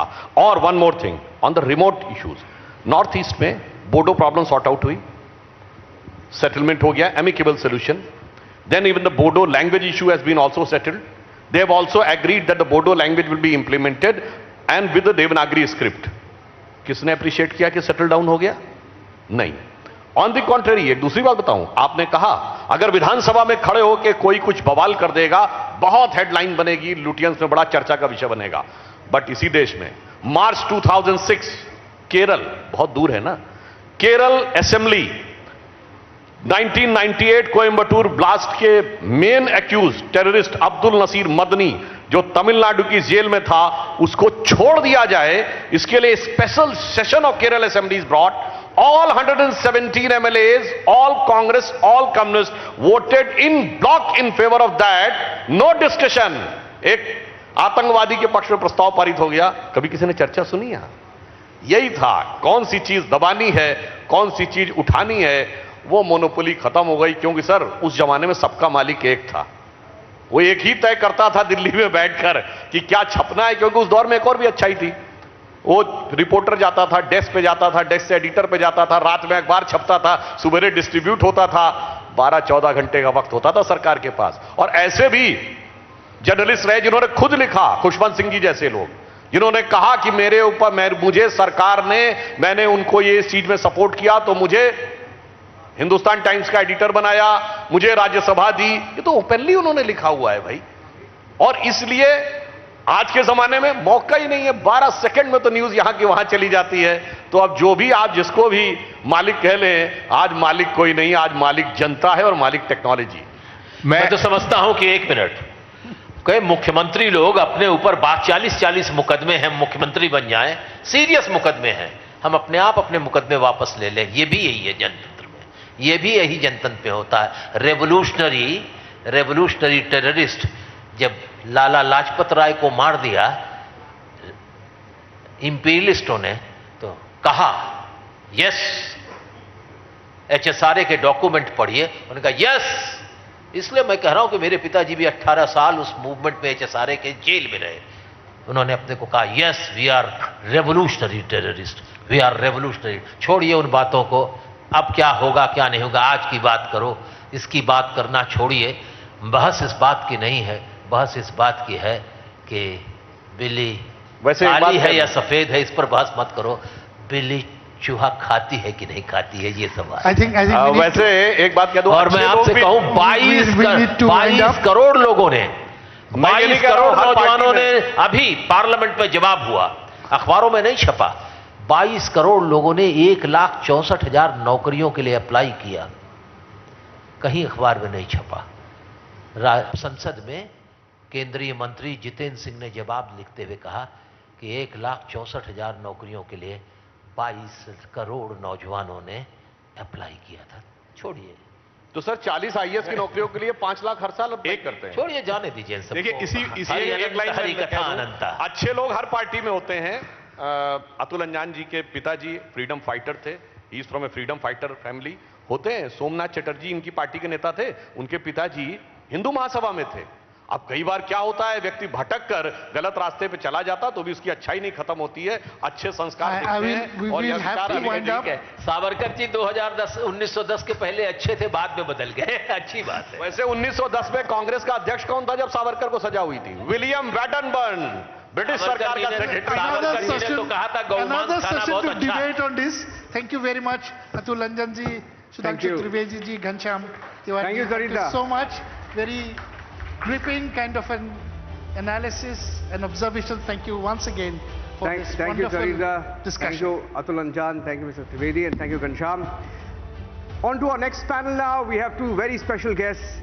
Narrative setting from a position of strength in the world which enables the news consumer to access global news media like never before is as ever challenging issue. Now India is often painted with racist almost and typecasted views in the global news media. And for a country with an aim to be a global superpower and making leaps and bounds in every industry. It's time for India to set its record straight and no longer be burdened by a stereotyped view of India.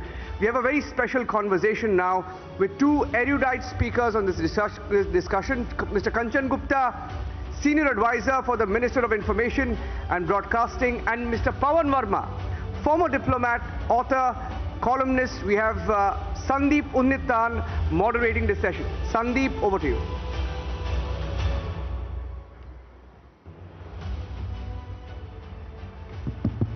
Thank you, Niranjan. More than 30 of the world's biggest media companies are in Europe or in the United States, except for two each in Japan and China. Now they boast of market capitalizations of trillions of dollars, they have revenues of billions of dollars, and they command global attention and help shape world opinion. Now the Nigerian author Chinua Achebe famously said, and I quote, "Until the lions have their own storytellers, the history of the hunt will always glorify the hunter." Are Indian news consumers hearing the lion's story, or are they still being told the history of the hunt? Joining me to discuss the Indian narrative today is my very distinguished panel. Mr. Verma, you wrote recently how the Nobel Prizes are distinctly Eurocentric, and the fact that the greatest messiah of non-violence ever, Mahatma Gandhi, was never awarded the Nobel Prize. But Dr. Henry Kissinger, who is known for anything but non-violence, got the prize. How does a civilizational state like India deal with this so-called Western objectivity? Thank you, Sandeep. You cannot deal with this Western subjectivity unless you begin to reappropriate your own sense of culture, history, and civilization. And I've said this often, that the success of colonialism is not your physical subjugation only. In fact, that is more easily removed. The success of colonialism is the colonization of your mind. And that takes much longer to erase. It can take decades after political independence. So, therefore, I've written extensively on this subject. I have a book called Becoming Indian, The Unfinished Revolution of Culture and Identity. And I also discuss this in my latest book, The Great Hindu Civilization. That we need to become more confident in our own roots and in a real knowledge of our civilizational legacy, without looking so eagerly for either endorsements from the West, which produce in us either excessive criticism or unnecessary adulation, and learn to make our own decisions objectively. Mr. Gupta, how does India reappropriate its narrative? How do you define the Indian narrative? You agree with what Verma ji just said? There is no one single Indian narrative. You have to look at what's the domineering or dominating issue of the day. And the Indian narrative obviously also has to accordingly reshape itself and move forward. I am personally against straitjacketing the Indian narrative into one particular story or storyline. That's what has been done till now. Now, Pawan mentioned about the colonization of the Indian mind, which is true. And one particular book of Pawan's, I have sort of reviewed a few of his books. One particular book, I'm now forgetting the one. Was it The Indian Middle Class or which one? Being Indian, neither of the two. and where he addresses this question of how the Indian mind is colonized. And, you know, after the departure of the British, after the end of colonial rule around the world, there was this great surge of post-colonial writing. Now, who were the people doing that post-colonial writing? They were academics with the most colonized minds. So their perception of colonization was entirely shaped by a very Eurocentric view. And that's why that decolonization never really happened. In the previous session, we had a fiery communist telling us how revolution is the path forward, but even communism is a colonial import. It is not something which is indigenous to this land. The political ideologies that existed in India were all colonial products or byproducts across the spectrum. So to look at it from a very narrow perspective, that this shall be my narrative, maybe that's not the way forward, because that's the way we were. We have to now skillfully create stories around the new India. I mean, it is a new country. Look at the demography of the country, the young Indians. Look at the issues that agitate these young Indians. It's the economy. So we have to craft stories around the Indian economy. I mean, the IMF has conceded that we are the only glimmer of hope in a very dark scenario. So the point is that you have to pick and choose your story, and you should be in a position to stand up and say, hey, listen, this is my story and you got to hear me out. And to reach that point, you need to be confident, you need to be courageous, you have to have a commitment to India, and you have to have a sense of conviction that this India, this country is now set for bigger things in life. It's interesting you should mention this, because in a couple of the previous sessions we spoke about how well the Indian economy is doing. We've already overtaken Great Britain, and very soon we are going to be the third largest economy in the world by the end of this decade. So Mr. Verma, do you think that we are still the subject of a lot of stereotyping by the West? You know, I was reminded of that New York Times cartoon, that very racist cartoon when we launched the Mars mission. We achieved the orbit around Mars, and you had this cartoon on the NYT which showed this Indian farmer with a cow knocking at the doors of these elite space clubs. So you think these kind of stereotypes are still prevalent in the West, and it's going to take a while for us to break out of that? No, some are stereotypes. Some may be too real for us to fully accept. I think we should give up our obsession with the West. The time has come to assert our own identity. Now that is a process. If I could ask, and Kanchan, I would be happy for his reaction. See, it's a process.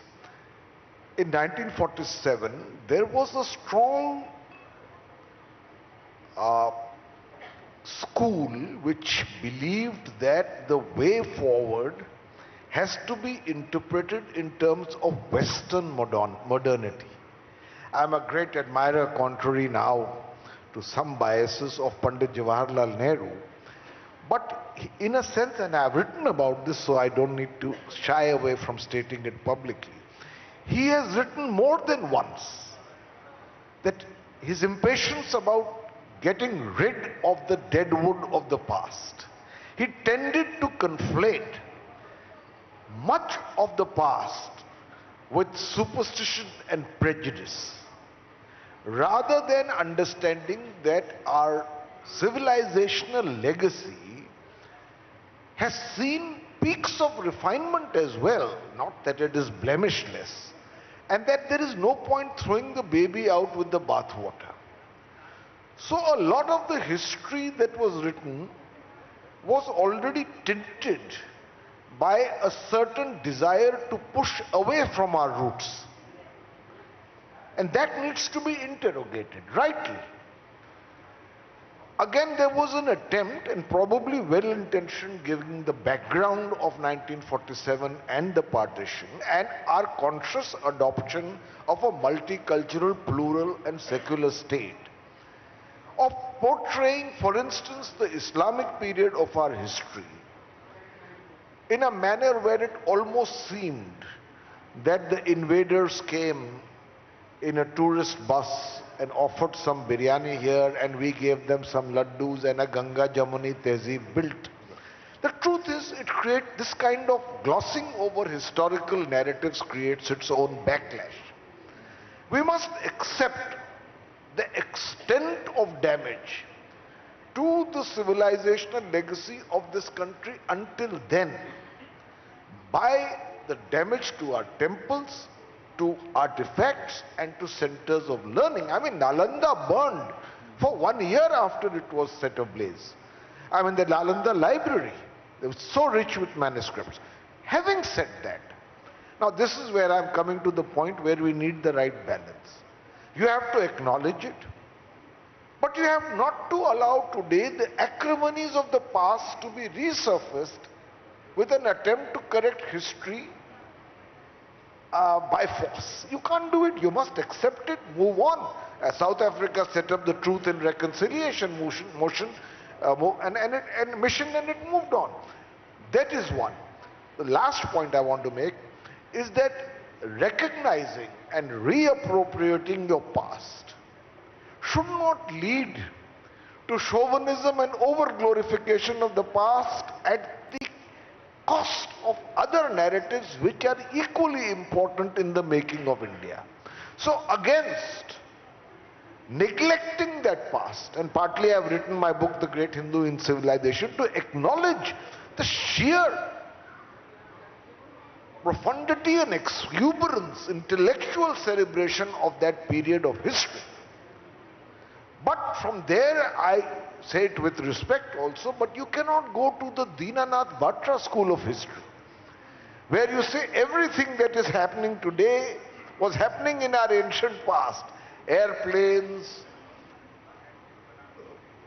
advanced surgery, motor cars were flying, and so on and so forth. I mean, don't trivialize history in an attempt to once again reappropriate the richness of its legacy. We need to stop doing that. And that applies equally to correcting the attempt to gloss over history by then the opposite reaction of only focusing on those aspects where everybody is seen as alien except the Hindu mainstream. And I have great respect for the recitation of Hindu civilization, but these are extremes which we must avoid if we want to create a sane, balanced, confident and culturally rooted India. Do you agree with that, Mr. Gupta? How do you achieve this fine balance that Mr. Verma speaks of?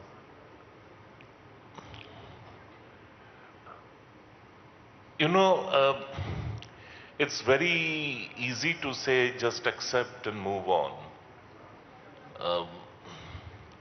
Unfortunately, that never happens.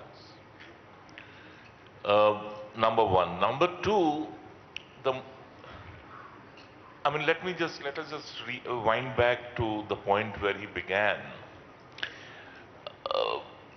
For all his claimed greatness, Jawaharlal Nehru was perhaps the most deracinated leader this country has ever had the misfortune of having. He never could fathom the soul of India, and that is where Gandhi scored over him. Gandhiji realized that the soul of India is deeply spiritual, it is deeply rooted to the soil. And that brought about these distortions in governance, and ultimately those distortions percolate down to academics, the history writing project. Why would I just give a pass to the manner in which history was written and not scrutinize it to expose those who were behind, or the thought processes that were behind the writing of that particularly blotted, concocted history?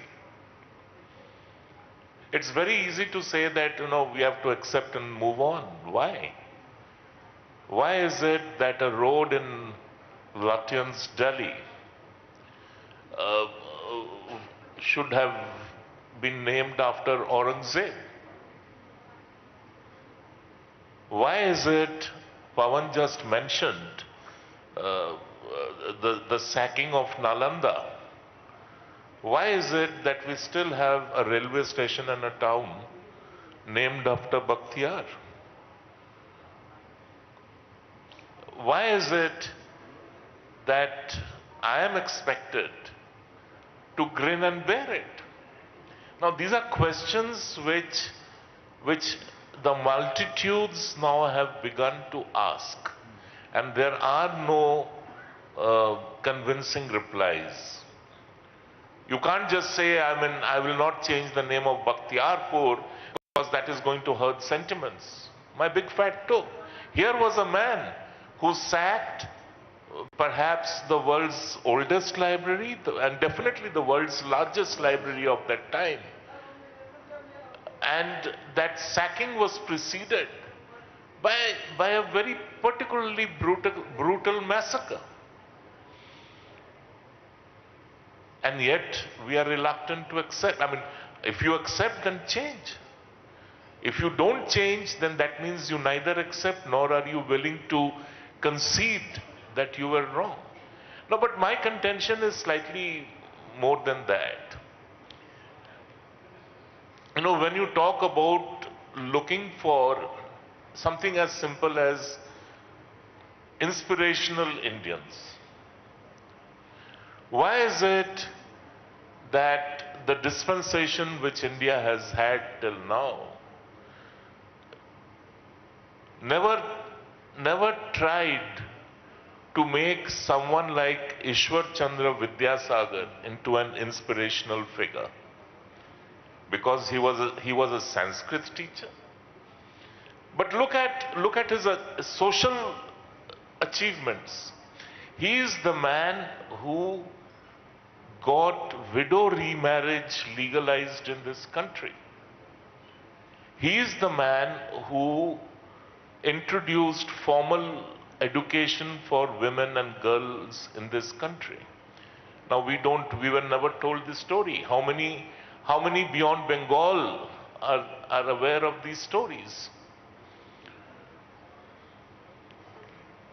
And it's a long list. I just gave you one example. Or Netaji Subhash. Or Netaji Subhash. We just heard someone begin at the previous session said, I would like to begin with prayers to Netaji. I thought, wow, that's very impressive.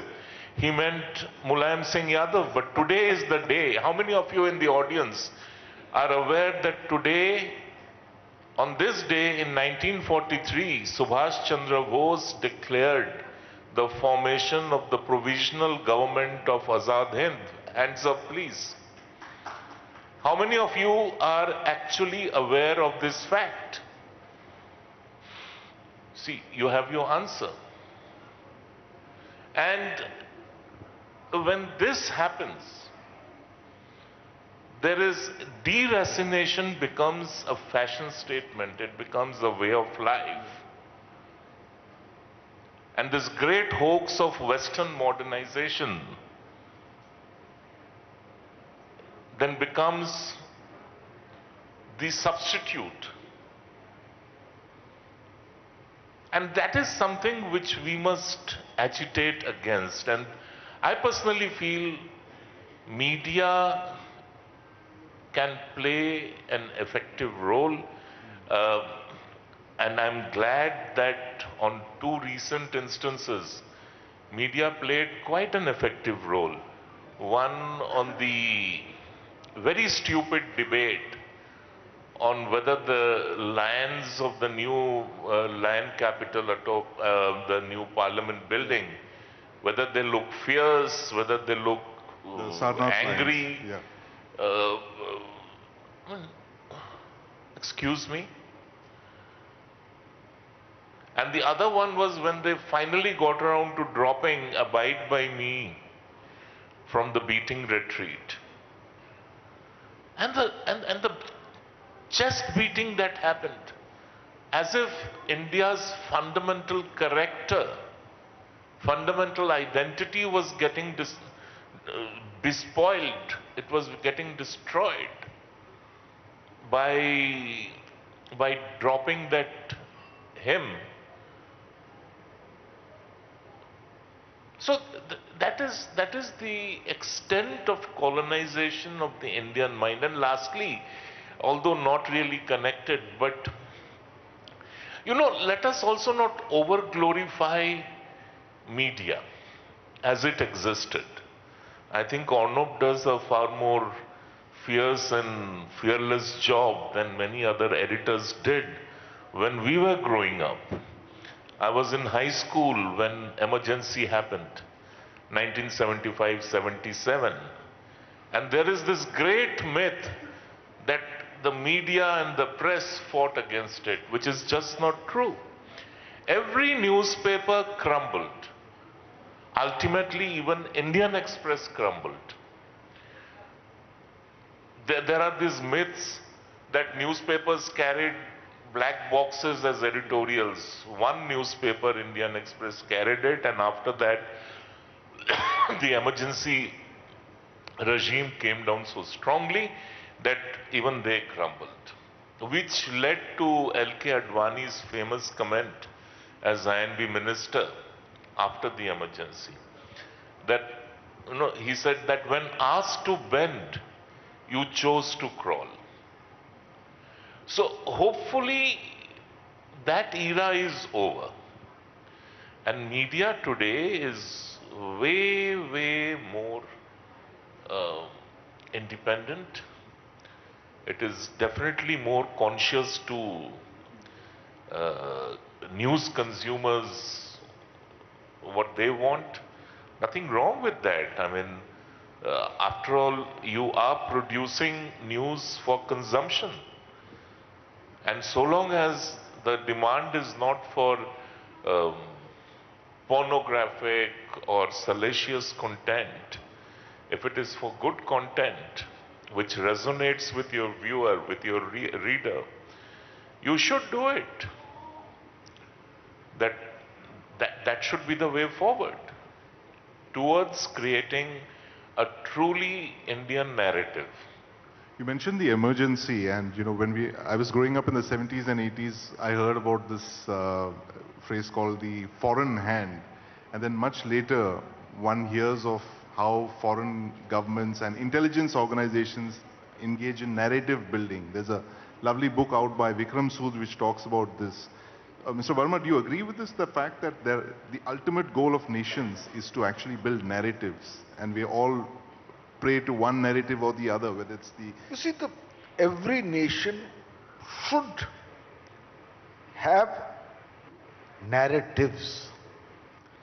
I hesitate to say that a nation's narrative should only be this, because there is, by that very statement, a sense of exclusion and a certain hesitancy to enter into a debate. After all, we are a dialogic civilization. The Bhagavad Gita is a dialogue. 3 foundational texts of Hinduism. The Upanishad is a dialogue. It's not a fiat, it's not a certitude. So there is room for discussion and debate. The Brahma Shastra, Brahma Sutras are Always allow for the opponent's point of view to be put in before they come to an conclusion. This is the nature of our civilization. And if we have to recall it in its entirety, I am again a little wary of people who say this is the narrative that we now must adopt. Because what is our civilizational legacy? One of our Mahavakyas is Ekam Sat Vipraha Bahuda Vadanti. There is one truth, but wise people call it by different names. That is the kind of deliberative, cerebral civilization we need to once again resuscitate. If you say, Ano Bhadra Kritavo Yantu Vishvata, let good thoughts flow to me from all directions, then you must be open for that debate. And that is why I say that in this process of rebuilding our narrative, we need to avoid dogmatism. We need to be careful about the things we need to erase, and there are many, and I have detailed them in some of my recent writings. Erase or interrogate. But equally it is important that you do not use political power to impose, because the project of decolonization is itself under evolution. If suppose, in order to reclaim our culture and history, we begin to say in a patriarchal society that there is a certain definition of a chaste Hindu Nari, and that anything else is conjured as being against that civilizational legacy, I believe that would be wrong. So we need to find that balance. And one of the important things, and Kanchan mentioned it, so I'm going to give you a very small anecdote in 2 minutes. A leading media journalist, icon for many, who runs a particular program called Aapki Adalat. Now, he had invited Prime Minister Vajpayee, when Prime Minister, for that function. And when it finished, as the Prime Minister was leaving, he told, I might as well take the name, Rajat, and this was told to me by Rajat Sharma. He said to him, "Main aapse khush nahi hu. I am not happy with you," and left. And Rajat told me that he couldn't sleep that night, that maybe he has asked an awkward, uncomfortable question to the Prime Minister, or been far too dominant as an interviewer.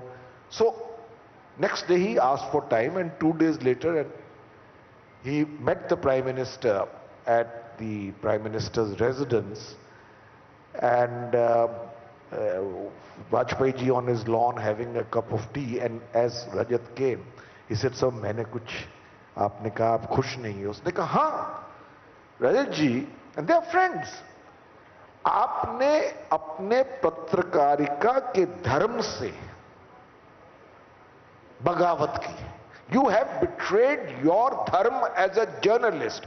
You did not ask me a difficult question.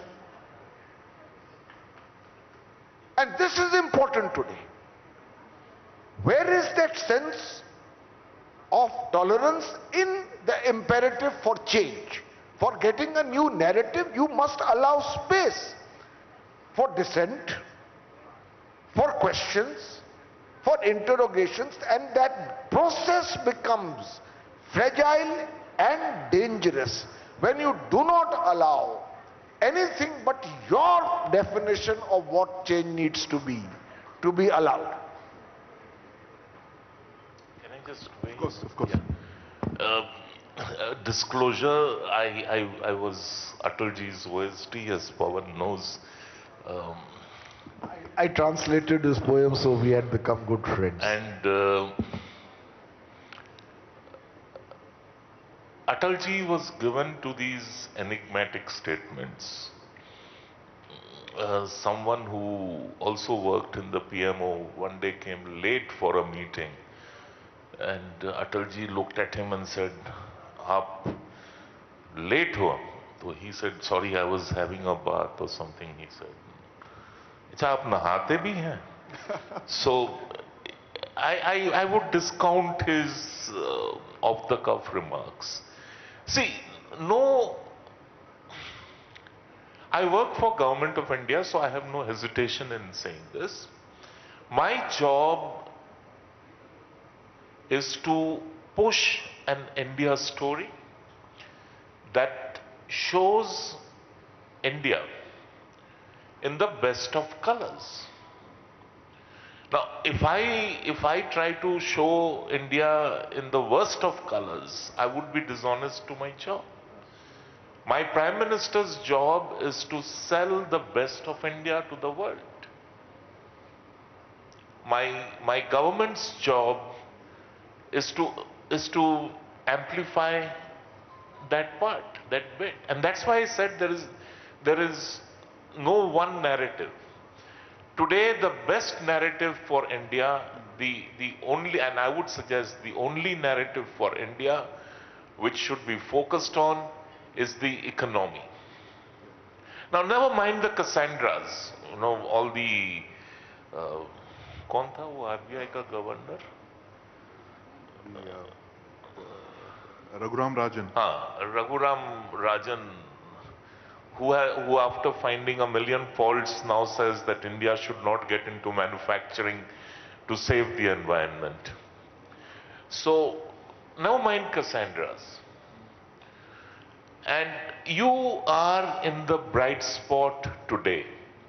What happens a fortnight later, a month later, a year later, I mean, neither you have seen it nor I have seen it. Kal kisne dekha hai? So today my story is this, and I shall push it. I shall push my envelope. Tomorrow my story would be, I mean, when Mangalayan happened, on which New York Times ran a racist cartoon, I mean, my story was that we were able to send a mission to Mars with Indian technology, indigenous technology developed by Indian scientists at a fraction of the cost of similar missions. So these stories will change. These stories will change from day to day, from month to month, from quarter to quarter. And we must pick, at least I have to pick on the best story to push that. You see, the problem is, I really don't think much of white media, I mean the Western media. They have no stakes in India. They are not invested in India. But it is Indian media which has stakes in India, in India's prosperity, in India's growth, in India's development, because as India grows, the media also grows. And sadly, there are doubters among us. A trashy report like the Hunger Index. Nobody, I mean, again I would ask your audience, how many of you actually know who prepares the World Hunger Index? And how many of you know how is it prepared? There was this joke about it.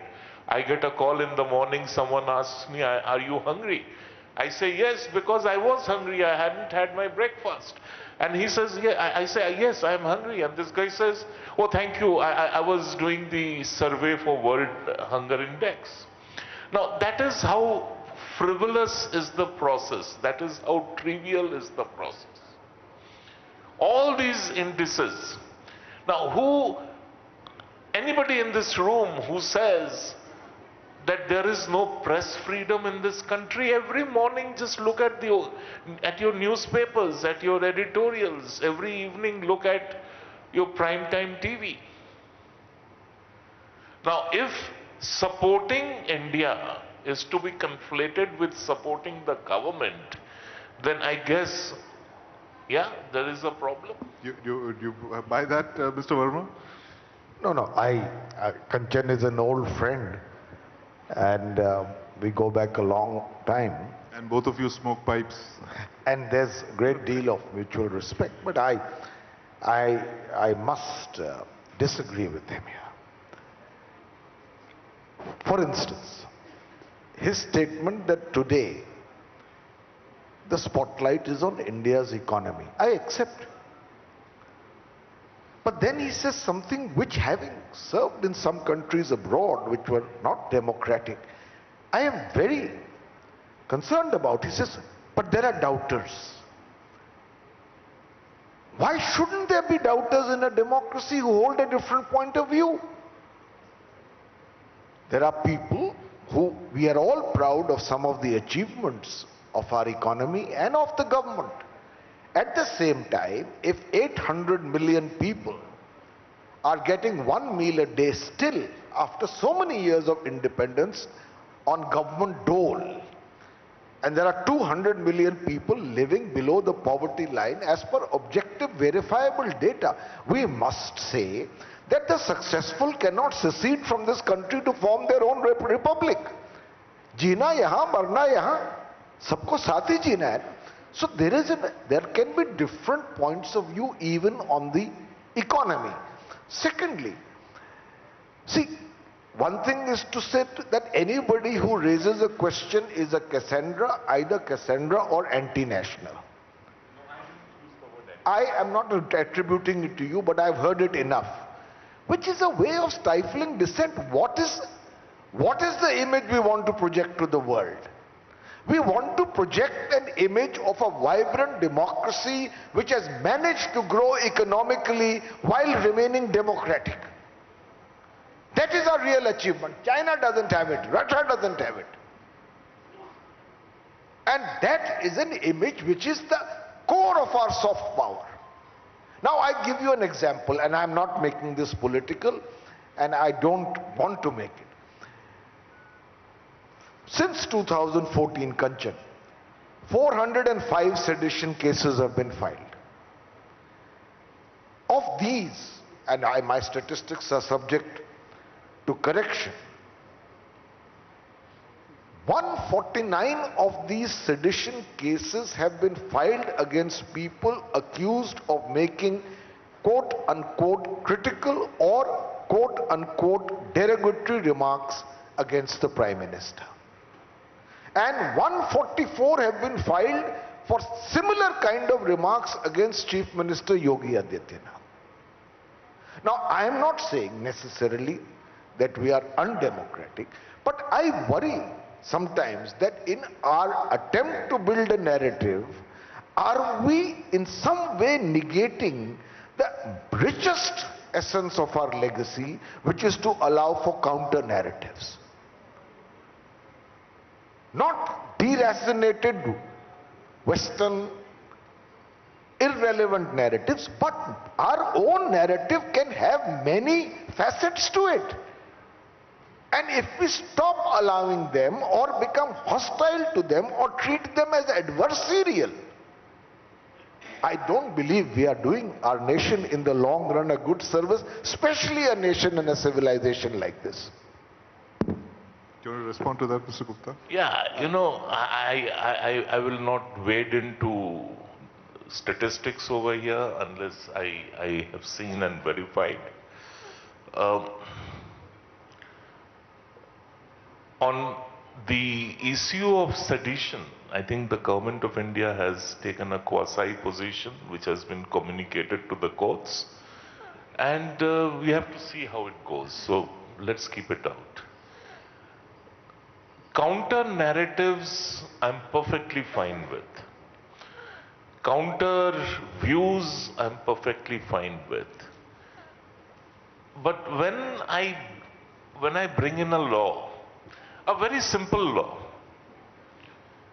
that any Hindu, any Buddhist, any Jain, any Sikh, any Parsi, that is the 5 designated minorities in Pakistan, Afghanistan, Bangladesh, they suffer harassment, intimidation, outrage, whatever. Government of India shall step forward and help them by giving them expedited, not exclusive, but expedited citizenship. Anybody can ask and get for citizenship. Here it was about fast-track citizenship. And the protests that break out, that is counter-narrative. That is to ensure that the tormentors in these three countries can continue to torment, because that is a privilege, and these so-called counter-narrative wallahs, they want to protect that privilege. We have to understand, we can trivialize and this discussion and say, oh, any voice of dissent. Of course, there must be dissent, there must be disagreement, there must be debate, there must be deliberation. What else is democracy about? But now we have taken it to a point where dissent, or rather anarchy, means dissent.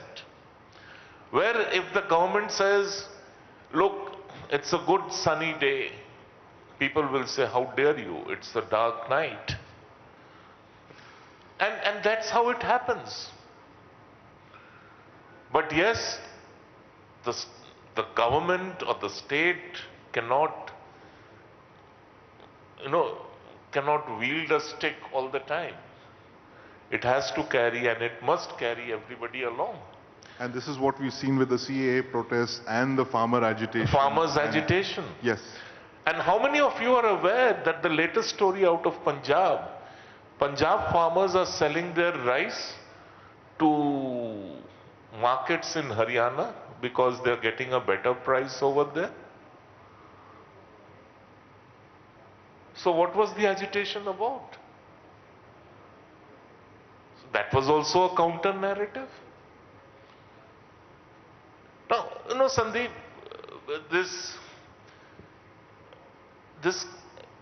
is not something which I say with a great degree of happiness. But I increasingly find that in the name of giving space to a counter view, the absurdest of absurd stuff is given a pass and media plays it up. There is no scrutiny, there is no questioning, there is no application of mind. Pawan, recently Mamata Banerjee says that I did not chase Tatas out of West Bengal, the CPM did. And media runs it in toto. When facts are to the contrary.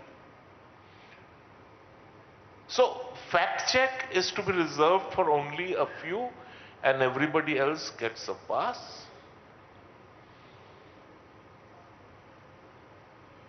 So yes, when it comes to the India narrative, we should not make it into a party political issue. We should not make it into a partisan issue. It is something to showcase India. It is to exhibit India. As I said, it is to present the best of India. And I think we are nearing the end of it. Nearing the end of it. Okay, so the last word I will give to Pawan. I will give it to Pawan, but before that, it's a very favorite folk tale which I often give as an example. It's a folk tale about a Cossack. So there is this young Cossack who always wanted a horse that would be the best horse in the village. So he works hard, he saves money, and he goes to the animal market and he buys this stallion, white stallion with a flowing mane, full set of teeth, 7 feet tall, and he rides the horse back to his village square. It was a Sunday and the villagers were gathered over there. He dismounts and presents his horse that, look, I bought this horse. and everybody is thrilled. So some people go around patting the horse, checking its tail, checking its teeth, etc. Now there was this local resident intellectual who also happened to be the Pravda correspondent of that village. So the intellectual goes, now everybody has praised the horse. Huh? So the intellectual goes, lifts the horse's tail, smells and says the horse stinks. Now that is what dissent in our country has come to mean, Pawan. That is what disagreement in our country has come to mean.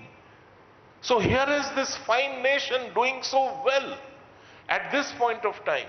But no, you must go lift the tail, smell and say, no, it stinks. I'll allow Mr. Verma to respond to that before we wind up. There's a shortage of time. If a citizen of a democracy where under Article 19(1)(a) of the fundamental rights gives him the fundamental right to say that the horse stinks, he has the right to say it. And therefore, everything that is contrary to your point of view cannot be dismissed as either absurd or frivolous. That's point number one.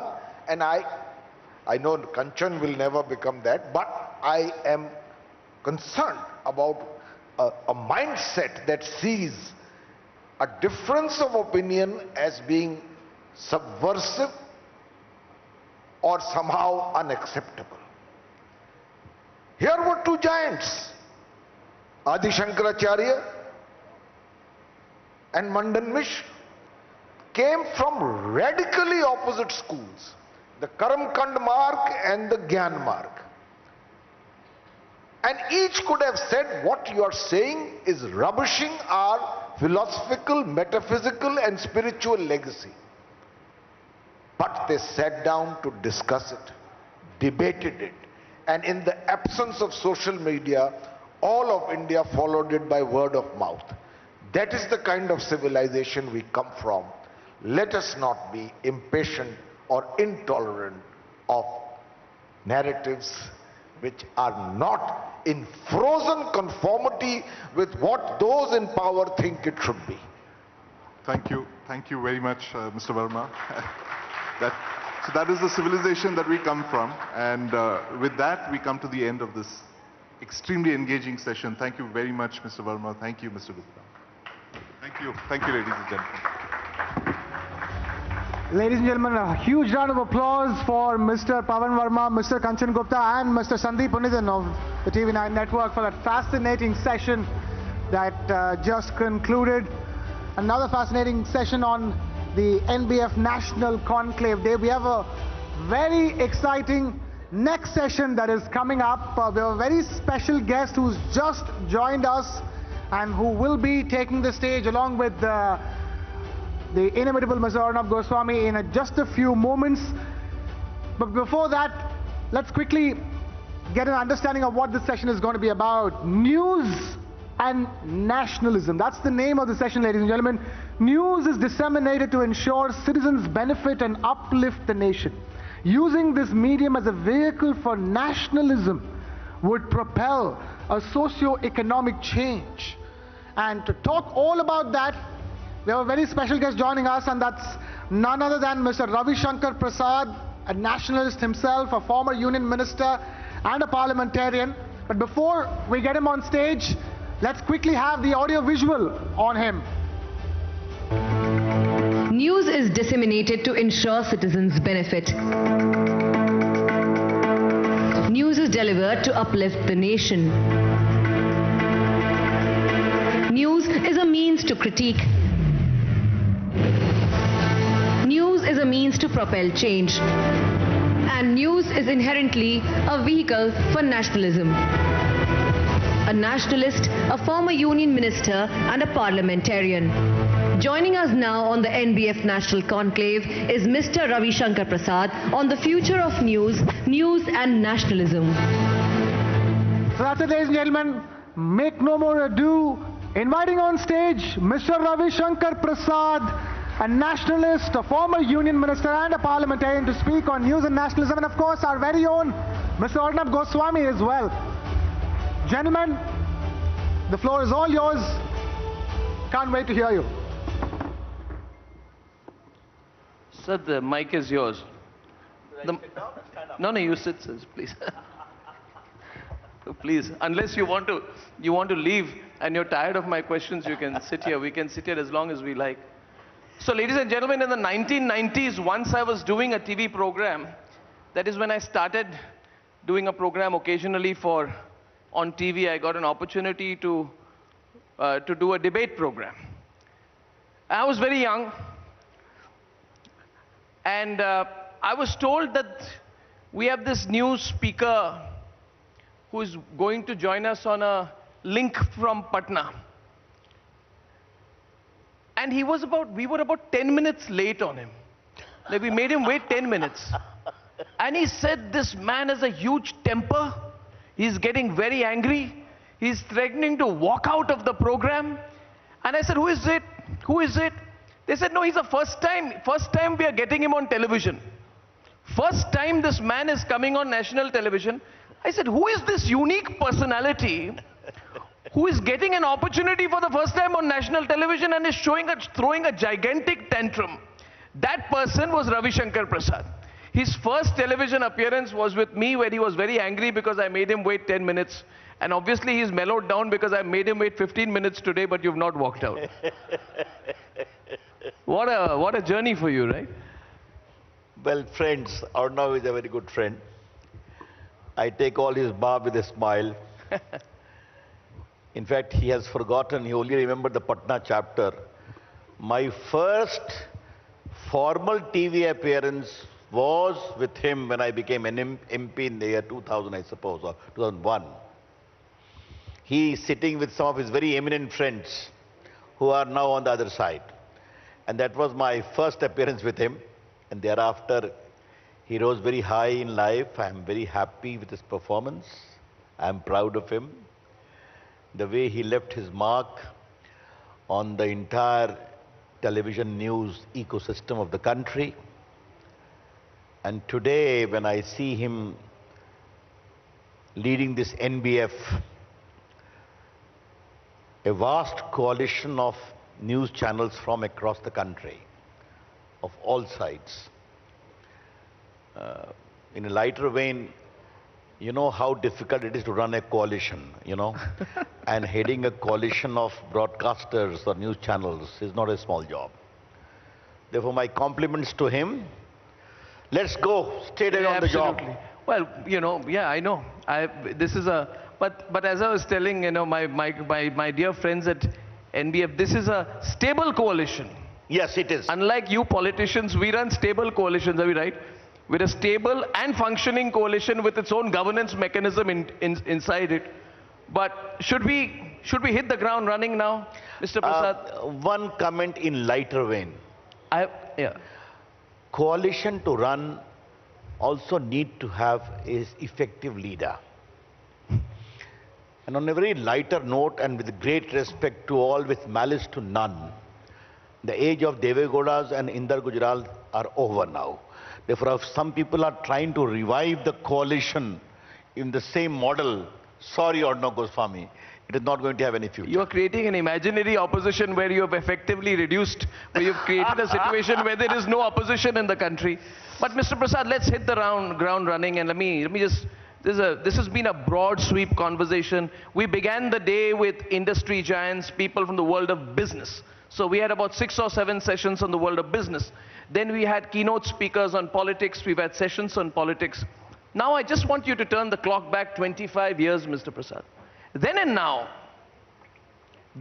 as a participant in the media, as a stakeholder in the media in a way, right?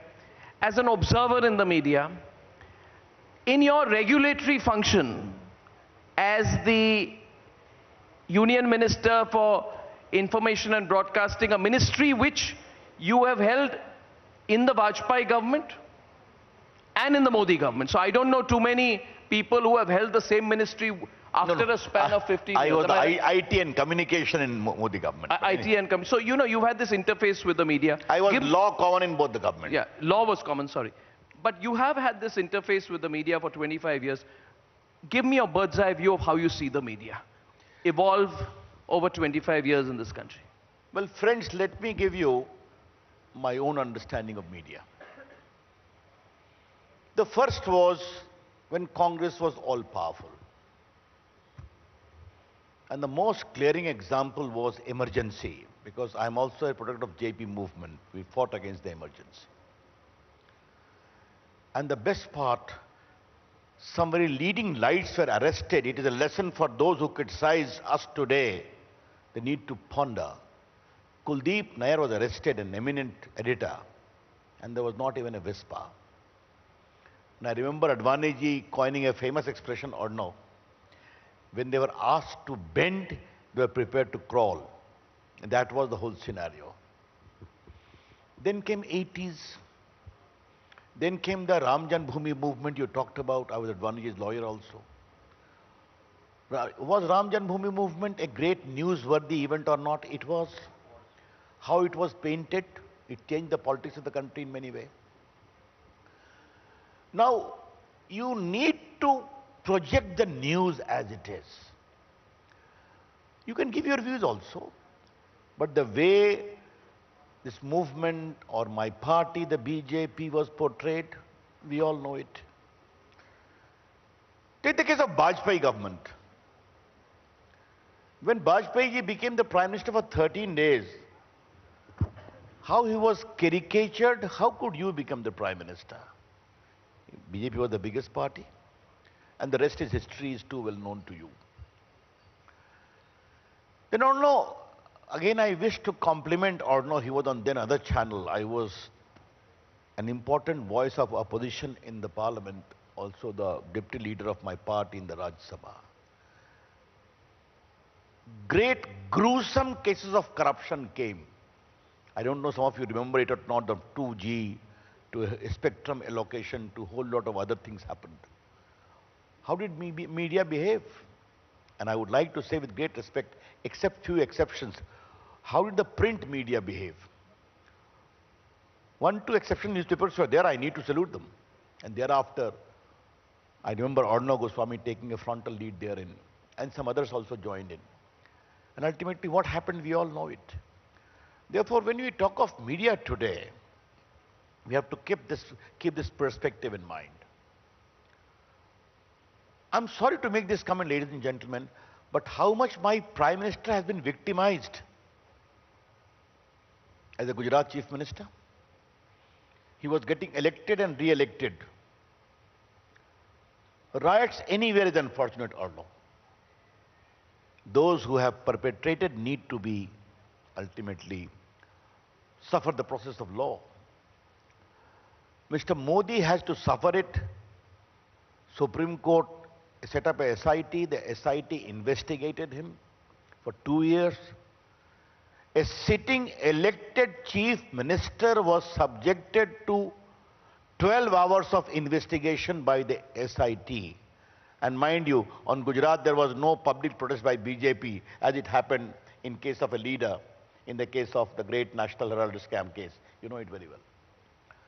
How did the media report? He was exonerated, yet questions were asked. It's a different matter. Today he has come with flying colors. Now I come, Arnab, to this stage where I have to raise some questions, and I'll be happy if we engage in that. When the PFI was banned,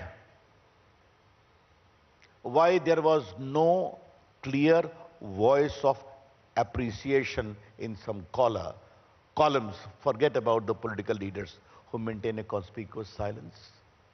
Why no questions were asked that this rank anti-national group, which is out to wreck the country because of terrorism and their own radical agenda, must be put in its place? Why silence? And therefore today I am asking this question from this forum and this platform. The second question I would like to ask, I see many of my distinguished women colleagues here. Triple talaq, you know, I had the privilege and honor that the Prime Minister asked me to lead the abolition of that bill in the Parliament. Today it became a law. Except the BJP and the allies of NDA, except one, all other opposed.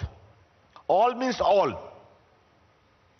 Was any question asked by the media to the Congress party, headed by a woman leader of some distinction, or to Mamta ji, who is also a woman leader in Bengal? Why you are opposing it? Many Islamic countries have already completely regulated and controlled this vicious, barbaric practice of triple talaq. और उन्होंने आपको बताया हम इसका investigation कर रहे थे ना, तो I was shock to hear रोटी जली हुई बन गई 3 तलाक, पत्नी लेट से उठी 3 तलाक. And I met an IT professional. She came to meet me. She gave birth to the 3rd girl child और husband ने गल्फ कंट्री से व्हाट्सएप से भेज दिया तलाक तलाक तलाक. It was so atrocious. लेकिन बड़ा सवाल मैं आपके सामने उठाना चाहता हूं कि क्या कांग्रेस पार्टी, क्या बीएसपी, क्या लेफ्ट पार्टी, क्या सीपीआई, क्या सीपीएम, क्या डीएमके ये खामोश रहे और बाकी लीडिंग मीडिया भी उन्होंने सवाल क्यों नहीं पूछा जो हमसे रोज सवाल पूछते हैं, जो रोज बाकी बात करते हैं? तो ये सवाल उठने चाहिए. And the third issue, or no, which I would like to flag here, is nationalism a dirty word? आप डिफर कर सकते हैं, आप हमारे से डिफर करिए, इट्स योर राइट. आप औरों से डिफर करिए, it is your right. But the very idea of India, the very idea of a sovereign, secure India, why should it become an anathema? And the last point, Arnab, before we come to discussing, because I thought I must convey what I thought on this particular forum.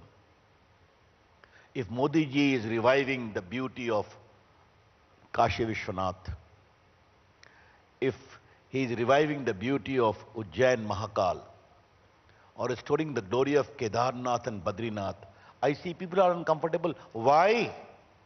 Is the civilizational heritage of India so bad?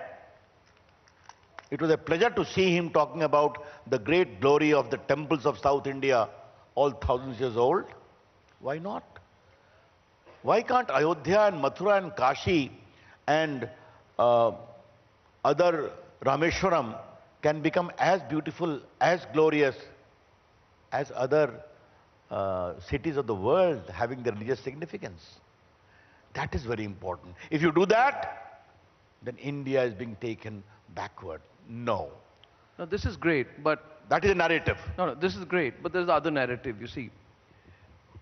As they say in English, and I need a clarification on this, because you see, we are a very robust body. Within this coalition of this federation of the News Broadcasters Federation are people with an independent spirit.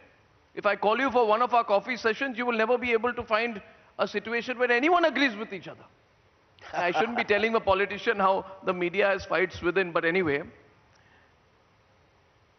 Fundamentally, the question is, as they say in English, Mr. Prasad, the shoe pinches when it's on the other foot. I remember you as opposition leader. But you believe in the rights when you are in the opposition. And you believe in the restrictions when you're in power. The restrictions on 19(1)A were introduced by Nehru, am I right? Rhythm? And a few years after, when he realized that he cannot allow us the same level of freedom as in the other countries who he referred to. Are you open to a real dialogue? If you are, then are you open to the contrary position being told to you? Or do you also react much in the same way? First question.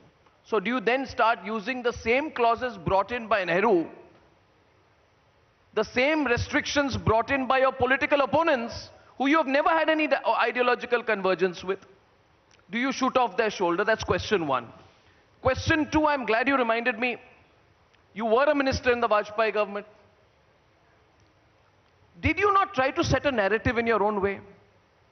Did you not go on this massive publicity campaign of India shining? Were you not closeted? Did you not start believing in your own narrative? And did the people of India not prove you wrong? So I have two questions. One is, do you practice what you preach when you are in power? Two, when you are in power, do you try to set the narrative too hard? I'm not saying you have an equivalent of India shining now, but you do remember India shining and you were in government then. So I want a clear answer to both these thoughts, Mr. Prasad. I must tell you, friends, I'm one-to-one with him after some time. The same style, the same eloquence, the same vehemence. Good or no? Keep it up. We have not met on television for some time. You're welcome, sir. You're welcome. We have not met on television for some time. Well, friends, let me be very, very honest. Janta Malik hai. People are the boss. We are very proud the way this whole national road connectivity got started. The way the other initiative started by Bajpayee government. The way India became an atomic power. We lost. We lost. We have never cribbled about that. But to say that our achievements were not something significant is something I'm not willing to accept. In democracy, the biggest thing is people know who they are and they can change the government. But Arnab, since you are asking me this question in a different context, let me reply to you straight away in this context. समस्या अर्णव बाबू ये होती है कि कुछ लोग को परेशानी होती है कि नरेंद्र मोदी जीत कैसे जाते हैं. Why Mr. Modi wins? He won a complete majority in the year 2014. He won a complete majority in 2019. Who knows, he will again repeat thrice in 2024 as well. Hopefully all indications are to that extent.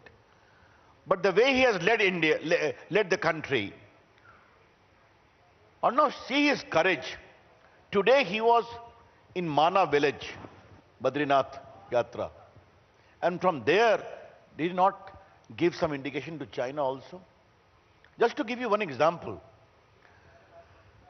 the roads between India and China on the borders were never a priority agenda for the Manmohan Singh government.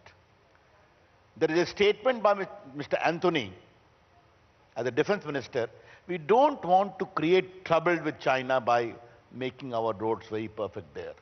Now see all the roads, connectivity, all the bridges. India's global prestige, respect, it must have been talked about. Economic clout, it must have been talked about.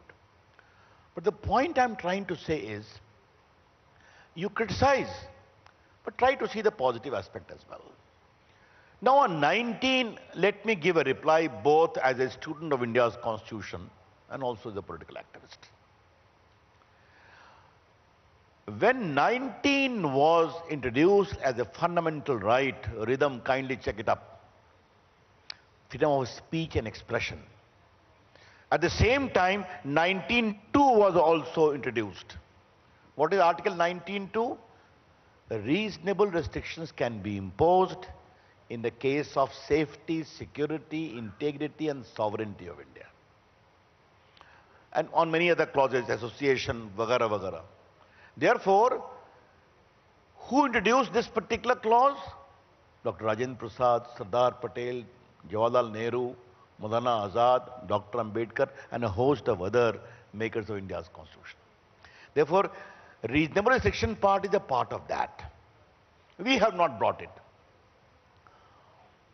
But Arnab, let me ask a counter question to you in this context. I am moderating the session. No, but I have to. Then you reply and then we'll proceed. You have mentioned it in the course of debate on your channel. And now the police investigation confirms. And then I was handing these portfolios, I had also sensitive information. If from across the border, you are getting sponsored WhatsApp messages, unidentified, mind the word, designed to provoke on false propaganda, should the government keep quiet in the plea of freedom of speech and expression? Allow the riots to take place? My young friends are sitting before me. As an IT minister, I used to get a lot of complaint. mother said, my daughter's morphed image is being circulated by the ex-boyfriend. Please help me. Should I keep quiet? Or I should respect the dignity of that young woman? These are questions to be considered when you talk of freedom of speech and expression. And what they used to say, go and file a complaint in America. No, you have to abide by the laws of India. Therefore, or no, it is both ways. Let me in your presence commit on behalf of my party, Narendra Modi ji, and our school of thought, we respect freedom of speech and expression. Can I respond to, if Yes. that was a question? Yes, go ahead. Well, I believe that you have allowed American tech giants to plunder our market. Allow me to complete. You've been IT minister. If you want me to be frank, I'll tell you. Organizations whose servers are not in India and nor will they be in India, who are therefore not committed to follow the Indian law, will continually be in litigation with you in Indian courts, are controlling the narrative, as you have seen. You battled it yourself. I compliment you. But I find it both amusing and worrying that an organization like Twitter continues to be the central social media tool for millions of Indians.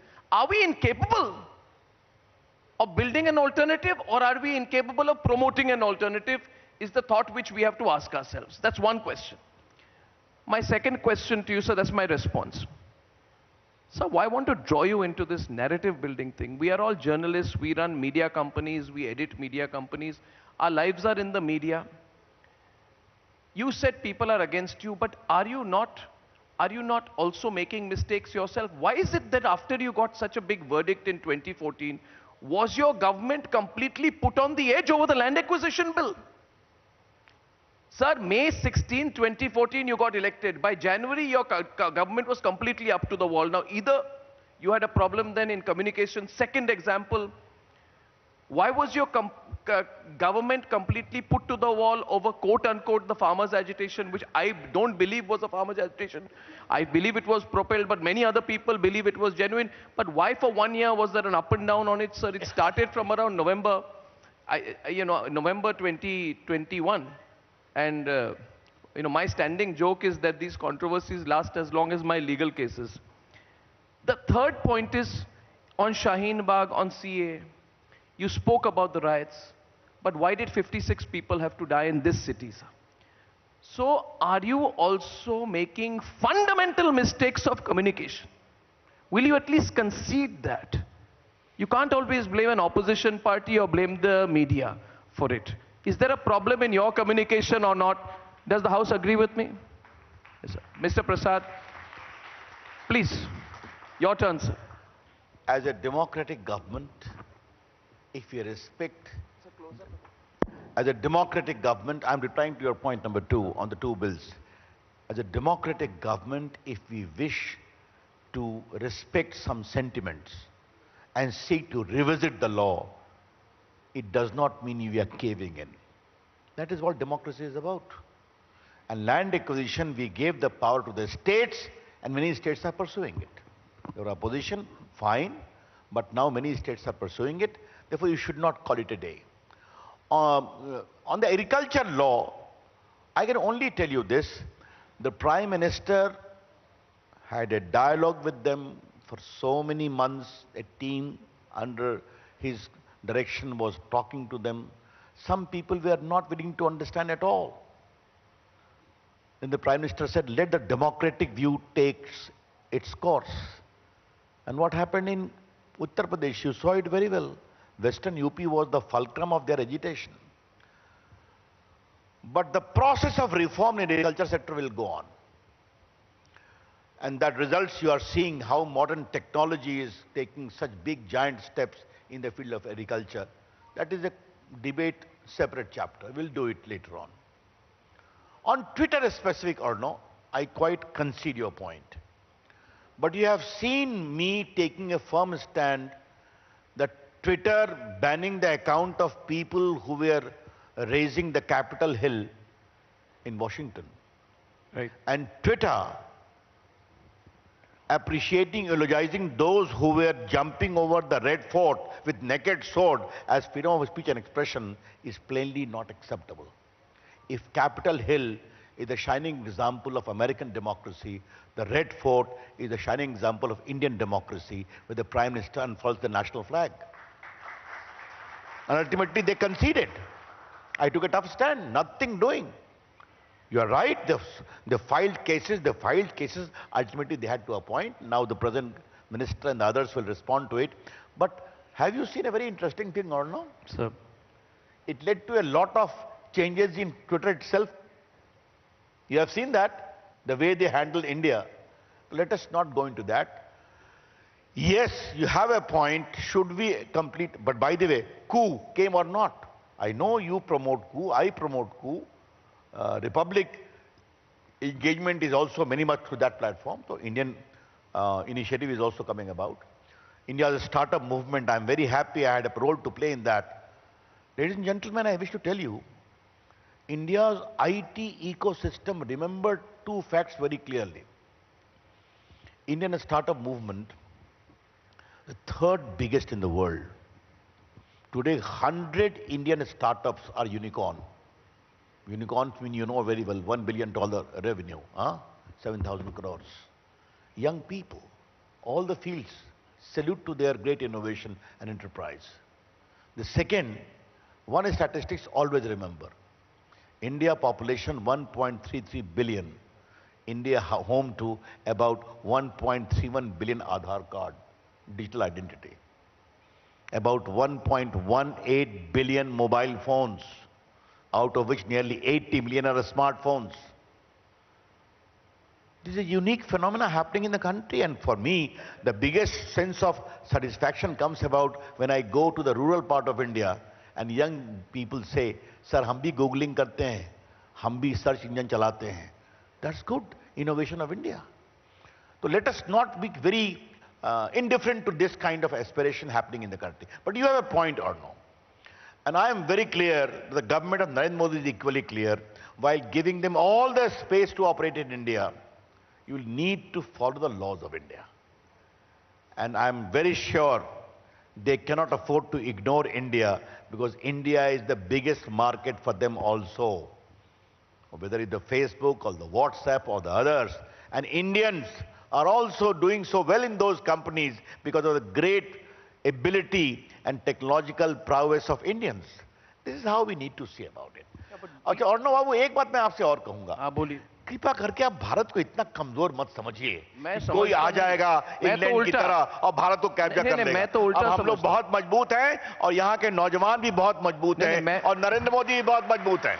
मैं तो बिल्कुल नहीं समझता हूं। मैं तो ये कह रहा हूं रविशंकर प्रसाद जी कि आप और आपकी सरकार जो जियोपॉलिटिक्स में लेवरेज कर रही है भारत के स्ट्रेंथ को, उसको मैं सपोर्ट करता हूं। We are one of the largest digital economies in the world. मैं तो कहता हूं that we should leverage that more. We should leverage that more. I am pushing you in that direction. Yeah. You are fully aware. My young friend, sorry for interrupting you.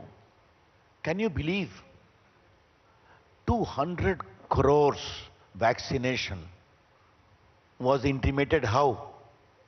On your mobile phone or not? When you will get the vaccination? At what destination? Can you believe it?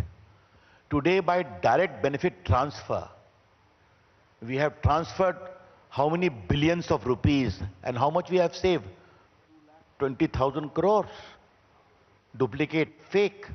Hardly 3-4 days, the Prime Minister sent about 1 lakh crore to 11 crore farmers at a click of a button. You know it very well. So therefore, we are seeing all those things happening in India, and we'll continue to do that. Huh? Okay, so one quick question to you. Do you worry about, I worry about the absence of an opposition in this country. Does it give you sleepless nights? I mean, you know, we always think about, why? You find that question amusing? Achha, mere friends. No, I know. Mr. Prasad. I will talk to my friends. अच्छा मेरे साथियों एक चीज बताइए, opposition बनाना हमारा काम है क्या? मुझे बता दीजिए। No, but what is the? एक मिनट रुकिए। No, that's all right. अगर उनको वोट नहीं देते हैं, तो उनको वोट हम दिलवाएं क्या? उनके नेता यात्रा करते हैं, करते रहे। प्रसाद इधर देखिए। एक मिनट मैं आपको तरफ नहीं देखूंगा। आपका जवाब मैं तो रुकिए एक मिनट। हमारा आपका ओल्ड सिस्टम चलने दीजिए एक मिनट। ओल्ड सिस्टम चलेगा। I am asking you, it's a serious question. आप पहले इधर देखिए। You are trying to be a populist. I know you are winning Lok Sabha elections nowadays, but you see Karthik, he's got completely spoiled since he started fighting. He doesn't even address the anchor anymore. Mr. Prasad, we are close friends. Take it easy. Yes. No, Mr. Prasad, what is, in your view, the impact of a cluttered opposition in a country as vast and as globally significant as India, overall on society and the media? I'd just like your take on that. Well, Arnab, let's be very clear. In democracy, you need to have opposition. Why not? We are most welcome. Opposition of all the shades. We are all in favor of a healthy opposition, a good debate, a good questioning. लेकिन आजकल तो संसद में क्या है कि वो हल्ला करते हैं, अपनी बात कहें, हमारा जवाब भी सुने, तो कुछ हमें भी आनंद आए। वो तो गाहे बगाहे गले भी पड़ जाते हैं आजकल, आप देखते हैं, उसको आपने देखा होगा। छोड़िए इस बात को। But what I am trying to say is, it is not my responsibility or BJP's responsibility to ensure that they get votes. अब क्या करें हम? कभी हुआ पुत्री जी आएंगे तो पार्टी खूब आगे बढ़ जाएगी, नहीं हुआ। अब कहा पुत्री जी को भेज दीजिए तो पार्टी खूब आगे बढ़ जाएगी। तो यूपी में क्या हुआ आपने देखा। अब कहीं और पुत्र आ गए तो वो पार्टी आगे बढ़ जाएगी। Remember the tectonic shift in the politics of India. The politics of India or now has become aspirationals. The young people of India, the demographic dividend we talk about, know what they expect from their leader, what kind of performance they seek. And most important, they have understood the great advantage when India is led by a popular leader and there is a stable government. That they have understood. Let's leave it to people. हम ये हमेशा कहेंगे कि Congress party जीते हमारी शुभकामना है, opposition भी आए हमारी शुभकामना है, लेकिन अगर जनता उनको वोट नहीं देती और नरेंद्र मोदी के काम को अच्छा मानती है तो इसके लिए आप मुझे क्यों आलोचना करते हैं? नहीं, आपको नहीं कर रहा, मैं आपको नहीं कर रहा। मत करिए आप। I know you like the Congress. They are your biggest asset, we all know that. There's no problem on that. Every chance you get, you promote the Congress. Have you ever promoted the Aam Aadmi Party like you promote the Congress? Have you ever promoted KCR? Have you ever promoted any political party like you promote the Congress?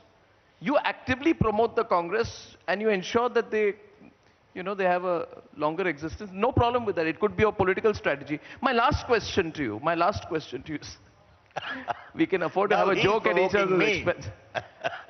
Only I can take these kind of liberties with you, sir. It's all right. It's all right. They've chosen me for this event. Last question to you. We need diversity in politics and society. We also need diversity in media. What if I were to take these 78 channels out? Riniki? If 78 channels are removed from the face of the Indian media, will be a better democracy? And now you'll ask me, why are you asking this question or not? You have 78 channels. You'll say it's not my responsibility to run the channels, but I'd remind you that it is. Then you'll ask me how. I'd say to you, sir, in our first session, our second session, and you'll understand this well because you've been MIB, talk was of consolidation. Who can afford to consolidate? Those who have capital. You've been IT minister. Who can afford to park capital? Like they say in India, you make an investment in India of thousands of crores, you make losses over years. Who can afford to do that, sir? The Walmarts and the Facebooks can afford to do that, not entrepreneurs. Therefore, my question is very pertinent. If Indian, and I know there are big corporate houses who are entering the media, and that's the context of my question. Isn't it the government's responsibility to ensure that there remains a level playing field? If sometimes step out of its way to encourage entrepreneurs, Out of these channels, there are many entrepreneurs, sir. They've sacrificed lives. We employ people. We believe we are passionate about the business. For us, media is a business, but is not only a business. And therefore, my last question to you, and I hope I'm speaking for the House, is it not the responsibility of the government to step in when it knows that there are large capital which is coming into the media, and therefore the smaller groups? If you're supporting SMEs in all sections, why not support and actually patronize SMEs in the media sector, and more specifically the news media sector, where in India there is no subscription income. What is the subscription income, Barun? 5%, 6%, not even that. It's basically we run free-to-air channels. It's a public service. We pay crores of rupees to Prasar Bharati to be on their Dish TV, free dish platform. We perform a public service. We pay lots of money for it. And then we are put to battle with huge corporate organizations whose ability to park capital in a manner which is unsustainable for us. Is it sustainable for us, Shankar? I wanted to make this point. If we want to preserve Indian democracy, we have to preserve the small and medium players in the Indian news media. Am I not? And if the government does not support us, who will? Therefore, I seek your response on this, and after that I will close. Arnab, it would have been more appropriate had you asked this question to some sitting ministers, but having handled these portfolios in some way, let me reply to it. A free press is essential for Indian democracy. And I am committed to that, and so is our government, so is our party. That is the point number one. Criticism by the media is also welcome, because that gives us the right to also reflect as to what are the shortcomings. Now the third part is concerned, this foreign giant with big money bags trying to influence the media is a larger question of debate. And I share your concerns.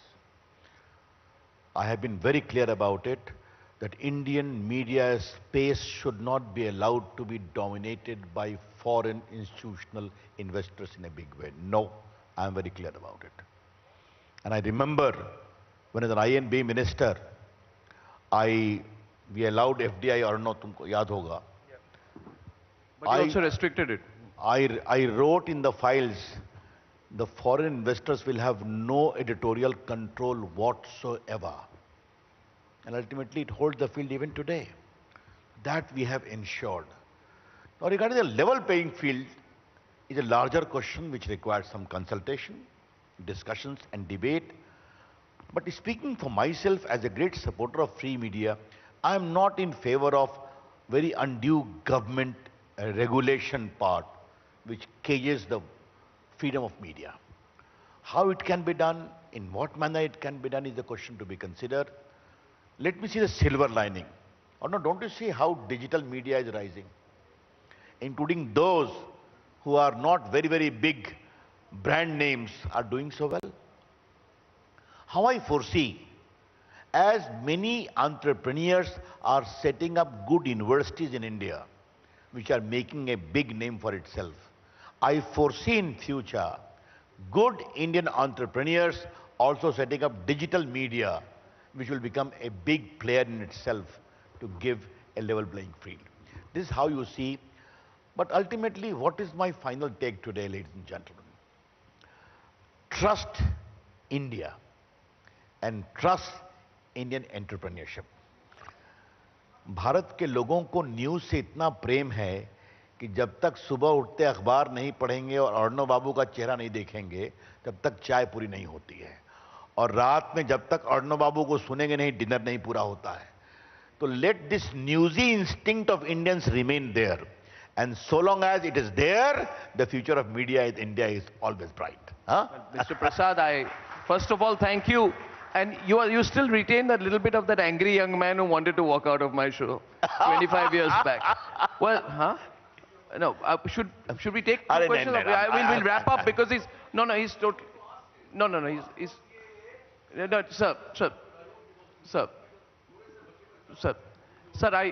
I'll wrap up now because of want of time.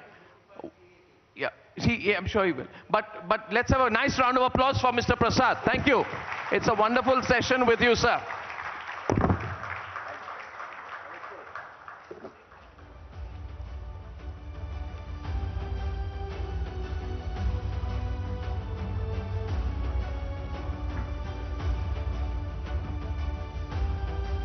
Thank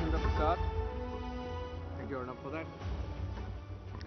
Ending this insightful day will be the editors of the News Broadcasters Federation, under whose aegis this entire summit was held. The News Broadcasters Federation, NBF, is India's largest association of over 78 news channels. The importance of this summit cannot be stated enough when the body of 78 news channels in 14 languages representing broadcasters from 25 states comes to talk about the future of news in India.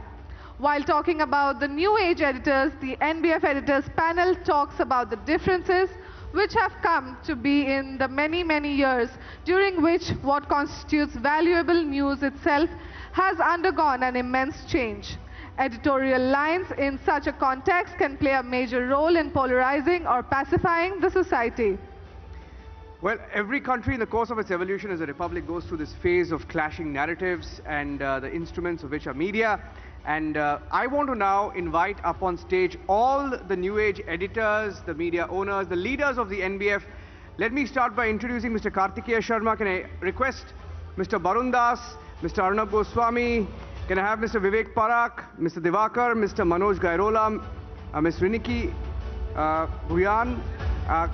Yes, can I have all the NBF representatives on stage, please? All the NBF representatives. Everyone who's traveled from every part of the country up on stage.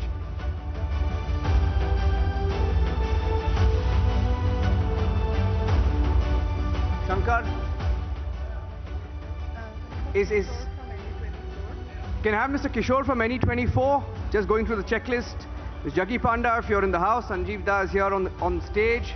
Mr. Ravi Ankam, Anand Sankeshwar, Mr. Shankar Bala, Mr. Ankad, Kishore Bora, Anirban Das. If Hemanji is here from TV9, I'm not sure he is. Litisha Panda. Okay, Akshata. Request you to also join them. And can I get a mic, please, for... Can we get a mic? Mic on stage. Arnab, I'm handing it over to you. Do you have a mic?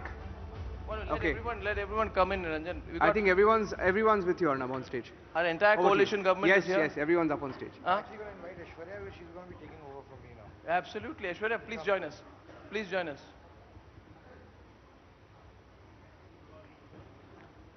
Who's with us? Mr. Anand Sankeshwar is in the house? Huh?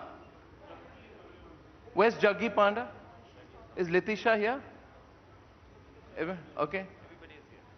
Okay, you got everyone here? Okay, can I just say at the very end of this program how very proud I am of everyone in the NBF for making this possible.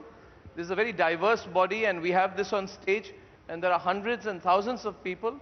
I would also like to tell you that today I made a calculated guess that between us we reach, I would say confidently reach 80 to 85% of the population of this country, or 1.4 billion, which means you look at the combined strength of the News Broadcasting Federation's reach in the medium of television, and I think we have a huge capacity to bring about social change in this country. So I don't know how to thank this group, but for 3 years, through thick and thin and Zoom calls and issues and problems and funding, I think we made this event possible. And I think I speak for everyone when I say I'm so proud of such a federation existing in the world of Indian media. So big round of applause to us, guys. Huh? Big round of applause. I think this was a fantastic event. It'll be televised everywhere. So 3 cheers for NBF. Hip hip. Hip hip. Hip hip. Okay. Thank you very much. Let's join for dinner. And let's get the pictures taken, and we all hope you've had a good time, and then we'll share some more good times this evening. Thank you for making this NBF dream possible. Thank you so much. And for all the back end, all our teams, all our anchors, our production crew, lots of love to you. Thank you. Well done. Thank you.